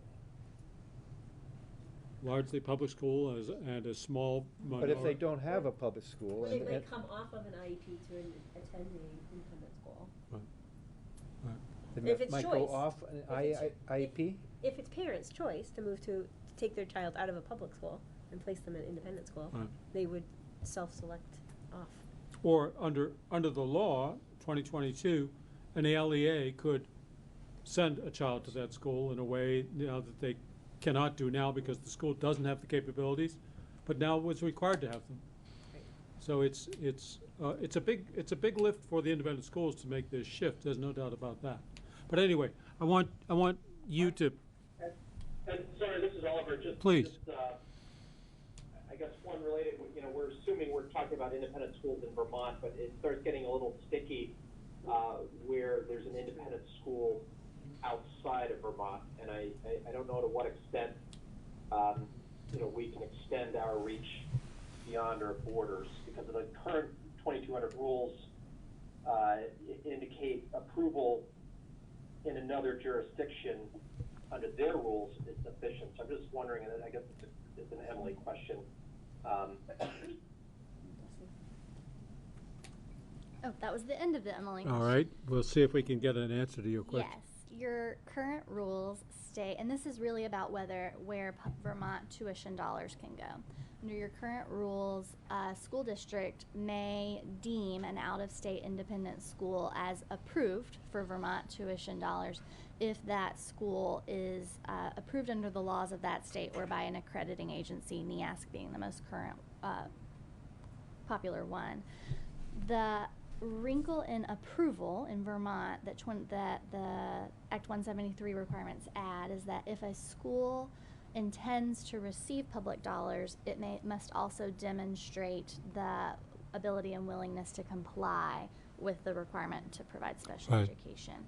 The intends to receive public money is where we would struggle thinking about out-of-state independent schools and independent schools in Vermont that do not frequently enroll publicly funded students but might possibly do so. All right. Kathy? I'm just a comment where I'm coming down, is that I think it's unfair to, as a result of our timelines and legislative gap, right, in language on those years, to put that pressure back onto the independent schools. So my opinion is whatever we need to do in order to accommodate the independent schools so that they get the same time that our other school systems did for this Act 173 implication is where I'm landing. Whatever that means, on whatever the dates need to be shifted, on whomever we need to approach for that shift. I'd agree with Kathy, too, that moving the date in from 2022 to 21 on the school side, organizationally, the school, it's not going to help the schools. It's also, I don't see any benefit to students if the process is hurried and they're just brought into a system that's not well designed, well thought out, well organized, and well financed. So I think that moving it in, I wouldn't be in favor of. Yes? Pragmatically, I also imagine, and politically, getting the legislature to accelerate the timeline for independent schools would be about as popular as Act 46 implementation in parts of the state. So just for that thought, and I'm not battle worn from what you all went through, so And the I just- board survival I possibly. put that out there, yeah, and then I guess it becomes possibly a question of if we inquire about pushing out the implementation of the census block grant for all to align. And I appreciate we are in the process of rulemaking. We are also not sure what will happen with some of the other components of this, and in all honesty, I'm not sure that the professional development that was intended to enable best practice utilization of a census block has happened statewide in a way that will mitigate potential effect on students. So Well, that's that's- my 2 cents. Yeah, one of the premises of courts, I think, is that when you look at a law, you have to assume the legislature knew what it was doing. So that's a sort of operating premise. And we have to assume the legislature knew that it was implementing the census-based funding in 1 year and rolling out the capability in the independent schools a year later. So just as I think it would be not a winning prospect to try to convince the legislature to move the deadline forward for the independent schools, I rather doubt that people would be enthusiastic about moving the rollout on census-based funding back a year. Those are two probably pretty well locked-in things. What the legislature might not have great passion about is whether or not we start rulemaking in November or next July. They might say, well, if you can tell us you'll have it ready, then, and if you can tell us there's a compelling reason to delay, and I guess that's what I'm trying to know more is, can we not get this done? Can you not be ready to come to us with a well-developed proposal by 1 November, or is that really pushing it very hard? And I think the lack of data as far as what is the impact between that gap of census-based funding and implementation of, it's just hard for me to understand if that gap is a big issue. Like, how many students are we talking about here? What's the dollar amounts? It is tough to figure out for the LEAs, is this a big And I would issue? just encourage you to talk to, and they have shared their concerns with, both houses. I don't know about recently. I would just, because I think you're right, I think you'd want to hear from them. They could give you real numbers and real impact for them. Which is going to vary, right, Yep, across the state. it is, Yeah. absolutely. When you look at St. Ansbury or Kingdom East, and they don't operate high schools, that's every single special ed cost after 8th grade is up for grabs there. Yeah. I think it would be interesting to hear from Randy, just because she has a lot of knowledge on this, and there's probably a big number there. There is. I would think. Yeah. Bill. That's another district. Heather, when was the SBAC test administered, and have they got the results yet? Bill, This is that- ties in. Is that germane? Yes, it is. Okay. I'm prepared to talk about that. Is this when you want to talk about that? How is it germane, Bill? It's germane in the sense of there are a lot of initiatives out there that the agency is in charge of implementing. And the load is very heavy, and the field is basically saying, oh my goodness, can't we get something right here and on time? And I would much rather develop something that's workable, that we do some field trials, that we get it working right before we go Field forward. trials of what? Well, in general, everything, because Yes, look, but we've we're got a not talking special about. ed system that's not working, achievement tests that are not getting out there, and the list goes on. This is, I don't think we're seeing that this is a problem of the agency's capacity to respond. This discussion here. Oliver, you had some comment? No, I don't see how this is germane to a particular topic.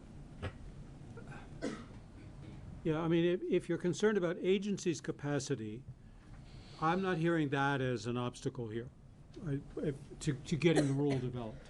I am hearing that it's very, very complicated and all of that. Sounds like the implementation issues are on the independent school side. Yeah, the capacity issue is on the independent school side, and if you take away a year, that exacerbates that challenge. So financial burden is maybe on the LEA side, a little bit of implementation there, and then largely all the implementation or most of it on the independent school side. Does that seem like a fair summary? And the legislature is aware of the gap, right? And Yes, I wonder how much they're aware of the actual implications of the gap, but. well, they'll become don't know. quickly aware, right? Yes. Very quickly aware. Yes. And leave that hole for them to fix. Who knows what solution they might find in whatever that funding piece is. But Yeah. I think for our purview, the impact of the process on the independent schools and not giving them the time that they need is Right. huge. So I think we're pretty clear that we're not prepared to advocate that the implementation date for rollout of this should be changed. That stands untouched. Now, my question to you is, do we need to move back the 1 November startup date for initiating rulemaking? Keeping in mind that we now have from 1 July 2022 to 1 November 2020 is 16 months or something like that. We don't need 16 months to do rulemaking. So it would seem sensible to push the beginning of rulemaking back into early 2021, knowing that that leaves plenty of time for 2022 implementation. Yes. Is that, what was our required date this time around? There was no required date. Yes, there was. You were originally, when 173 was passed, you were to complete rulemaking by November November 30th, 2020.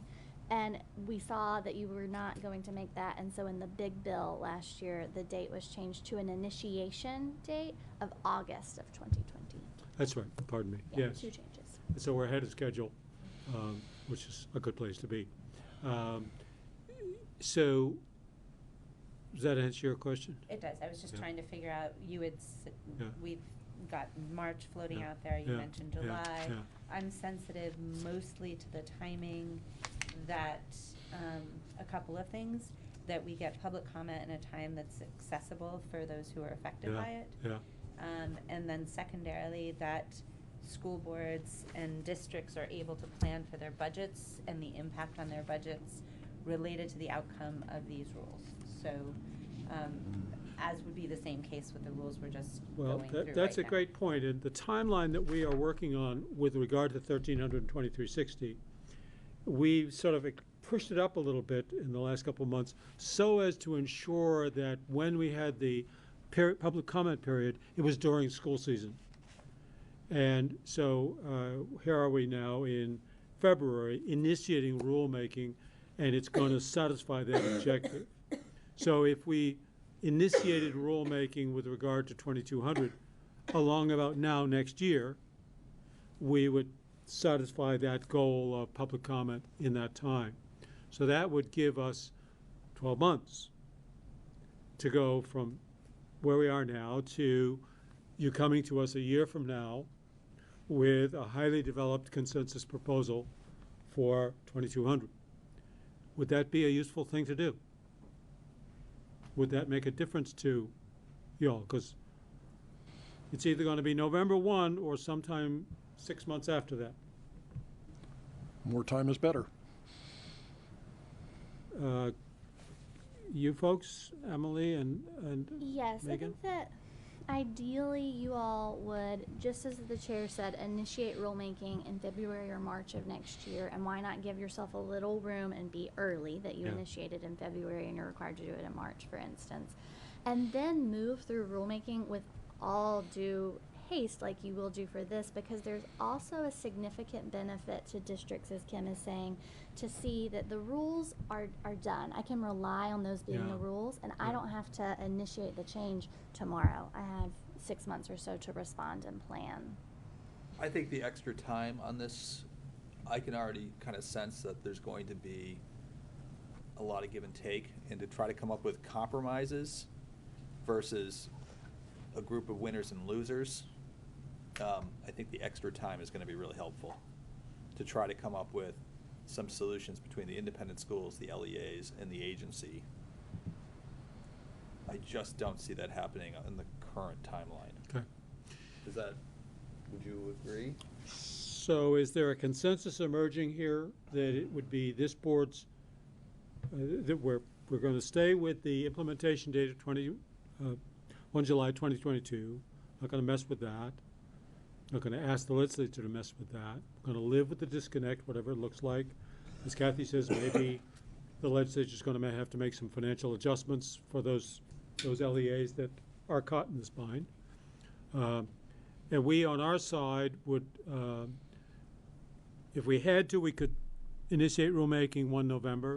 It would be your work, not ours. But the agency and the board might jointly, and the advisory group, and Visa, might collectively go to the legislature and ask for a pushback on initiating rulemaking to 1 March 2021. Is that all right by everybody? It's sort of, it's not perfect, but it's sort of the least bad of all solutions, perhaps? We could also get some data at the state level. About this disconnect About problem. this disconnect. That would be useful. I think it's important to hear directly from stakeholders, but we can also pull that. Yeah, it wouldn't hurt to alert the legislature to this impending complexity. I appreciate that, Heather, and I would think it would be great if we were able to have it even now as the legislature is going through this, if there would be something so startling that they might consider pushing back to synchronize those dates. Even the process that we're in, like, not our rules are our rules, but if there are things that were to be revealed about that disconnect, I wonder if that would benefit from data. Let me just start with actually checking with the secretary and making sure we have the capacity You to have do this. data. I can't promise a deadline at this No, point. thank you. I wasn't trying to But- nail you to but the we'll seat. get I was that, just because I think that would be helpful. Okay. It would be very We'll helpful. get it as soon as we can. I want to just say, though, to the stakeholders and the agency, so we can go and ask the legislature to push this date back, and they can say no. Right. And we won't have an answer to that question with certainty, perhaps until May. I want to just ask you, please don't say, oh, well, we've got until March. Maybe you have only until November. So I'm just urging full steam ahead. And then if we get another 3 months, well, you can back off a little bit, or it leaves you more time to talk. But please don't let this conversation say, oh, well, we got nothing to worry about, because you might. So the consensus is we will seek legislative approval to begin, initiate rulemaking as of 1 March. And you're going to communicate that to the chairs? I think the secretary and I will do so jointly and invite them to take testimony from the stakeholders. I think that's probably how we'd like to do it. Since the rulemaking is the board's responsibility, at least for now, so yeah, I think we do that. Okay? All right, I think that, does anybody else have further final comment on that? We haven't, I don't think we have, do we have a motion on this? No. No, we don't need a motion. We just know what we want to do. All right, good, thank you. Now, board, we've got a little time before lunch. Thank you all for that. Emily, do you have what you need to go away and come back? You were going to go and prepare. You were going to go away and prepare documents to bring back for my signature. Yes, you Good. voted on Yeah. those dates. Yeah, good. Thanks. Wait, Mata Christie. Yeah, we want to take up the Mata Christie matter, Bill. Oh, okay, Emily, we'd like you to stay for the Mata Christie discussion. Thank you very much, Megan. And I would say potentially Oliver's point as well. Yes, good point. So let's get going. Bill, what's your question on Mata Christie? Bill may be interested in this one too. I was looking over this situation. And the Chittenden case on religious tuition basically said, no, you can't give public money to religious schools. For dual enrollment. You speaking about dual enrollment or just generally? Just generally. Okay. Except that it's not that simple. It appears that some schools do and some schools don't. And that raises legal issues and constitutional issues. And I'm just worried about potential vulnerability to lawsuits and things of that sort. But Emily, do you want to explain? Yes, so Bill and I were able to touch base about his question before the meeting. So I think what the relevant things to tell you are that Mater Christi is considered a primarily parochial secondary school. So the religious instruction there, as I know it, this is not relevant to your approval, is associated with the Catholic Church and the Catholic Diocese in Burlington. It is true that in Vermont, our rule on, call it Establishment Clause matters. Whether state funding can go to support religious institutions is governed by the case that Bill cited, the Chittenden case, which is about 20 years old. And it stated that absent appropriate safeguards to ensure that public tuition funds only non-religious instruction, then a school district may not pay tuition to a primarily religious school. Very loose statement of the case there. The important key is that it put the obligation on individual school districts to evaluate a school where they have a request for tuition and judge whether, first, the school is offering primarily religious instruction, and second, whether any requested safeguards could enable, nonetheless, some tuition dollars to go and support students there. We know so this is not an agency role, it's a role that a school district paying tuition undertakes. We know at the agency that you can't say that these traditionally religious schools never receive public tuition dollars because we have the tuition data at the agency. And you can see through the years occasional payments to schools like this one, more frequently to Rice than to any other. So it's not something that we can ever speak categorically about. It's just a tricky issue of tuition payment as the cases come up. That none of that is relevant to whether a school seeking approval is entitled to approval as a approved independent school. And so those issues were not examined in looking at whether Mater Christi meets the requirements to be an approved independent school. Because the two are divorced from one the another. burden of ascertaining that the safeguards are in place falls to the sending district. Correct. Does that satisfy your question? Well, it answers the question. It doesn't tell me whether this is legal or not, or whether we should do something to look further. What do you propose? I would propose that we ask the agency to ascertain the status of religious schools and tuition and report back to us. We're voting on approving or right. funding. We're voting only to approve the recommendation of the secretary of the agency, and that recommendation is to renew the approval of the school as an independent, yes. Largely, I would say. And I think if I understood Emily correctly, the question that Bill is raising is the proper one before the sending school district and not before us in the context of this renewal. Do I have that correct, Emily? Yes. Yeah, if it was on funding, if the vote was on funding, I would vote no. But it's just on licensing the school. Mm-hmm. The school's licensed. Approving. Approving the school as an independent school. Right. It's not necessarily saying that funding would go there. The school district may say, we're not gonna send money there because we don't think it's. It's based upon the NEAS too. It has nothing, It's simply not within our purview to make that call. That is the school district's call, so I think we leave it at that. Okay, are you satisfied on that, or? Well, and if somebody didn't like the school district's decision, there's a course for that. So I think we should get I would entertain a motion to accept the Secretary's recommendation with regard, we can have more discussion, you can make your case, but the matter that needs to be dealt with is, shall we or shall we not accept the Secretary's recommendation? Is there a motion to that effect? I'll make that motion. It's been moved. Is there a second? I'll second. I'll second. It's been seconded by Mr. Mathis that we accept the Secretary's recommended action, and you can see it on your green sheets, that the State Board of Education grants renewal of independent school approval to Monte Christi School, Burlington, Vermont, so on and so forth, with all the usual language. Is there further discussion?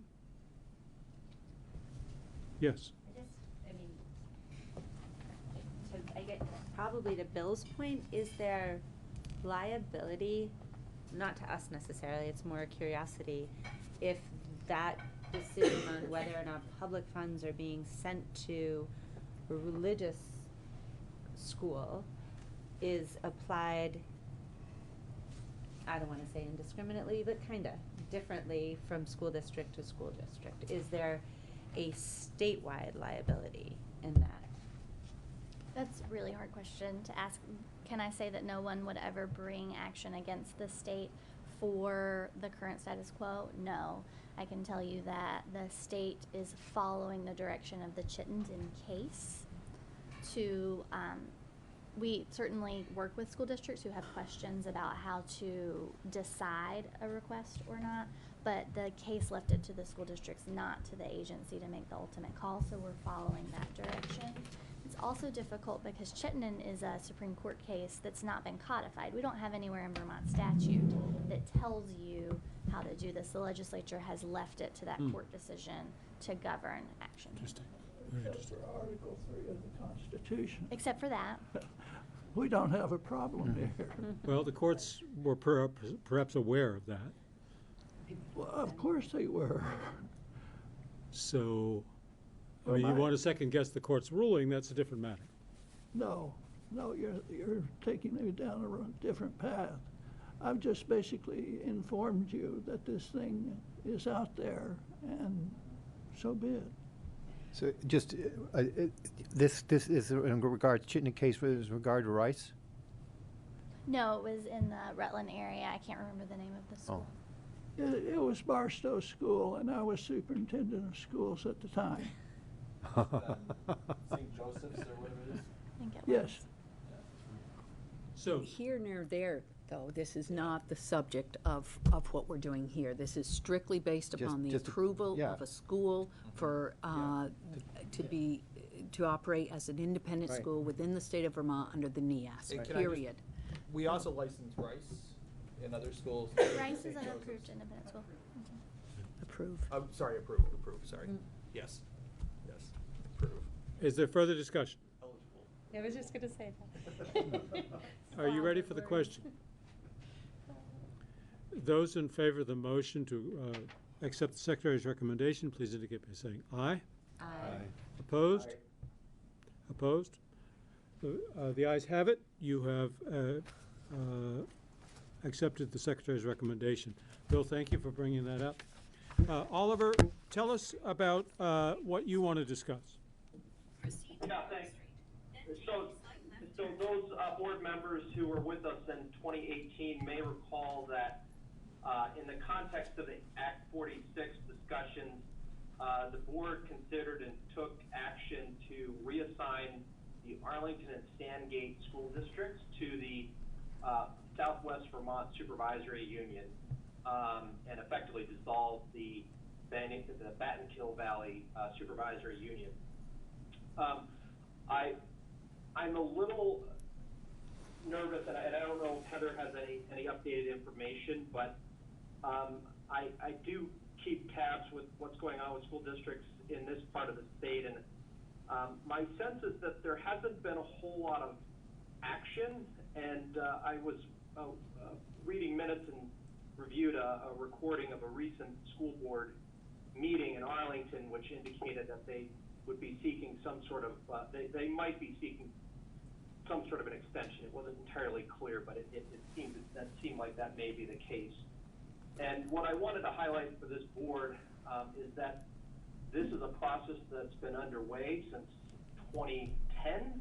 I actually prepared a document outlining the timeline, and it's a discussion that's been underway since 2010. There have been multiple extensions, and it continues to sort of get lost in the shuffle with various transitions of agency staff, secretaries, commissioners, and members of the state board. And what I wanted to bring to the board's attention is the concern that the school districts may not be moving as aggressively as they perhaps should be towards the date that we gave them to complete that process. You may recall that the secretary originally recommended that they complete that process by July 1st of 2020. That would be this year.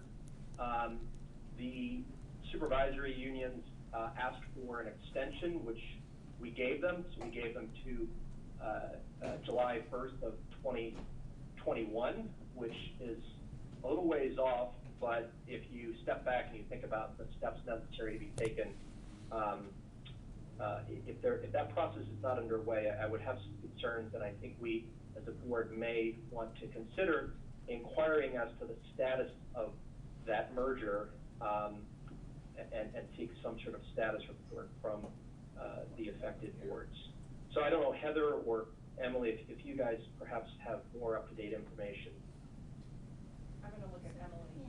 So Oliver, I was aware through John they were so savage of the same question that you are, whether they were intending to come back to the state board and ask for another extension, but they've not sent anything to us. So I don't have any more information than you just stated. That all sounded right to me. But I have a question. This is Heather. So has the board ever done that, like gone back to actually check on progress? It's a good question. Yeah, and the answer is, so, and I apologize, I didn't get the timeline out further, but I sent a sort of a two-page summary document, which Maureen may or may not be able to get printed out over lunchtime. But when this discussion started in 2010, there were studies done, and there was at least two requests for extensions, and the board at that time, I think it was in 2012 or 2013, had asked for a status update. So this is, you'll see from the timeline there's a pattern. Well, Chairman, wouldn't it make sense that at the meeting that we have in Southeast Vermont, that we invite the two superintendents to give us an update? yeah, that could be done. I guess my question is, to what extent do we or the agency have any obligation to sort of bird dog people's progress in complying with the rules or statute? It makes me a little uneasy to go in and say, are you people being good people and working at this? I mean, that feels, what's the ground for that?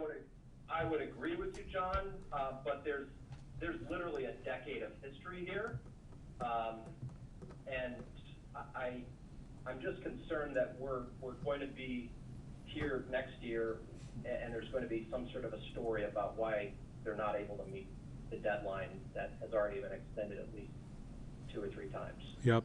Okay. Kim. And I may have this wrong, but I thought that there was a requirement that the status of implementation of Act 46 be reported on regularly by the agency. This is actually outside Act 46, though. We did it as part of the same process. Well, it's part of the same timeline, but it was never. It wasn't authorized in Act 46. It was under our general scope that we could reorganize supervisory unions at any point. And then there was a whole discussion of whether Batt and Kill Valley would go north or south. We ended up sending them south. As well as Oliver, just being in the area, I haven't heard any update on it or any progress or any like real big discussions that are going on. So I would be a little. I think it would be good for the board to touch base and make sure that there are discussions happening, and that there is a move towards what we had set in for 2022, or 2021, excuse me. I guess my reason for asking more broadly is that sounds more targeted, and it sounds as though the concern is fairly targeted based on history, Oliver, so I appreciate that.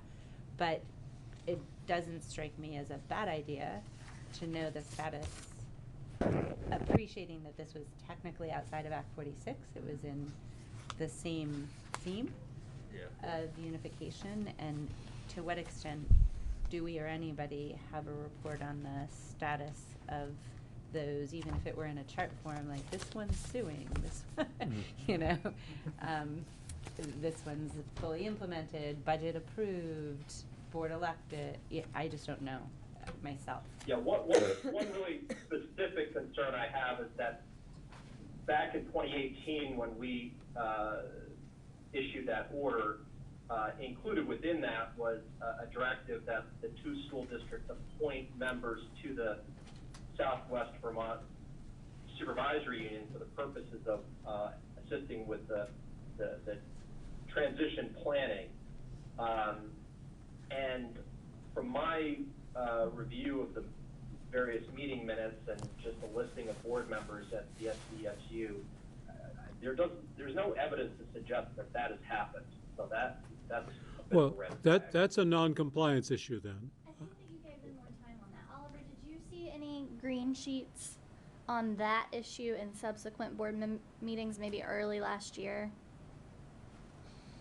I can look for it. Nothing that came up to mind, but you may have more up-to-date information. My memory is not totally clear, but I think that the state board extended the timeline on the appointment of transition members to the SU. Well, I think that thank you very much for recalling that possibility. Oliver, what if we staff this out a little bit more? You and Emily sort of flesh out the facts a little bit more for us on this, and we put it on the agenda for the next meeting. That's where I was headed. And again, I wouldn't raise this as an issue had it not been for the, Right. very extensive history here. Yeah, I do think it would help if we find that there is a non-compliance in process, and so if you and Emily discover that there was a deadline, and if you can verify that it clearly has not been met, an intermediate deadline, we're certainly entitled to ask about that. And I could visualize something like what John O'Keefe has suggested. We invite the 2 superintendents involved to come talk to us. But I think we need a hook to hang that on. Okay. Is that okay with everybody? Bill? One question. I don't know whether we should do it or whether the secretary should. I think that takes some legal research. Who has the authority? We can certainly, once we have a report from the agency with Oliver's help that there was an obligation that has not been met, first that there's an obligation, and second, to the extent that we can ascertain it has not been met, then we're perfectly entitled as a board to say, this was a condition of your extension. You appear to not be complying with that condition. We'd like to talk about it. Yeah. And I just recall from the meeting that we had in 2018, the Secretary's initial recommendation was for the transition to be complete by July of this year, and the argument was made that they needed more time to affect that transition, which was reasonable, and I was actually the one who proposed an amendment to give them that extra year. And where I'm a little concerned is I'm not seeing any evidence that additional year that we gave them has actually been put to any good use. Okay. Kim, last.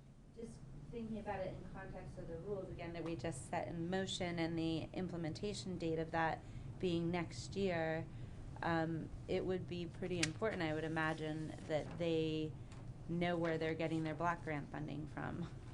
And be organized in a way such that that's utilized for the benefit of all students within that SU. So I think it's a great question, Oliver, and I think to that end, as we approach implementation on Act 173, and census-based funding, I don't think, maybe not certainly for the next meeting, but at some point, I think it's reasonable to know the status of these unifications and capacity to absorb where they stand and Our change them. ability to give you good information and allow you to actually discuss the status of those unifications is impacted by the litigation, right? We're seeing where we will get a decision hopefully this summer, but we're still in that holding pattern. But a chart, like even just this one's in litigation. Oh, maybe, obviously we should know that, but I don't necessarily. But, Well, but does that's that, junior main, that's for sure. I think so. does a stay of action apply in this case? No, they're not a party to the litigation. So let's leave it that we'll stay focused on this case. And Oliver, if you'll be in touch with Emily, the two of you can advance this thing so that at the next meeting we have some factual information, more factual information than we have already. I have a couple of questions Yeah. along that line. So part of that information that you give us will, because I wasn't involved in the Act 46, whether or not there was a position taken formally through the Act 46 process on what this school. No, it was To be outside. It was outside Act 46. I know it was outside of it, but I realize it was outside of it, but nothing was said. Were you completely silent in the Act 46 process to say to them, you know, you're doing your thing already, but you need to finish up what you're doing? Oliver, can you answer that question? Yeah, well, the school districts involved were not, the decision, well, the school districts themselves were not affected by the merger process, but the larger issue of supervisory unions and the desire to get a smaller number of supervisory unions was raised within the secretary's draft plan. Right. And that's how this came about. And it came about specifically in this region because it had been an ongoing discussion for, 8 years at that point. So then that in itself would mean that this is a unique situation. So if this board has not has not called out other areas of the state that were supposed to be responding to Act 46, it wouldn't be an issue because it's completely outside the That is right. process. Is that correct? Correct. That's why we don't have to. That is correct. And again, when you see the timeline, you'll have a better sense for why I'm raising this. Okay, good. Oliver, thanks for that. Board, we are fabulously 5 minutes ahead of schedule after a ton of good work. So unless anybody has objections, we will break now. A couple minutes early. So let me just very briefly introduce this topic. You will recall that, what was it, the August meeting, I think? Johnny, is that right? Was it the August meeting? When, under the law, an appeal of a licensing ruling, I'm not going to get this exactly right, but our attorney can straighten me out. An appeal of a teacher licensing ruling comes to this board. There was a hearing. The individual appealed, I'm sorry, it was an appeal of a ruling of the agency was brought to an appeal board. They ruled on the matter, and then the appellant appealed the decision of the hearing panel, and that brought it to this board under the law. And The secretary actually revoke a license and then it goes to the hearing board, or he makes a recommendation? I don't recall the facts. We'll ask our attorney. And so that came to this committee, this board, and the board appointed a committee of 2 members to on its behalf, quote, review the decision of the appeal panel. And so that review committee of 2, Mr. O'Keefe, myself, has completed its work. And our work has been done with the guidance and assistance of an attorney named George Belcher, who is sitting right there. Why don't you come to the table, please, George? And Mr. Belcher is an attorney, used to be a circuit court judge, probate judge. Would you identify yourself for the record, please? Sure. My name is George Belcher. Thank you, sir. Would you brief, please, the board on the background and then what it is that we need to accomplish today? Sure. Happy to. Mr. Chair, Madam Vice Chair, members of the committee, George Belcher, a lawyer, and I've been hired to advise the board concerning this appeal. When this was taken up in August, the chair at the time pointed out that she could recall only one other appeal. So this is an unusual event for the board to handle, and we've been doing the best we can to make sure that the board operates within the law. So the person involved here, his name is Mario Macias. He was a guidance counselor. The hearing panel below, there's a disciplinary process for teachers. It requires that people who do that sort of work, in this case administrative, school administrators, hear a claim that he committed unprofessional conduct, essentially. So there were 3 members of that hearing panel. They took 3 days of extensive evidence, exhibits, a lot of information came to the hearing panel, and then they decided that of 7 claims of unprofessional conduct, 3 of them were justified by clear and convincing evidence. And they decided that his license should be revoked, which is the most severe penalty that can be imposed on a teacher or a administrator.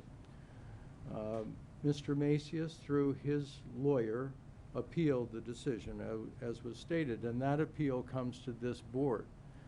And rather than all the members of this board hearing a legal appeal, basically acting as the Supreme Court would do in our legal system, the board appointed a review committee to take this up. So what did the review committee do? They looked at the decision that had been rendered by the hearing panel. They received the arguments or the briefs that had been filed by Mr. Macias, his lawyer, and the agency. And then there was a scheduled argument so that the parties could come in and argue about what the law was and what mistake, if any, was made. And that took place. And then the review committee, your 2 members, wrote a decision. And their report, their decision, is coming to you now. And that is the status of the appeal. So this board is going to have to look at the decision below. You can look at the briefs that were filed. You can look at the report that is being given to you today. And then at the next meeting, you can decide the appeal. I'm taking some time to describe this process because I want to emphasize that today you're not really taking this up other than to receive the report. I mean, often if you got the thing, you'd say, well, what is this? And I don't understand that. And that's not what's going to happen today.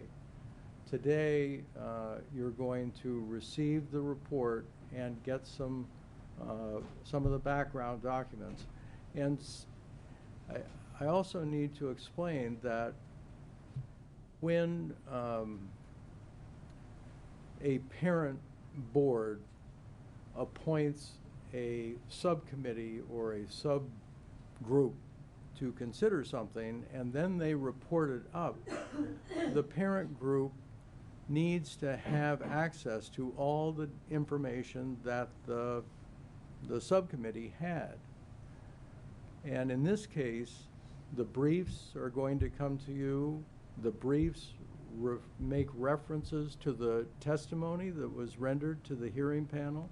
And so if you read the brief and you said, oh, they're referring to page 23 of the transcript, if you didn't have that transcript, you wouldn't be able to answer that question that might be in your mind. And likewise, the same thing for the exhibits. If they refer to a particular exhibit and you want to know what the exhibit says, you need to be able to have that. And so that's a long-winded way of saying that all the information that the subcommittee, the review subcommittee had access to, you need to have access to.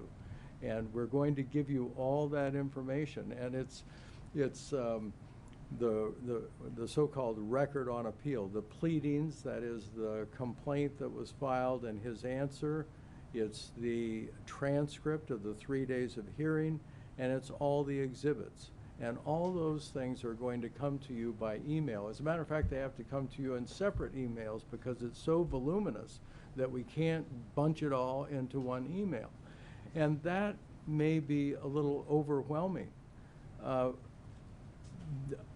I don't believe it's necessary for any member of the board to read the 3 days worth of transcripts, look at each and every exhibit, read all the pleadings. That is not why we're making this available to you. We're making it available to you so that if you have a question and you want an answer, you want to refer to the initial document that was presented to the hearing panel, you'll have that available. And that material, I believe, is going to come to you tomorrow, as well as the briefs that the parties filed. That will come to you electronically tomorrow. Today, you're going to receive the decision that was rendered below by the hearing panel in hard copy, and you're going to receive the report that is being filed with you today by the review committee. It would be my suggestion to you that unless you have questions and need to delve into the record, you need to read the hearing panel's decision as to why they decided to revoke this person's license and what they determined that he did wrong.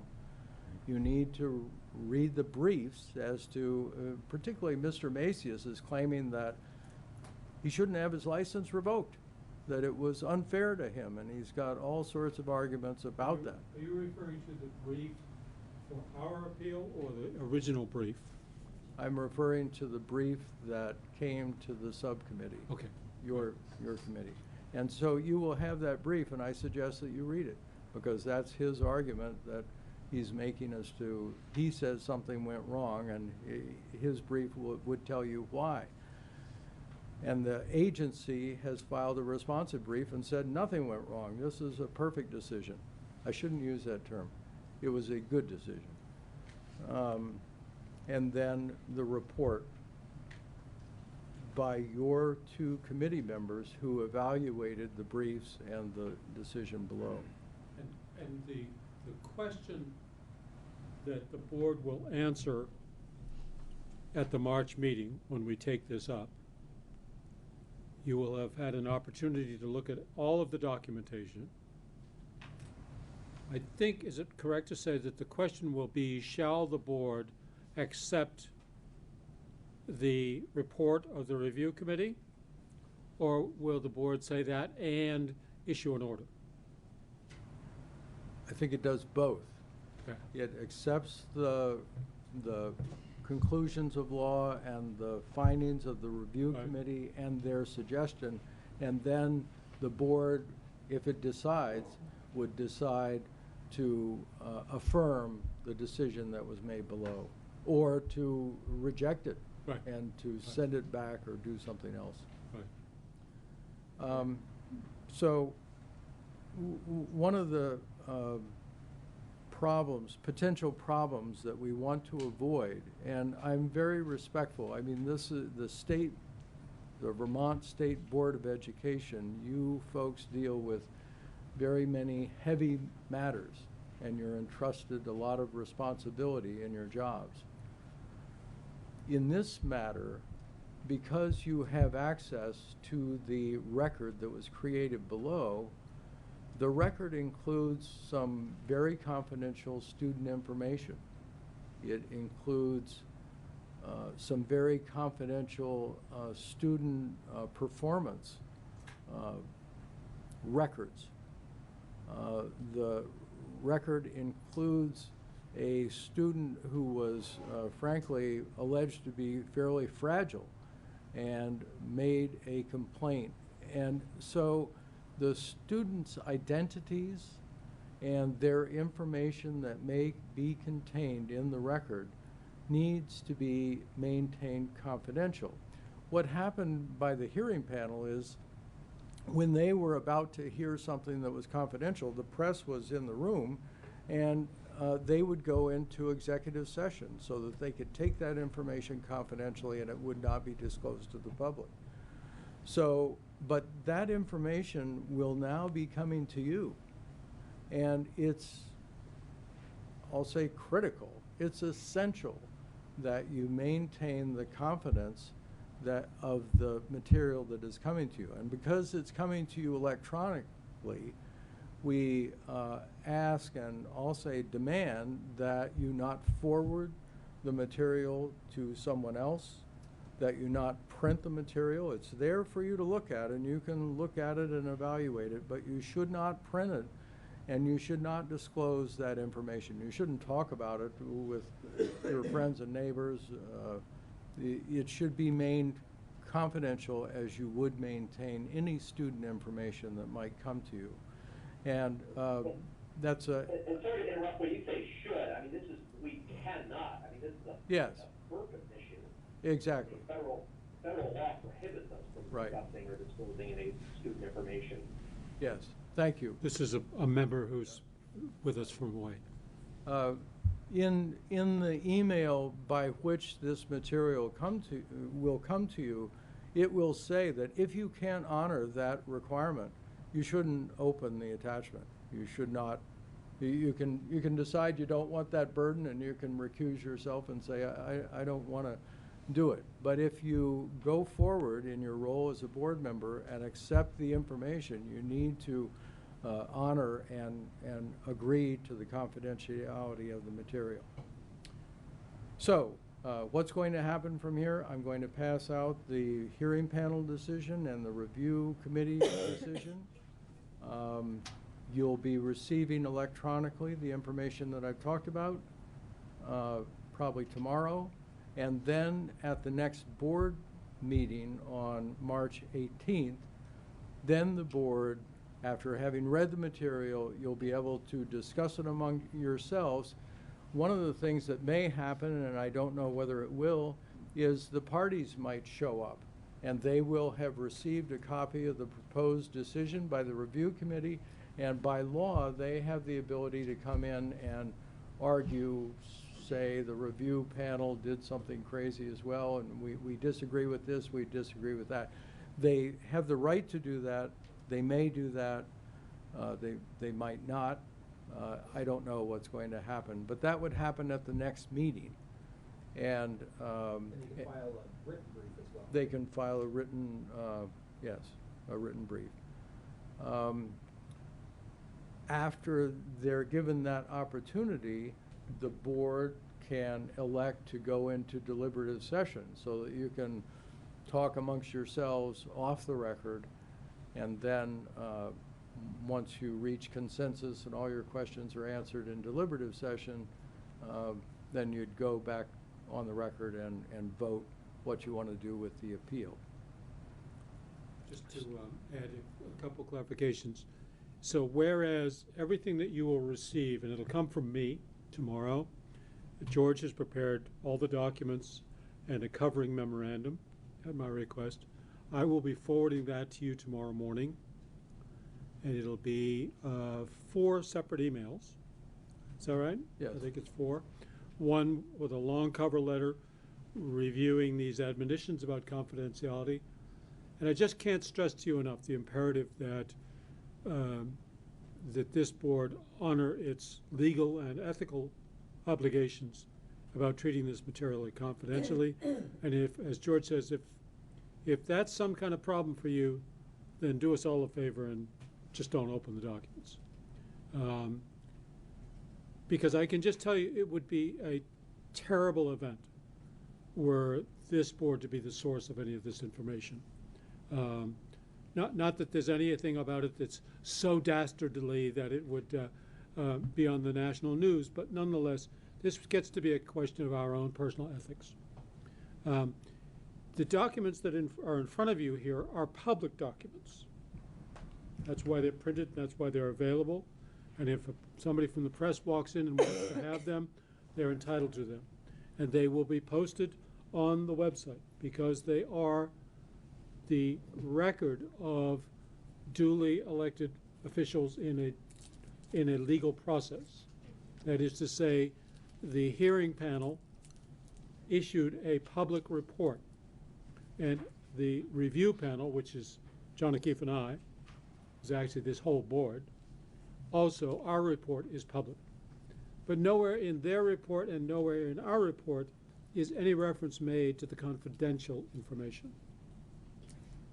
So, and consistent with Vermont's open meeting law, which we take very seriously,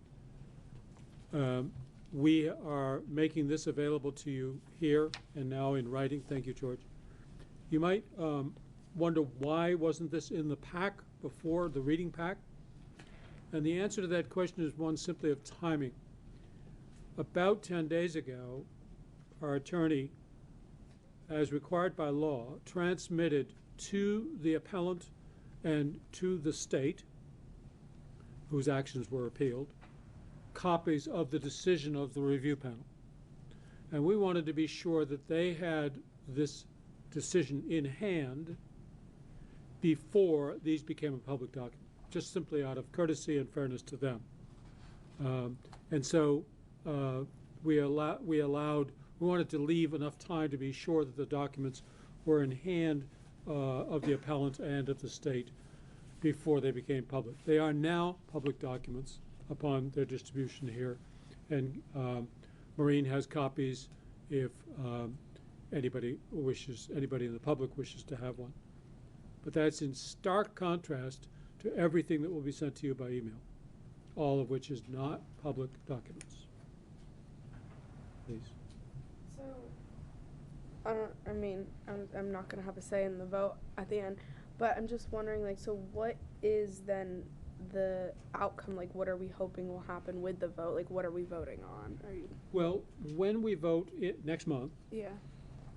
as George says, we will, if the appellant or the state wish to make a argument to us, we will hear that.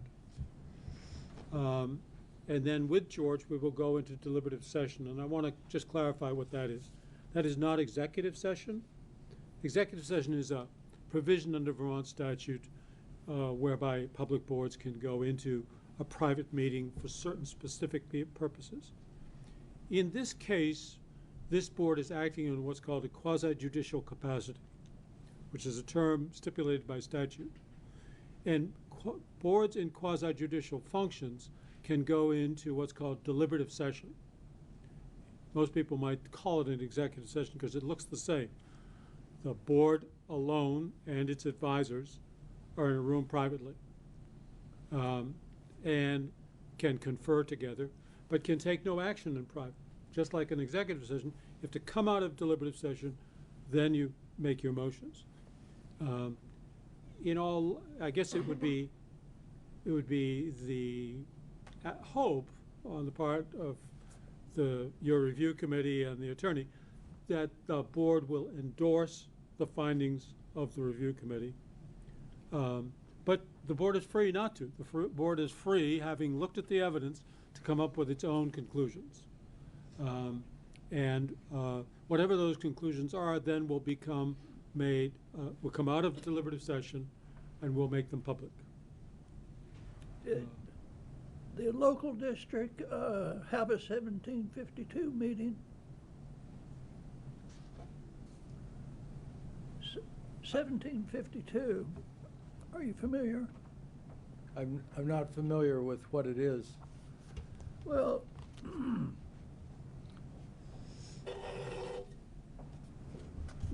It's grounds and procedures for suspension and dismissal of teachers. And I would think that their first thing would be to file for a 1752 hearing, which can be either in private or open to the public. And looks like you went straight to 1707. Well, there's two, this wasn't about the termination of an employee, it's the revoking of the person's license. So there are two different processes. And the process went to 1702, the hearing panel. Okay. And that is to say, the secretary ordered the revocation of the license. And the appeal channel for the appellant is 1702. In a licensing manner. 1702, appoint the hearing panel, and then our proceeding, that is to say the appeal of the work of the hearing panel, which is what Mr. Macias has appealed, comes to us under 1707. And you can find all of this in statute if you wish. And there we are, by the way, is 1707 included in the packet?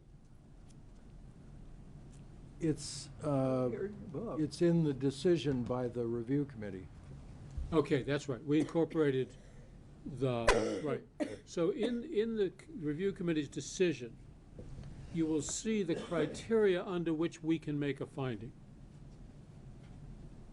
And it's not a de novo hearing. We're merely looking at the record. And it's very important to read what the criteria are, because we're only ruling as to whether or not the hearing, the procedure, the court below acted properly. We're not judging the merits, we're judging the process that happened in the hearing below. If that is the case, then why do we need all of the backup information and not just the protocol of the process and, timeline and all of that? It's a good question. It is a good question. Because this is an appeal, you're looking at the decision below as well as the record below. And if you didn't have that information, you would essentially be deferring whole cloth to the review committee, and that is not permitted. Right. It is this board's review that is the appeal, and your decision has got to be based in part on the record as well as the brief. So if they, as an example, let's say some evidence had been presented by the accused, and it didn't make its way into the discussion by the appealing board, the committee. Yes. Then that would be an example, right? Actually, that is one of the criteria under 1707. Okay. That is, if they forgot to do something that they should have done. I don't, all these questions, the last three questions are important. I'm a little uncomfortable in further talking about the process and the ins and outs of this until the parties have had an opportunity to come in and file their briefs. Because this decision is just being filed today. It's not being considered until the next meeting. And we really should not start considering it until the parties have had an opportunity to file their whatever briefs they might. And they will have had that opportunity by the time we meet next. Correct. That's when they would do that. Right. Yes, Peter. Does the defendant have rights to take us into the court system if they're not satisfied with what? Yes. Yeah, that's what I thought. They would go to Superior Court in Washington County. Is that on the record or de novo? It's on the record. It's not de novo. It's not on our record, but on the hearing panel's record, or both. I would say both. Yeah. So, everybody real clear? The documents you have are public.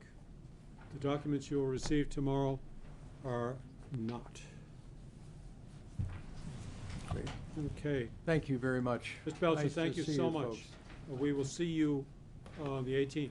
Yes, sir.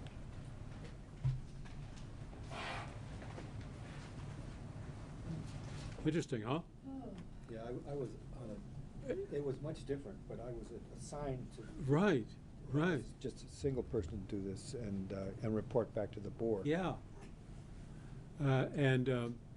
You know, have we, Are you planning to vote on the matter? at the next meeting, yes. No, yourself, just because you're on the panel? Oh, I don't generally vote as chair. Yeah. I vote to break a tie. Or make one. But you should, you don't. Or make one, yes. Yeah, thank you. No. It's one of those things, if what was it the fellow said, if I'd known I was gonna live this long, I'd have taken better care of myself. Well, it's sort of like that. If I'd known that the whole board was gonna have to be up to their eyeballs in this thing, I think I would have said, why have a subcommittee? Let's just all be the committee, and, because we gotta do it anyway. Get through it, yep. John and I spent a good half a day in conducting the so-called review of the proceedings. In the beautiful Rutland Public Library. Yeah, Very it was beautiful a lovely setting, actually. Yeah, So, very nice. so you all dodged that bullet, but frankly, you didn't dodge very much, because you essentially have to arrive here qualified to make a decision, qualified to say yay or nay to our report. That's provided by Vermont statute. So it's been an interesting experience. John? Yes. Excuse myself. So, oh, yes, okay. It's spring break down south, and I have my whole family at the house. All right, waiting for my okay, arrival. I apologize. all right. I'm sorry. All right, John, thank you. I am cooking. Yeah. Tagine chicken, if you want to stop by. Yeah, yeah, we'll be all there just to pay you back. All right, I'll put a little extra on. I'll That's get right. more olives. All right. Thanks for being here, Johnny. Bye-bye. So, all right, board, well done on where,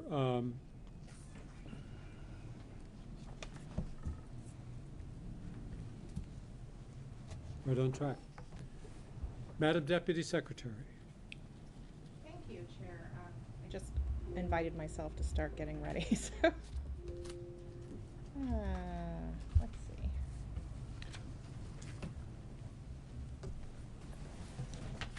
In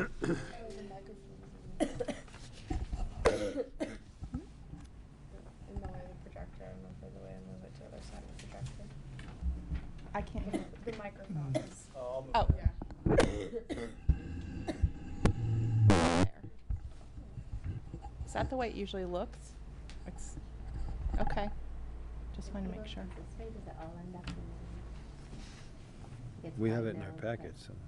Yeah, yeah, yeah. Okay, thank you. I am presenting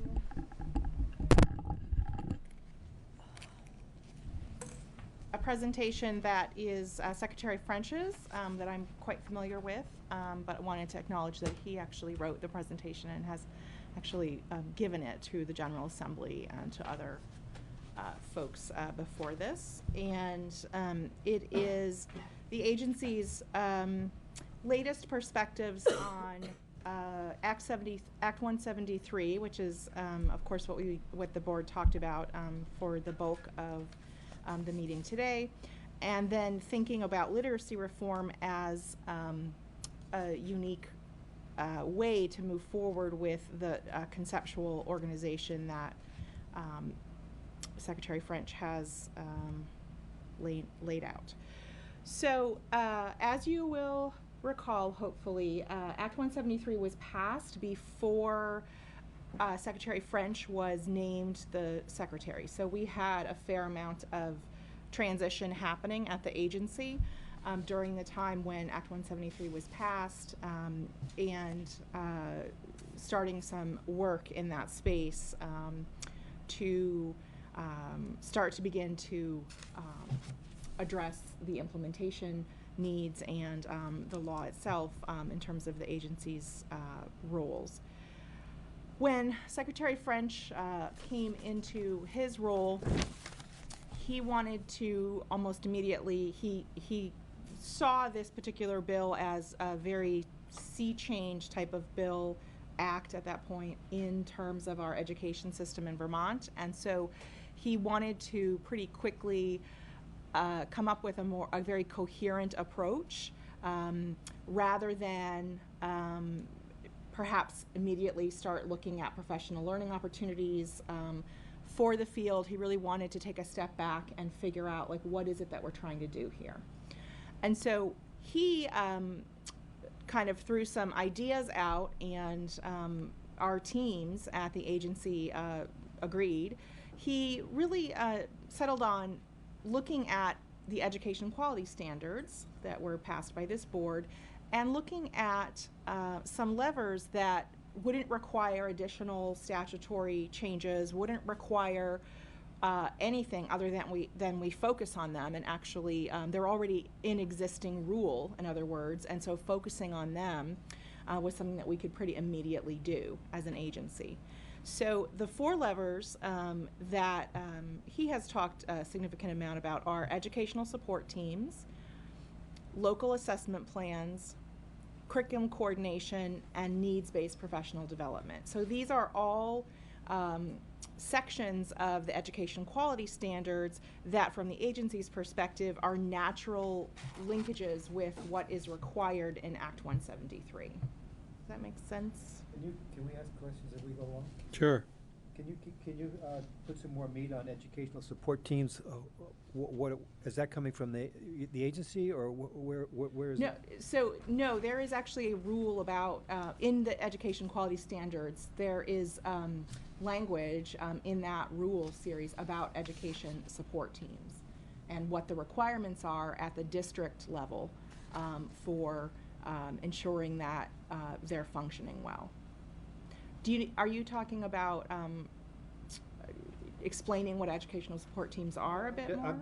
I'm thinking about the past when the department used to send out people, particularly in regards to literacy and math, to help struggling districts. Yeah. And I'm kind of wondering whether that's still in play, or is that I'm gonna get. Oh, you're gonna get I'm gonna there. get to that. Yep. Right. So underlying this framework for, again, making sure that we have coherence and more equity, we would argue, within the field. And I would say the piece I'm about to start talking about next actually began under the previous 2 secretaries, because for a brief stint I was the acting secretary. But my predecessor before that, the focus, what I'm trying to get at, is the focusing on school districts as kind of the local mechanism for instantiating change at the local level is a big piece of what we're still grappling with.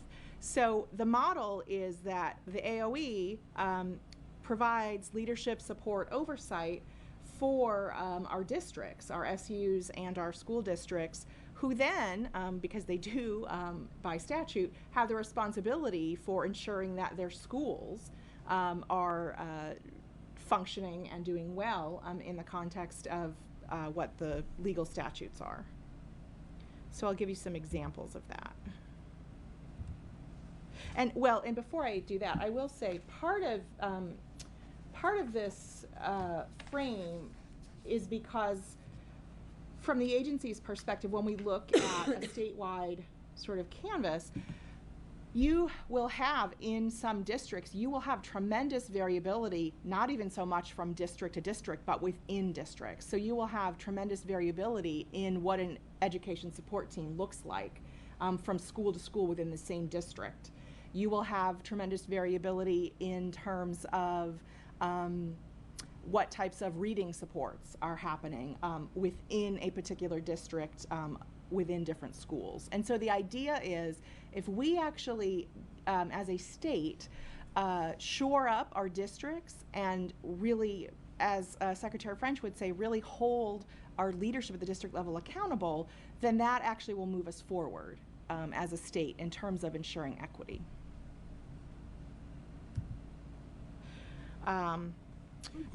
Just one question. Hold accountable. Accountable to what? To the education quality standards, to following the law, to all of the, the reason that we're here. Is there a specific cluster of standards that are so clearly articulated that you could look at an educational support team and say it's meeting this, this, and this, but not that and that? I think that the idea is that we'll get there, but because underlying all of this is actually also a real push towards data and making sure that we have information to actually look at, do we have something to actually examine to see if what we've done is successful. I think that these rules are quite clear about what should be happening, and these are the board's rules. They really talk about, for instance, that every LEA needs to have a comprehensive local assessment. So that's something that's part of that could be SBAC achievement test scores, but it's supposed to be a lot more comprehensive, and it's supposed to actually feed very seamlessly into federal dollars and what continuous improvement plans look like. That's not happening equitably or equivalently across all districts. And so our argument is we need to start there to actually make sure that everyone is doing what they're already supposed to have been doing since 2003, when the education quality standards were put into play. Maybe you'll answer this, but so if it's supposed to have been happening for the last 17 years, I think I had the date wrong. I think it's 2010. You could, a decade anyway, Yes. a long time. Yes.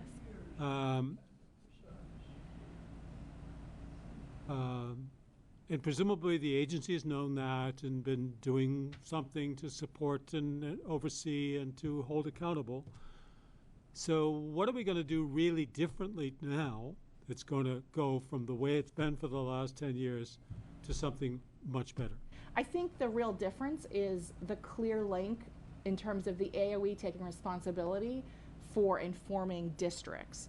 What has happened in the past is that districts were, loosely involved potentially. So the AOE was doing direct professional development with teachers, was doing direct professional development with curriculum coordinators, perhaps. Why did we stop doing that? Well, I think we might argue that it hasn't been effective. I mean, here we are. So this is a new approach which actually says, we're a local control state. Well, let's actually honor that, and let's actually ensure that at that local level, the work is happening that needs to be happening. Kim, do you want to? I think piggybacking on that, John, maybe it's a where's the teeth, like what will happen differently when the arrows are going in that direction, so pass the information through the SD or SU. Where is the feedback loop that tells us where we are in progress with that in each of these districts? The data alone, if not tied to where we are with the efforts for professional development, is not going to make a causal link to whether or not that's helpful. Yeah, I think I'm going to walk us through an example, which is using Act 173 as a specific example, but this model could be used for a variety of different topics. It could be used for title dollars. It could be used for flexible pathways legislation. So I think, as I said, one of the pieces that needs to actually be part of this is to, we're focusing on what are the levers we can use, and we've started submitting some guidance papers, and each of those will actually have specifics around. So we've put out for all 4 of these levers, I think, or we have them in the queue. We've definitely done 2.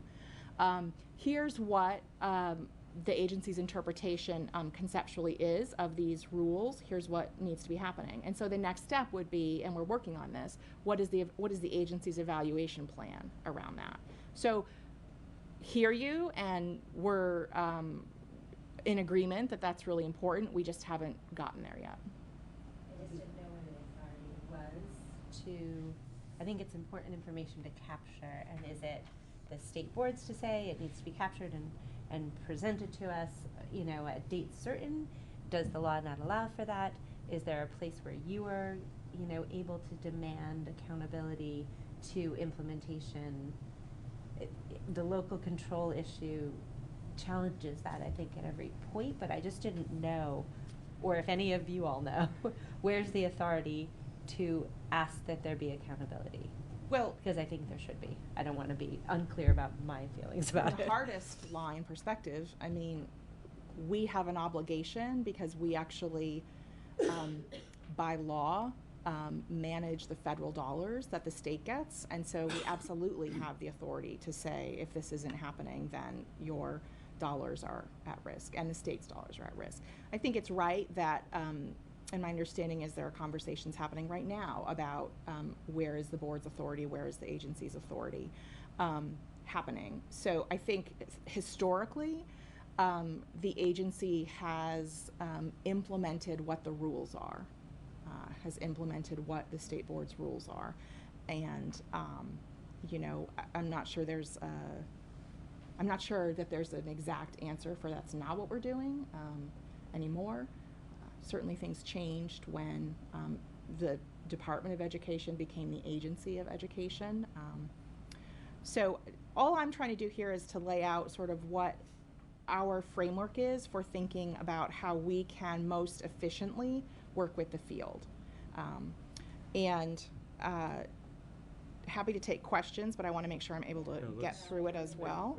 Quick comment. I was on a board when EQS was first instituted, and then Neckleby came along, and we all of a sudden changed our sort of to trying to teach to the testing that Neckleby required and whatnot too, and it's like we have two masters or maybe three, but you know, this has been a tough road to just remain consistent in terms of what the overall method of teaching has been over the years, decades. And the good thing about this current administration, they're kind of leaving us alone on this front. Hopefully we can. But it's been a struggle. I don't know if, Bill, you have any thoughts on that, but it's been hard to stay consistent and focused on one you know, method or one. Yeah. Sorry, comment. Thank you. So the Secretary recognized that what I just talked about was rather lofty, kind of like principles, ideals. And so he has been most interested in talking about improving literacy outcomes as a concrete example in the context of Act 173 as well, for sort of bringing these points home. So he started this line of inquiry and thinking based largely on the DMG report as an initial step. So I hope that the board members have seen that report. It was a report commissioned now a couple of years ago by the General Assembly. It was sort of the practical in tandem component of what led to Act 173. So the fiscal piece was done by a UVM commissioned study, and this was the practice piece.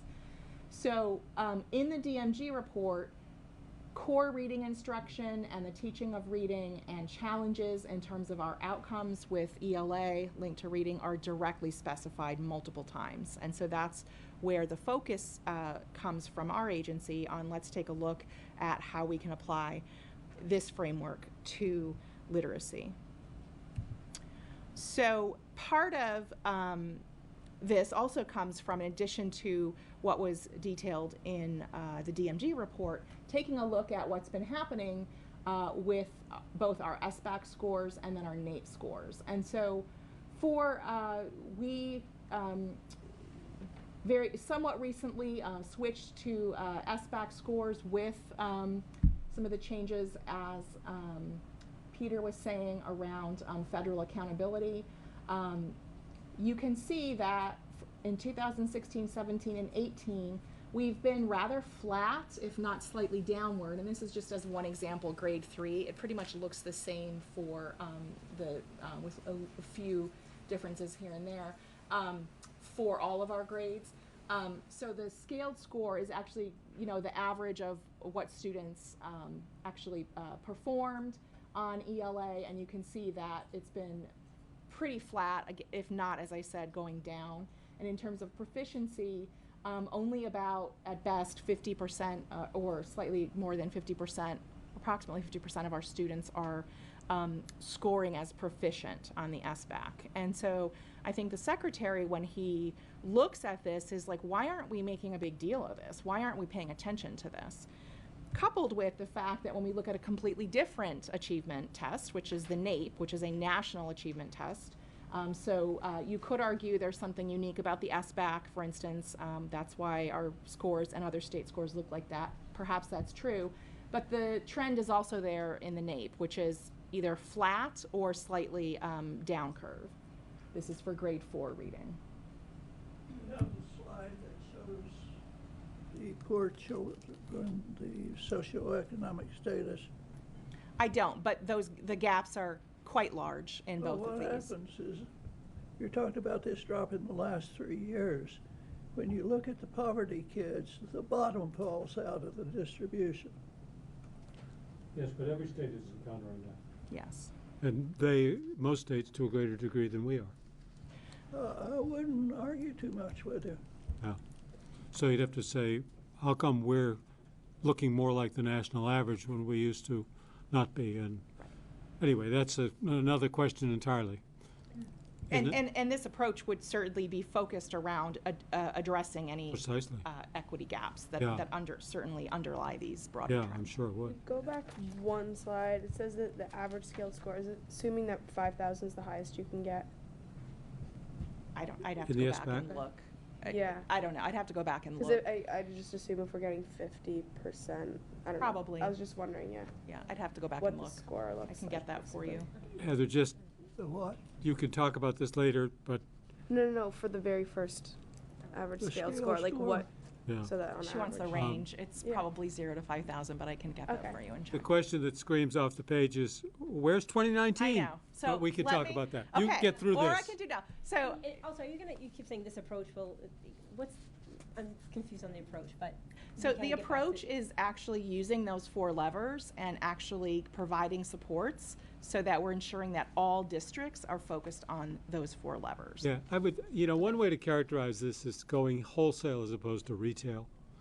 If you go to the districts, you're going to some number of them, 68. Yes, If you go to the schools, you're going to 280. right. And it's the difference We're between taking a wholesale wholesale and retail. And they're going to try to sell their story or enforce their story at the wholesale level.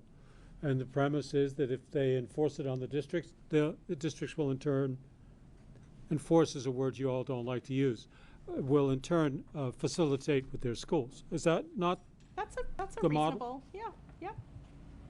Something historically it hadn't worked very well. Well, You can wrap it however you want. yeah, well, that's another conversation. The wholesale, retail, I get that. What I'm wondering is, are you saying that, well, in the context of that flow from AOE into the district and then to the school, holding the district SU accountable, that, and within every subject of concern, every area of concern, that you will use these same 4 levers in order to affect change? Well, I think that would be a capacity issue. I think we're starting to kind of see how this goes with literacy as an important outcome. I don't think we've gotten to the point of figuring out sort of how we would pick and choose different priorities coming up But whatever next. those priorities are, within that flow, process flow, you're going to use these levers in order to make that change. Well, that's what we're proposing to start with, yes. Okay. And again, the reason is because it's a real problem for all of us if those levers aren't functioning well. They're supposed to be. We know they're not. Like, equivalently across the state. So, you know, I like the wholesale approach, but there's not a whole lot new here. We're just trying Right. to actually Make it happen. make it happen. So I would say, though, the focus on the agency pulling back a bit and saying our role is to provide leadership support and oversight largely to districts is new, because it's really, I would say, formally stating that, something that we've been kind of moving towards. So, and I think we're not alone in terms of other state agencies. Other state agencies have adopted this approach much longer, much earlier than we had. So another way to think about it is, you know, historically, the Department of Education / now the Agency of Education was considered to be sort of a super board, not the State Board of Education, but like a super local board, let's just say. That's not really the function of the Agency of Education. So for instance, if we are a local control state, it isn't the function of the agency to ensure that your teacher in your district actually is using the best practices for reading. That's something that's the district's responsibility to ensure. So I'm trying to give some examples of that to just kind of bring it home. Yes. Can you imagine then the agency's capacity to harness best practices and share? Because Yes. I think where PLCs and school districts are allowing for teachers to collaborate and across buildings even collaborate within districts, the whole seems to be, as we saw with the PBL testimony, the wide range of implementation and the opportunities for those who've learned through their best practices to either help lead others or to have that harness somewhere so that those models are not reinventing the wheel everywhere and costing time and student outcomes probably. So. And you can think of that analogy of reinventing the wheel in a number of different ways. So you can think about it from a statewide perspective, yes, and we absolutely will continue to share best practice, to host. It's not like we're not going to do any professional learning activities. That's not what I'm saying, but they'll have a flavor of how can we help districts actually make sure that what they're doing is really working. In terms of reinventing the wheel, one example that I've heard Secretary French talk about is, so in a lot of places, each school has its own EST to actually figure out, among other things, you know, students get referred there when they're struggling. So he would say, and would have, you know, would enjoy a conversation about this, well, what if the district has an EST and you actually pull some of that work up to the district level so that it allows at that school level more focus on instruction, more focus on some of the stuff that we know a lot of our educators in their PLCs would like to do. And for instance, we know that already special ed directors are supposed to be at the district level.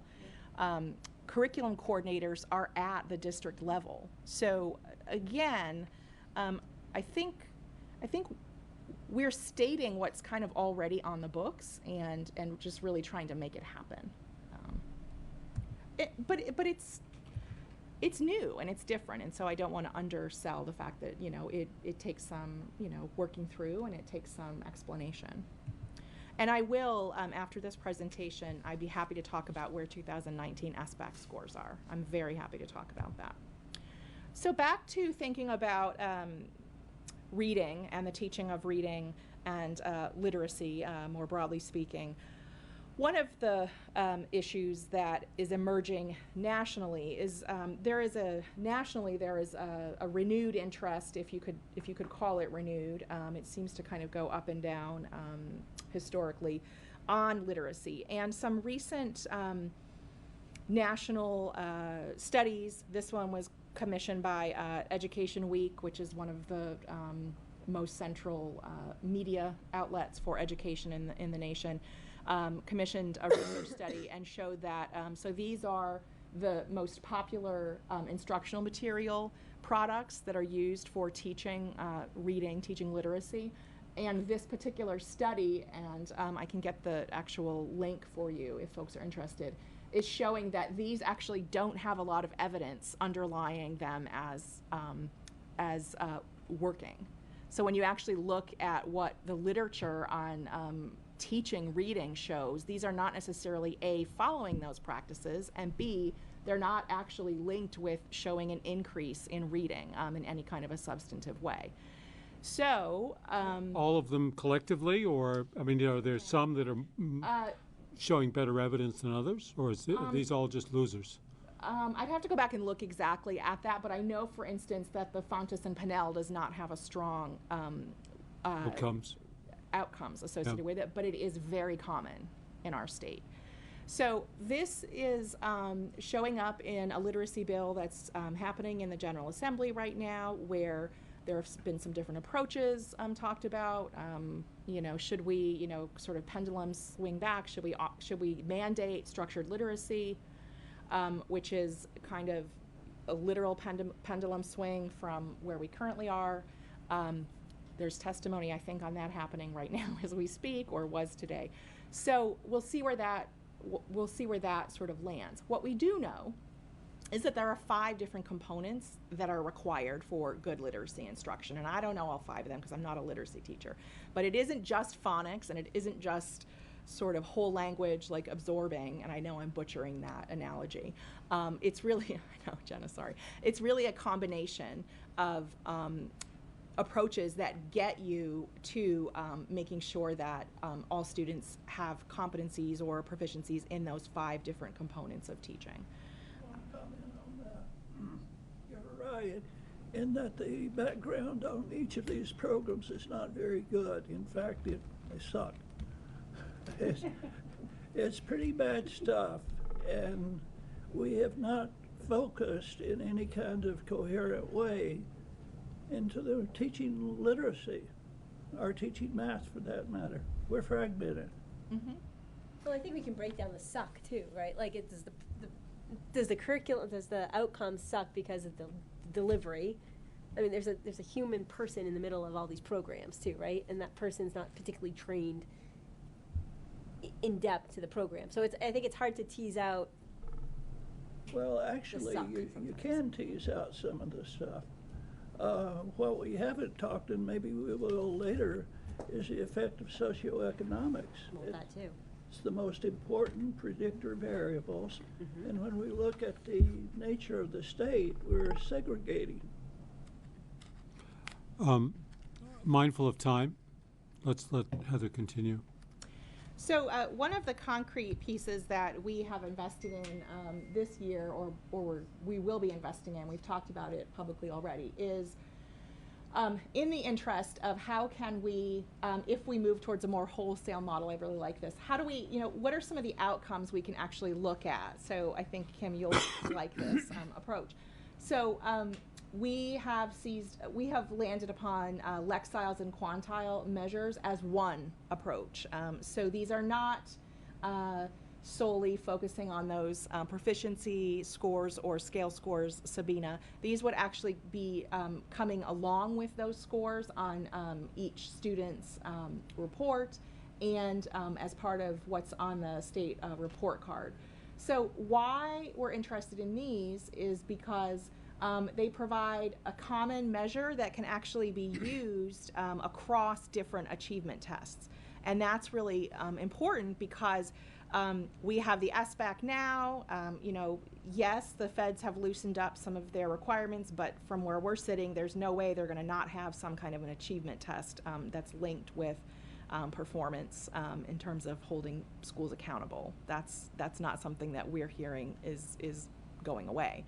So, but regardless of what test that is, a Lexile can actually show you a student's growth from within the year, from freshman year to senior year, from first year to third year, and it's really not framed around is the student meeting grade level performance. It's really focused around what is that student's, where are they reading, and then where are they growing to. So does that make sense? It's not about okay, so you are meeting the 3rd grade benchmark. It's really about here's your level. Is what we're doing linked with you actually becoming a better reader at the end of the year? But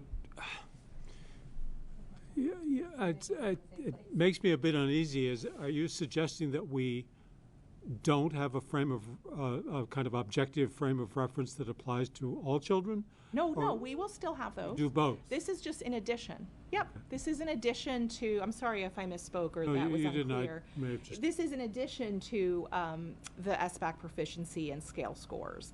And, I think the real issue is there are pros and cons to each tool that you want to use. So we're thinking of this as just another tool that could be used to actually see whether at the school level, at the district level, at the individual student level, success is occurring.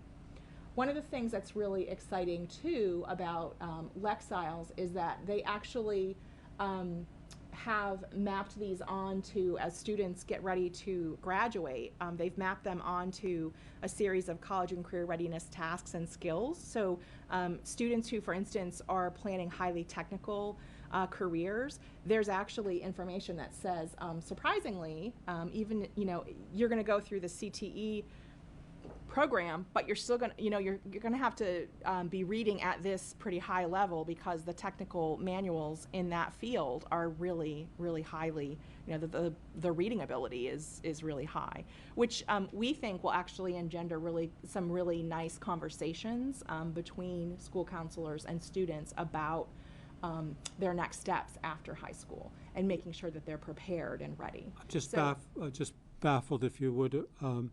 Lexile and Quantile, are those trade names or are they? Yes, they're.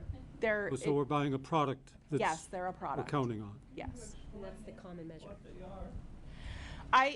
Technically, they have sophisticated regression models that have figured out how to actually, they're based on text complexity. They're based on. I have to go back because that's one of the challenges is that there's pros and cons. So one of the challenges is reading proficiency is not only about text complexity, but it's a good proxy. It's better, this is it's another tool to use in addition to the more static. One more thing, Jenna, the more static metrics that we have in our what are summative achievement tests. The other thing about this, Dan would say, it's a benchmark assessment. So you can actually look at the teachers will actually have this information like in real time. Whereas the SBAC, even if we're on schedule with getting the SBAC out, comes the next year after Sure. that student's already So gone. after the horse is Yeah. out of the barn. Yeah. So we're basically at the state, you're buying a product. Yes. The whole state of Vermont's going to get it and be expected to benchmark their students using the same product. And now benchmark assessment scores, are they going to be turned into the state as well? No, this is actually, there's no mandate for this. I mean, we're just offering it, and we're offering training too, so that educators will So schools that understand already it. have their star reader, star math, they love it, swear by it, they don't have to use this. No. Oh, okay. No. So so this is kind of like you're doing this, but it's optional for schools to benchmark using this product. Yes. So this was an economical way to actually provide a benchmarking system at this point for all districts to have access to. Right. I can't forecast into the future, some years from now, what this looks like.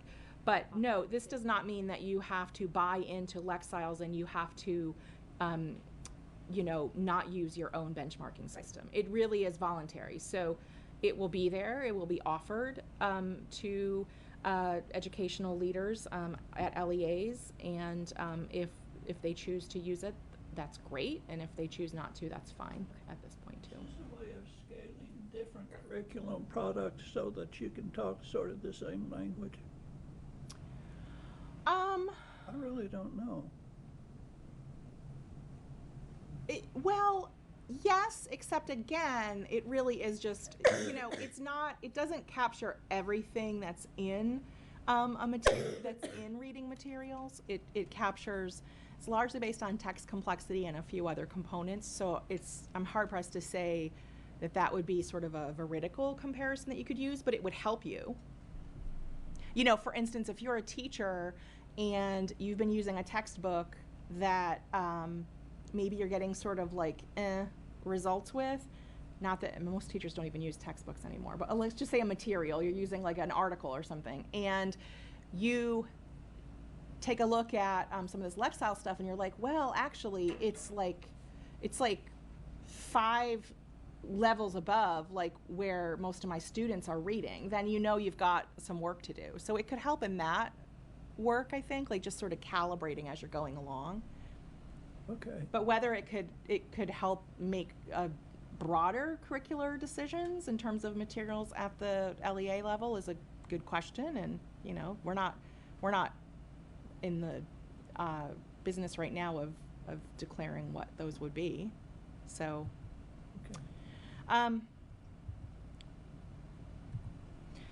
So the last piece I want to talk about is that we have actually offered some policy language to the education committees in our General Assembly. Not sure what's going to happen with those, if they're being taken up, to what extent. So I already told you that we are getting ready to deploy the Lexile and Quantile measures for our spring SBAC results. We're not going to require any statutory language for that, as I talked about. We will be providing state-level professional development, no statutory language required for that, both on Lexiles and Quantiles, and then linked also with 173 and those levers that we were talking about. Here is a suggested amendment to the duties of supervisory union boards, which really gets at some key pieces of this policy. So yes, implementing a benchmark is required, but the actual benchmark itself is not specified. But it needs to be reported as Lexile. Yes, and the vast majority of them are now that I'm aware of. We could, you know, we'd certainly be interested in others that folks are using that aren't, and hearing about that. And again, these are recommendations at this point that have been presented to the education committees. I'd have to go back and look at the latest version. I don't know to what extent these are moving forward, but you know, our hope is that they will. Maybe you don't know, but a Lexile score from another like Faunus Pinnell, you're not producing a Lexile score, right?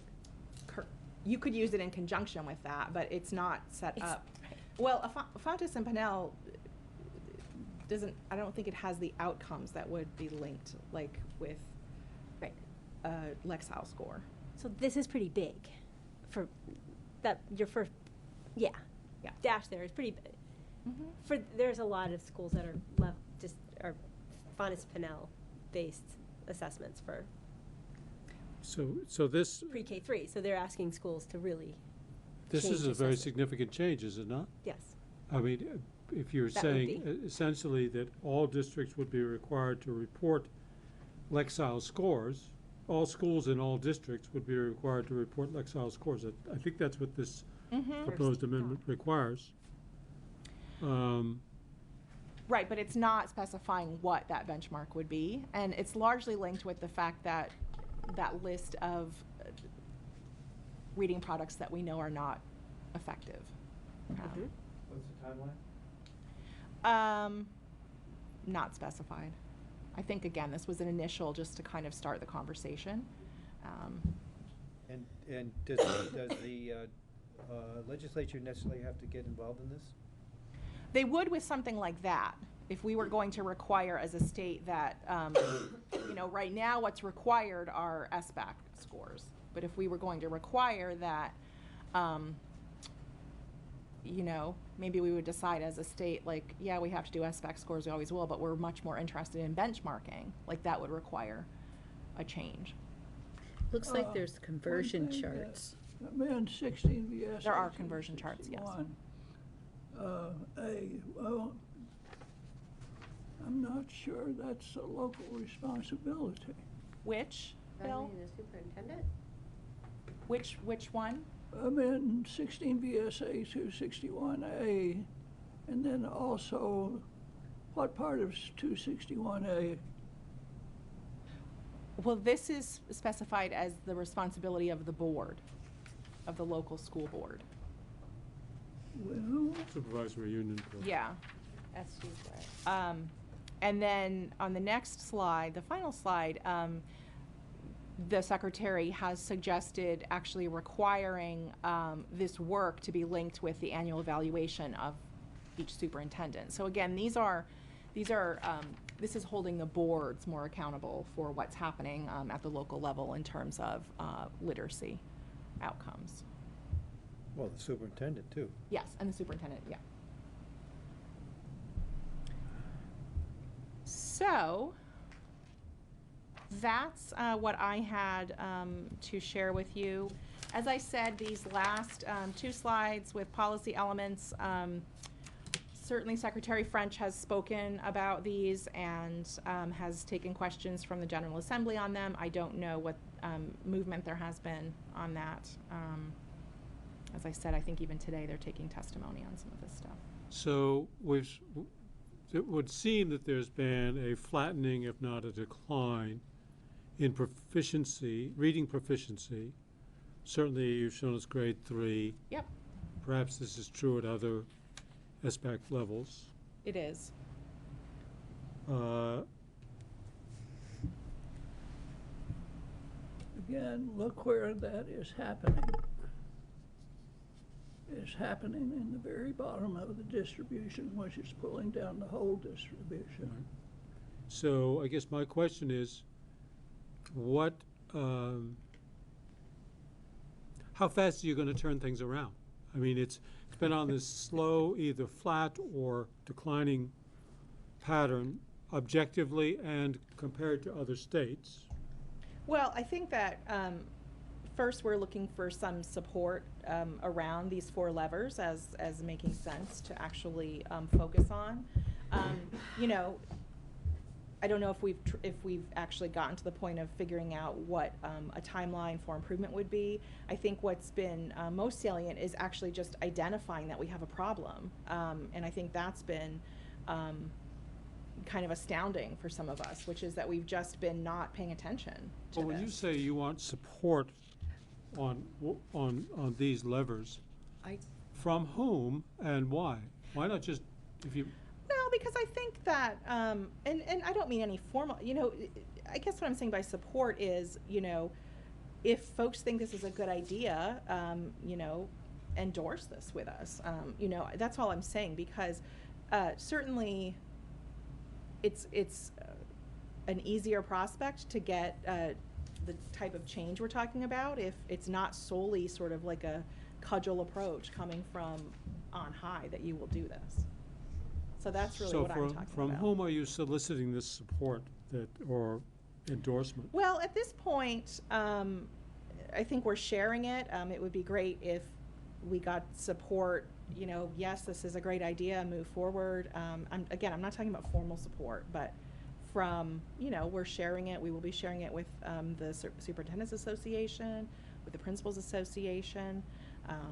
Yeah, I don't think we're looking for a formal endorsement from the board. That's not what I'm saying.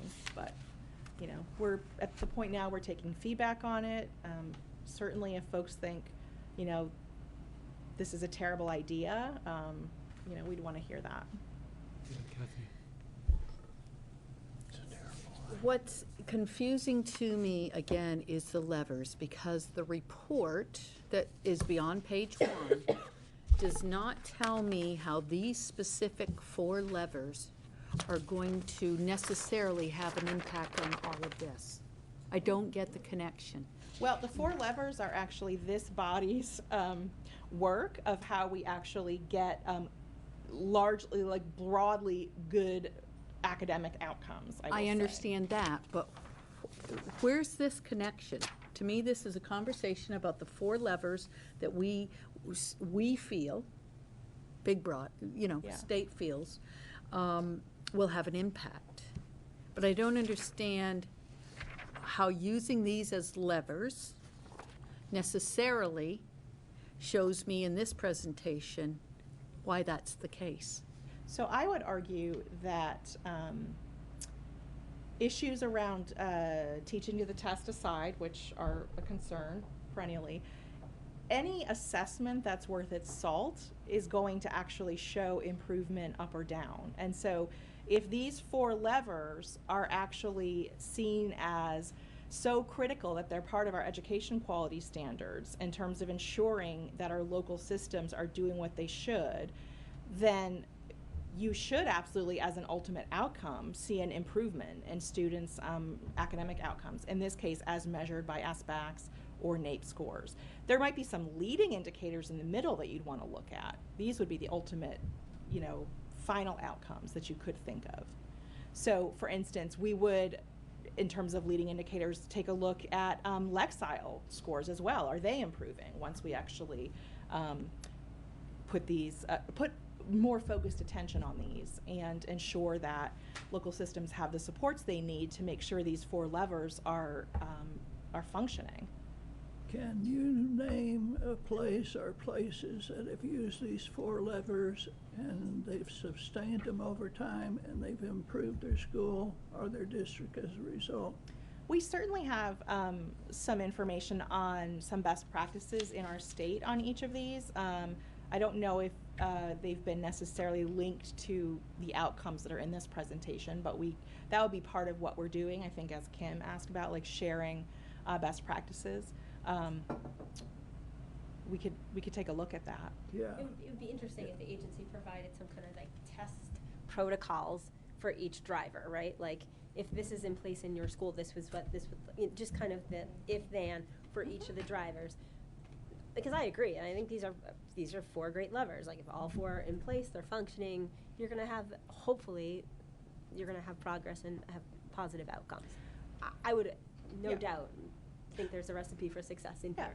It would be interesting, though, to get people in that same mindset or same mental map of what the implementation of these 4 drivers look like in their school. Because you can't reach in and pull out one and say, oh, that's it, that's a problem. Kids can't read here because we don't have good ESTs. Right. Like, and that was really the intent, which is to focus on, these are already in play. So to focus on, are these being implemented? And at the same time, as I said, we are developing an evaluation plan for these. Or and how are they being implemented and like how robust and I guess that would be the system, evaluation right? plan. Like, would be looking at both the fidelity of implementation of these and then also what outcomes are linked with these in particular. Because if we implement with fidelity all 4 of these and we're still not seeing any kind of movement, then we would all have answers of each other, right? Which would be like, well, maybe these aren't the right levers. Maybe we need to be thinking about the, other aspects of EQS that we need to focus on. That's one of the reasons we need to look back and see if we can find success stories. Well, we have success stories. You have districts.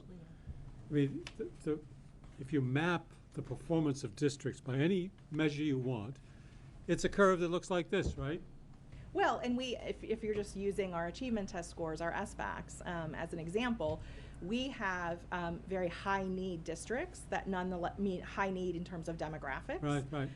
That their students do their really well. Yeah. So well, yes, that must be part of what this is. Next step would be like, what do their ESTs look like? I'll have what she's having. Comprehensive local assessment plans. That's right. Yeah. That's the way to go with this is what are the practices in Vermont that are producing good results regardless of the demographics of the community, Right. and go to all the other school districts and say, do it this way. I guess I just don't see that we need to invent this whole cloth. Go where it's working and propagate that throughout the state, and that'll bring the average performance of the state up significantly. Always go where things aren't working. And I guess the other piece of this is you're talking about accountability of the districts. I think you need very clear measures of what accountability looks like. How will we know it when we see it? And conversely, we need the same from the agency. You guys are talking about gaining support for this thing. In the end, you have to take ownership of it and say, this is what we, as the state's leading exponents of how education should be done, believe should be done, and we're going to do it. And we'll be measured and held accountable by the following measures. Well, and with what will respect, those Chair, be? I think that this is us saying, like, here is what we believe we should focus on. So again, when I perhaps using the word support was a misnomer. Well, that's okay. We're At not, some we're not point, looking you need to for pull the trigger. permission. It just, I think, what we are looking for is feedback like this. And so if something, is kind of like, whoa, that doesn't make sense, that would be really useful for Well, but us. at some point, you pull the trigger and say, this is what we're going to do. Which gets back to the missing aspect scores. Yes. Yes, but happy to- I guess what I'm getting at is, I feel there needs to be a declaration of, here's what success will look like. How else are we going to hold you accountable? Sure. Not us, but how does the General Assembly hold you accountable? We don't. And this is all very nice, but it seems to me that there needs to be a very clear statement of what are the intended outcomes, and if we don't achieve those outcomes, we fail. Well, some of those are actually already in our federal state plan. So we do have some of that. I don't want to give the impression that we have no state benchmarks that we need to be meeting. Okay. We do have an obligation. 2 more for that. comments, and then we need to move on. I Maybe have 3. Yeah. Maybe 4. So I'm understanding that these 4 levers exist in EQS. It is a renewed focus on these as areas to impact capacity to deliver on the first test being literacy, but if the model works, it's transferable because these levers build capacity in a system. And so if I'm capturing that from the presentation in general, I think since these are not the only 4 things in EQS, in terms of your presentation of the material to others who I think need to understand the why are these 4 the focus, what is the research evidence-based impetus for these 4 being those that are chosen by the agency.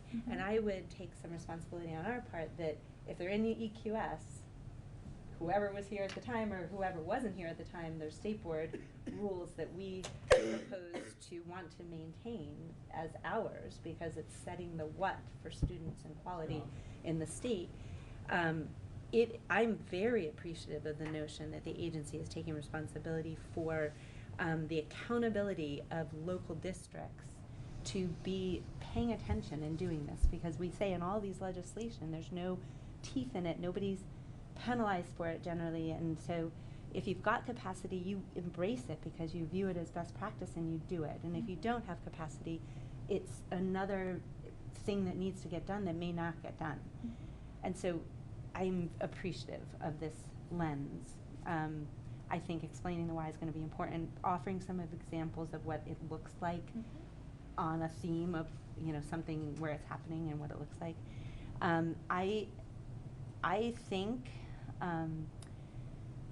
you could end up with proficiency-based graduation requirements are in our rules without an example of what that looks like. And if those other 4 or 5 benchmarking or whatever, Fontes and Pinellas, those are not proven to be linked to something, but this Lexile quantile thing is, I think offering that as an example of how this can be done maybe brings us few steps further into the process than everybody trying to reinvent transcripts.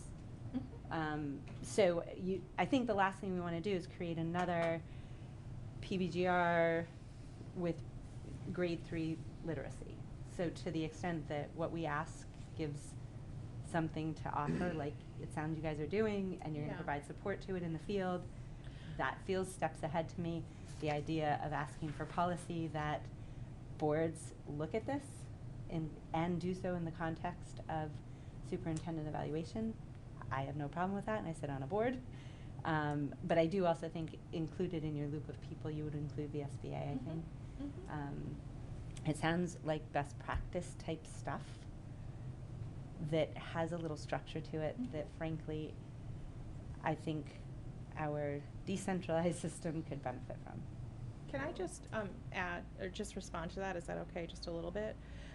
So I think that's exactly it, which is when the EQS came into play, were authorized, became effective, I guess.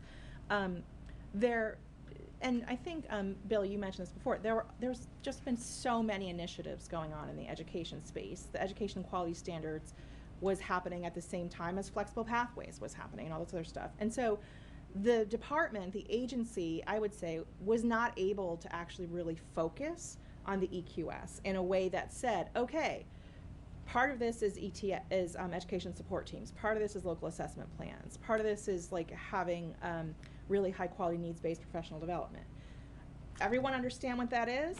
We didn't really do that. We just kind of like the rules were thrown out there and everyone was just left to their own devices at the local level to really focus on that.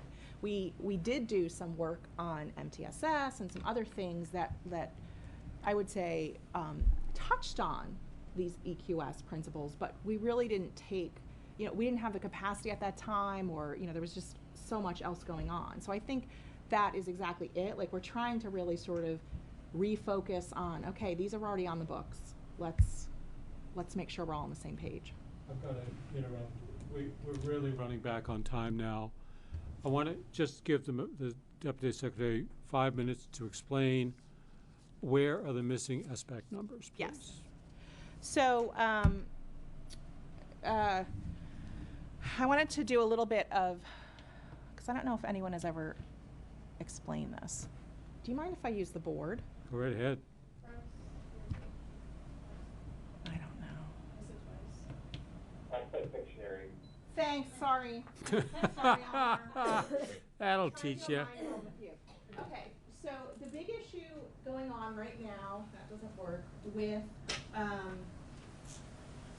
our 2019 SBAC scores has to do with something called DCL4, which is a data collection that happens to be the biggest data collection, and it's done in the spring. So it has everything in the kitchen sink in this. It has enrollment numbers, but it also has, that's where everything that has to do with students' demographics, like their gender, their race and ethnicity, their whatever, all that stuff is in there. It also, there's just everything in the kitchen sink is in there. It's due in July. Okay. So last year in 2018, we had virtually no one actually having that in place in 2018. Why? So, because that was when the SLDS was new. It was the first implementation of this new system. So you didn't run them in parallel? You switched from one to the other? No, that's not. So the SLDS is more like how the data gets to the agency. So there was nothing to run in parallel. Like, it was a whole new system for how the data would get to the agency. You could have gotten it to the agency the old way, too. It didn't make sense to do that for a variety of reasons. But mostly it was because there was a lot of difficulty at the local level with a variety of different vendors and how they would actually interface with the SLDS system and having to figure that out. So this year, this was, I'm talking about last year, and there's a reason why I'm talking about that way. So this year, most of our districts actually got their data in. For 2019. On or around, yes, except one. The biggest district in our state. So they did not get their data in until December. Okay, what happens after we get that data is it goes into an initial period of checks to make sure at a very high level the data are running through the SLDS system, everything is kind of like working and not coming to some critical flaw. If there's a critical flaw, it shoots back to the district, back to the LEA, and says, this needs to be fixed, okay? Critical. And then there's a final data check that says, okay, we actually found some really weird stuff. We found that so this is more about nuts and bolts. Did it actually run through the SLDS system? The final data check is, okay, we saw District 2 that you actually had no graduating seniors last year. Is that true? Is that what your data are? Because that seems suspect to us. And these are real. These are real examples from last year. Or all of your freshmen were coded as Hispanic and you're an SU down south. Again, that doesn't seem right to us. Is that okay? And so that also then gets sent back for them to actually correct. Okay. So why we're late with 2019 is this came in so late because of capacity issues here that it does hold up some of these initial checks because it has to run, the whole system has to run through some of this.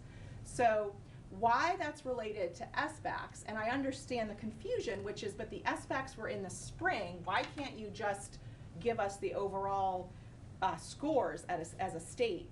Well, we need this DCL4 to actually get the numbers for third graders, the numbers for the grade numbers for students. We also need to make sure that the students who took the SBAC are connected with their right district, because sometimes students switch within districts. So for instance, none of this is captured in a meaningful way when they're taking the SBAC. It's just a big glob of whomever is taking it. We need DCL4 to actually true up the SBAC scores before we even get to looking at subgroup stuff for the whole data set I'm talking about, and make sure that it's accurate, that the right students are matched with the right enrollments where they are at their district, that also is that their test scores are matched there. But haven't you already given the districts Yes. their own 2019 scores? They have their 2019 scores, Well, yes, so- but what they have is actually a broad sweep. It's not the official that will come out. So those numbers will actually be. Broad sweep?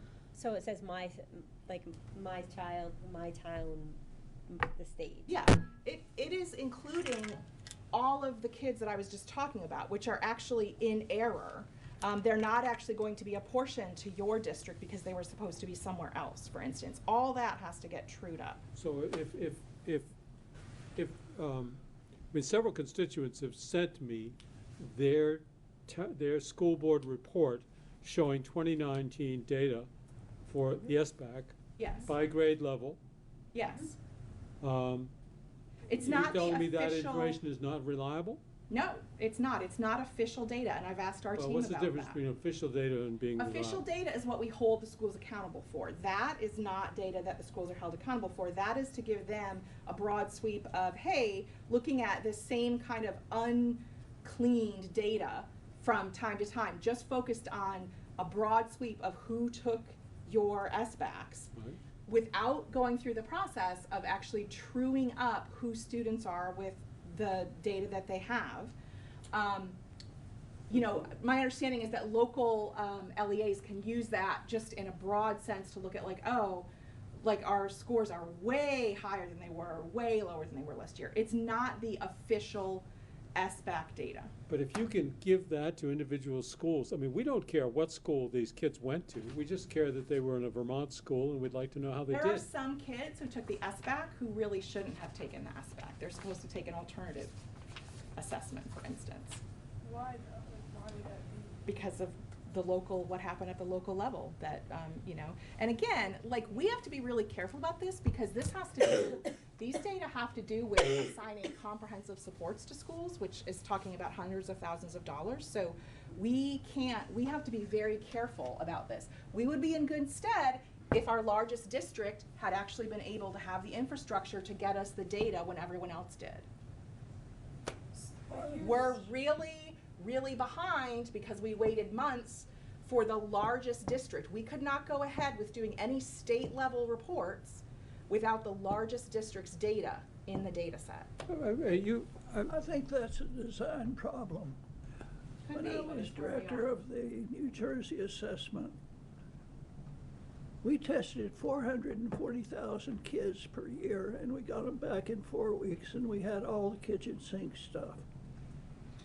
I don't get it. Yeah. You guys you make the Iowa primary look like a walk in the park.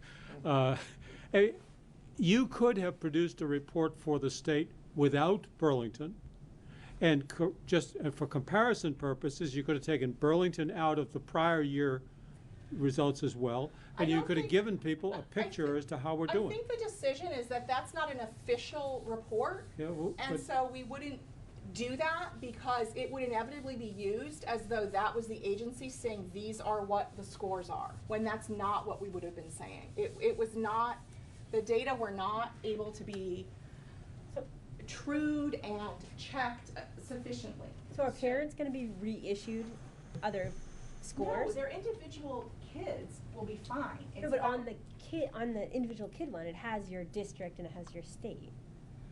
I don't, not to my knowledge, but that's a good question that I can bring back. So you could have produced preliminary reports, but they wouldn't have been perfect. Understood. It just feels to me like putting this off 5 months and still no sign as to when it'll be ready is a classic case of letting the perfect be the enemy of the good. The state would have benefited from a report statewide for all categories with an asterisk that says this is preliminary, it's not final, subject to revision. Most of us can understand that. But if there were a significant trend, I think people would like to know that. Which may be very different once you have the It local might be. district back in the report. Right, but We made the decision that it did not make sense to release a preliminary report when we knew there was a very good chance that those results would not be representative of what the final product would be. statewide results? Yes. May I interject that this kind of is in the past is what's happened in the past, and that if we continue to sit here and talk back and forth about, you know, oh well you could have done this, well it's not like we can change much. I don't know. I feel like it's been the same conversation now for the past however many minutes of could have gotten preliminaries, but they wouldn't have been official. We could have gotten preliminaries, but they could. You're right. You know. You're right. To that point, whatever Southborough SBD did not have, do they have it now? Was it a capacity issue, a human resource issue? Was it a systems issue? Was it what was it, and is it fixed? I wouldn't say it's fixed, but we have the data now, and we are actually doing final checks. So we will be, in the next 3 weeks, moving to upload the data onto our state report card, and then also releasing the state report of SBACs. You know, the other thing is we don't have, we're happy to release the SBAC report as we have, but there's not a particular statute that requires that. And in fact, the state report card is really what our required reporting is for this information, which also has the state information on it. So I think, you know, a couple of years ago, we were trying to actually get folks to be thinking not so much about this static report that comes out in the fall, but actually going to the report card itself, which is online, and that's where all that state information is. And it doesn't have the 2019 achievement test scores right now because we're still doing those final checks, but we will be in the next few weeks. How does it vote for the Lexile quantile measures? You know, I mean. Well, I think, the other thing I didn't get to say is that we made substantial progress in terms of the first, from 2018 to 2019. Again, there was really just one district that happens to be our largest, which we were uncomfortable actually releasing a state report without our largest district, which is upwards of at least 5% of our students. So that's actually going to change what the results look like. We are hopeful. We continue to provide supports for the LEAs. We are hopeful that next year this is a lot more seamless and it just is happening much more quickly and seamless. That's what happened with the majority of our districts this year. So that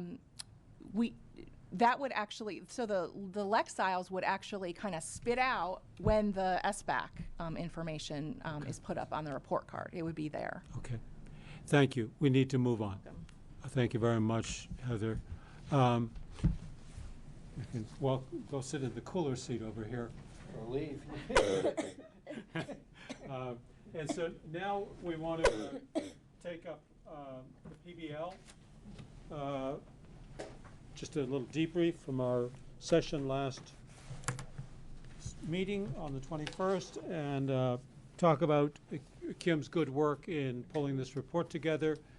The outcome of the discussion, I would hope, which discussion we hope to aim to end in about 25 minutes. The outcome, I think, has to be, so what's next? What I want this board to be thinking about is, So what do you want to do with all this? I mean, wasn't our initial, like, going into it, wanting to put together a report we could provide to the General Assembly and be like, hey, this is what we found, you know? Bingo. That is correct.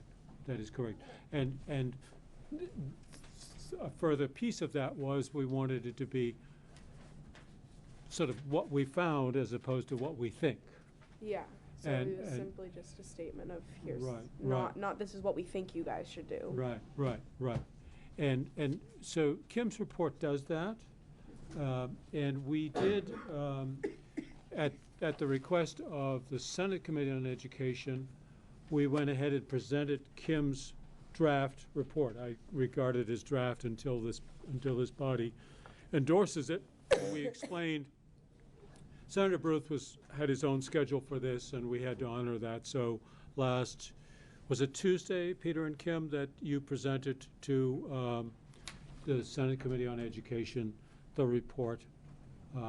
Because last week in particular, the Senate Committee was spending a lot of time on PBL. We haven't yet presented to the House. I've sort of tried to put the brakes on it until we could all meet and take the pulse with you guys to see what you think. So, what do you think? Well, we must say that the bulk of this is the BPA. Yes. That did Mike McBrice and Chelsea Myers. Jesse Myers. Yeah. I mean, they really. Didn't they do a great job? Oh, yeah.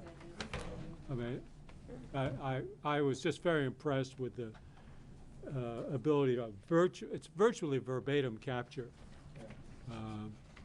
Almost like you had a court stenographer there. So there's a lot of very rich content in what they wrote. We just tried to distill it to some themes and then some input and incorporate the questions that we were left with after the conversation, or at least that Bill shared. And some were similar questions that I had, and probably others of us sitting here, like next steps might include how they look at these questions that were brought to mind either before or after taking testimony for 6 hours, or however many hours it was. I guess it wasn't 6 hours of testimony, but it was a good chunk of the day. So John teed it up, and then Peter and I had the opportunity to sort of speak to the themes that we had seen that I tried to capture in this. So I wouldn't say I welcome any feedback. One of the pieces I highlighted was, even as I was writing the word study committee in this report, I got like the pricklies at the back of my neck. I know that's like a place for things to go to die sometimes. So that definitely came up in the course of our conversation with Senate Ed. So I don't think it means that those questions aren't things we think should be explored. I just don't know what other mechanisms there are for such type of exploration on this topic. So. Obvious next step for me is, does it work? And there's a body of literature that we could go check and report on that. Well, we heard testimony to that, on the full range of that. Wait a minute. Hearing testimony is a very different thing from empirically determining whether it works. But it was somewhat reflective. And I think sure. also the other piece, Bill, we attended ESC. What was the group that came in? I think I was telling you about it, Bill. Education. Schools Commission of the States. Commission of the States spoke to Senate and House. Did they give you good stuff? Ed No. committees, frankly, to the very point of is it working, they have no data yet to link causality with outcomes and the impact of proficiency-based learning. They continue to speak to it as best practice, establishing standards, having clear learning targets, to all the reasons that people that spoke to us shared. That I didn't hear a whole lot more in terms of data. So they were suggesting that it's still relatively earlier in terms of getting longitudinal data that would support and be causally linked. They said that however many years ago they did the study the first time around for where the states were on proficiency-based learning, Wisconsin being the only one who doesn't do it at all. Wyoming. Wyoming, sorry, thank you. I knew it was a W.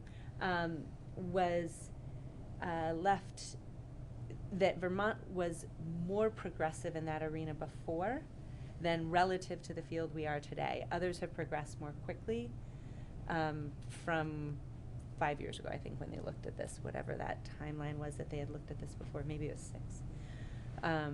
Everybody's looking at it to some degree. We're considered more advanced in it because our laws and rules speak to it being a requirement for graduation. That was what I learned from that session. Mm-hmm.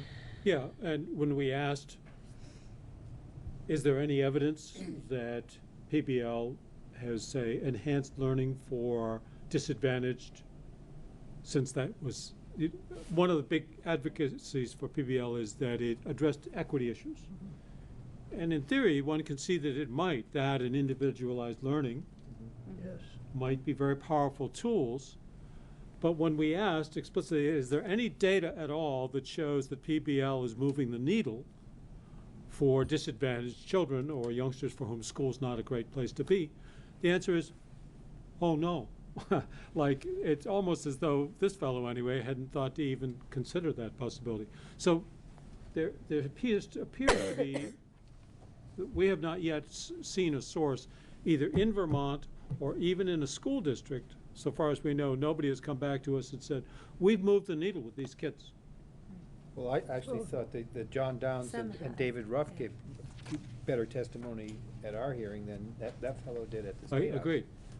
Because it was I think quite unimpressive. I think David particularly did talk about groups and how they've improved and whatnot in terms of, I mean, that was, I don't know, Yeah, I think one of the powerful takeaways, I think, might be that is the enormous variegation of deployment of this. I mean, some districts have deployed it well and deeply and quite happily, and others are struggling and or have a lot of upset parents or teachers who are very unhappy with it. We heard from a lot of teachers who are really unhappy, and we heard that from many teachers privately that they feel uneasy about speaking about their discomfort. They feel that there'll be recriminations in their districts if they do. We don't know the facts of that. I guess my takeaway was this is just like education in every dimension in Vermont. Mm-hmm. It's widely variegated. Which is why it makes it difficult to assess outcomes. It does, and we have to have a baseline of implementation first, which is what we've all been focused on for the past 5 years. Well, we don't have enough focus to stay focused on any one thing. And if you want to look at some of the reasons that we're not doing as well as we'd like, that comes up at the top of the list. And we don't know if proficiencies work empirically, but yet we're doing Lexiles. Maybe that'll help us figure out if proficiencies work. Yeah. Maybe so. Did I understand enough? I would just fill you in on the what little I know about the legislative context of this, and that's because we've sat in with Senate Ed, and they're very interested in the matter, and there's been some discussion in Senate Ed about mandating that, let me back up. There seems to be much more concern about the grading system, so-called notation, than there is about the process of educating by PBL. So one speculation in Senate Ed was, well, maybe we should simply require that all districts in the state grade using ABCs. And that'll, pardon? Or do a hybrid. I think Right, a hybrid of something like that. And then a different perspective emerged on Wednesday afternoon before I had to testify on the reform bill, was from the head of the NEA, and his name will come to me shortly. And he reported on the NEA's survey of its teachers. And they surveyed, of the 8,000 NEA, or active NEA teachers, 1,000 of them responded to the survey. And in general, the sentiment was, and you've all seen this survey, we received it from Don Tinney. We received it from him in April of last year. And it shows just this enormously wide variegation of experience. It's very eclectic. And a fairly high percent of the teachers feel that it's demotivating for students and a whole bunch of other things like that. And so in talking with the Senate committee, he was asked, well, what do you think about requiring people to use an ABC hybrid system? And he said, as did my colleagues over here, maybe not. That seems like another mandate. Rather, how about giving the districts who are struggling some more time? And how about maybe putting together a collection of best practices, things that are working here in Vermont, and sharing that with other districts who might need to go back to square one, and so on.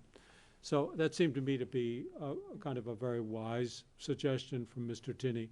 And but we don't know where Senate Ed's going to go with this. And then in a week or two, I think House Ed's going to get going on it. Can I just interject that the study that was done years ago at Montgomery that had all that great success in its elementary school, what was it called? Success? It was success by, I can't. In the book of Growing into Equity. That's right. Yeah. And the key factor was these were all like master teachers. They were there for a long time and had a good principal that was there for a long time. You just can't create that, and you can't, you know, the other significant factor is on poor delivery is the amount of turnover in administration of teachers. When you have a constant turnover, you're fighting the tide.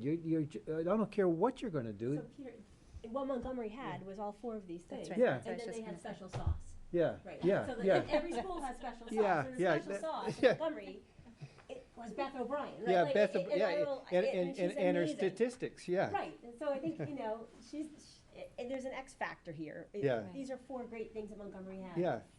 Hands down. But you know, and that's what we're trying to do is just, you know, and you'll get these, the variations is really just how this has been received. Cabot has been doing this since in years, and it was for them no big issue.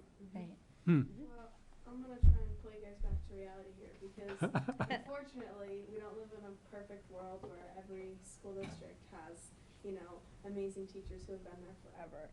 And so I think what proficiency-based learning has done is it was attempted to, you know, close this achievement gap in students. However, the fact that because there was this new system now, there are some teachers who aren't, you know, amazing and can deal with these curveballs that are being thrown at them. You know, there's created this other gap that maybe wasn't so visible before, or people just kind of have overlooked, or it's created a new one. And so And what is now the other there's gap? How do you describe that? the other gap that's like, I don't know, I just feel like then it's like teachers more traditional teachers are struggling the most with proficiency-based learning, I feel, because, you know, they're so used to teaching, you know, textbook style. And in some cases, you know, for teachers that works. It works to go textbook style. And yes, they might not be getting the best education, but then if you throw them the curveball of proficiency-based learning, they're beginning to struggle a little more. And so I don't have the answer to this question, and I'm kind of just posing more questions of like, how perfect is perfect enough for us? Because we live in reality here, and, you know, we're not going to get this to, you know, the perfect place, but we need to find what's going to get us to a good enough place. Yep. Yep. Boy, that's a lot of wisdom right there. How perfect is perfect enough? And it's a great question. Meaning of life. Maybe that's a question we add to the list. Yeah. Well, it's sort of like No, in all honesty. all standards need standards. All It's another one of those standards great Yeah. young person's perspectives. So what is, I apologize again for not having been here, and this has been an issue for me for years. In concept, I do support proficiency-based learning. and I'm very disappointed that it hadn't rolled out in the best way, especially in my region. But what, and I have not, with all of this other stuff, Mr. Chair, I hadn't yet gotten to the next to last page. So where are we? What are we going to do with this document? How is it being received? Will it really make a difference to our school districts in what they're doing if the state as a whole has continued to support proficiency-based learning? What's the big question, and what are we doing locally? Yeah. How do we support? And how do we use these levers? Again, back to your presentation, I absolutely believe in those levers. I didn't see how those 4 levers were in the rest of the document. How are we going to take those 4 levers and implement them into the proficiency-based learning process? That's a good question. One thing we ought to do as a state is determine what we want out of the educational system. That'd be probably the That was first not step. my charge. Exactly. Yeah. Well, how about next week? Can you do that? No. It sounds like Bill's report. But I think, Kathy, that's, I mean, we've sort of created a moment by committing ourselves to what we did last meeting. We've created for ourselves some knowledge we didn't have. And so that, in a way, is an asset that I think Kathy's saying, so what do you want to do with that asset? How do you want to leverage that? And I do think that having you two make your presentation was noted by the legislators as, oh yeah, this is the kind of stuff we'd love to hear from a state board, because they get out more than we do. I think one of the things that we could do, let me back up. There are 3 or 4 major forces at work, and the loudest force right now is angry parents. And I think students who have been inconvenienced or are unhappy with the climate that's been created in some cases. We certainly heard from some students who Ironically, particularly for those from Rutland. yeah, yes, and you know it's interesting that who we're hearing from is the students and the parents of the high achieving or ambitious students. Precisely the people that this isn't targeted particularly to. It's aimed at those who have been just struggling and for whom school has not been a good fit. But the people who are feeling unhappy about it are the people for whom it was not the primary target. But it also is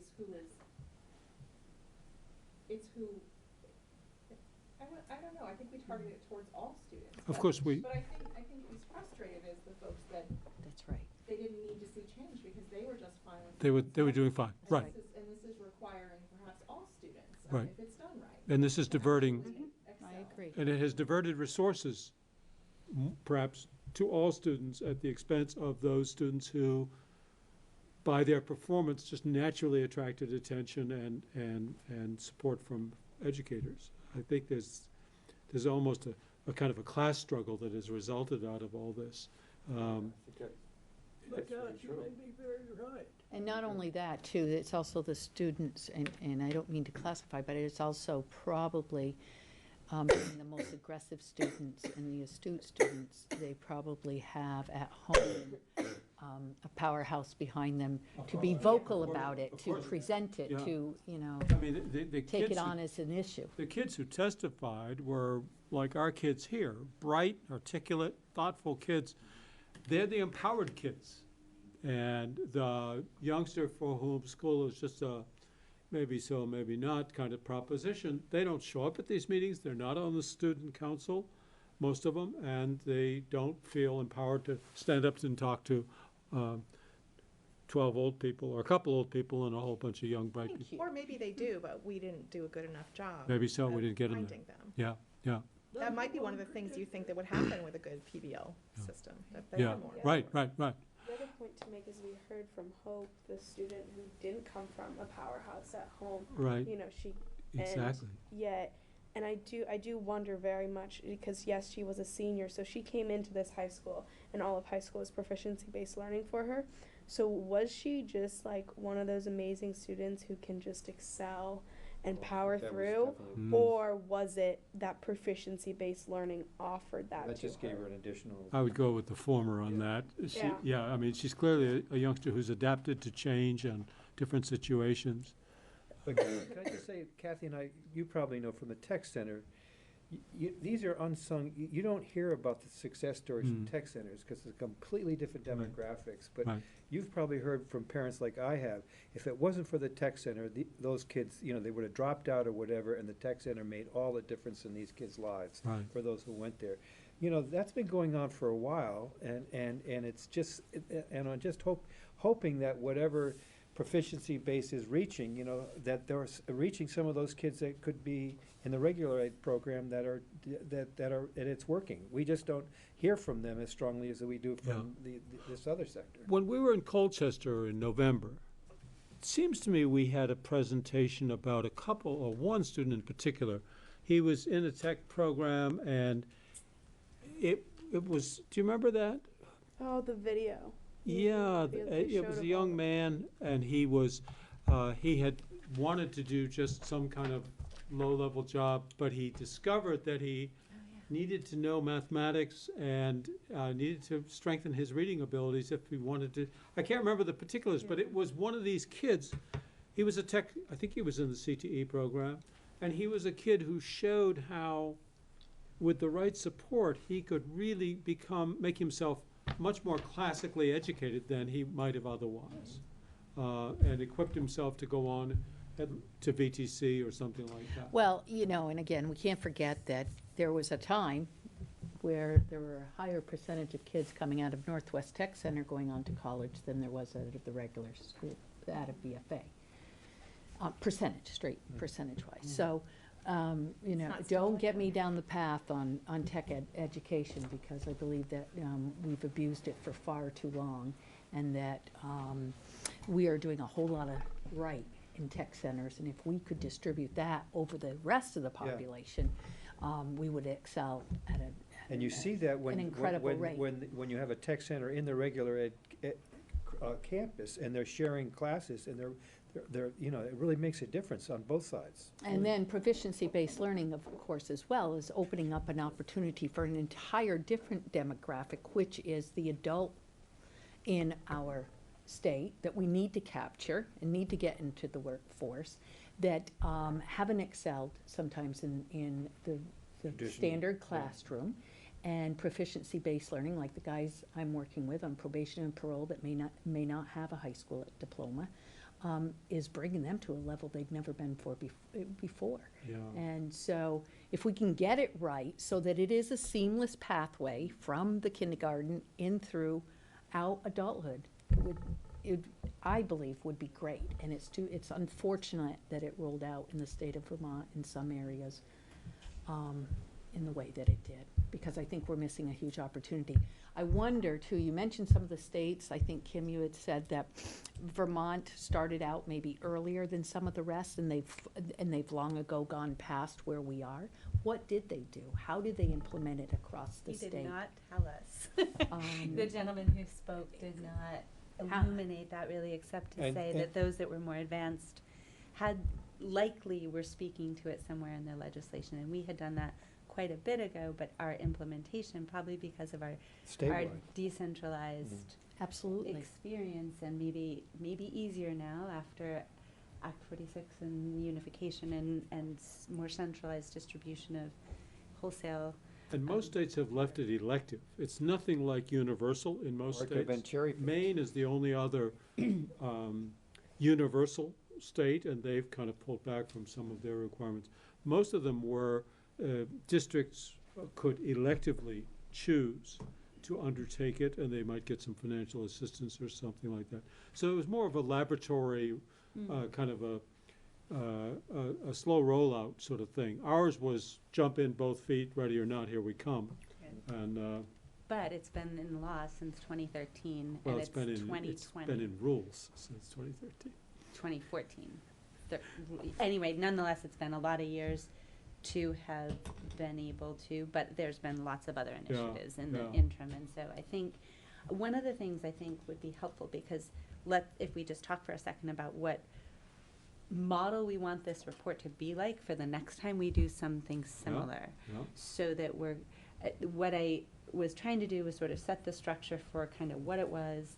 So if you didn't get to read that, we kind of all know it because we had seen it, but for people who didn't know it, that was kind of helpful. And then jump to sort of why is it important now, and then what did we hear? So taking us out of it as a voice of our own, but capturing themes and trying to put quotes that I could, that I pulled from the transcript stuff, to those sentiments. And then I think the conclusion piece is really not necessarily our next steps on it, because it's in our ed quality standards, right? It's spoken to in there. We're not planning to take those rules up right now. I don't know that we have necessarily any particular legislative action that we're recommending.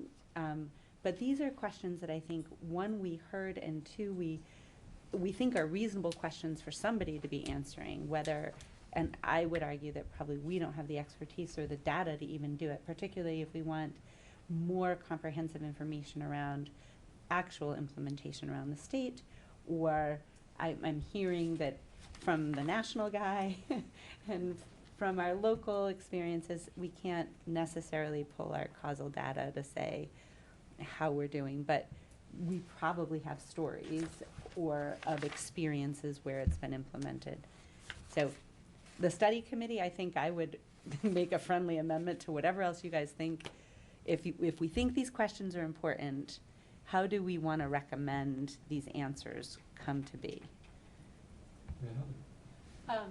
Not to derail us further, because I know you've moved on to sort of like a broader question, but I would just say, you know, we have a habit in this state of we're very input focused, and we don't set up our initiatives with an evaluation plan to begin with. And so I think that's exactly what happened with our proficiency-based learning initiative, which is it's hard now to come back and go like, well, how do we know it's working? We never even thought of that as a state. And so, you know, I think we can, but I would argue it's the focus has been so much on actually building the airplane that it's really hard to actually even evaluate it. And I'm sorry, because you guys have actually been in the building the airplane phase. Like, I think now is the time to say, okay, look at the places where it's actually functioning and it's doing well, and is it having an impact? Because otherwise, I just think it's so all over the place. It's really hard to actually understand any kind of linkage between the overall initiative and any kind of outcomes. Tell you nothing. Right. But if you look at the 10% of the schools that have really ramped it out, and it seems to be working well, they regard it as working well.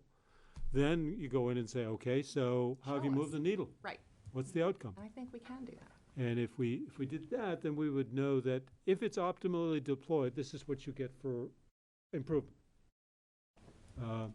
And then you, from that, maybe say, okay, this is what works, and this is what's to be learned from that for other schools. As we're doing that, though, just like anytime in legislature, the world out beyond us is not sitting still. Right. So do we know what those school districts are doing? I don't even know, shamefully, you know, what is changing at BFA or not, given all of their uprise. Do we have a feel for what is going on around the states, what their next steps are, any of that? Yeah, so two things. Yes, we actually have annually started collecting data, which I think Pat Fitzsimmons and our team have brought to the board to look at their graduation requirements. So all high schools are actually submitting, not in a, they're sending their high school graduation, their proficiency-based graduation requirements to us. So we have more information than we have. The other thing I would remind the board about, though, is that we're actually pulling apart proficiency-based learning. And I will again remind us that at the same exact time, Act 77 was implemented. Yes. So on the ground, I would actually argue that LEAs had a very tough choice. Some of them really focused on flexible pathways. They couldn't do both. Right. They really needed to make a choice. And I think you know, we owe it to our LEAs to give them some time to actually come up, because maybe those are the ones that have really great flexible pathways. I don't know. I'm wondering about that. Right. That's a very good comment. We're asking people to be flexible and open and include everything, but yet we want them to be, we want to be tough with these test scores and punish them if they don't do them right. We can't have it both ways. Oh, I disagree. I think you can do both. And I think it's interesting, I was thinking, Kathy, as you were speaking, like, I'm thinking of my 4 kids going through the system, and K through probably 5 was all proficiency based. You didn't ever see a number That's one or reason why we care didn't much do about it, it. apply to the elementary schools. Yeah, and so then our middle school did a hybrid, and then you got to high school, and my kids got through before Essex really did much at all about. The last one graduated last year. I didn't really see any change. So, and that's a big system with presumably capacity. But one of the things, as Senator Bruce was suggesting, maybe they just mandate that there be a hybrid version, because that seems to have been better received by others. Hybrid scoring. Scoring on a transcript, for instance. The proficiency-based grading requirements, or graduation requirements in EQS, don't tell you how you're defining what your proficiency graduation requirements are. So it can be that you say a C and above or a D and above is proficient.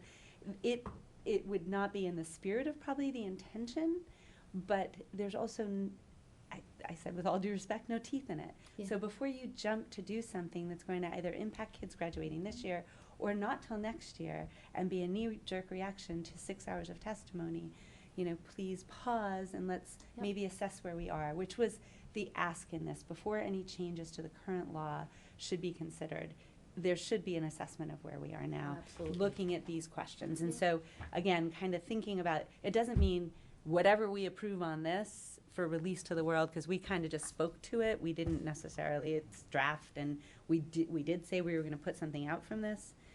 If we come to sort of consensus on this being a rough format, what do we think about our ask? Get rid of the study committee and call it whatever we want, some sort of report from whatever sources exist on these types of questions. I think that's a reasonable ask. Can I just quickly? The study committee is sort of a kiss of death. Go to term. die Yeah. place. I Yeah. cringed as I wrote it, and Wow. I just didn't know other options. So. I was just gonna say, I think I completely agree with you when it comes to that hybrid grading system, because specifically with my experience at BFA, it seems that right now proficiencies, at least in some places, haven't been properly implemented and they haven't been understood, whereas it's kind of just messed up an entire graduating class where you have kids that, if you want them to graduate with a C, which is seemingly what my school was fine with them doing by moving up their grade to a 3, then have them graduate with a C, but make sure that you show what's really going on behind the scenes, because then it makes it look like children, not children, geez, kids, students, thank you, who perhaps have underachieved, not necessarily because of socioeconomic, but just because they have underachieved, are not being lumped in with students who have really put in that extra effort, have gone to these things, have done more in school, have really put the effort in, and have been lumped together, whereas looking at the same grade, because I know in my experience, I lost out on merit scholarships because my whole grade got messed up. It didn't represent the work that I had actually done on those 3 years prior, which was really frustrating, whereas other students I know who had gotten these merit scholarships based on just solely their grades shouldn't have really deserved them, because they got a bump up, whereas I got a bump down to try to consolidate everything so everyone could get pushed out and make it look like the system's working. So I think a hybrid would fully show what's really going on, like, hey, this is actually this percentage and this is this percentage, but on the proficiency scale. Because then once you do that, you can start to really integrate proficiencies fully, rather than if you just jump straight into it, there's going to be a lot of problems because people aren't going to know what's going on. So if there's a slow implementation where you have a hybrid going on, I think that would lead people into a better understanding of proficiencies over time. And So, I think there are some I'm just examples of mindful of the clock and Kim's question, and I think all of us feel good about what you've done, and Kim's asking us, so what would make it still better? And I think probably your own. We're entirely different. I'm cool either way because Yeah, we did yeah. speak to it. More to do. I'm not taking like ownership, except that I do think we want a report out of it. We did sort of speak to the themes we saw, so I don't know that there's much more impact to happen from it, except for our ask if we believe there's a further report that should happen around the questions at the end. I think that's an ask. Questions. I think that's probably the best thing we can do is to say these are things we and policymakers would be well advised to know more about. Yeah. And especially, you've got a half dozen of them. Yeah. I don't think we have to propose solutions.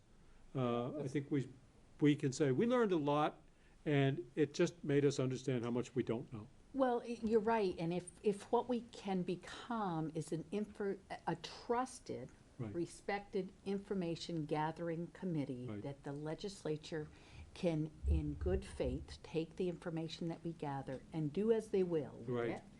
And we possibly propose or ask questions or do something, then I think that's a great purpose. I know, sitting there, as you do, Peter, how much it takes to put together something like you guys did on the 20th.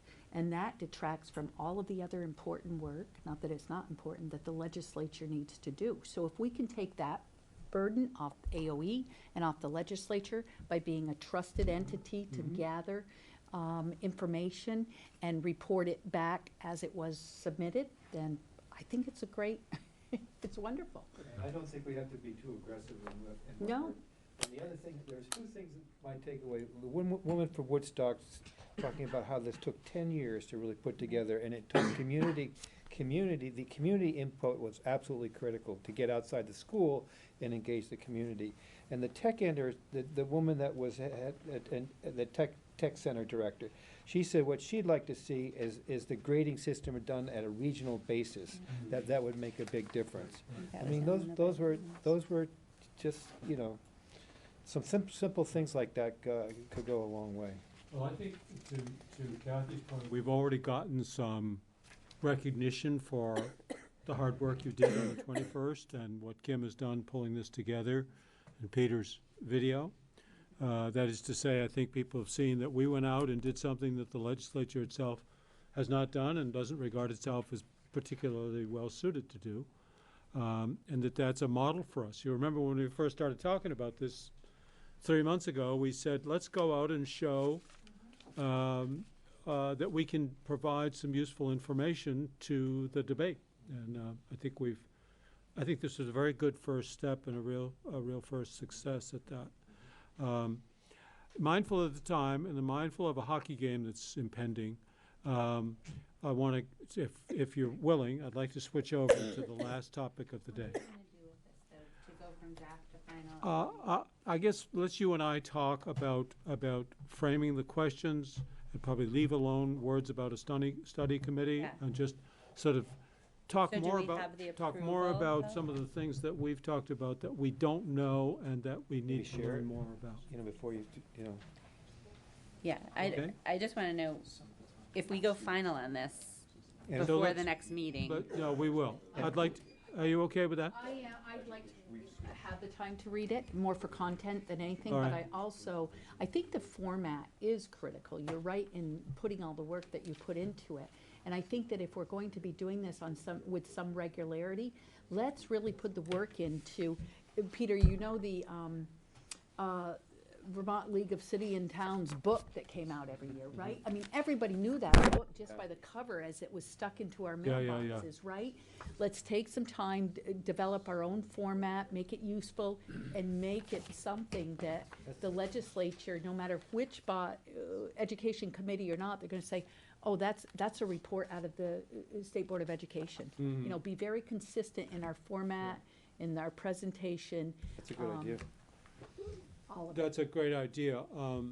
Just a question of how much we can get implemented in the next week or two to be ready to go out. I guess I'd like to just get the board's sense on this. Is the board comfortable with the report that Kim has produced? Comfortable enough to say, it's good to take to the House Committee, it's good to share this around. Maybe we can mess around with the format a little bit. And I'd be happy to work. Why don't you read this over, Kathy, and get back to Kim in the next 5 days max with any further input? Bill, are you okay with this? Let's just get out there with it. Yeah, I'll try to find some time in the next 5 days to. Okay, please. To look at. Please do. Can I ask that we copy John and myself? Yeah, Is sure, that sure. okay? Yeah, and this goes for any of you. Yeah. Let's say Any specific in feedback? concept, this is fine, and if we can sharpen it up and flesh it out a little bit further, great. But we need to get Are we this. sharing that amongst all of us? Sure, sure. Yeah, yeah. Why not? Yeah. Why not pass it all around? We're not making any decisions, so we're not violating. We go to final, is that a decision? What do we? I don't think we're gonna have to, I think when you get it final, send it out. And I don't think we're gonna have to come back and Okay, get so in another concept, anointment we're about this. good.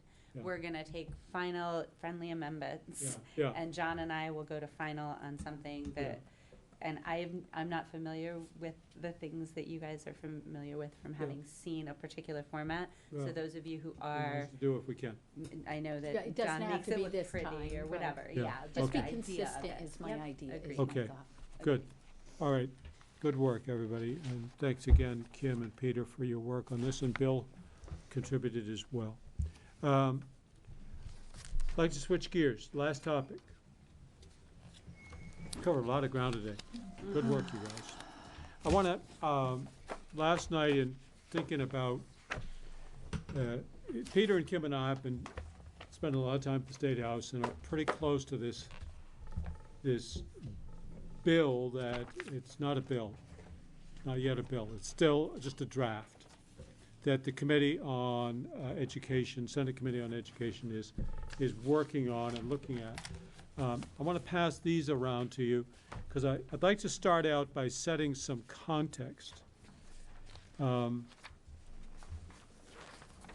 there are sort of, there's what I would call an internal context and an external context. Sort of, when I say context, I mean, so where did this whole idea come from? Why is there a bill being considered in Senate Education today? And there are two sort of origin stories about this. The first story is that since at least December of 2018, because what shows you what a nerd I am, I went back and looked at our minutes. In December 2018, then Chair Krista Hewling urged us all to be thinking about the strategic direction of the board. And some of the conversation there was around, are we spending our time wisely? And so on. In the July or June meeting of the board, we had a very good, it was right here, in fact, a very good board conversation about the direction of the board. And there was beginning to be a kind of a sense among us all that we just didn't feel like we were firing on all cylinders. We were doing some stuff that wasn't a very good use of our time, looking over the shoulders of the agency, but not adding a great deal of value. And also noticing that we almost never did anything on our own. It was always pretty much reacting to somebody else's agenda. We then had our retreat, and we talked openly about reinventing the board. And from that came a lot of ideas and started to evolve that we wanted to be able to sort of look beyond the horizon, just be seeing the big picture in the way that we don't feel we have been. I think many of us look back upon our experience with Act 46, and as grueling as those hearings were, it was very stimulating. We learned a lot. We got a sense of the pulse of the state in a way, or the many pulses of the state, because there are many different views, by being out there and hearing from the people. And there was something energizing and learning there for us. And so out of that evolved this sort of vision of what we wanted to become, and that transition, and that got fleshed out a little bit more when we were called by the Sunset Advisory Commission and said, we're thinking about putting you guys out of business. Why should you even exist? Good question. And so that got us thinking more about, well, we know we should exist, but maybe we need to be better. And then we developed our annual report, which we did by, I think we went through 4 drafts of that. Eventually in the annual report, what emerged was essentially a kind of a legislative agenda. We knew who we wanted to become, and we know that some of that requires legislation. We need to be freed up from a whole bunch of statutory obligations that are left over from the year 2012 and never did get cleaned up. And we need to open up space and hopefully staffing so that we can be proactive, do things like what we've just done in January and February in Rutland. And from that then came, and I shared all this with the chairs of both the Senate and House Education Committees, and from that, the chair of the Senate Education Committee said, I'm really interested in what you want to do. Will you work with our legislative draftsman to scope that out? So I took the agenda that we laid out in our annual report, shared that with the committee's draftsperson, and a DR 200777 emerged. That's sort of how the process took shape by our lights. I want to talk now a little bit about the handout that I've just given you, which is a totally different context. I've just described to you the sort of the origin story as it came from within this board. But in the climate that we're working in is defined by what I've just handed to you. There is a climate that has emerged over the last decade in the General Assembly that has a bearing upon the state board. You can be darn well sure that for the many years before May 2012, when Act 98 was passed, there was a lot of conversation about who should be in charge, the state board or the secretary and the governor. And finally, it came to pass, after a decade of debate back and forth, at least a decade debate, that the legislature acted and essentially, to some considerable extent, put the state board out of business. The state board had been the board of directors of the Department of Education. The commissioner of the department answered to the state board. That he could be hired or fired by the state board. And the entire department was like a corporation. And we were the board of directors. And along comes the legislature expressing the will of many governors saying, no more with that. The governor wants to be able to be in charge of the person who's in charge of the department, and you're not him anymore, unless you want to run for governor. And so that's what Act 98 did. It did it in about 6 pages, what it failed to do, of course, was to understand the meaning of all of that. And the most it did was, I've just shown the 3 major things that it said. It eliminated the state board's authority over the department and essentially, in effect, on how the department operates. The board has no more authority and control and has not had it for 8 years, though some of us didn't know that until recently.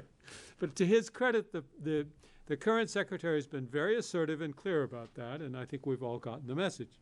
Another thing that the bill put in, which was new and was not in the original bill, it was kind of slipped in at the last, which was that the board shall have the authority to establish an advanced education policy. Those words had never been used before. And then the legislation, Act 98, said that the board shall have staff who shall answer to the board. That had never existed before either, or who shall report to the board. So that's 8 years ago.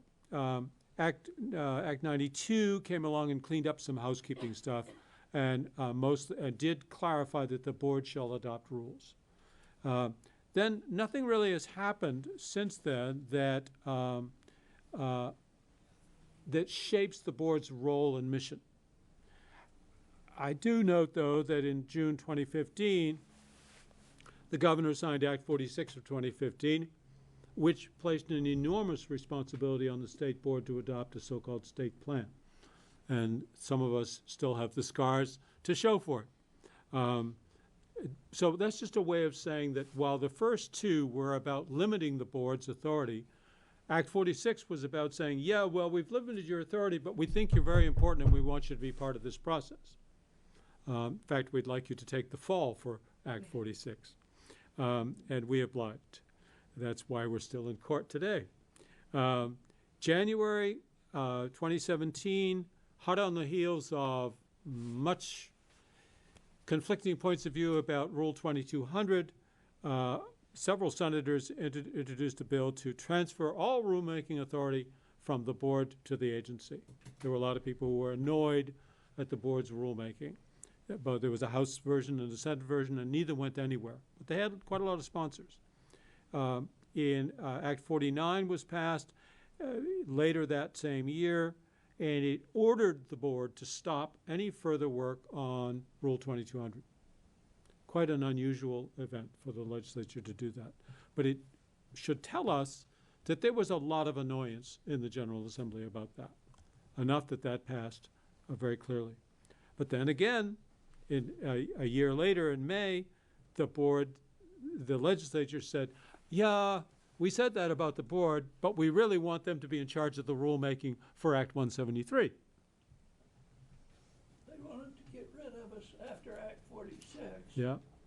And they wanted us not to do any more rulemaking, but they also, about 2200, but they made it very clear that they wanted the board involved in 173, and we spent the morning continuing to be involved, as we have just about every meeting for the last 9 months anyway.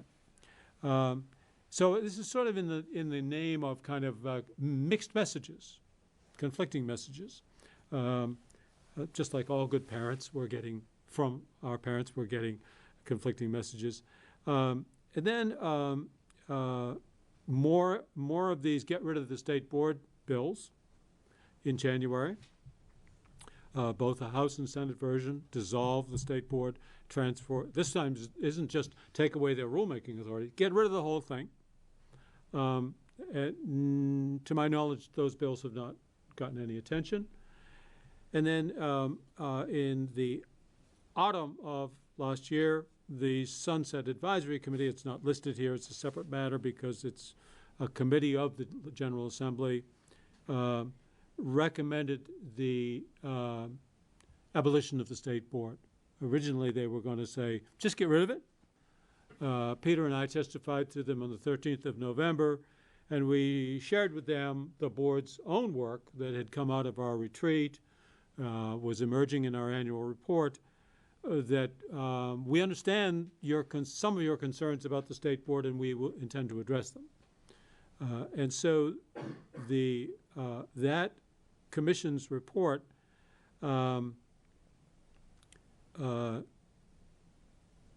took form in H660, January of this year, introduced, and it is a bill that essentially, well, what it says is the state board shall cease to exist after 1 January of 2021. And the reason they gave us, why they're keeping us hanging and twisting in the breeze for another year, is to give us an opportunity